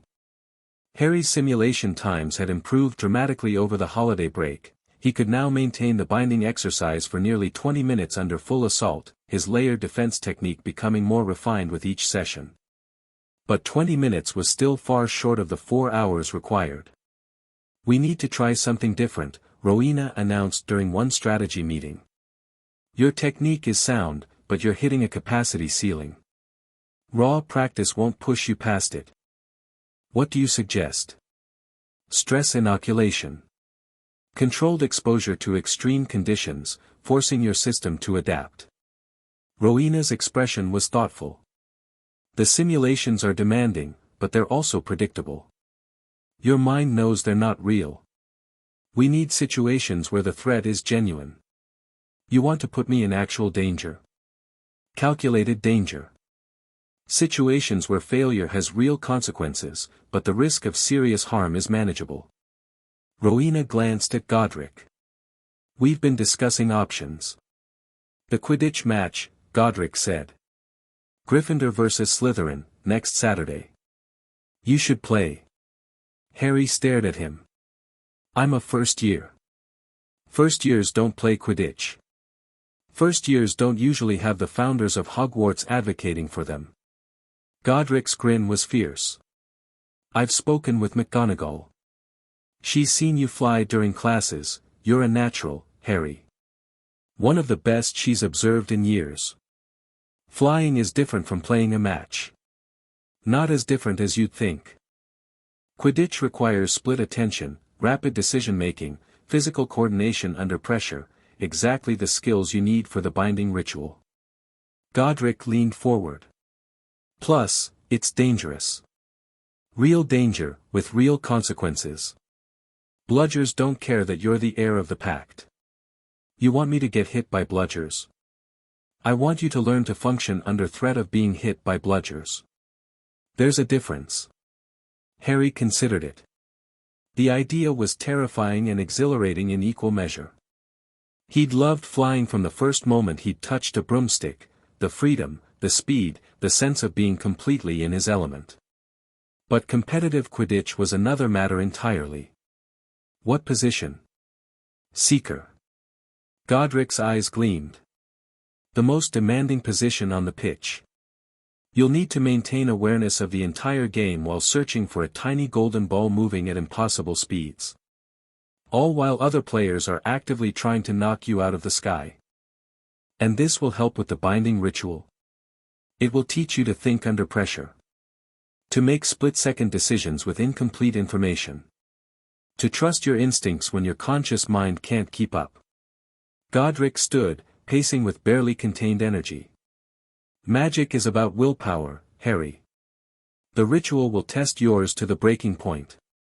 Quidditch will help prepare you for that test. And if I fail? If I lose the match, or get injured, or embarrass myself in front of the entire school. Then you learn from it and move on. Failure isn't fatal unless you let it be. Godric's voice softened. I won't pretend there's no risk. But the potential benefit outweighs it. This could be exactly what you need to break through your ceiling. Harry looked at Rowena, who nodded slightly. I'll do it, he said. The announcement that Harry Potter would be playing Seeker for Gryffindor caused an immediate sensation. A first year. Seamus Finnegan's voice carried across the common room. That's not fair. Wood's been training reserves for months, and Potter just walks onto the team. Potter can fly better than any of the reserves, Oliver Wood countered. He was the Gryffindor team captain, a sixth year with an obsessive dedication to the sport. I've seen him in class. The kid's a natural. It's because of who he is, isn't it? Special treatment for the boy who lived. It's because of what he can do. I don't care if he's the bloody minister of magic, if he can catch the snitch, he plays. The debate continued, but Harry did his best to ignore it. He had more pressing concerns than school politics, like learning to actually play Quidditch in less than a week. The training sessions were brutal. Wood ran him through drills until his arms ached and his vision blurred. The Weasley twins, Fred and George, the team's beaters, took turns pelting him with practice bludgers, forcing him to dodge while maintaining pursuit of a training snitch. Not bad, Potter. Fred called after Harry executed a particularly tricky role. You've got good instincts. Instincts won't help when Flint tries to foul you into the ground. George added cheerfully. Slytherin plays dirty, always has, probably always will. Thanks for the encouragement. Anytime. The Founders observed from the stands, offering tactical advice through the communication mirror Harry wore tucked beneath his robes. You're overcommitting to feints, Salazar's voice murmured in his ear. Watch the snitch's wing patterns. When it's about to change direction, the left wing dips slightly before the turn. How do you know that? I designed the original snitch mechanism. The modern version uses the same basic principles. You designed the snitch? Who do you think invented half the magical creatures and objects in the wizarding world? Rowena and I were very productive during our early years. Harry filed this information away and adjusted his pursuit pattern. The training snitch dodged left, and Harry was already moving to intercept. Better, Salazar said. Again. The day of the match arrived cold and clear. Harry stood in the Gryffindor changing room, trying to calm his nerves while Wood delivered a pre-game speech that seemed to go on forever. And remember, Slytherin's been dominating the cup for 7 years now. 7 years. This is our chance to change that. This is our moment. The team cheered. Harry managed a weak smile. You'll be fine, Angelina Johnson said, noticing his expression. She was one of the chasers, a tall fourth year with an easy confidence. First match nerves are normal. Once you're in the air, everything else fades away. What if I can't find the snitch? Then you keep looking until you do. That's the job. She squeezed his shoulder. Trust your instincts, Potter. They haven't failed you yet. They walked onto the pitch to deafening noise. The stands were packed, Gryffindors in red and gold, Slytherins in green and silver, the other houses scattered between them. Harry spotted the Founders in the teachers' section, their expressions carefully neutral. Madame Hooch stood at the center of the pitch, the Quidditch trunk at her feet. I want a clean game, she announced, her yellow eyes sweeping both teams. From all of you. Her gaze lingered on the Slytherin captain, Marcus Flint, who smiled unpleasantly. Mount your brooms. Harry swung onto his Nimbus 2000, another gift from the Founders, who had insisted he have proper equipment. The broom hummed beneath him, eager and responsive. The whistle blew. The balls were released. The game began. The first 10 minutes were chaos. Harry circled high above the pitch, scanning for any flash of gold while trying to keep track of the game below. The chasers wove complex patterns, the bludgers screamed through the air, and the crowd roared with every near miss and successful goal. He spotted the Slytherin seeker, Terence Higgs, a fifth year with a reputation for aggressive play, shadowing him from 20 feet away. He's marking you, Salazar's voice said through the communication link. Waiting for you to spot the snitch so he can race you for it. What do I do? Mislead him. Feint towards something that isn't the snitch, draw him into a bad position, then break away when you see the real target. Harry nodded slightly and put the plan into action. He dropped into a sudden dive, angling toward a glint of light near the Slytherin goalposts. Higgs followed immediately, pushing his broom to match Harry's speed. At the last moment, Harry pulled up sharply. The glint was just a reflection off a Gryffindor chaser's watch, but Higgs, committed to the dive, had to pull up more slowly, losing precious altitude. "Good," Salazar said. "Now find the actual snitch before he recovers." Harry climbed back to observation height, scanning the pitch with renewed focus. The game continued below. Gryffindor was up by 20 points, but Slytherin was pressing hard. Then he saw it. A tiny golden flash, hovering near the base of the Gryffindor goalpost. The snitch was almost invisible against the gold trim of the hoops, but Harry's trained eyes caught the telltale shimmer. He didn't hesitate. He dove. The world became a blur of speed and wind. Harry pushed the Nimbus to its limits, rocketing toward the snitch with single-minded intensity. Behind him, he heard Higgs curse and give chase. The snitch saw him coming and bolted, zigzagging erratically. Harry followed, anticipating its movements based on the wing patterns Salazar had taught him. Closer. Closer. His fingers stretched toward the golden ball. A bludger slammed into his side. The impact was devastating. Harry felt ribs crack, felt himself spinning out of control, felt the broom buck beneath him as his grip faltered. "Harry!" Multiple voices screamed, from the stands, from the communication link, from somewhere far away. He was falling. The ground rushed up to meet him, and his vision was graying at the edges, and everything hurt. "No." The word came from somewhere deep inside him, not a thought but a command. His magic responded, surging through his broken body with desperate intent. "Not like this. Not now." Harry's hand found the snitch. His fingers closed around its cool metal surface, and even as he crashed into the ground, even as consciousness began to fade, he felt the tiny wings flutter against his palm. He'd caught it. Gryffindor had won. Then everything went black. He woke in the hospital wing. Helga was at his bedside, her expression a mixture of relief and fury. Madame Pomfrey bustled in the background, muttering about reckless children and dangerous sports. 3 cracked ribs, a dislocated shoulder, and a concussion. Helga's voice was clipped. "You're lucky to be alive." "Did we win?" "Yes, you won." "Is that really your first question?"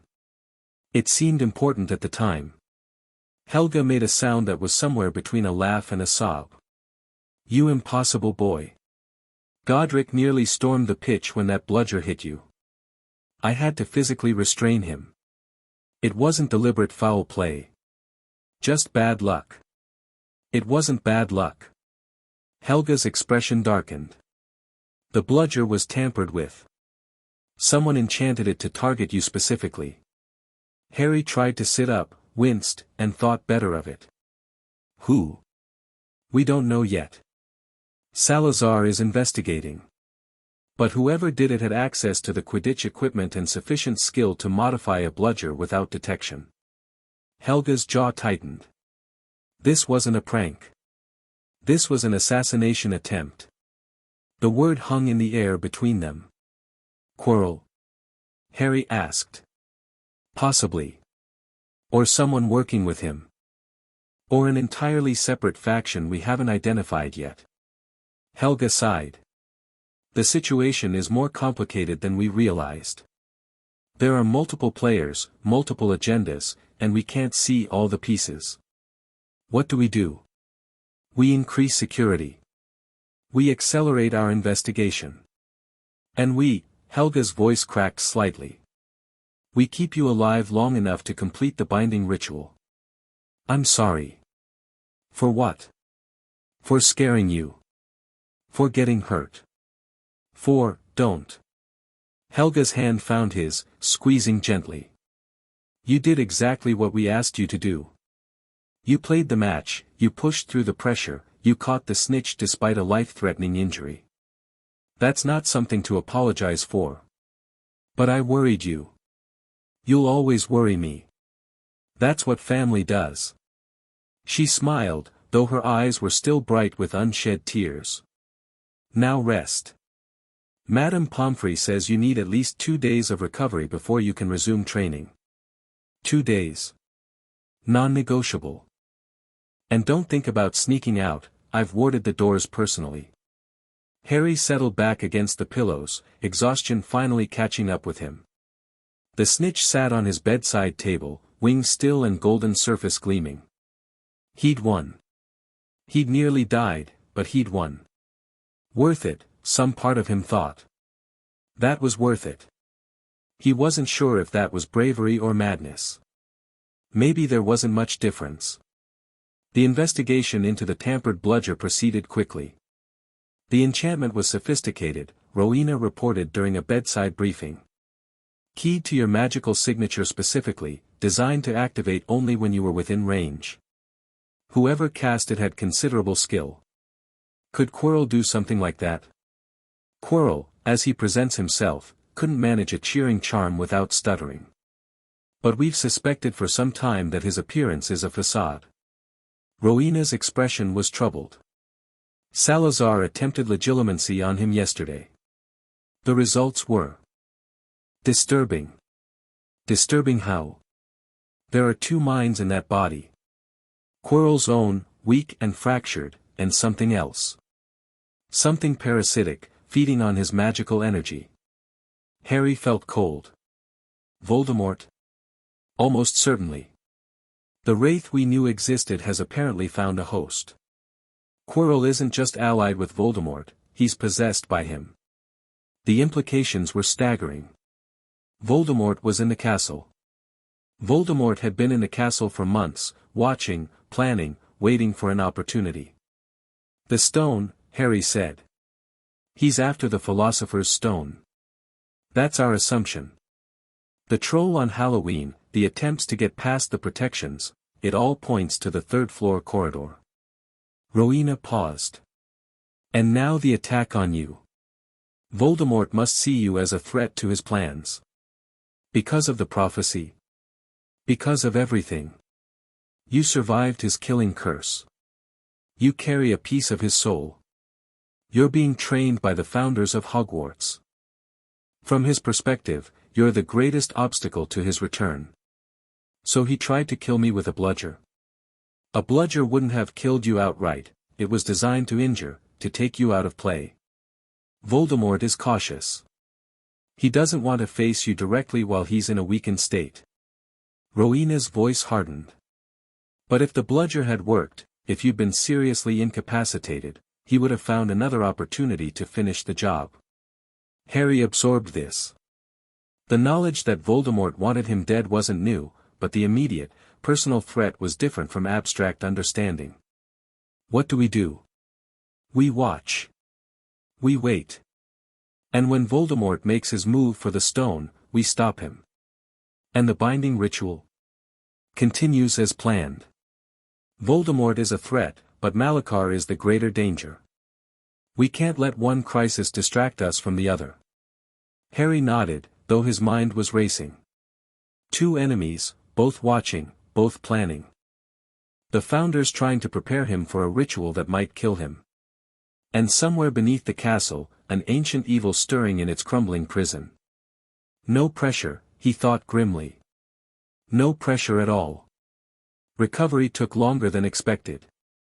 The bludger's impact had done more damage than initially apparent, not just physical injuries, but a disruption to Harry's magical core that left him feeling weak and scattered. Helga worked with him daily, helping him rebuild what had been damaged. Your core is actually stronger than before, she observed after one session. The trauma forced it to adapt, to develop new pathways. It's like a broken bone healing thicker than the original. So nearly getting killed was good for me? In a twisted way, yes. Your capacity for channeling energy has increased by roughly 15%. Helga smiled slightly. Though I wouldn't recommend making a habit of it. I'll try to avoid that. His friends visited regularly. Ron brought gossip and chocolate frogs, keeping Harry informed about the aftermath of the match.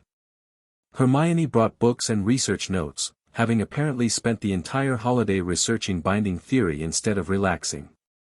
I found something, she said excitedly during one visit.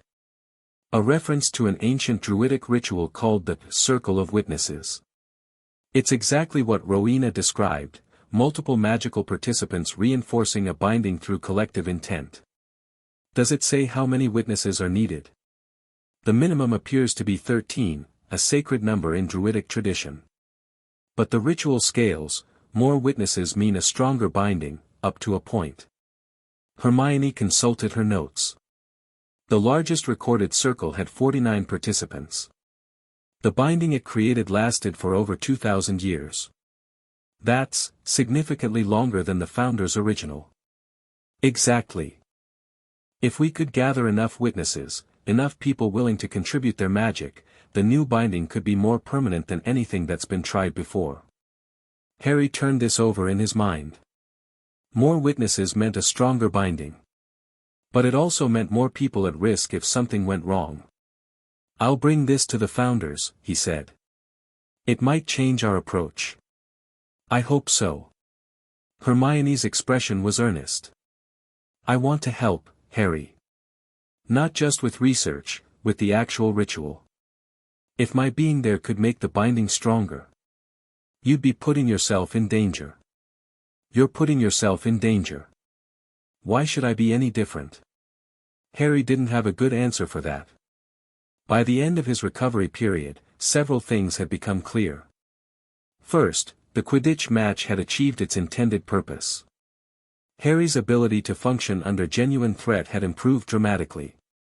His simulation times jumped from 20 minutes to nearly 45, and his stress response was noticeably more controlled. Second, Voldemort's presence in the castle meant they were running out of time on multiple fronts. The Dark Lord wouldn't wait forever to make his move for the stone, and when he did, the resulting chaos could derail the binding preparations entirely. Third, the question of witnesses could no longer be postponed. If Hermione's research was accurate, and Rowena confirmed it was, gathering a larger circle could be the key to creating a truly permanent solution. "We need to start recruiting," Harry said during a strategy meeting. "Not just telling people about the ritual, but actively asking them to participate." "That's a significant change from our original approach," Salazar observed. "We plan to keep the ritual secret until the last possible moment." "Secrecy isn't working. Voldemort already knows something's happening, that's why he attacked me. The Death Eater remnants are mobilizing. Malakar's influence is spreading." Harry met each founder's eyes in turn. "We can't do this alone. We need allies who understand what's at stake and are willing to fight for it.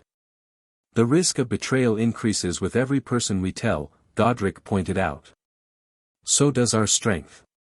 The Circle of Witnesses isn't just about magical power, it's about collective will, shared purpose. If we can build that kind of unity." Harry paused, searching for the right words. The original binding failed because it was created by 4 people trying to contain something larger than themselves. What if this time, we make it everyone's fight? Silence followed his words. Then, slowly, Helga smiled. "He's right," she said. "We've been approaching this like generals planning a secret campaign. But this isn't a war, it's a defense of everything we care about. That's not something you do in the shadows. That's something you do together." The logistics would be challenging, Rowena mused, but her tone was thoughtful rather than dismissive.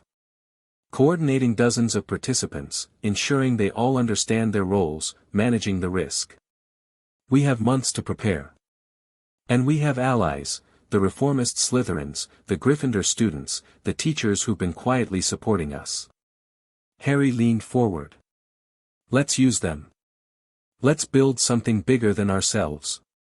Godric laughed, a surprised, delighted sound. "When did you become a revolutionary?"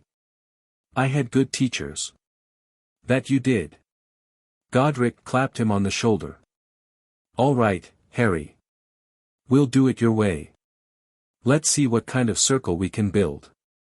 The recruitment began slowly. Harry started with his closest allies, Ron, Hermione, Neville. He explained the binding ritual in detail, the risks involved, and what their participation would mean. So let me get this straight, Ron said afterward, his expression somewhere between terrified and thrilled.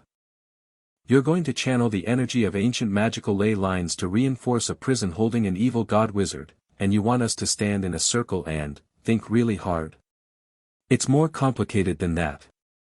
But basically, yeah. Basically, yeah. Ron considered this for a long moment. Then he grinned. I'm in. Ron, this is serious. You could die. I could die crossing the street. At least this way, if something goes wrong, it'll be for something that matters. Ron's expression sobered. You're my best mate, Harry. You think I'm going to let you face this alone? Hermione and Neville had similar responses, fear acknowledged, accepted, and set aside in favor of loyalty. We're with you, Hermione said firmly. Whatever happens. The reformist Slytherins were a harder sell, not because they were unwilling, but because they were pragmatic enough to ask uncomfortable questions. What exactly is the failure rate for rituals like this? Daphne asked during their recruitment conversation. Historically. About 40%. So there's a 4 in 10 chance we all die horribly. The founders think they can improve those odds with proper preparation. And the more witnesses we have, the more stable the ritual becomes. Daphne was quiet for a long moment. I'll talk to the others, she said finally. No promises. But I think most of them will agree. We've been looking for a cause worth fighting for. This might be it. As February approached, the circle of witnesses slowly took shape. 13 confirmed participants by the first week of the month.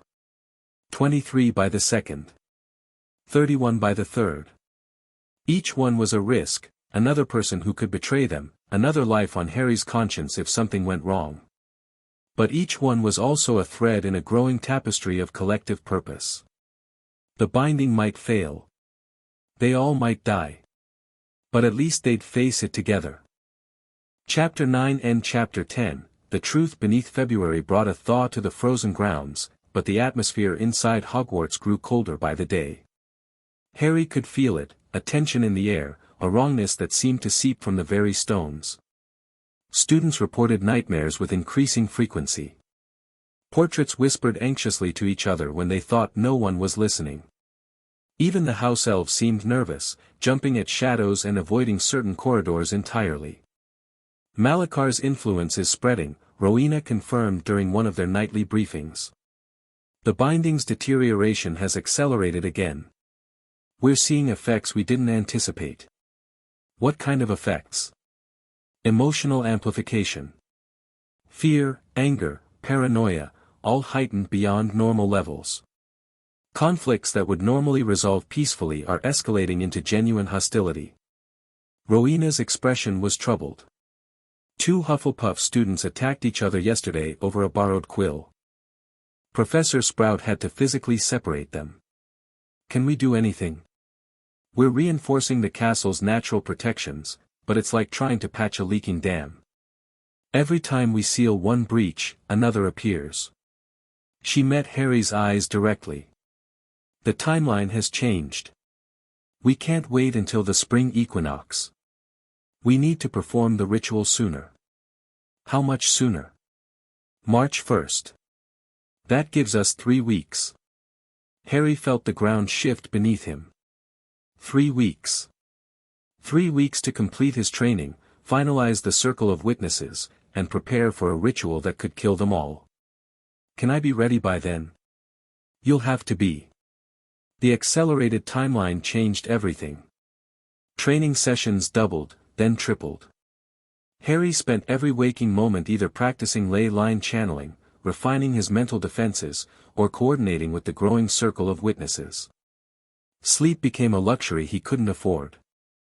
You're pushing too hard, Helga warned after finding him collapsed in the training room at 2 in the morning. Your body needs rest. My body needs to be ready. You won't be ready if you burn out before the ritual. She helped him to his feet, her expression stern but concerned. 4 hours of sleep minimum. That's not negotiable. Helga, 4 hours. Or I'll have Salazar put you in a magical coma until you've recovered. Harry believed her. He started sleeping. The circle of witnesses had grown to 43 participants, an impressive number, though still short of the 49 that Hermione's research suggested as optimal. Each member underwent individual preparation, learning their role in the ritual and practicing the mental techniques they'd need to contribute effectively. The key is synchronization, Rowena explained during a group training session. You'll need to align your magical intent with Harry's channeling. Think of it as singing in harmony, each voice distinct, but all contributing to the same melody. What happens if someone falls out of sync? Neville asked. Minor desynchronization will be absorbed by the others. Major desynchronization could disrupt the entire ritual. Rowena paused. That's why we practice. And that's why everyone needs to understand that if they can't maintain their focus, they need to signal immediately so we can compensate. The practice sessions were grueling. Holding magical intent for extended periods was exhausting work, and doing it in perfect coordination with 42 other people was nearly impossible. But slowly, gradually, the circle began to gel. We're getting there, Ron said after one particularly successful session. That last run felt almost natural. Almost natural isn't good enough. Harry's voice was sharper than he intended. Almost natural gets people killed. Ron flinched, and Harry immediately regretted his tone. Sorry. I'm just stressed. Yeah, I know. Ron's expression was sympathetic. We all are. But taking it out on each other won't help. You're right. I'm sorry. Forget it. Ron clapped him on the shoulder. Come on. Hermione found something in her research, she thinks it might be important. Hermione's discovery was indeed important. I've been studying the historical accounts of failed bindings, she explained, spreading parchments across the library table. Looking for patterns, common factors that contributed to failure. And there's one element that appears in almost every failed ritual: incomplete information. The practitioners didn't fully understand what they were binding, or the prison structure was flawed, or there were factors they simply didn't know about. We know about Malachar, Harry said. The founders fought him directly. 1,000 years ago. Things change. Hermione met his eyes. Harry, how much do you actually know about Malachar? Not what the founders have told you, what you've experienced directly. Harry thought about the dreams, the whispered conversations in the void.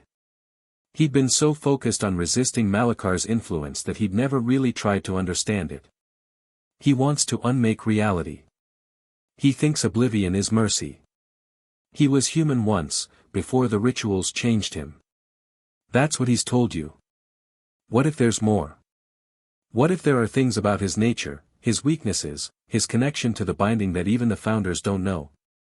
What are you suggesting? Hermione hesitated. The dreams. The communication channel between you and Malachar. What if instead of just defending against it, you used it? Actively sought information. You want me to talk to the ancient evil on purpose? I want you to understand what you're dealing with. The founders created the original binding based on their knowledge at the time. If that knowledge was incomplete, the new binding might have the same flaws. Hermione's voice was earnest. You have a unique resource, Harry. A direct line to the enemy. We should use it. Harry wanted to reject the idea immediately. Every conversation with Malachar left him feeling contaminated, violated, like something dark had brushed against his soul. The thought of seeking out that contact voluntarily was nauseating. But Hermione had a point. They were about to risk everything on a ritual designed to contain an enemy they might not fully understand. If there was information that could improve their chances. I'll think about it, he said. That's all I'm asking. He brought the idea to the founders that evening. The reaction was predictable. Helga was horrified, Godric was skeptical, Salazar was intrigued, and Rowena was analytical. The risk is significant, Rowena said. Direct mental engagement with Malachar could compromise Harry's defenses, allow the entity to plant suggestions or gather intelligence about our plans. But the potential benefit is also significant, Salazar countered. We've been operating on thousand-year-old information. The magical landscape has changed. Malachar may have changed. Understanding those changes could be critical. You're talking about sending an 11-year-old boy into a mental confrontation with something that makes Voldemort look like a playground bully, Helga snapped. Have you lost your minds? Harry isn't an ordinary 11-year-old. His occlumency is exceptional, his mental resilience remarkable. Salazar met Helga's glare steadily. And ultimately, this is his decision. He's the anchor. He's the one who will be bound to Malachar's prison. If anyone has the right to seek understanding, it's him. He's a child, he's the heir of the pact. He stopped being a child the moment that tablet activated. Salazar's voice softened slightly. I don't like it any more than you do. But we may not have the luxury of protecting him from hard choices. The argument continued, but Harry had already made his decision. I'll do it, he said quietly. Everyone fell silent. Tonight. Before I can talk myself out of it. Harry met each of their eyes in turn. But I want backup. Salazar, can you monitor the connection? Pull me out if something goes wrong. I can try. The dream communication is beyond my direct influence, but I can watch for signs of distress and wake you if necessary. Good enough. Harry stood. Let's get this over with. The preparation was extensive. Salazar layered additional protections on Harry's occlumency shields, creating mental tripwires that would alert him to any attempt at deep intrusion. Rowena provided a focusing talisman, a small crystal that would help Harry maintain his sense of self during the conversation. Helga insisted on a healing potion that would counteract the physical effects of mental strain. And Godric gave him something unexpected, a sword. Not Gryffindor's blade, the founder said, pressing a smaller weapon into Harry's hands. That one's mine. But this is yours. I had it made during the first war against Malachar, for a young warrior who died before he could use it. The sword was beautiful, silver steel etched with protective runes, balanced perfectly for Harry's grip. I can't take a sword into a dream. The physical weapon, no. But the magical signature will resonate with you, remind you who you are when things get dark. Godric's voice was rough. Keep it close. It might save your life. Harry lay down on his bed in the founder's suite, the sword beside him, the crystal clutched in his hand. The founders arranged themselves around the room, prepared to intervene if necessary. Remember, Salazar said, you control the conversation. If you feel yourself losing ground, retreat immediately. Don't try to be a hero. I thought being a hero was the whole point. Being a smart hero is the point. Dead heroes don't save anyone. Harry closed his eyes and reached for the familiar darkness. The void was waiting. Harry stood in the endless black, his mental form solidifying around him. The crystal's influence created a subtle glow, a warmth that pushed back against the cold. You came willingly. Malachar's presence materialized before him, that same impossible shape, angles that hurt to comprehend, a form that existed outside normal geometry. I have questions. Questions. Amusement rippled through the void. The little heir seeks understanding. How delightful. You've been talking to me for months. Trying to break me down, shake my confidence, make me doubt the founders. Why? Because doubt is useful. Because fear is a weapon. Because, Malachar paused. No. You want honest answers. Very well. I'll give you one truth for free, I am not your enemy. You want to unmake reality. I want to end suffering. The two are not the same. Malachar's form shifted, becoming something almost human. A man, Harry realized, tall and thin, with hollow eyes and a face marked by ancient grief. Do you know what it's like to watch everyone you love die? Not once, but over and over, across centuries.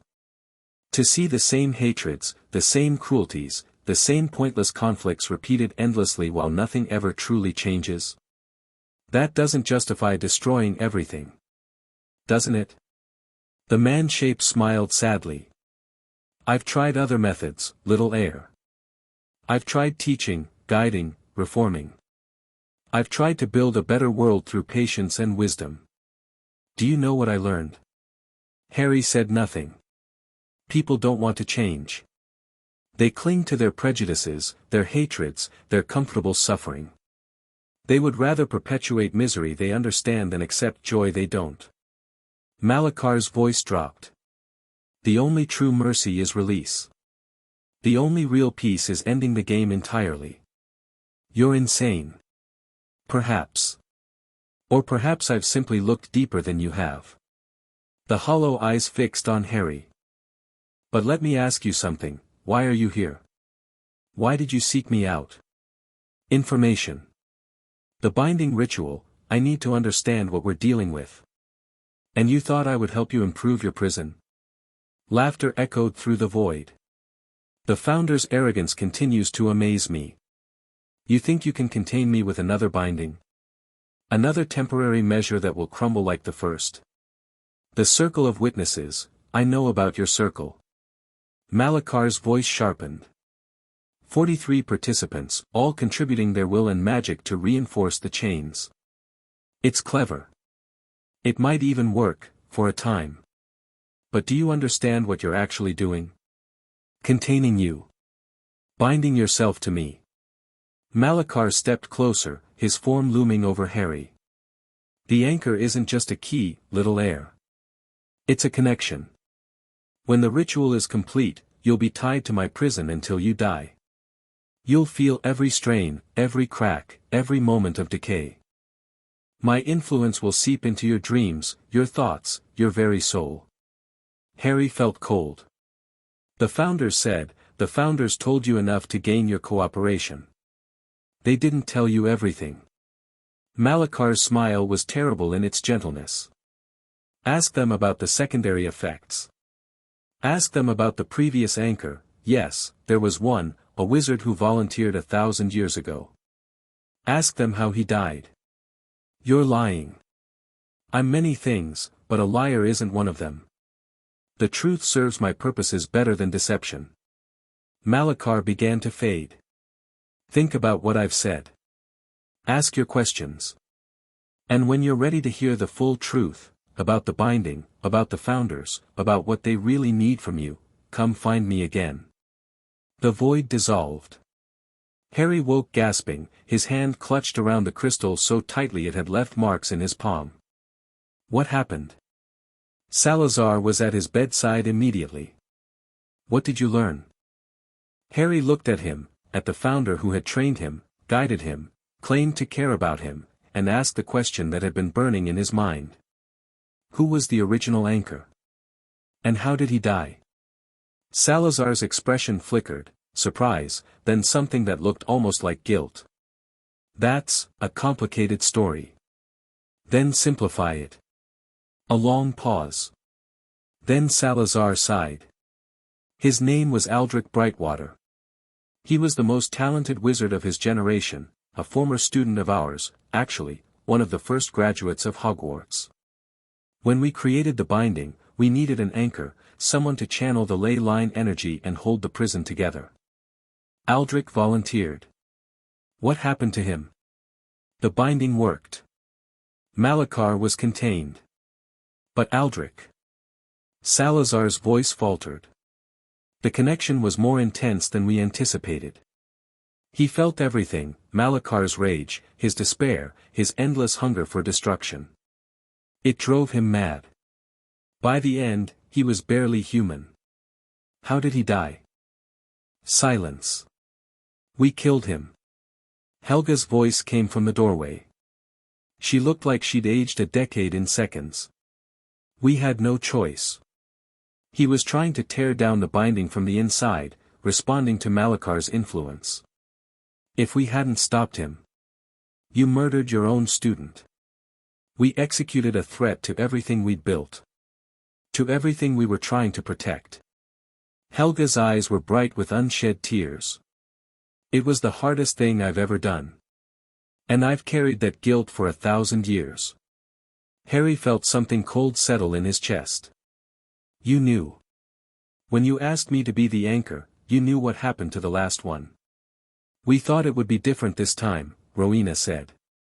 She had entered behind Helga, her expression pained.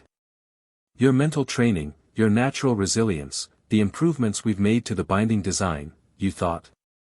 You gambled my sanity, my life, on, you thought. We didn't have a choice. Godric's voice was rough. The binding was failing. Malachar was waking. Without an anchor, everything, there's always a choice. Harry's voice cracked. You told me that. You said I had a choice, that I wasn't a weapon or a tool, that you would never manipulate me. We didn't lie, you didn't tell me the truth. That's the same thing. Silence fell. The founders looked at each other, at Harry, at the floor. You're right, Salazar said finally. We should have told you. We were afraid that if you knew the full risks, you'd refuse. And we needed you to say yes. So you manipulated me. Just like Dumbledore. The words hit like physical blows. Salazar flinched. Helga began to cry openly. Godric's face went red, then white. We're not, Rowena started. You are. You're exactly like him. You had a plan, and I was a piece of it, and you told me exactly what I needed to hear to play my part. Harry stood, his whole body shaking. I trusted you. I loved you.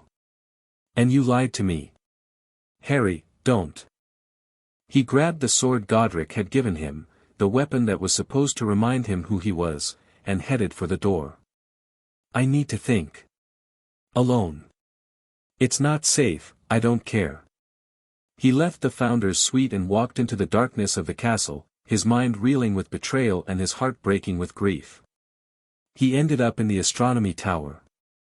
The highest point of the castle, open to the night sky, with a view that stretched for miles in every direction. Harry sat on the cold stone and stared at the stars, trying to make sense of everything he'd learned.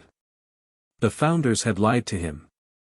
Not about everything, most of what they'd taught him was true, but about the one thing that mattered most. They'd asked him to sacrifice his sanity, possibly his life, without telling him what had happened to the last person who'd made that sacrifice. They're afraid, some part of him recognized. Malachar is waking, and they're desperate, and desperate people make bad choices. But understanding their motivation didn't make the betrayal hurt less. Ask them about what they really need from you. Malachar's words echoed in his mind. The ancient evil had wanted this, wanted to drive a wedge between Harry and his mentors. And it had worked perfectly. You look like you could use some company. Harry turned. Luna Lovegood stood at the tower entrance, a first-year Ravenclaw he'd barely noticed before, with straggly blonde hair and an expression of serene detachment. I'd rather be alone. I know. But sometimes what we'd rather and what we need are different things. Luna sat beside him without waiting for permission. The Raxperts are very thick around you tonight. That usually means someone's been thinking too hard. Raxperts? Invisible creatures that float into your ears and make your brain go fuzzy. Luna smiled dreamily. My mother used to see them everywhere. She said they're attracted to confusion and grief. Harry didn't know how to respond to that. You're the heir of the pact, Luna continued. I know what that means. My father runs the Quibbler, he's been researching the Founder's return since it happened. The Quibbler? A magazine. Most people think it's nonsense, but Father says the things that seem most ridiculous are often the most true. Luna turned to look at him directly. The Founders hurt you somehow. I can tell. But I don't think they meant to. Does that matter? I think it matters more than almost anything. Luna's voice was soft. My mother died when I was 9. An experiment gone wrong. She was brilliant, but she took risks. Afterward, I was so angry. I thought she'd been careless, that she'd valued her research more than me. I'm sorry. It took me a long time to understand that she didn't die because she didn't love me. She died because she was trying to do something important, and important things are dangerous. Luna met his eyes. The founders are trying to do something important. They made a mistake, a bad one. But I don't think that means they don't love you. Harry felt something shift in his chest, not forgiveness, exactly, but something adjacent to it. The beginning of understanding. How do you know so much about this? I pay attention to things most people ignore. It's a useful skill when everyone thinks you're strange. Luna stood, brushing off her robes. I should go. But Harry, whatever you decide about the founders, don't decide while you're angry. Anger makes us stupid. She drifted away, leaving Harry alone with his thoughts. He stayed in the tower until dawn, watching the stars will overhead and trying to figure out what he believed. When he finally returned to the founders' suite, all 4 founders were still there. They looked like they hadn't moved all night. Before you say anything, Harry said, I want the full truth. Everything you've kept from me, everything you've downplayed, everything you think might make me refuse. All of it. The founders exchanged glances. Then, slowly, Salazar nodded. Sit down. This is going to take a while. The conversation that followed was brutal. They told him about Aldrich Brightwater's decline, the nightmares, the personality changes, the gradual erosion of everything that made him human. They told him about the secondary effects of the anchor bond, chronic pain, emotional instability, a shortened lifespan even if everything went well. They told him about the ritual's true success rate, not 40% as he'd been told, but closer to 25%. 3 out of 4 attempts ended in catastrophic failure. And they told him about their contingency plan. If the binding fails, if Malachar begins to break free, we'll have to sever the anchor connection, Rowena said quietly. That means killing you before the corruption can spread. Like Aldrich. Yes. Harry absorbed this. It was worse than he'd imagined, worse than Malachar had implied. The founders had been prepared to sacrifice him from the beginning, had built that possibility into their plans. Why? He asked. Why me? You could have found someone else, someone older, someone who actually understood what they were signing up for. The pact chose you, Helga said. We didn't have a say in it. And by the time we understood what the anchor role required. She trailed off. You were already attached, Harry finished. You didn't want to tell me the truth because you didn't want to lose me. Yes.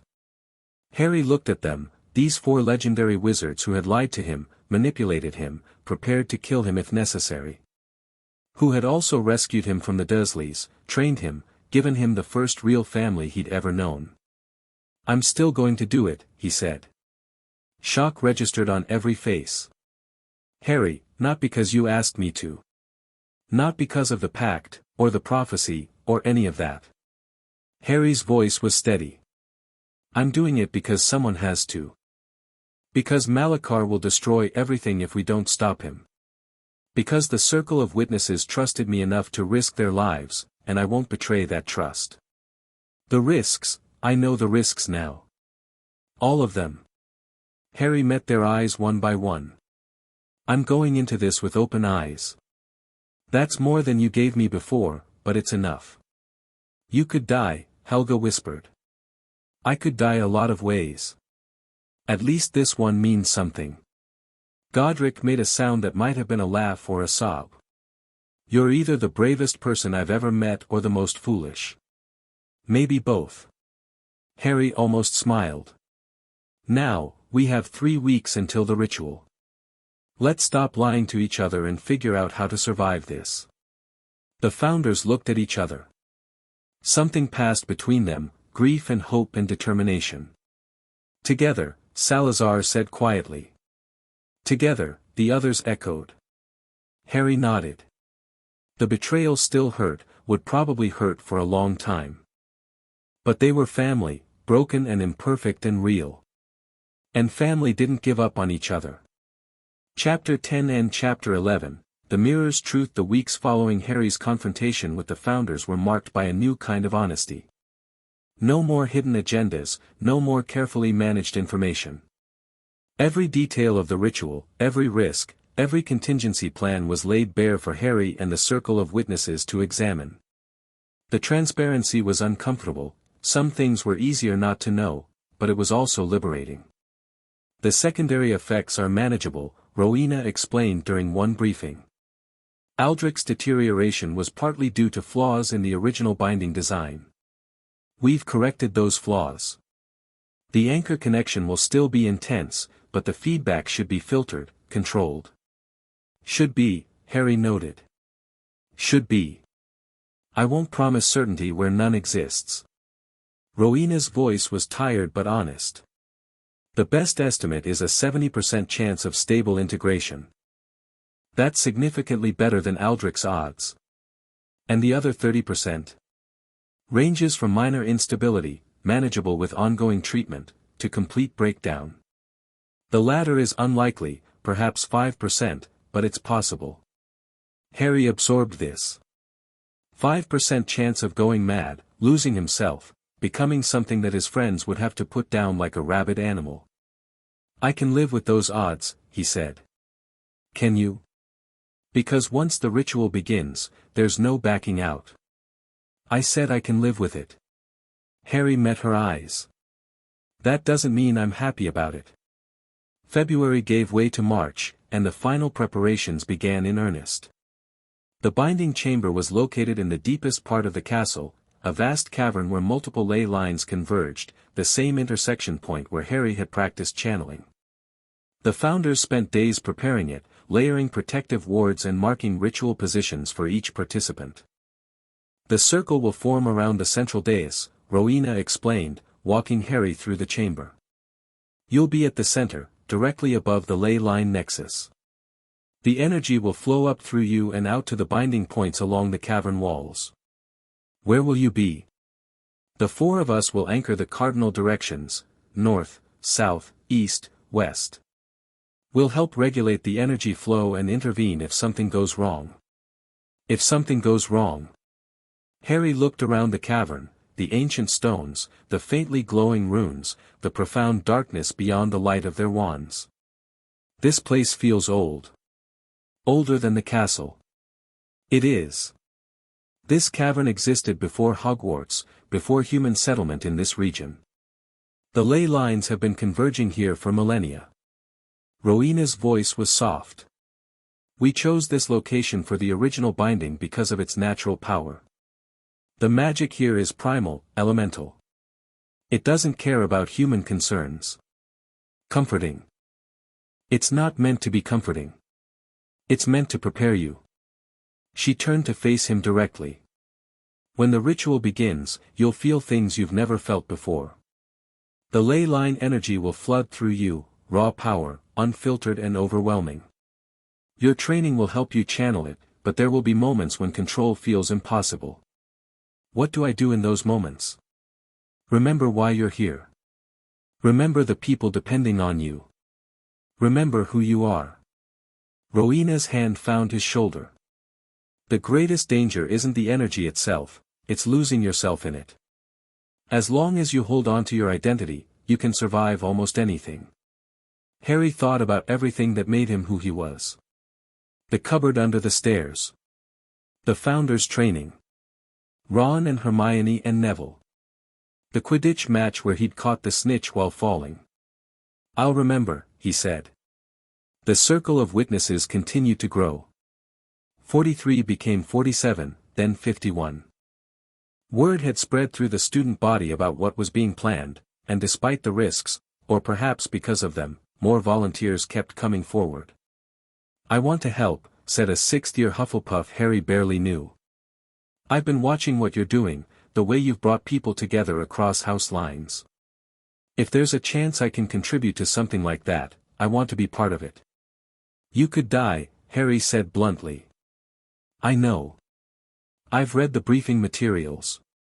The student, Cedric Diggory, Harry remembered, met his eyes steadily.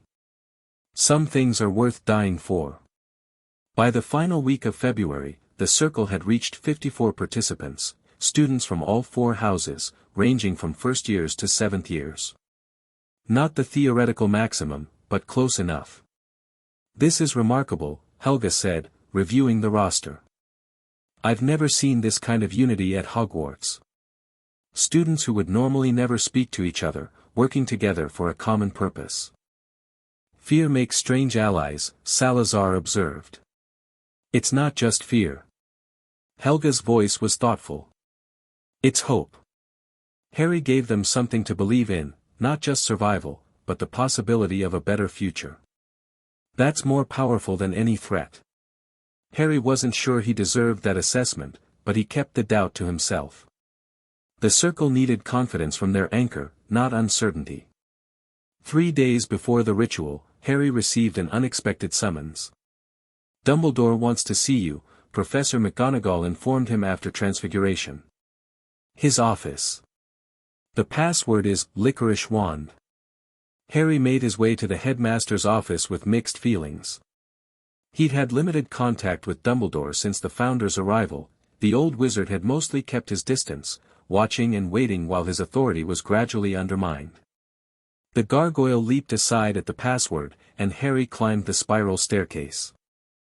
The office was as cluttered as he remembered, silver instruments whirring and puffing, portraits of previous headmasters pretending to sleep. Dumbledore sat behind his desk, looking older than Harry had ever seen him. Thank you for coming. His voice was subdued. Please, sit. Harry sat, waiting. I've been informed about the ritual you're planning, Dumbledore said.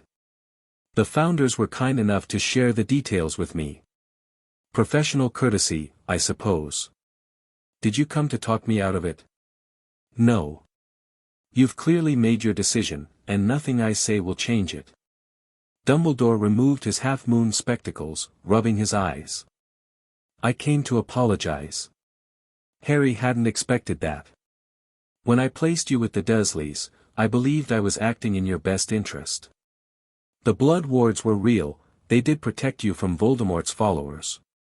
But I failed to account for the harm that protection would cause. Dumbledore's voice was heavy. I told myself it was necessary. That the greater good required sacrifices. I see now that I was simply taking the easy path, making decisions without facing their consequences. Why are you telling me this now? Because you may die in 3 days, and I wanted you to know the truth before that happened. Dumbledore met his eyes. I was wrong, Harry. Not just about the Dursleys, about everything. I treated you as a piece in a game, a weapon to be deployed against Voldemort. I forgot that you were a person, with your own desires and your own agency. The Founders did the same thing, Harry said quietly. They lied to me too. I know. They told me, during our last conversation. Dumbledore sighed.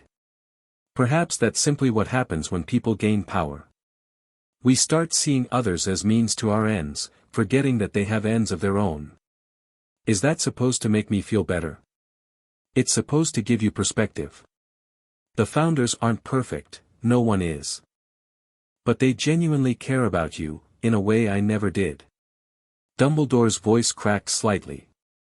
I kept you at a distance because I knew I might have to sacrifice you someday.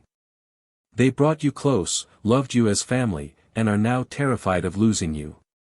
That's not the same thing. Harry absorbed this. It didn't forgive the Founders' deception, but it did put it in context. What about Voldemort? He asked.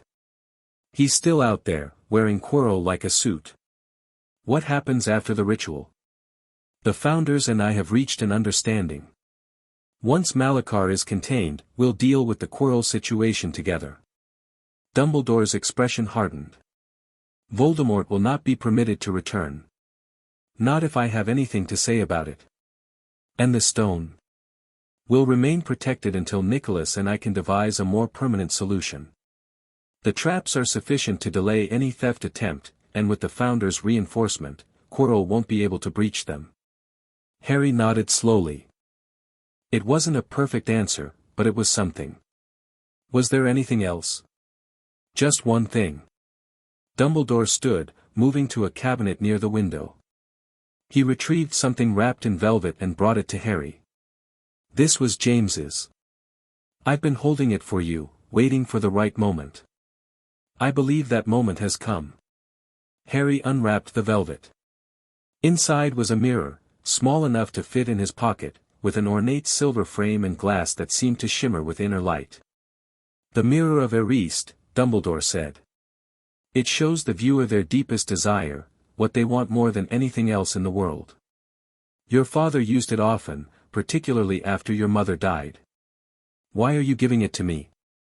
Because you may need it. Dumbledore's eyes were piercing. The ritual will test you in ways nothing else can.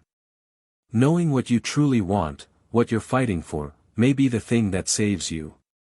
Harry looked at the mirror, at his own reflection staring back at him. I'm afraid to look. I know. But courage isn't the absence of fear, it's action despite fear. Dumbledore returned to his desk. Use it or don't, as you see fit. But know that your father found comfort in it, especially during the darkest times. Harry pocketed the mirror without looking into it. Thank you, he said. For the apology, and for this. Thank you for listening. Dumbledore smiled sadly. Good luck, Harry. I hope we meet again on the other side of this. The night before the ritual, Harry found himself alone in the Founder's suite. The others had gone to make final preparations, leaving him with nothing to do but wait. The mirror Dumbledore had given him sat on the table, its surface catching the firelight. Knowing what you truly want may be the thing that saves you. Harry picked up the mirror and looked. For a moment, he saw only his own face, tired, anxious, older than 11 years should look. Then the image shifted, and something else appeared. He saw himself, but not alone. Beside him stood the Founders, Godric laughing, Helga smiling, Rowena nodding approvingly, Salazar with a rare expression of warmth. Behind them, Ron and Hermione and Neville and Daphne and Luna and dozens of other faces he recognized. They were standing in the Great Hall, but it was different somehow. Brighter. The house tables were gone, replaced by circular arrangements where students in different colors sat together, talking and laughing. The rigid divisions Harry had grown accustomed to had simply disappeared. And in the background, barely visible but unmistakably there, was Hogwarts itself, the castle whole and strong, its magic thrumming with health, no darkness lurking beneath its foundations. A world without Malachar, Harry realized. A world where the binding worked, where we won, where everything turned out okay. The image shifted again. Now he saw his parents, James and Lily, standing behind him with proud expressions. They couldn't speak, couldn't touch him, but their presence was undeniable. We're with you, their eyes seemed to say. We've always been with you. Harry felt tears on his cheeks, but he couldn't look away. The final image was the strangest. He saw himself years from now, older, taller, still bearing the lightning bolt scar but carrying it with ease rather than burden.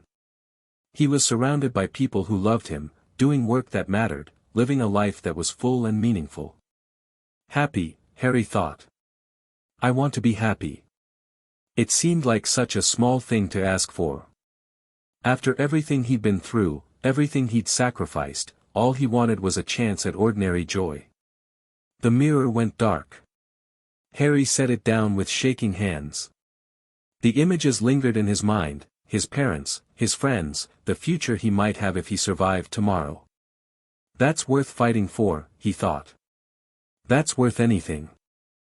He went to bed early that night, and for the first time in months, his dreams were peaceful. March 1st dawned gray and cold. Harry woke before sunrise, his body thrumming with nervous energy. The ritual was scheduled for midnight, the hour when the ley lines were most active, but there were hours of final preparation ahead. The founders met him in the common room, their expressions serious but calm. "How are you feeling?" Helga asked. "Terrified." "Ready." Both at the same time. "That's about right." Godric handed him a cup of tea. "The circle is gathering in the Great Hall for a final briefing. You should speak to them before we descend." The Great Hall had been transformed. The house tables were pushed aside, creating an open space where 54 students stood in a loose circle, their faces reflecting the same mixture of fear and determination that Harry felt. He walked to the center, feeling the weight of their attention. "You know why we're here," he began. "You know the risks. Some of us might not survive tonight. I wish I could promise otherwise, but I won't lie to you, not about this." Silence. 54 sets of eyes, watching, waiting. "What I can promise is that whatever happens, it will matter. We're not just fighting for survival, we're fighting for a world where people like us don't have to be afraid. A world where the divisions that have torn Hogwarts apart for centuries finally start to heal." Harry looked around the circle, Gryffindors and Slytherins standing side by side, Ravenclaws and Hufflepuffs who had never spoken before now united in common purpose. "We've already won something, just by being here. Look at each other. Look at what we've become. A month ago, most of you would have said this was impossible, students from all 4 houses, working together, trusting each other with your lives." He saw nods, saw expressions shifting from fear to pride. "Whatever happens tonight, remember this moment. Remember what we accomplished by choosing courage over division. And if we survive, when we survive, take that lesson with you. Build something better than what came before." Harry paused, gathering himself for the final words. "I'm proud to stand with you. All of you. Now let's go save the world." The cheer that followed wasn't loud, the situation was too grave for that, but it was deep and genuine. Students embraced each other, shared quiet words of encouragement, prepared themselves for what was to come. The circle of witnesses was ready. The descent to the binding chamber took nearly an hour. Harry led the way, the founders flanking him, the circle following in a long procession. The tunnels were ancient and twisting, barely wide enough for 2 people to walk abreast. "These passages predate the castle," Rowena explained as they walked. "The original builders used them to access the ley line nexus. We expanded them when we constructed Hogwarts, but the basic structure remains unchanged." "It's beautiful," Hermione breathed, running her fingers along walls carved with runes that glowed faintly in the darkness. "The magical density here is incredible. It will be much higher in the chamber itself. Be prepared for disorientation, the raw energy can overwhelm unprepared minds." They emerged into the binding chamber, and Harry heard gasps from the students behind him. The cavern was vast, larger than the Great Hall, its ceiling lost in shadows high overhead. Bioluminescent crystals dotted the walls, casting an eerie blue-green light. And at the center, directly above the ley line nexus, stood a raised dais carved with concentric circles of runes. "Take your positions," Salazar commanded. "The ritual begins in 1 hour." The circle spread out, each member finding their assigned place along the outer ring of runes.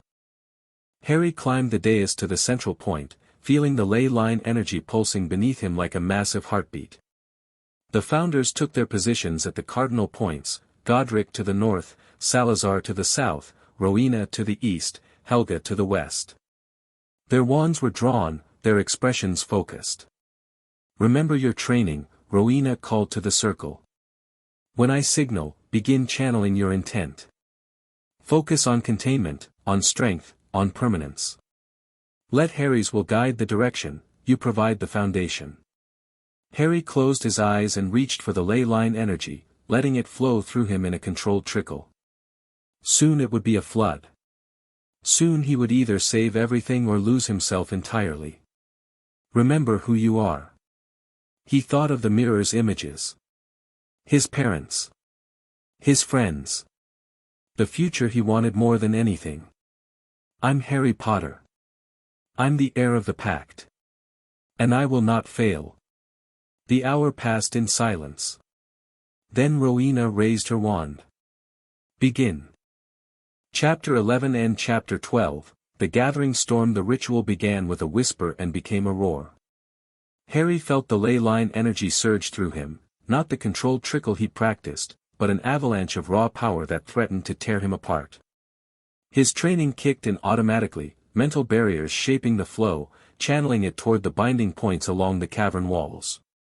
Focus, he told himself. You are the lens, not the battery. Shape the flow. Around him, the circle of witnesses began their contribution. 54 streams of magical intent joined the torrent, each one a thread in a growing tapestry. Harry felt them, Ron's steady determination, Hermione's fierce concentration, Neville's quiet courage, Daphne's controlled precision. Stable flow established, Rowena called from her position. Beginning Phase 2. The energy intensified. Harry's awareness expanded, touching the binding points, feeling the ancient prison beneath the castle. Malakar's presence pressed against the failing barriers, a cold malevolence that made Harry's skin crawl. You're here, the ancient voice observed. Finally. I've been waiting. Not now, Harry pushed back. I'm busy. Malakar's laughter echoed through the connection. Busy dying, yes. I can feel your body burning. The energy is too much for mortal flesh. Harry ignored him, focusing on the ritual. The pain was real, his nerves felt like they were on fire, his bones aching with the strain of channeling so much power, but it was manageable. So far. Phase 2 complete, Rowena announced. Initiating the binding sequence. This was the critical moment. The energy Harry was channeling needed to be woven into the prison structure, reinforcing the failing bonds and creating new ones. It required precision that made everything he practiced look like child's play. Left, his instincts screamed. There, a weak point. Reinforce it. He directed a stream of energy toward the weakness, feeling it seal under his touch. Another weakness appeared, then another. He moved from point to point, patching and strengthening, while the circle maintained the foundation. You're actually doing it, Malakar said, and for the first time, there was something other than mockery in his voice. Impressive. But can you sustain it? The answer, Harry realized, was probably not. The energy was building faster than he could channel it. His body was reaching its limits, his mind starting to fray at the edges. The 45 minutes of sustained effort he'd managed in simulations suddenly seemed pathetically inadequate for the hours this ritual would require. He's flagging, Salazar's voice cut through the chaos. We need to increase the support flow. If we increase too much, we'll overwhelm him entirely, Helga countered. If we don't increase, he'll burn out before the binding is complete. Harry heard them arguing but couldn't respond. Every scrap of his concentration was devoted to maintaining the channel, to keeping the energy flowing in the right direction instead of tearing him apart. This is where Aldrich broke, he thought. This is where it all went wrong. But Aldrich had been alone. Harry had the circle. He reached out through the connection, drawing on the strength his friends were offering. Not just their magical energy, their emotional support, their belief in him, their refusal to let him fail. Ron's voice echoed in his mind, "You're not doing this alone, mate. We've got you. Hermione, the calculations say this should work. Trust the math. Neville, you saved me from that troll. Time to return the favor. Daphne, Slytherins don't quit. Neither do you. And Luna, her voice dreamy even in the midst of crisis, the Raxperts are clearing. You're going to be fine." Harry felt something shift inside him, a second wind, a reserve of strength he hadn't known he possessed. The energy flow stabilized. His control firmed. Interesting, Malakar observed. You're drawing on their strength. Clever. It's not clever. It's what friends do. Friends. The word dripped with contempt. Temporary alliances of convenience. They'll abandon you eventually, just like everyone else. Maybe. But not today. Harry pushed forward, sealing another weakness, then another. The binding was taking shape, not just a patch on the old structure, but something new. Something stronger. Phase 3, Rowena called. Anchor integration. Harry, this is going to hurt. She wasn't wrong. The anchor connection snapped into place like a hook through his soul. Harry screamed, he couldn't help it, as the bond between himself and the prison formed. He felt Malakar's presence pressing against his mind, felt the ancient evil trying to exploit the new connection. Now, Malakar said. Now you're mine. No. Harry's occlumency shield slammed down, reinforced by months of Salazar's brutal training. The intrusion was blocked, barely, but Malakar kept pushing, kept probing, searching for any weakness. And beneath the assault, Harry felt something else. The madness that had claimed Aldrich, a seeping corruption, a gradual erosion of self. It wasn't attacking him yet, just waiting. Testing the defenses. Looking for cracks. This is what I warned you about, Malakar whispered. This is your future. A slow descent into insanity, becoming what you fear most. I'd rather go mad fighting you than surrender. Such bravado. Let's see how long it lasts. The ritual continued. 2 hours in, the first crisis hit. One of the Circle members, a fourth-year Hufflepuff named Zacharias Smith, lost focus. His contribution to the Foundation wavered, creating a gap in the support structure. Harry felt it immediately, a wobble in the energy flow, a destabilization that threatened to cascade. He tried to compensate, redirecting power to cover the gap, but he was already stretched too thin. Smith. Godric's voice cracked like a whip. Focus or withdraw. I can't, the boy's voice was ragged with exhaustion. It's too much, then step back. Neville, take his position. Neville moved without hesitation, sliding into the gap and adding his strength to the foundation. The wobble stabilized. The crisis passed. But it was a warning. The Circle was human. They had limits. And the ritual was far from complete. How much longer? Harry managed to gasp. At least another hour, Rowena replied. Possibly 2. Can you hold? Could he? Harry honestly didn't know. His body felt like it was being torn apart from the inside. His mind was a battlefield, constantly fighting off Malakar's intrusions while maintaining the energy flow. Every second was agony. But the alternative was worse. I'll hold, he said. Keep going. 3 hours in, Malakar changed tactics. Instead of attacking Harry's shields directly, the ancient entity began working on the Circle. Whispers crept into the participants' minds, doubts, fears, memories of failure and loss. Harry felt it happening but couldn't stop it. He was too focused on the binding itself to divert attention to defense. They're breaking, Malakar said gleefully. One by one, they'll fall. And when the Circle collapses, you'll be alone. He's in our heads, someone shouted, Seamus Finnegan, his face pale with terror. I can hear him, block him out. Salazar commanded. Occlumency basics, clear your mind, focus on the task. But not everyone had occlumency training. The Circle began to waver as participants struggled against the mental assault.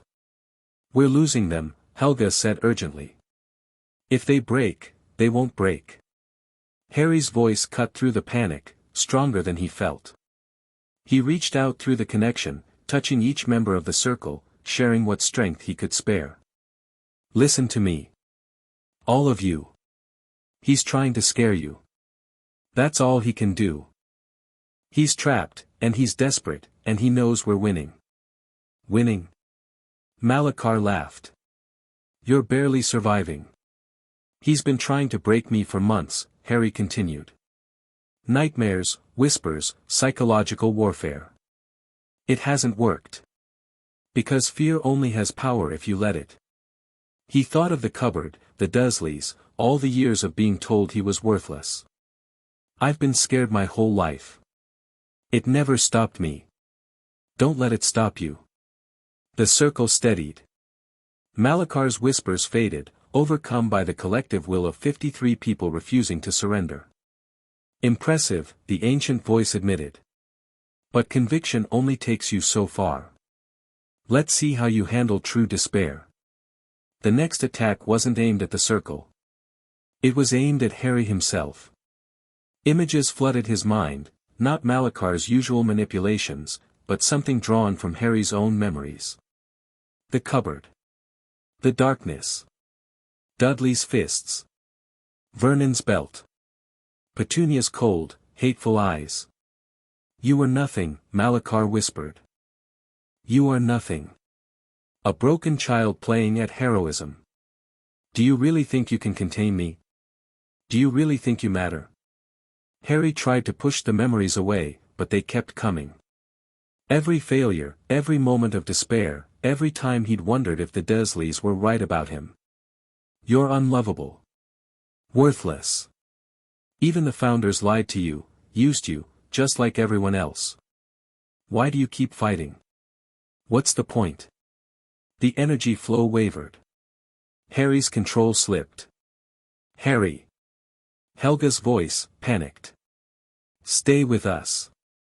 He couldn't respond. The memories were too strong, the despair too deep. All the progress he'd made, all the healing, it felt fragile now, easily shattered. Give in, Malakar urged. Let go. The pain will stop. Everything will stop. For a terrible moment, Harry was tempted. Then he felt something, a warmth against his chest, where the mirror Dumbledore had given him rested in his pocket. He hadn't looked at it since that night in the Founder's suite, but its presence was a reminder. The deepest desire. Harry remembered what he'd seen. His parents, proud and loving. His friends, united and strong. A future filled with hope instead of despair. That's why I keep fighting, he realized. That's the point. The despair didn't vanish, but it became manageable. Harry acknowledged the pain of his past while refusing to let it define his future. The memories were real, but they weren't everything. They weren't him. I am Harry Potter, he said aloud. I am loved. I am worth saving. And I will not give up. The energy flow stabilized. His control returned, stronger than before, tempered by the trial he'd just survived. Remarkable, Malakar said, and there was something new in his voice. Something that almost sounded like respect. You really believe that, don't you? I do. Then we have nothing more to discuss. Not today. The ancient presence withdrew, retreating to the depths of its prison. The binding, Harry's binding, held firm. Final phase, Rowena called, her voice shaking with relief. Seal and anchor. Everyone, everything you have left. Now. The circle poured their remaining strength into the ritual. Harry channeled it all, weaving the final threads of the binding into place. The energy flow peaked, crested, and then, silence. The ritual was complete. Harry collapsed. He was barely conscious as hands caught him, lowered him gently to the stone floor. Voices washed over him, relieved, exhausted, triumphant. He did it, someone was saying. He actually did it. Is he okay? He's not moving, give him space. The anchor integration takes time. Harry felt the new connection settling into place, a bond between himself and the prison, between his life force and the containment of an ancient evil. It was uncomfortable but not unbearable. The corruption Malakar had promised was there, a distant pressure, but his shields were holding. I'm still me, he realized. I'm still here. Harry. Helga's face swam into view above him. Can you hear me? Did it work? Yes. The binding is holding. Stronger than the original, by all measurements. Tears were streaming down her face. You did it. You wonderful, impossible boy, you did it. Harry tried to smile but couldn't quite manage it. His body felt like it had been turned inside out and put back together wrong. The circle. Everyone survived. Some exhaustion, some minor magical depletion, but no casualties. Helga's voice cracked. We thought we'd lose people. We prepared for it. But everyone made it through. Good. Harry's eyes were closing despite his best efforts. That's good. Rest now. You've earned it. Harry let the darkness take him, and this time, there were no dreams at all. He woke 3 days later in the hospital wing. The founders were there, all 4 of them, looking more exhausted than Harry had ever seen them. Ron, Hermione, and Neville were clustered near the foot of his bed. Even Dumbledore was present, standing quietly by the window. Welcome back, Godric said, his voice rough. You gave us quite a scare. How long? 3 days. Your magical core was severely depleted, it needed time to recover. Rowena stepped forward, her wand moving in diagnostic patterns. The anchor connection has stabilized. The binding is holding. And Malachar? Contained. The new binding is significantly stronger than the original, the circle of witnesses made all the difference. Rowena's expression softened. You were right, Harry. We couldn't have done this alone. Harry let his head fall back against the pillow. Relief washed over him, profound, overwhelming, almost painful in its intensity. So it's over. The Malachar situation is resolved, for now. The binding should hold for centuries, possibly longer. Salazar's voice was uncharacteristically gentle. But that's not the only threat we face. Voldemort. Voldemort, Dumbledore confirmed, stepping forward.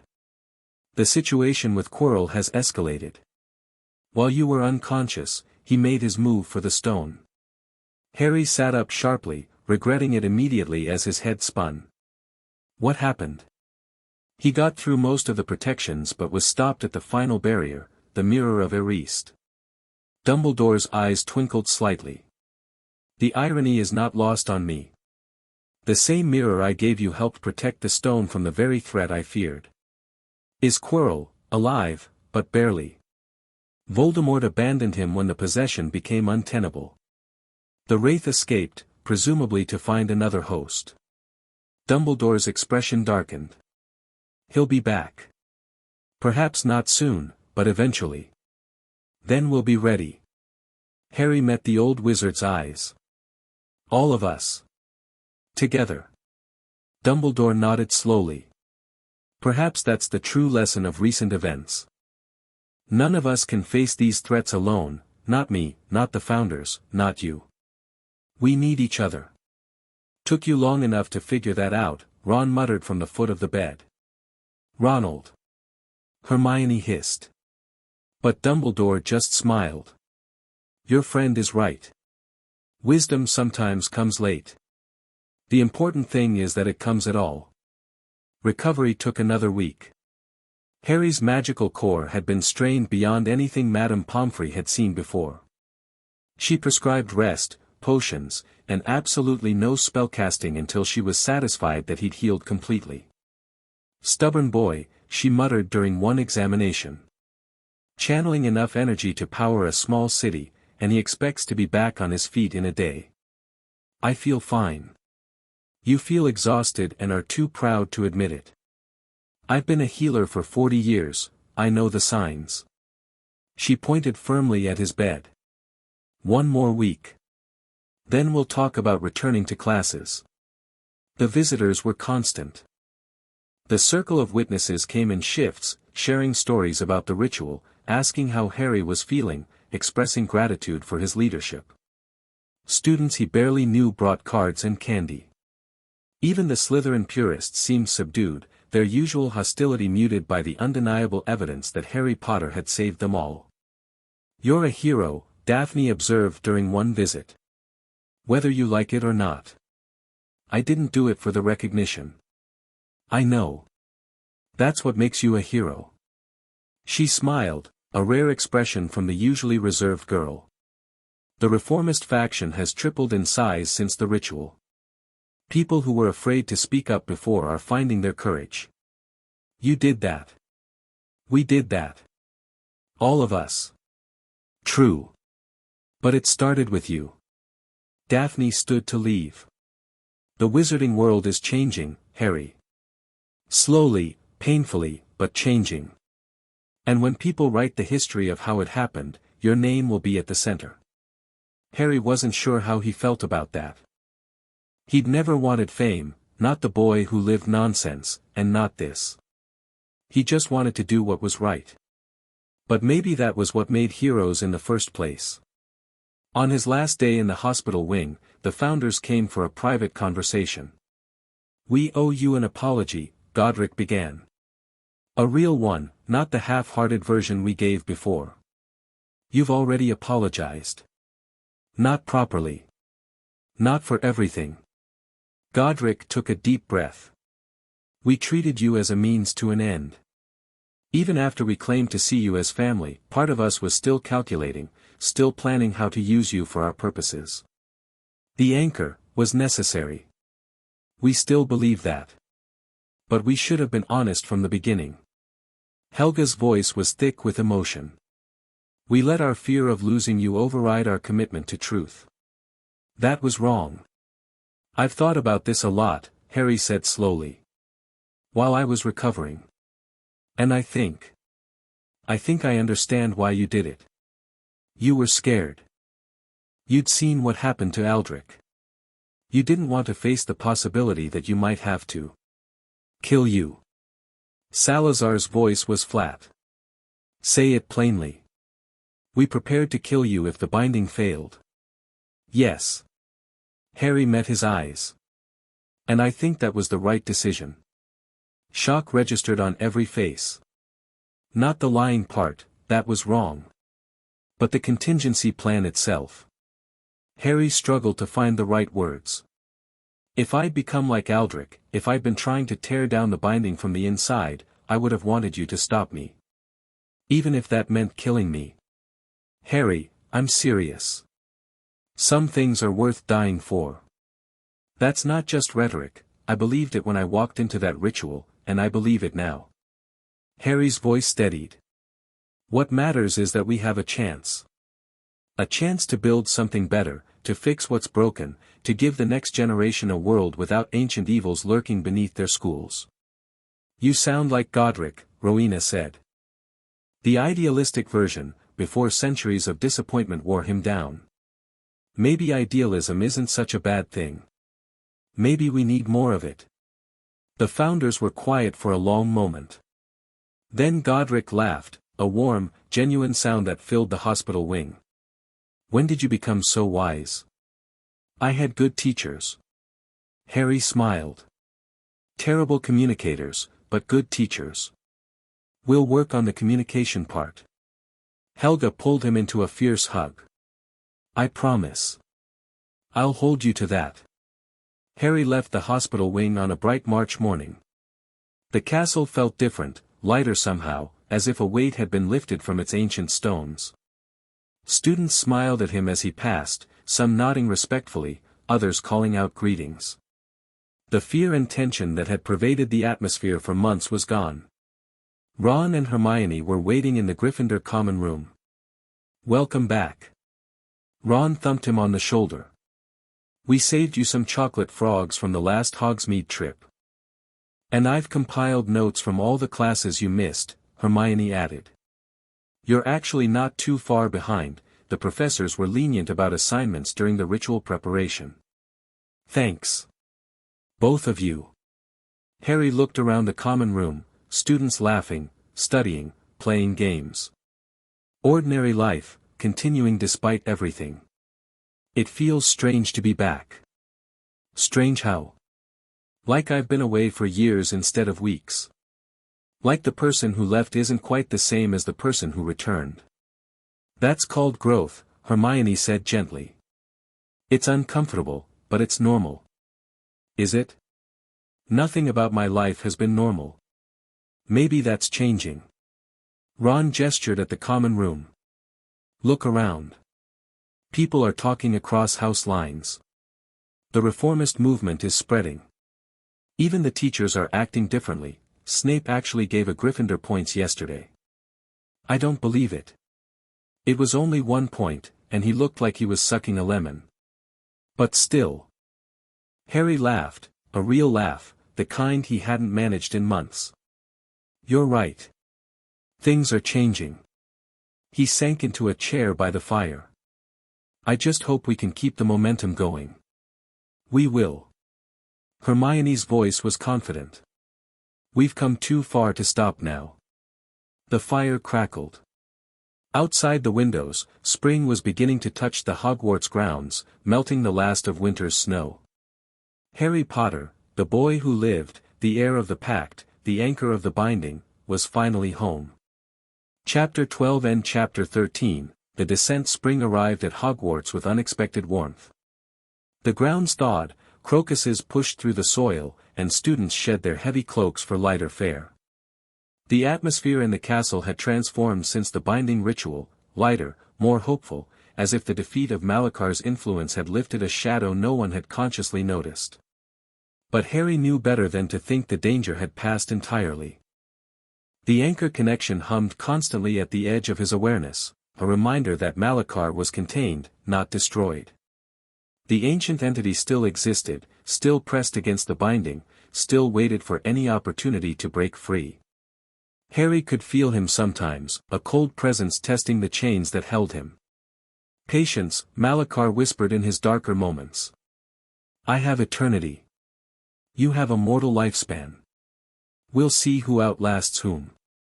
Harry ignored the taunts, focusing instead on the work that remained. The Binding is stable, but it's not self-sustaining, Rowena explained during one of their regular briefings. It requires periodic reinforcement, maintenance, essentially. Without the anchor's active participation, it would begin to deteriorate within a decade. So I'm tied to this for life. For your life, yes. But we're working on alternatives. Rowena's expression was thoughtful. The circle of witnesses created something unprecedented, a Binding reinforced by collective will rather than individual sacrifice. If we could formalize that structure, create a rotating group of participants who could maintain the Binding without requiring a permanent anchor. I'd be free. Theoretically. It's years of research away, possibly decades. But the possibility exists. Harry filed this away as something to hope for, not count on. For now, he had responsibilities. The Voldemort situation remained unresolved. Quirrell had survived his possession but was a broken man, his mind shattered by months of hosting the Dark Lord's consciousness. He'd been transferred to a secure ward at St. Mungo's, where healers worked to piece together what remained of his sanity. The Wraith escaped, Dumbledore reported during a joint meeting with the Founders. My sources suggest it fled east, toward Albania. Voldemort will need time to recover from the failed possession, years, perhaps. But he will return eventually. Then we prepare, Godric said. We use the time we have to strengthen our position, build alliances, train the next generation. The next generation. Dumbledore's eyes found Harry. You're thinking of more than just this school, aren't you? Hogwarts is a start, but it's not enough. The whole wizarding world needs to change, the Ministry, the old families, the attitudes that allowed Voldemort to rise in the first place. Harry's voice was steady. We've started something here. The question is whether we can spread it. An ambitious goal for an 11-year-old. I'll be 12 soon. And I have good advisors. Dumbledore actually smiled. So you do. April brought exams, and Harry discovered that being a hero didn't exempt him from academic expectations. You've missed nearly 2 months of classes, Professor McGonagall reminded him sternly. The Founder's special instruction is all well and good, but you still need to demonstrate mastery of the standard curriculum. I understand, Professor. Do you? Because if you fail your examinations, it will undermine everything you've accomplished. People will say the boy who lived is nothing but a celebrity, famous for what happened to him as a baby, incapable of genuine achievement. I won't fail. McGonagall studied him for a long moment. No, she said finally. I don't believe you will. The studying was intense but manageable.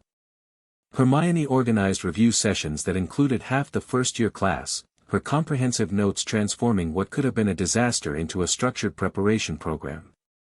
You should be a teacher, Harry told her after one particularly effective session. Maybe someday. After I've done everything else I want to do. What else do you want to do?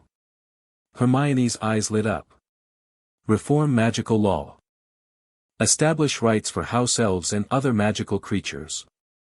Create better integration between the wizarding and muggle worlds. Invent new spells. Write books that actually explain magic properly instead of assuming everyone already knows the basics. That's quite a list. I have time. She smiled. And so do you. What do you want to do? After Hogwarts, after all this? Harry hadn't thought about it much. The future had always seemed too uncertain, too dependent on surviving immediate crises. I want to make sure no one else has to go through what I did, he said slowly. No more children in cupboards, no more prophecies dictating people's lives, no more adults making decisions for kids without explaining why. That's ambitious. You're one to talk. They shared a smile, two 11-year-olds with world-changing ambitions, ridiculous and sincere in equal measure. The exams came and went. Harry performed well, not at Hermione's level, but respectably. His practical demonstrations were particularly strong, his months of intensive training evident in every spell and potion. Exceptional work in defense against the dark arts, Professor Quirrell's temporary replacement noted. Your shield charms are beyond Newt level. I've had good instruction. So I've heard. The professor, a retired Auror named Proudfoot, studied him with professional interest. If you ever consider a career in law enforcement, the DMLE would be lucky to have you. I'll keep that in mind. The end-of-year feast was a celebration unlike any Harry had experienced. The Great Hall was decorated in all four house colors, a deliberate break from tradition that the founders had instituted. No House Cup this year, they'd announced. Instead, recognition would go to individuals and groups who had demonstrated exceptional character. To the circle of witnesses, Dumbledore proclaimed, raising his goblet. 54 students who risked their lives for the safety of all. Their courage and unity represent the best of what Hogwarts can be. The hall erupted in applause. Harry looked around at his friends, Ron and Hermione, Neville and Luna, Daphne and the reformist Slytherins, and felt something warm settle in his chest. This is what we fought for, he thought. This moment, this unity, this hope. The feast continued late into the evening, conversations flowing across former house boundaries, old rivalries temporarily forgotten in the glow of shared victory. The train ride home was bittersweet. Harry sat in a compartment with Ron, Hermione, and Neville, watching the Scottish countryside roll past the window. In a few hours, he'd be arriving at King's Cross, returning to a world that felt increasingly distant from his life at Hogwarts. You're staying with the founders, right? Ron asked. Not going back to those horrible relatives. The founders have arranged a proper residence. The portable manor, plus some additional properties they've reclaimed. Harry smiled slightly. Apparently Gryffindor owned half of Scotland before he died.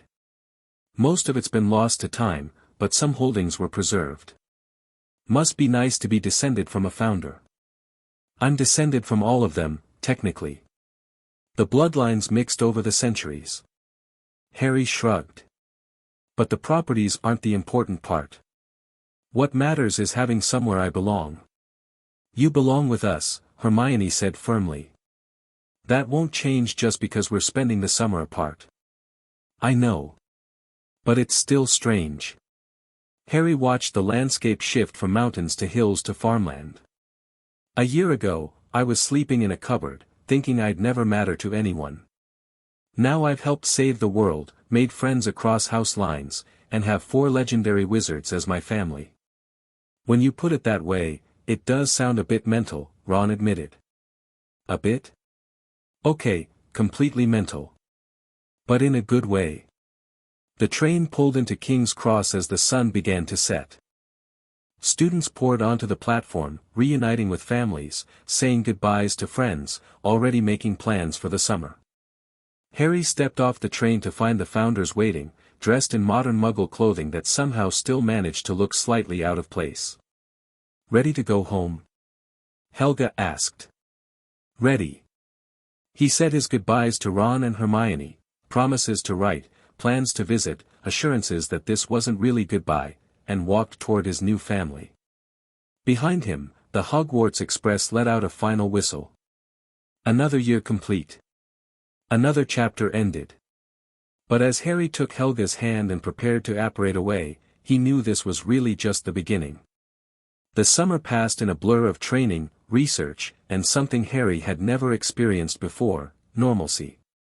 The Founder's manor was comfortable and welcoming, a stark contrast to the cold formality of Privet Drive. Harry had his own room, a real room, with a proper bed and windows that let in sunlight. He had meals at a table with people who wanted him there. He had conversations that weren't commands or criticisms. "You're still not sleeping well," Helga observed one morning, noting the shadows under his eyes. The anchor connection. Malakar's more active at night. We can work on shielding techniques, I've tried. The connection is too fundamental to block completely. Harry shrugged. It's manageable. I'd rather have disturbed sleep than let him break free. That's not a choice you should have to make. It's the choice I have. No point complaining about it. Helga looked like she wanted to argue, but she let it drop. They'd had this conversation before, and Harry's position hadn't changed. The research into alternative binding structures continued. Rowena spent most of her time in the library, working through ancient texts and developing theoretical models. Salazar assisted, his expertise in soul magic proving unexpectedly valuable. The anchor connection is similar to a Horcrux in some ways, he explained during one session. A piece of your essence tied to an external object, or in this case, a prison. The difference is that Horcruxes tear the soul, while the anchor bond is more symbiotic. Symbiotic sounds almost pleasant. It's not meant to be pleasant. It's meant to be accurate. Salazar's expression was thoughtful. The bond sustains the binding, but it also sustains you in some ways. Your magical reserves are larger than they should be, drawing on the ley line energy that flows through the prison. I hadn't noticed. You wouldn't, unless you were looking for it. The effect is subtle, a slight increase in stamina, a bit more power behind your spells. Nothing dramatic, but measurable. Harry filed this information away. Every piece of understanding about his condition might prove useful eventually. July brought Harry's 12th birthday, his first birthday celebration that actually felt like a celebration. The Founders organized a party at the manor, inviting the core members of the Circle of Witnesses. Ron came with his family, all of them, including the twins, who spent most of the party attempting to prank Salazar with mixed results. He's too observant, Fred complained after their third failed attempt. How does he always know? Practice, Salazar said dryly. 1,000 years of it. Any tips for the aspiring trickster? Yes. Don't try to prank someone who helped invent half the tricks you're using. Hermione arrived with her parents, Muggles who were still adjusting to the magical world but making a genuine effort. Rowena spent an hour explaining the theoretical foundations of magic to them, and by the end, Mrs. Granger was asking intelligent questions about ward construction. Your daughter has remarkable potential, Rowena told them. With proper guidance, she could become one of the most talented witches of her generation. She's always been exceptional, Mr. Granger said proudly. We just never had a framework for understanding it. The party lasted well into the evening, filled with laughter and conversation and the simple joy of being surrounded by people who cared. "Happy birthday, Harry," Helga said as the guests began to leave. "How does it feel to be 12? "The same as 11, mostly. But also different." Harry watched Ron and Hermione saying their goodbyes, already planning their next meeting. "I have people now. Real people, who know who I am and like me anyway. That's not nothing. No. It's everything." August brought a development no one had anticipated. Harry was practicing ley line channeling in the Manor's training room when he felt it, a disturbance in the anchor connection, a ripple of wrongness that made his stomach turn. "Something's happening," he gasped, dropping to his knees. The binding, the Founders were at his side instantly, their own magical senses extending toward the distant prison. "I don't detect any structural damage," Rowena said, frowning. "The binding is stable." "Then why do I feel another ripple?" Stronger this time, carrying an emotional undertone that Harry recognized with horror. Triumph. He's not trying to break the binding, Harry realized. He's done something else. Reached something, or someone. "Clever boy," Malakar's voice echoed through the connection, clearer than it had been since the ritual. "I told you patience was a virtue. While you've been playing house with your Founders, I've been busy." "What have you done?" "Made arrangements. Established connections. The binding holds my body, but my influence reaches further than you know." Cold laughter. "Enjoy your summer, little anchor. When you return to Hogwarts, you'll find things have changed." The presence withdrew, leaving Harry shaking on the training room floor. "He's been reaching out," Harry said. "Through the binding, through the ley lines, I don't know how, but he's been influencing something. Someone." "That should be impossible," Rowena said, but her voice lacked conviction. "The binding contains his consciousness, his body." "You said it contains his body." Harry's mind was racing. But he was imprisoned once before, and his influence still spread. The nightmares students had, the emotional amplification, that was him, working through the binding. Those effects were passive. Ambient corruption, not directed action. What if he's found a way to make them active? What if he's been communicating with someone, a follower, a servant, someone who could act in his name? The Founders exchanged alarmed glances. "The Death Eaters," Salazar said slowly. "Some of them worshipped power regardless of its source. If Malakar could reach one of them, offer them something in exchange for service. We need to investigate." Godric was already moving toward the door. "If Malakar has allies outside the binding, we need to identify and neutralize them before we return to Hogwarts." The summer's peace had been an illusion. The war wasn't over, it had just moved to a different front. The investigation consumed the remaining weeks of August. The Founders used every resource at their disposal, old contacts, magical surveillance, the extensive network of portraits and spirits that owed them favors. What they discovered was troubling. "Several former Death Eaters have been behaving strangely," Salazar reported. "Meeting in secret, visiting locations associated with dark magic, acquiring materials that have no legitimate purpose." "Who's leading them?" "That's the concerning part, there doesn't appear to be a clear leader. They're acting independently, following instructions from an unknown source." "Malakar." "Almost certainly. He's guiding them through dreams, visions, direct mental contact, the same methods he used against you, but weaponized for recruitment." Harry felt cold. The binding was supposed to contain Malakar, but instead, it had become a channel for his influence. The anchor connection that tied Harry to the prison was also a vulnerability, a crack through which the ancient evil could extend his reach. "Can we seal it? The connection?" "Not without destroying the binding entirely." Rowena's voice was heavy. "The anchor is integral to the structure. Removing it would require starting over from scratch." "Then what do we do?" "We adapt." Godric's jaw was set. We identify Malakar's agents and neutralize them. We strengthen our own network to counter his. And we prepare for whatever he's planning. He said things would change when I return to Hogwarts. Then we'll be ready. Godric's hand found Harry's shoulder. We've faced worse odds before. We'll face them again. Harry wanted to believe him. But Malakar's triumphant laughter still echoed in his ears, a reminder that the ancient entity had been planning for centuries while they'd been scrambling to catch up. The game had changed. Again. And Harry had the sinking feeling that they were already several moves behind. September arrived too quickly. Harry stood on platform 9 3/4, surrounded by students and families, preparing for his second year at Hogwarts. The founders were with him, their expressions carefully neutral despite the tension they all felt.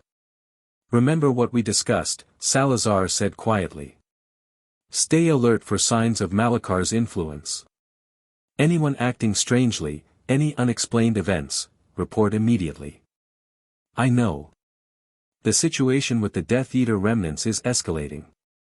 We've identified 3 likely agents, but there may be more. Watch for unusual visitors to the castle, unexpected communications, anything that seems off." "I will." "And Harry," Salazar hesitated, something he rarely did. "Be careful. Malakar's plans always involve multiple layers. Whatever he's arranged, the obvious threat is rarely the real danger." Harry nodded, understanding the warning. Malakar had been manipulating events for millennia. He wouldn't settle for simple schemes. The train whistle sounded. Students began boarding, waving goodbye to their families. "We'll be watching from the castle," Helga said. "And we're only a mirror call away if you need us." "I know." Harry hugged each of them in turn, even Salazar, who endured it with slightly stiff dignity. "I'll be fine. We've survived worse. See that you continue surviving." Godric's grin was fierce. "We've invested too much in you to lose you now."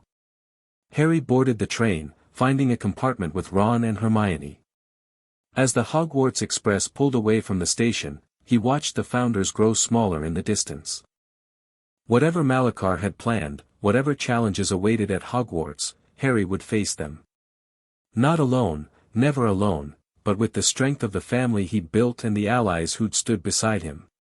The second year was beginning. And something told Harry it would be even more dangerous than the first. Chapter 13 and Chapter 14, The Reckoning. The Hogwarts Express felt different this year.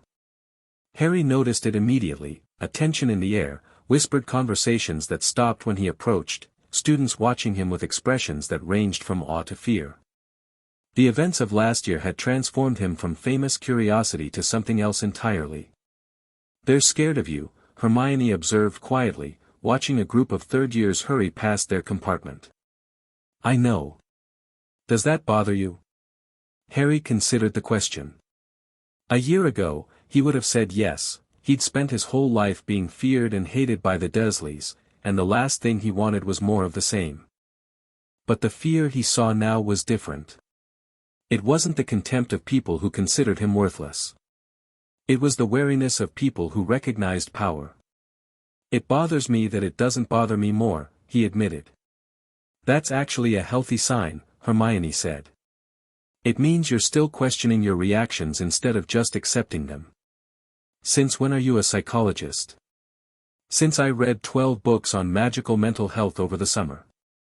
There's a lot of interesting research on the psychological effects of power accumulation, of course there is." Ron, who had been dozing in the corner, stirred awake. "Are we almost there?" "I'm starving." "Another hour, probably." Harry returned his attention to the passing countryside. "Anything unusual happening while I wasn't paying attention?" "Define unusual."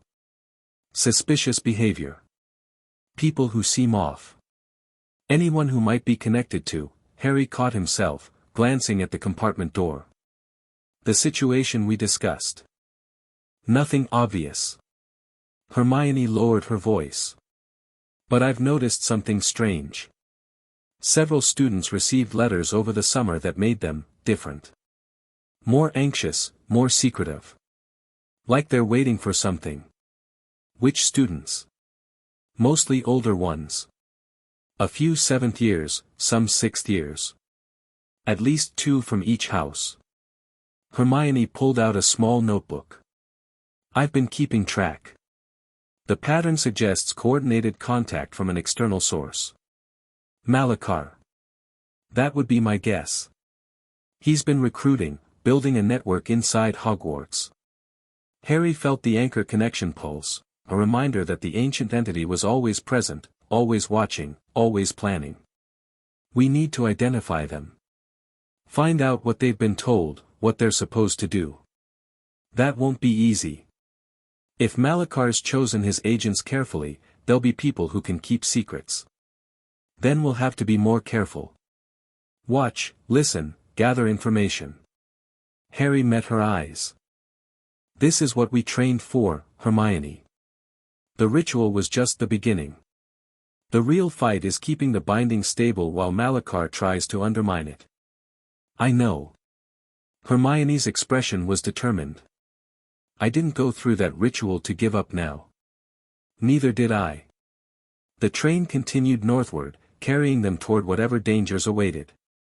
The welcome feast was subdued. Dumbledore gave his usual start-of-term speech, but Harry noticed new lines on the old wizard's face, a weariness that hadn't been there before. The events of the previous year had taken their toll on everyone. I have several announcements, Dumbledore said, his voice carrying across the silent hall. First, the founders of Hogwarts will be continuing their observation of our school this year. They have my full support and cooperation. Some students shifted uncomfortably. The founders' presence had been disruptive, challenging traditions and power structures that had existed for centuries. Second, I must inform you of heightened security measures. Following the events of last spring, the castle's wards have been strengthened and monitoring protocols enhanced. Your safety is our highest priority. Monitoring protocols, Ron muttered. That sounds ominous. It means they're watching for Malachar's influence, Harry replied quietly. Looking for signs of infiltration. Third, Dumbledore continued, I want to address rumors that have been circulating regarding potential threats to the school. I will not pretend that dangers do not exist, we learned last year how close we came to catastrophe. But I want you to know that every precaution is being taken, and that the combined resources of the school, the founders, and the ministry are dedicated to your protection. The hall was silent. Finally, I want to acknowledge the extraordinary courage shown by many of you last year. The circle of witnesses demonstrated that Hogwarts is more than just a school, it's a community, capable of coming together in times of crisis. Dumbledore's eyes found Harry across the hall. Whatever challenges this year may bring, I know we will face them with the same unity and determination. The applause was genuine but muted. Everyone knew that the dangers Dumbledore referred to were real, and that no amount of reassurance could eliminate the underlying fear. He looks tired, Hermione observed. He is tired. We all are. Harry watched the headmaster take his seat, noting the way Dumbledore's eyes swept the hall, cataloguing faces, searching for threats. But we don't have the luxury of rest. Not yet. The first weeks of term were tense but uneventful. Harry attended classes, practiced with the founders, and quietly gathered information about the students Hermione had identified as potential Malachar agents. Most of them seemed normal enough, stressed, perhaps, but that was hardly unusual at Hogwarts. Maybe we're being paranoid, Ron suggested after a particularly fruitless observation session. Maybe. Or maybe they're just good at hiding. You can't hide forever. If Malachar's really planning something, his agents will have to act eventually. That's what worries me. When they do act, we might not be ready. The anchor connection provided constant updates on Malachar's state, his mood, his activity level, his attempts to probe the binding's weak points. The ancient entity was patient, Harry knew, but he was also frustrated. The binding had held far better than expected, and the circle of witnesses had created something that even Malachar hadn't anticipated. "You've surprised me," the voice whispered occasionally. But surprises only delay the inevitable. Harry ignored the taunts, focusing on his studies and his training. Whatever Malachar was planning, Harry needed to be ready. October brought the first real crisis. A seventh-year Ravenclaw named Marcus Belby was found unconscious in a corridor, his mind shattered by something that Madame Pomfrey couldn't identify. "It's like he's been hit with a Dementor's kiss," she reported to the hastily convened emergency meeting, "but worse. His soul is intact, but his personality, his self, has been completely erased." "Malachar," Harry said immediately. "We can't be certain, I can." Harry closed his eyes, reaching through the anchor connection. "I can feel it. His satisfaction, his triumph. He did this." "But how?" Rowena demanded. "The binding should contain his influence." Belby was one of the students Hermione identified. "He received letters over the summer, changed his behavior." Harry opened his eyes. "I think Malachar's been communicating with him directly, building a connection. And when Belby tried to resist, or when he'd served his purpose, Malachar burned him out." "Served his purpose?" Godric's voice was sharp. "What purpose?" "I don't know yet. But this wasn't random. Belby was targeted, groomed, used." Harry's fists clenched. "We need to find out what he was doing before he was attacked. And we need to protect the other potential agents before they suffer the same fate." The investigation revealed that Belby had been accessing restricted areas of the castle, places that should have been beyond his knowledge or ability to enter. He'd visited the binding chamber twice in the weeks before his collapse, and had been seen near the third-floor corridor where the Philosopher's Stone had been hidden the previous year. He was looking for something, Salazar concluded. Or placing something. Malachar can't act directly, but if he can guide his agents to specific locations, plant artifacts or trigger mechanisms. The binding chamber. Harry felt cold. If he's compromised the binding chamber, we'll check immediately. But Harry, Salazar's expression was grave. "This means Malachar's network is more extensive than we realized. Belby can't have been acting alone. Someone helped him access those areas, covered his tracks. An inside agent. Someone with real authority. Almost certainly." The search for the traitor began in earnest. The founders conducted discreet investigations, examining staff movements and communications, looking for anyone who might have facilitated Belby's activities. What they found was disturbing. Professor Quirrell had an assistant, Rowena reported. A researcher who helped him acquire certain artifacts for his defense classes. That researcher disappeared over the summer, vanished without a trace. And the research he was conducting involved binding magic. Specifically, the theoretical foundations of the original Malachar containment. Rowena's voice was tight. He had access to information that no one outside the founders should possess. How is that possible? The Ministry Archives. The Department of Mysteries maintains records on dangerous magical phenomena, including our original documentation of Malachar's defeat. She paused. Someone with Ministry access could have retrieved those records and shared them with the wrong people. Lucius Malfoy, Salazar said flatly. He has the connections, the resources, and the motivation. Motivation? The binding diminishes dark magic throughout Britain. The ley lines that power it also feed the old family's ancestral magic, diluting their power. Someone like Malfoy, whose entire influence is built on magical superiority, has reason to want the binding weakened. Would he really ally with Malachar? Risk the destruction of everything? Malfoy isn't thinking about destruction. He's thinking about power. Salazar's voice was cold. Malachar would have promised him something: enhanced magic, political influence, victory over his enemies. The fact that Malachar would eventually betray him isn't something Malfoy would consider. He's too arrogant to believe he could be outmaneuvered. The picture was becoming clearer, and more frightening. Malachar wasn't just recruiting desperate students. He was building a coalition of powerful wizards who saw the binding as an obstacle to their ambitions. "We need to move against Malfoy," Harry said.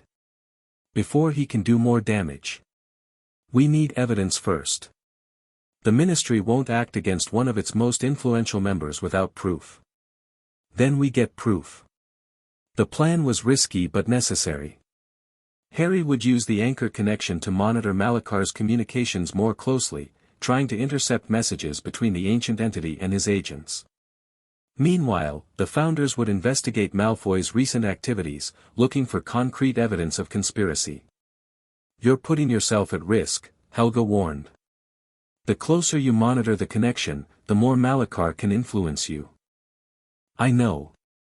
But we're running out of time. Belby was just the beginning. If we don't stop this, more people will be hurt. Your safety matters too." "My safety is meaningless if Malachar breaks free." Harry met her eyes. "I'm the anchor. This is what I'm for."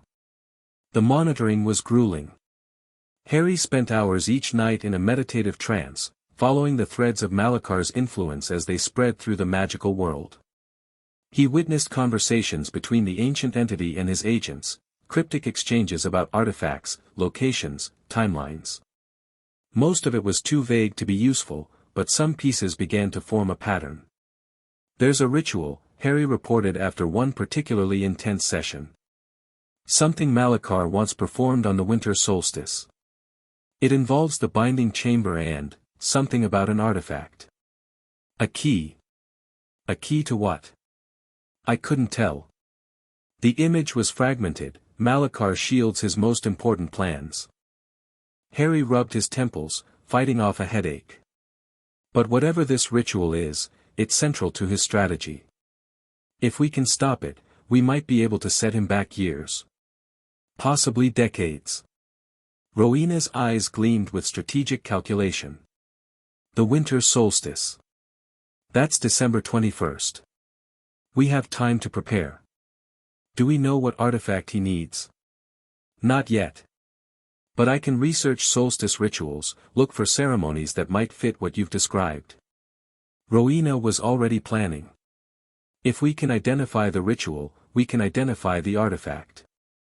And if we can find the artifact first, we can prevent the ritual entirely." Exactly. The hunt was on. November was a month of desperate research and careful surveillance. Rowena worked through ancient texts, looking for rituals that matched the fragments Harry had gleaned from his monitoring.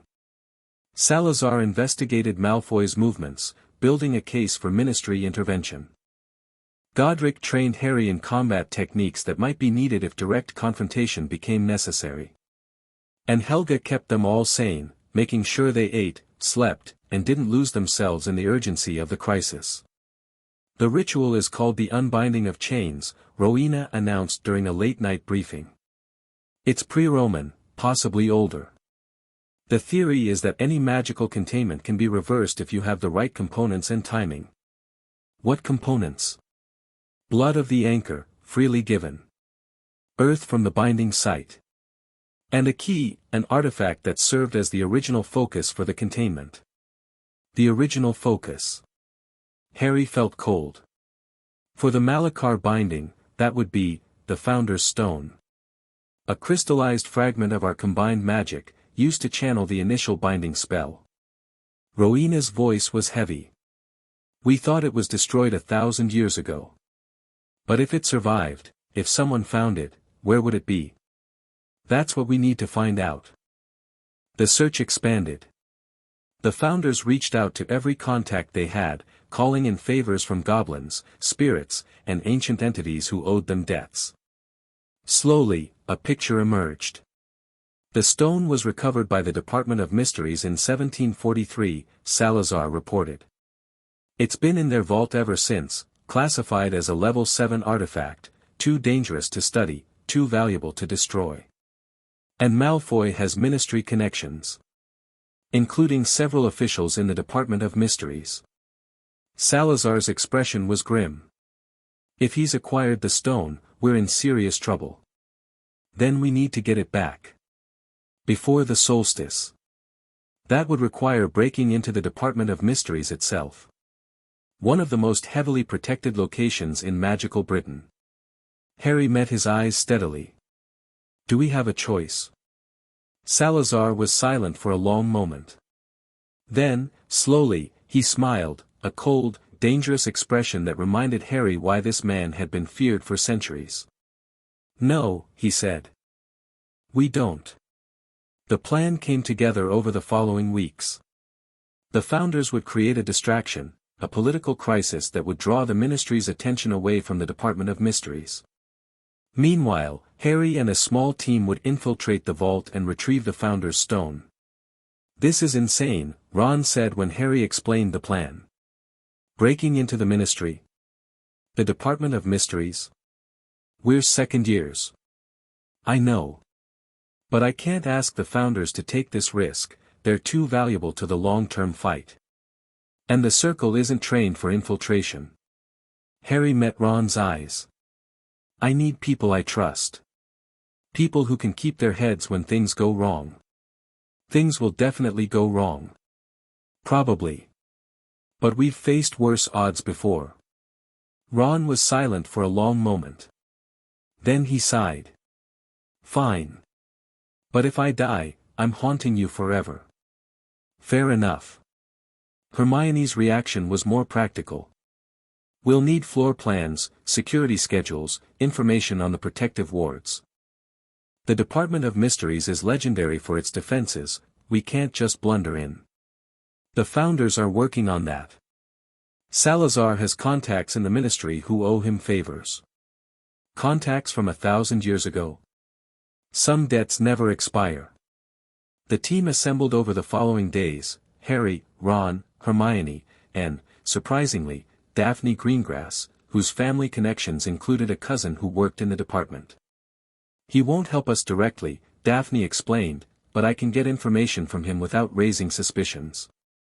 He thinks I'm just curious about his work. Can you trust him? I can trust that he doesn't want to see the world destroyed. Daphne's smile was thin. Even pureblood supremacists have survival instincts. The date was set, December 19th, 2 days before the solstice.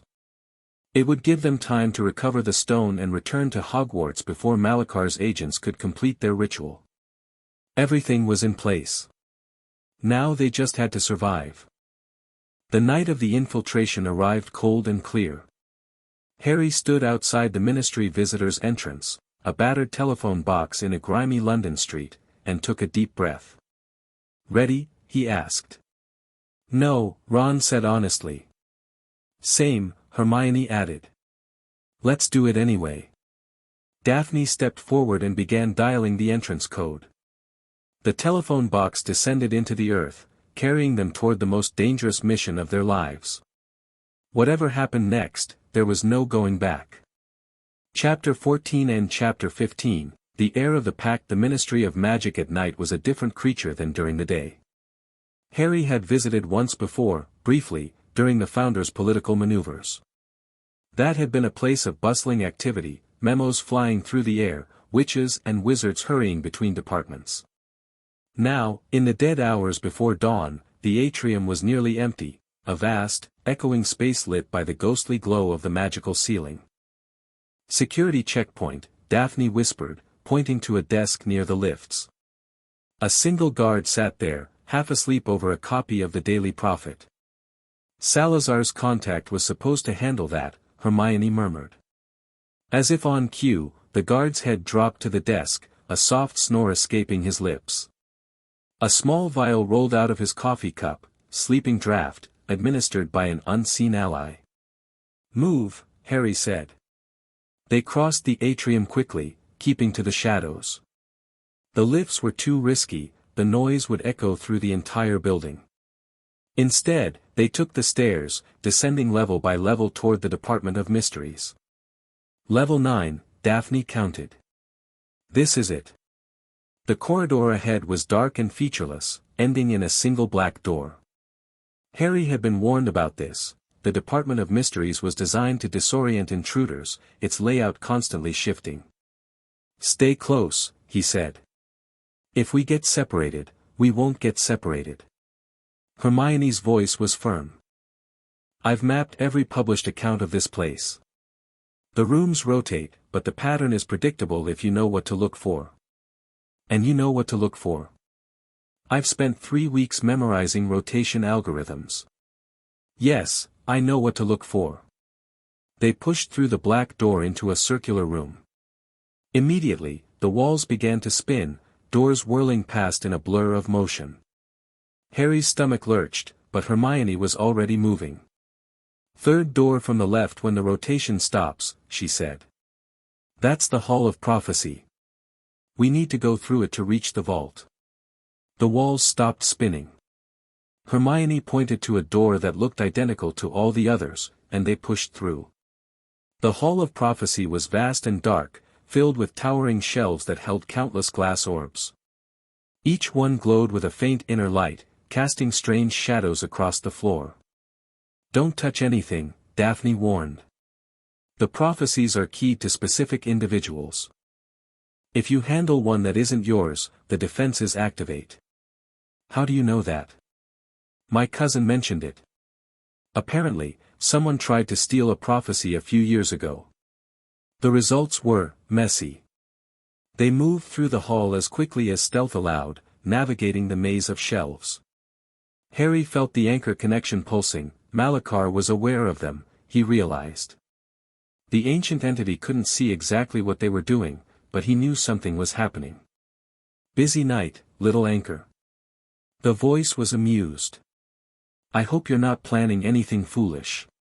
Harry ignored him, focusing on the mission. "There." Hermione pointed to a door at the far end of the hall. "The vault is through there."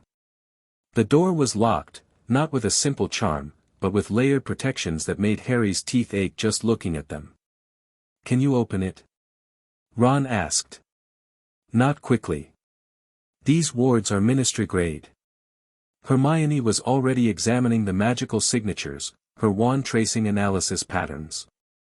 "I need at least 20 minutes. "We don't have 20 minutes. "Then I'll work faster." Harry stood guard while Hermione worked, Ron and Daphne covering the other approaches. The Hall of Prophecy remained silent, but Harry couldn't shake the feeling that something was wrong.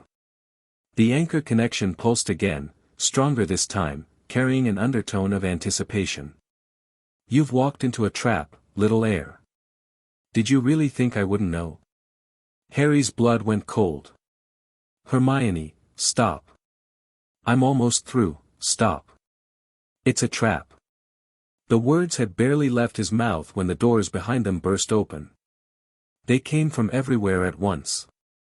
Hooded figures, at least a dozen, wands drawn and spells flying.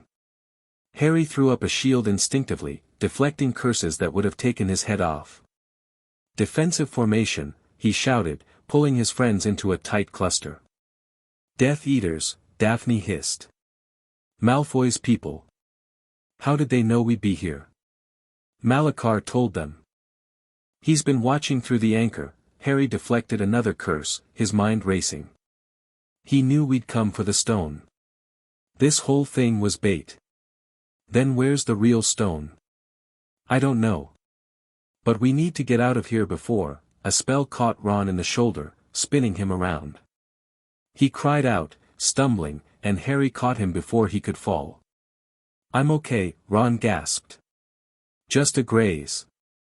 We're surrounded." Hermione's voice was tight with controlled fear. "I count 15 hostiles, maybe more. Then we fight our way out." Harry reached for the ley line energy that flowed through the anchor connection, not much, but enough. Power surged through him, strengthening his spells, sharpening his reflexes. "Stay behind me," he ordered. The next few minutes were chaos. Harry moved through the fight like something out of a nightmare, his magic responding to threats before his conscious mind could process them. He deflected curses, disarmed opponents, created openings for his friends to escape. But there were too many enemies, and more kept coming. "We need another way out," Daphne shouted, blood streaming from a cut on her forehead. "The prophecy shelves," Hermione pointed. "If we knock them down, we can use the confusion to escape. The defenses will activate on whoever touches the prophecies. Not on whoever's standing nearby when they break." Harry understood. "Ron, Hermione, aim for the shelves. Daphne, cover them." They moved as a unit, retreating toward the center of the hall while targeting the towering shelves. Glass orbs shattered, releasing whispered voices and strange lights. The Death Eaters hesitated, suddenly wary of the magical discharge. "Now!" Harry shouted. They ran. Behind them, prophecies rained from the shelves, their protective magic lashing out at anyone who disturbed them. Death Eaters screamed as they were caught in the crossfire, their own positions becoming deadly. Harry led his friends through a side door, then another, moving on instinct, letting the ley line energy guide him toward safety. "Where are we going?"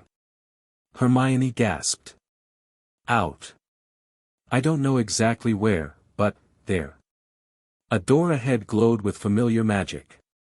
The Founder's signature, they'd prepared an escape route.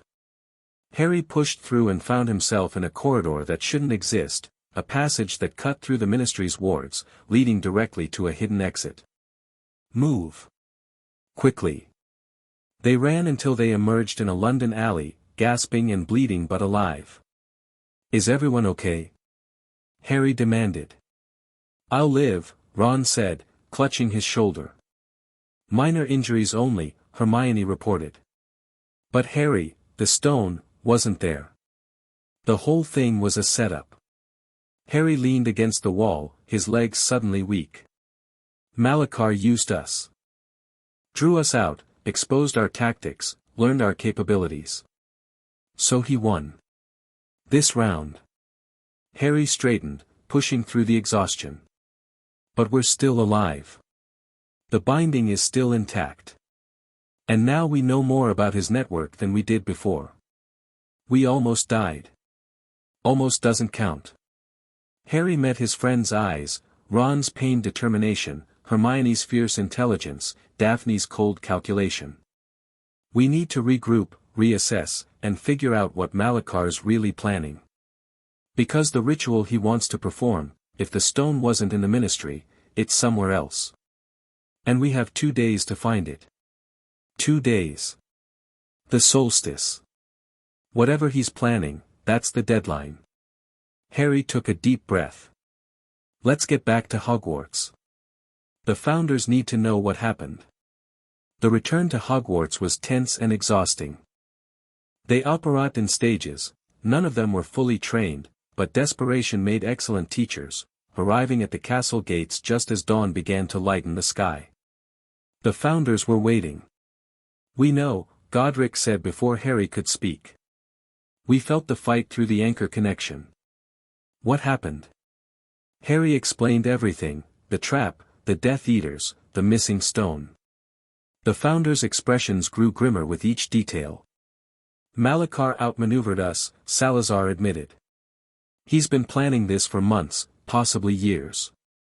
We were reacting to his moves instead of anticipating them. Where's the stone now? That's what we need to figure out."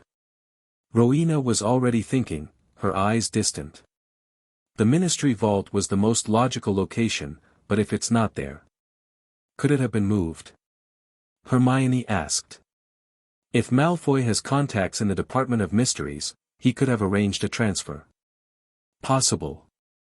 But moving a level 7 artifact requires extensive documentation. Even with inside help, there would be records. Then we check the records. We can't access Ministry archives, not after what happened tonight." Salazar shook his head. "The department will be in lockdown. Our window of opportunity has closed." Harry felt the weight of failure pressing down on him. They'd risked everything and gained nothing. Malachar was still planning his ritual, still moving toward his goal, and they were no closer to stopping him. "Poor little anchor," the voice whispered. "Did you think it would be easy?" Did you think you could beat me with courage and friendship? Harry pushed the voice away, forcing himself to think. Malachar needs the stone to complete his ritual. He's had months to acquire it.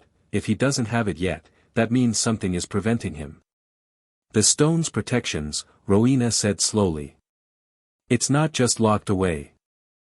It's warded against dark magic, against anyone who would use it for harmful purposes. Malachar can't touch it himself. His agents would be detected the moment they tried. But someone without dark intentions. Hermione's eyes widened. Someone who didn't know what the stone was, who thought they were doing something innocent, they could retrieve it without triggering the protections. The realization hit Harry like a physical blow. The students. The ones Malachar's been contacting. He's not using them for information or sabotage, he's using them as couriers. Finding someone pure enough to touch the stone without setting off the wards. Belby, Ron said. That's why he was in the binding chamber. He was testing the protections, seeing if he could get close. And when he couldn't, when the wards detected Malachar's influence, Malachar burned him out. Removed the evidence. Salazar's voice was cold with fury. He's been searching for the right vessel. Someone innocent enough to pass the protections, controllable enough to follow instructions. Who? Silence. Then Hermione made a small sound of horror. Luna. They found Luna Lovegood in the Ravenclaw common room, sitting by a window and staring at something only she could see. Hello, Harry, she said without turning around. I was wondering when you'd come. Luna, we need to talk. I know. She finally turned, and Harry saw that her eyes were filled with tears. He's been visiting me in dreams. A nice man, very sad. He says he wants to help make things better. Harry's heart sank. Luna, that man, is the ancient evil you've been fighting. Yes, I figured that out eventually. Luna's voice was dreamy but not unaware. He's very good at lying, isn't he? Making terrible things sound reasonable. Did you do what he asked? He asked me to retrieve something. A pretty stone, very old. He said it was a gift for someone special. Luna reached into her robes and pulled out a crystalline object that pulsed with ancient power. I found it in the ministry, in a room full of interesting things. The wards didn't stop me, I wasn't trying to hurt anyone, you see. I just wanted to help. The Founder's Stone. Here, in Hogwarts, in the hands of an innocent girl who had no idea what she was carrying.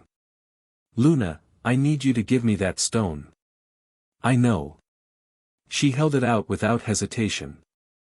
I realized what was happening when the nice man started asking about the binding chamber.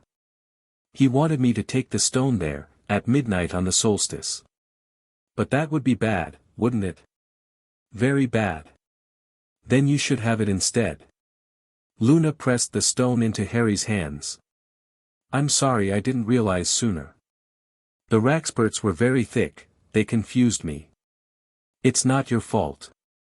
Harry felt the stone's power thrumming against his palms, ancient magic, connected to the Founders, connected to the binding.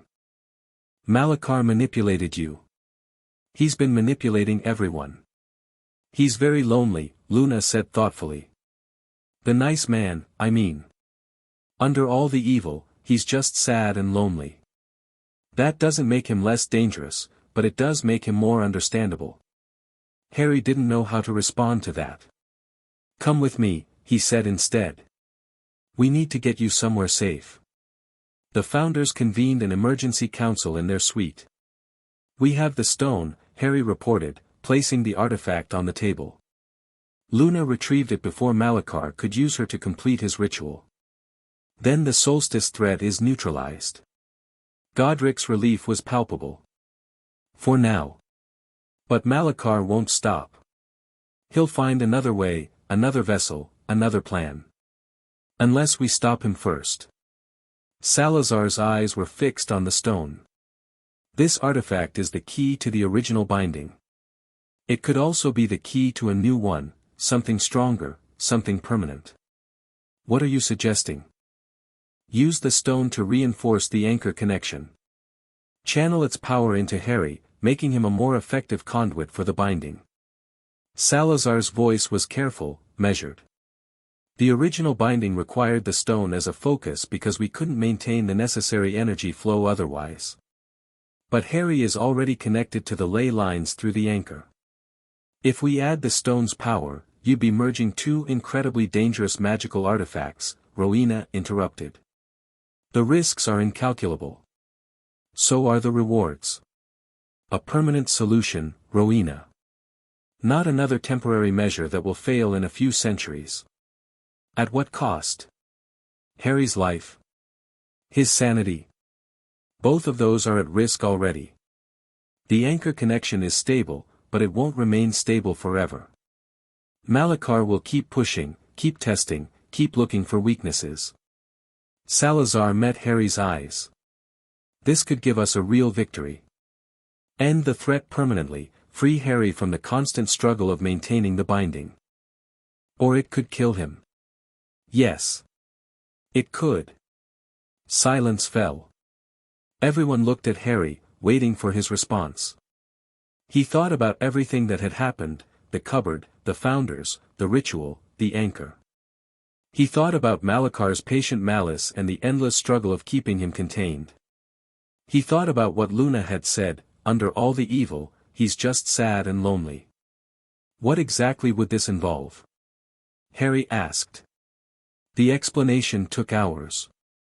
The procedure would involve a ritual similar to the original binding, but inverted. Instead of channeling energy into the prison, Harry would channel the stone's power into himself, merging its ancient magic with his own, becoming not just an anchor but a living seal.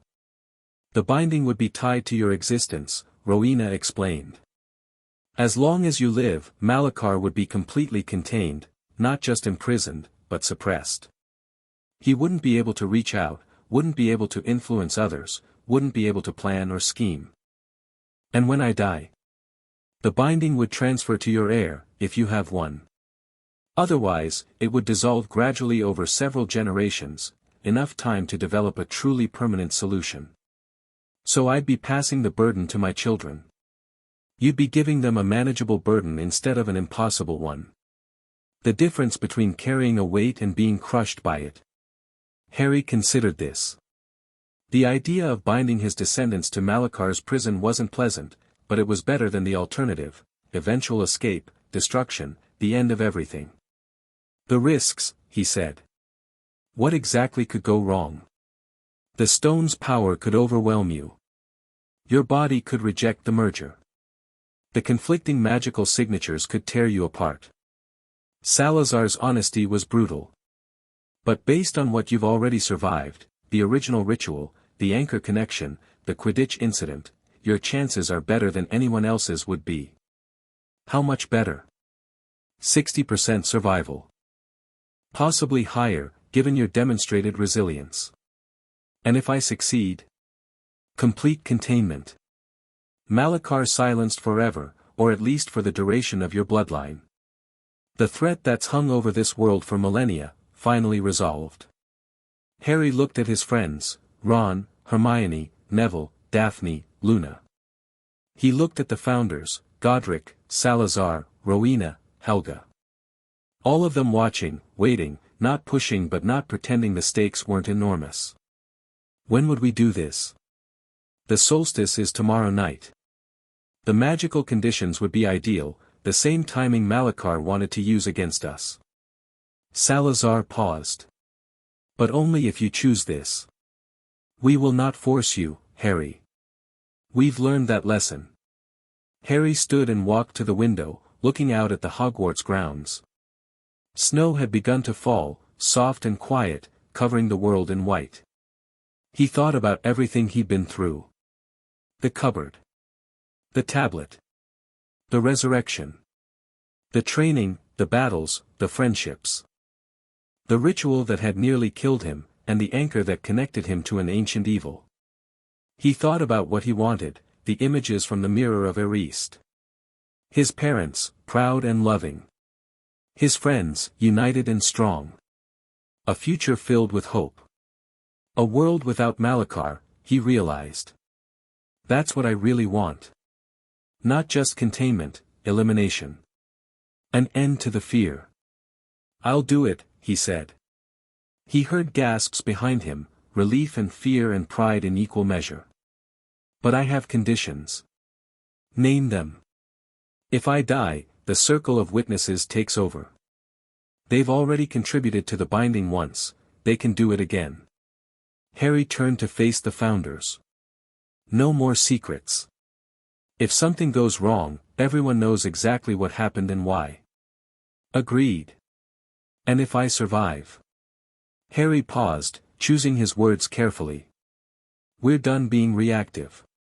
We've spent the whole year responding to Malachar's moves. After this, we start making our own. Reforming the ministry, changing the educational system, building a world where things like Malachar can't happen again. That's an ambitious agenda. So was founding Hogwarts. Look how that turned out. Harry smiled slightly. We have an opportunity to reshape magical Britain. Let's not waste it. The founders exchanged glances. Then, one by one, they nodded. Tomorrow night, then, Godric said. The winter solstice. We end this. The final ritual took place in the binding chamber. The circle of witnesses gathered once more, 54 students, plus the founders, plus Dumbledore himself, who had insisted on participating despite his complicated history with the group. Whatever our differences, the old wizard had said, this is bigger than any of them. I want to help. Harry stood at the center of the chamber, the founder's stone clutched in his hands. Its power pulsed against his palms, resonating with the ley line energy that flowed through the anchor connection. Remember your training, Rowena said. Let the power flow through you, not into you. You're creating a channel, not a container. I understand. And Harry, her voice softened. Whatever happens, I want you to know how proud we are. All of us. Save the eulogies for after I survive. Fair enough. The ritual began.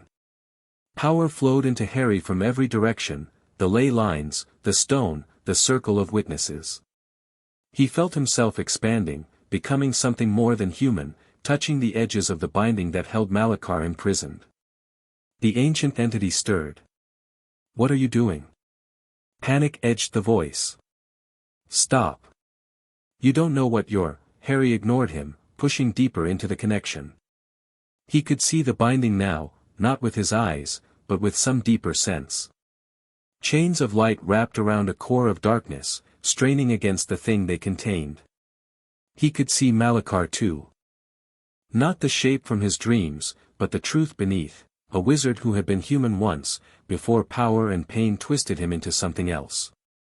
Please, the voice whispered. I was trying to help.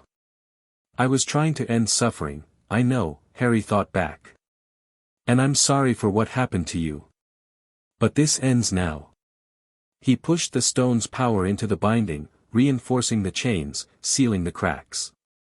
Malachar screamed, a sound of rage and despair that echoed through dimensions. But Harry didn't stop. He pushed further, merging the stone's magic with his own, becoming part of the binding itself.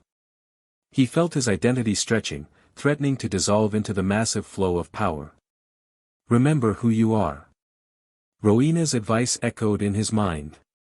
He clung to his memories, the cupboard, the founders, his friends. The mirror's images, his parents, proud and loving. A future filled with hope. I am Harry Potter. I am loved. I am worth saving. The power crested, peaked, and then, silence. Harry opened his eyes. The chamber was still. The circle of witnesses stared at him with expressions of shock and wonder. The founders stood frozen, their wands still raised. Did it work? He asked. Rowena was the first to recover. She rushed forward, her wand tracing diagnostic patterns around him. The stone's power has merged with your magical core, she reported, her voice shaking. The binding it's not just reinforced. It's fundamentally changed. Malachar is completely suppressed. I can't sense him at all. Neither can I. For the first time since the original ritual, the anchor connection was silent. No whispers, no pressure, no cold presence testing the chains. Malachar was gone. Not destroyed, Harry could still feel the binding holding something, but completely, utterly contained. A threat neutralized, a war ended. Harry looked at his hands, half expecting them to look different. They didn't. He was still Harry Potter, scarred, tired, 12 years old. But he was also something more. The heir of the pact. The anchor of the binding. The one who had finally, permanently, defeated an ancient evil. It's over, he said. And for the first time since he'd found a stone tablet in an attic, he actually believed it. The aftermath was complicated. The Ministry investigation into the Department of Mysteries incident resulted in several arrests, including 2 officials connected to Lucius Malfoy's network. Malfoy himself was untouched, his connections ran too deep, but his influence had been significantly diminished. The reformist movement continued to grow, spreading beyond Hogwarts to the broader wizarding world. Students who had participated in the Circle of Witnesses became advocates for change, carrying the lessons they'd learned into their careers and communities. And Harry Potter, the boy who lived, the heir of the pact, the anchor of the binding, finally had a chance to be something he'd never really been before. A normal kid. Well, as normal as possible under the circumstances. The last day of term arrived warm and bright. Harry stood on the Hogwarts grounds, surrounded by friends who had become family. Ron and Hermione, Neville and Luna, Daphne and the reformist Slytherins. The founders, watching from a distance, giving him space to say his goodbyes. This isn't really goodbye, Hermione said, hugging him fiercely. We'll see you this summer. I know. But it still feels like an ending. Endings are just beginnings in disguise. Luna's voice was dreamy as always. The Raxperts told me so. The Raxperts are very wise. I think so too. Ron clapped him on the shoulder. Don't forget to write. And don't let the founders work you too hard. You've earned a break. I'll try. One by one, his friends said their farewells and drifted toward the train. Harry watched them go, feeling a mixture of sadness and hope. Ready? Helga appeared at his side. Almost. Harry took a last look at the castle, the towers and turrets, the ancient stones, the place that had become his home. It's strange. A year ago, I didn't know any of this existed. Now I can't imagine my life without it. That's what Hogwarts does. It changes people. Helga smiled. For the better, usually. Did it change me for the better? I think you changed yourself for the better. Hogwarts just gave you the opportunity. She offered her hand. Come. The others are waiting. Harry took her hand and let her lead him toward the gates, toward the founders, toward whatever came next. The sun was setting behind the castle, painting the sky in shades of gold and crimson. Somewhere in the distance, the Hogwarts Express whistled its departure. Harry Potter walked into the future, leaving the darkness behind. And for the first time in his life, he wasn't afraid. Epilogue 10 years later Harry stood on the porch of his home, a restored manor in the Scottish Highlands, surrounded by gardens that Helga had cultivated with loving care, and watched the sunset. So much had changed since that first year at Hogwarts. The founders had gradually stepped back from public life, their work of reform largely complete. The wizarding world was different now, more open, more united, less bound by the prejudices of the past. Malachar remained contained. The binding was stable, the anchor silent. Harry rarely thought about the ancient evil anymore, just another closed chapter in a life full of them. Voldemort had returned, briefly, during Harry's 4th year. The confrontation had been decisive. Harry's enhanced abilities, combined with the founders' support and the alliances they'd built, had ended the Dark Lord's threat permanently. Now, at 22, Harry was something he'd never expected to be: happy. "They're here." Helga appeared in the doorway. "All of them, even Salazar, though he's complaining about the journey. He always complains. It's how he shows affection." Harry smiled and went to greet his family. They gathered in the great hall, the founders, his friends, their own families now growing and changing. Ron and Hermione, married last year, expecting their first child. Neville, a respected herbology professor at Hogwarts. Luna, traveling the world in search of magical creatures, sending letters from impossible places. And others, too, the circle of witnesses, grown into leaders and innovators, carrying the legacy of what they'd accomplished forward into the future. "A toast," Godric said, raising his glass. "To Harry Potter. Who started as a boy in a cupboard and became the man who changed the world." "I had help," Harry protested. "The best people always do." Godric grinned. "That's the whole point." The toast was drunk, the evening continued, and Harry found himself surrounded by the warmth of family and the joy of belonging. Later, as the party wound down and guests began to drift home, Harry stood again at the window, looking out at the stars. Thinking deep thoughts. Hermione joined him, her hand resting on her belly. "Thinking about how lucky I am." "Luck had nothing to do with it. You made choices, Harry. Hard ones, brave ones. This life is the result of those choices." "Maybe. But I couldn't have made them alone. No one can do anything truly alone. That's the lesson, isn't it? The thing the founders were trying to teach." Hermione smiled. "We're stronger together. Always." Harry nodded, watching the stars wheel overhead. Somewhere in the magical fabric of reality, the binding held strong, containing an ancient evil that would never threaten the world again. His parents would be proud, he thought. Of what he'd become, of what he'd built, of the family he'd found. "Ready to come back inside?" Hermione asked. "Helga's making her famous tarts." "In a minute." Harry took a deep breath of the cool night air. "I just want to appreciate this for a moment." "Appreciate what?" "Everything. The peace. The happiness. The fact that none of this was supposed to be possible." Hermione squeezed his shoulder and left him to his thoughts. Harry Potter, the boy who lived, the heir of the pact, the man who had resurrected the founders and changed the world, stood in the starlight and smiled. The future was bright. And it was only beginning.